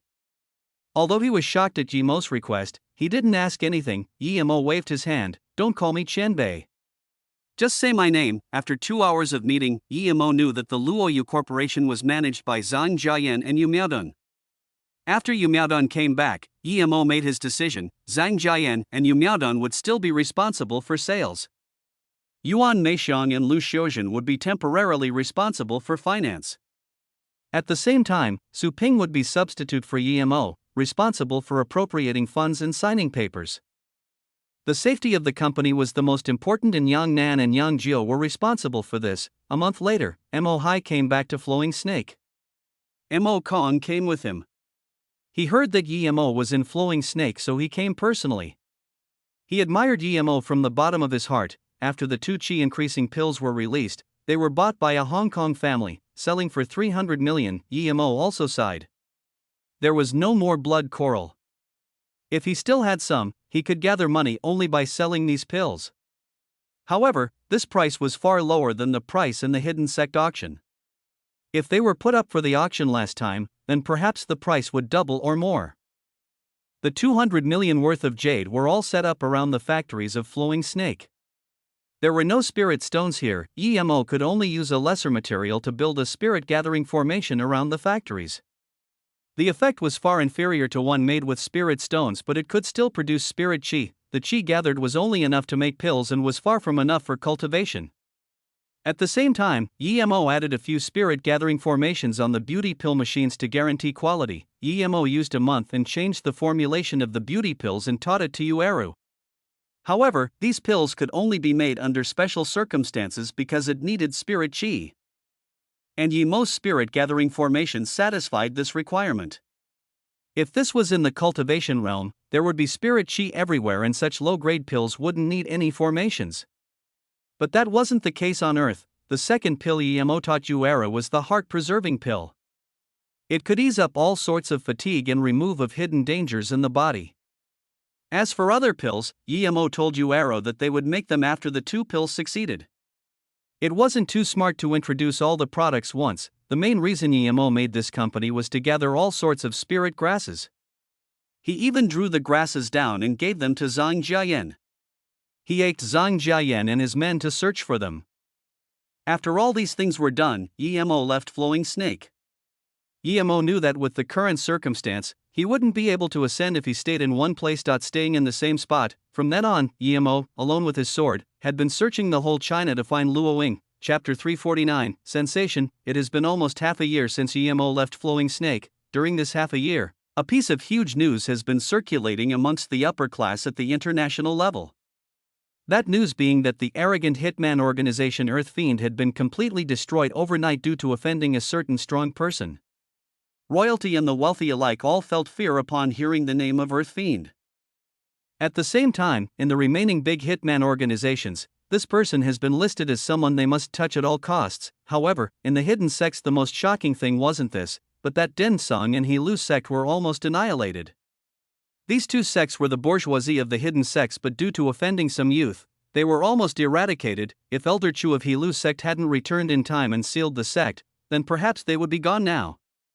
Also, if the new sect leader of Dien Sung hadn't picked the right opportunity to apologize, and if Wu Dao Qianbei hadn't intervened in time, perhaps they would have been annihilated too.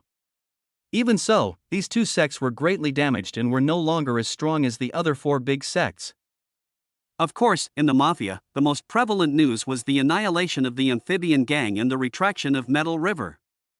Even Nan Chang was stunned that all of this could be caused by offending one and the same person. Everything seemed to be related to one person. Some people knew who this person was, but most didn't. However, this wasn't what normal citizens cared about. These things were unrelated to their daily lives. They didn't care about it. Instead, they were more interested in the newly risen Luoyu pharmaceutical company. Although the name Luoyu was very strange, a name wasn't too much cause for concern.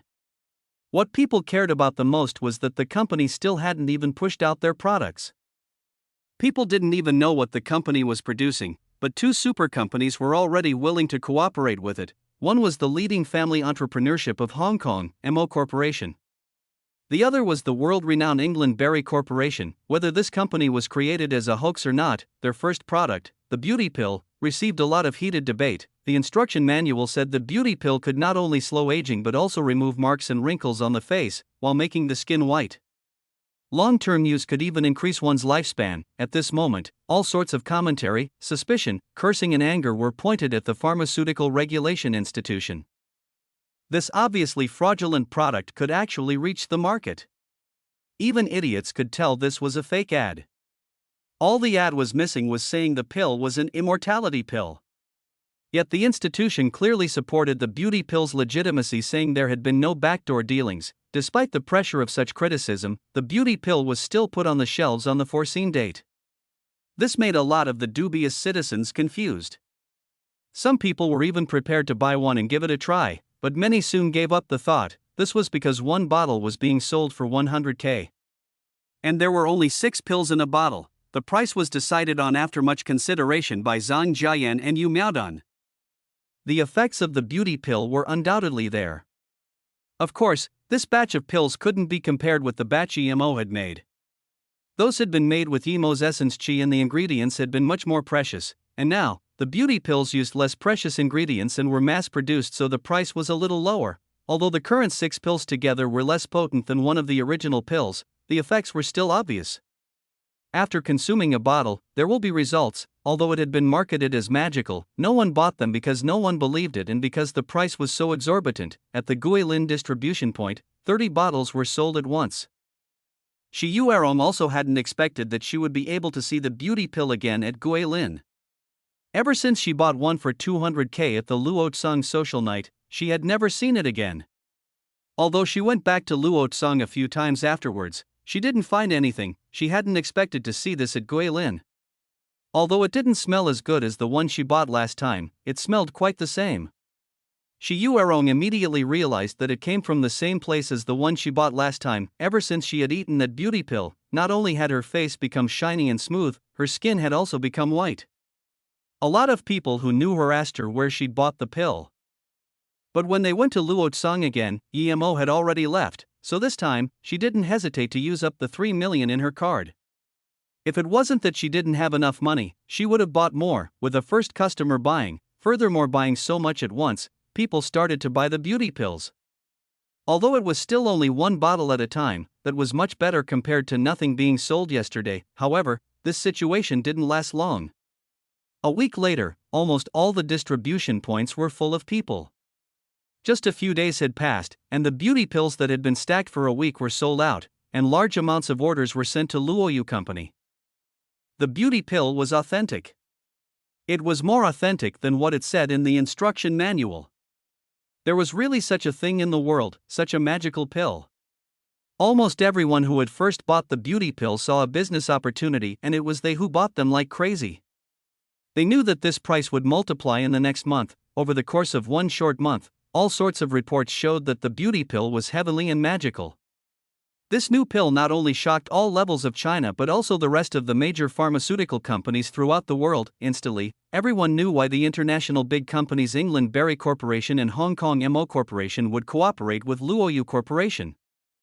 Such an out-of-this-world company, only an idiot wouldn't cooperate with them, but everyone was disappointed when Luoyu Corporation announced that they do not accept any orders nor cooperations with other companies. Even the beauty pills were only sold at certain chosen places. This was madness.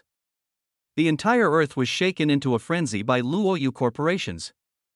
What pill could have such an overwhelming effect? What company can be as dominant as Luoyu? They're not even receiving orders. On top of that, the announcer also mentioned that they will be bringing out more products. In this short time, the deserted flowing snake became busy with people. But, flowing snake was the borderland between two countries. This land was disputed territory. No one had wanted to stay here in this chaotic land, but after the popularity of the beauty pill, it became popular too. The factories of the beauty pills were heavily guarded though. No one could come close. At a normal restaurant in U State, an emaciated young man sat drinking just a Mao Tai. He was Yi Mo. During this half a year, Yi Mo had been to many places and even went to a few hidden sects, but he still had no news of Luoying. Some places were hard to reach for other people, but they were nothing to Yi Mo. No matter how hard to get to the place was, he only needed to step on his flying sword to reach it. This time, he passed by U State and remembered Ning Qingxue. Eventually, he couldn't resist the longing in his heart and wanted to come and see Ning Qingxue. He wondered how she had been lately. Although he knew it wasn't good to do this, he didn't hate Ning Qingxue. Perhaps one day when she remembered what happened between them, she would feel more pain than him. So, he had never hated her. He was waiting for her to remember. Sometimes, Yi Mo wanted to drop these things.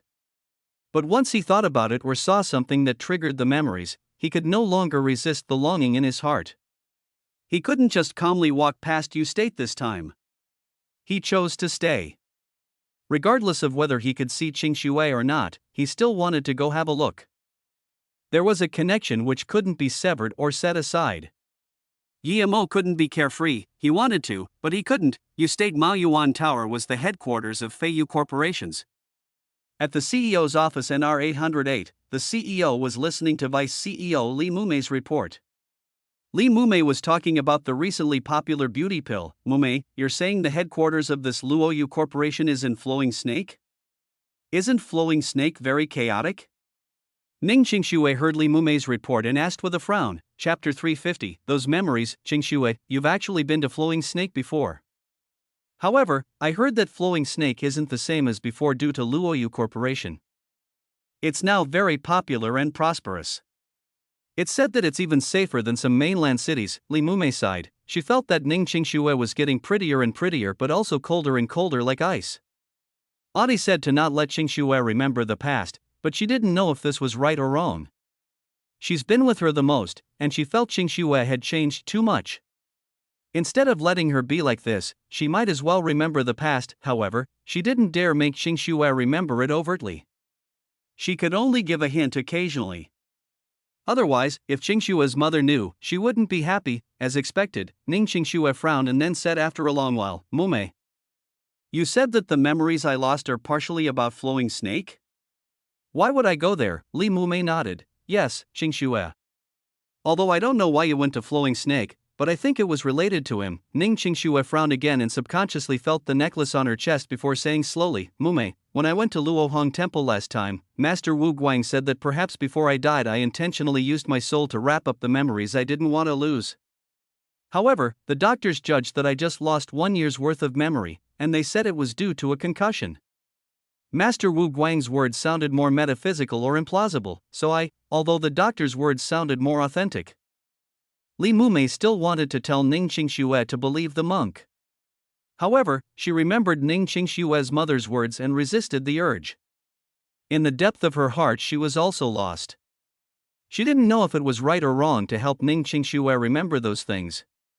Ning Qingshui did almost lose her life twice with Yemo, so she didn't dare speak. Who knew if that would happen a third time? Also, Li Mumei had investigated Ning Qingshui's tracks during that year. Not only did she go to Flowing Snake alone, she also went to the desert with Qi Wancheng. She even went to Shinnongjia by herself. Although she didn't know what happened during these events, Li Mumei knew it was related to Emo. Furthermore, the terrifying incident of the heaven ditch seems to have occurred at the same time as when Ning Qingshui left, so only she knew that Ning Qingshui's lost memories weren't for a year, but specifically the memories with Emo. It seemed to be very coherent with what that monk had said. However, he said that only high-level cultivators could do that, and she wasn't sure if Ning Qingshui had cultivated that stuff. If it wasn't because she remembered that Ning Qingshui had never cultivated ancient martial arts, she really wouldn't be able to resist telling her. Besides, even if Ning Qingshui had cultivated ancient martial arts, she wouldn't have been able to reach a high level due to her age. Mumei, I heard that CEO Zhang of the Luoyu Corporation is hard to talk to and has rejected most well-known corporations. They probably wouldn't even look straight at our Feiyu Corporation. I'm a bit tired today. I'm going back first, we'll talk tomorrow. Then, Ning Qingshui got up and felt her chest. She felt her heart was aching a little, but the hospital had never been able to find a problem. Qingshui, are you okay? Li Mumei saw Ning Qingshui's actions and knew her heart was aching again. Ning Qingshui shook her head. I'm fine. Seeing Ning Qingshui and Xiaoyu leave together, Li Mumei had a certain strange feeling. She didn't know what she should do now, after finishing a day's work. Li Mumei fatiguely walked out of the building. She walked into the car park to drive her buggy but saw a person standing by a small road off in the distance. It was Yemo. Li Mumei recognized Yemo straight away. He seemed a little emaciated. He stood at the road not moving an inch as though a statue standing there for eternity. His eyes were fixed on an office on the 8th floor. Li Mumei's heart shook. She knew that Yemo came to see Ning Qingshui, but she had already finished work. He really had changed. She could no longer associate the current Yemo with the abandoned son from before. Perhaps since meeting Emo at Su Jingwen's birthday party, he had changed, thinking about Ning Qingshua's cold expression. Li Mumei could no longer resist knowing and not telling. She had to tell Ning Qingxue. If she didn't, perhaps many years later Ning Qingxue would hate her for life. Qingxue must have cared about Emo too much and not have wanted to forget him. That's why when she was about to die, she enveloped her memories. That was because she loved Emo too much. Master Wu Guang is right, it must be like this. I don't understand why Qingxue would know ancient martial arts, but I can ask Emo. Thinking about this, Li Mumei opened the car door and was going to talk to Emo, but when she looked at where he had been standing, it was empty. Emo was nowhere to be seen. Emo jumped up to the window he had jumped off last time. He didn't need to go up and only needed to scan from down there to know that Ning Qingxue had left. Nonetheless, he looked at her office in a daze. So what if Ning Qingxue wasn't in her office? Even if she had been, what could he have done? Emo sighed and turned to leave. Although Emo had already left, Li Mumei still made up her mind to tell Ning Qingxue everything she knew. Even if she didn't care about those memories, even if Ning Qingshue's mother would blame her, she would still say it. Having made up her mind, she drove to Ning Qingshue's place. Li Mumei opened Ning Qingshue's room and saw her stand by the window. She was holding her chest and looking into the distant buildings in a daze. Li Mumei suddenly realized that Ning Qingshue's gaze was similar to Emo's. "Mumei, you're here." Ning Qingxue turned around and filled a cup with water for Li Mumei. Li Mumei hesitated for a while before biting her lips and saying, "Qingxue, I don't know if I should tell you, but if you really don't want to know, I won't say it. If you do, I will tell you everything I know." Ning Qingxue sat down and also poured herself some tea before saying slowly, "Is this about me and Emo, MHM?" Li Mumei nodded. "Although in your memory, you feel disgusted about him, a lot happened in between. I don't know if I should say it and I don't know if you will care." Ning Qingxue sunk into a long silence before saying, "In fact, I don't feel disgusted about him. I just feel that we're impossible. I know why Emo came up last time, but I won't believe it. Besides, I know Emo's character very well. I won't like someone like him. Although I simply don't like him, my mom detests him. Last time, she even kneeled to him for me. I don't want to see him and I don't want to think about him. I am me, he is him, there is nothing between us." Li Mumei stared at Ning Qingxue for a long time before saying, "Qingxue, is that really how you feel? If it is, I won't mention him again and I will also forget about all of it." Ning Qingxue hesitated. Her attitude wasn't as adamant as the first time. When Li Mumei asked a second time, she wavered. Even though she was sure she wouldn't like Emo, someone with nothing good about him, she still had the subtle feeling that her heartache was related to Emo. Every time someone mentioned this name or whenever she thought about the name, she had that heartache feeling. She even felt this necklace of hers was related to Emo, since every time she felt pain, she would just feel the necklace and the pain would slowly disappear. "Qingxue, you didn't turn around just then, but how did you know it was me and not Auntie?" Li Mumei suddenly thought of this. Ning Qingxue was dazed. Yeah, just then, she knew it was Mumei without turning around. "Also, there were many times in the office where you didn't even look up yet still knew if it was me or Xiaoyu. Although you could judge by our footsteps, but even when they sound very light, you are still able to tell. So, I really suspect that you have learned ancient martial arts," Li Mumei said dubiously. Ning Qingxue sighed and looked at Li Mumei. "Mumei, tell me about Gmo and I. I really don't believe there could be anything between us." After hesitating for a moment, Ning Qingxue said, "Mumei, no matter what, don't tell my mother about our conversation today." Li Mumei nodded. "I know, even if you hadn't said anything, I wouldn't have told her."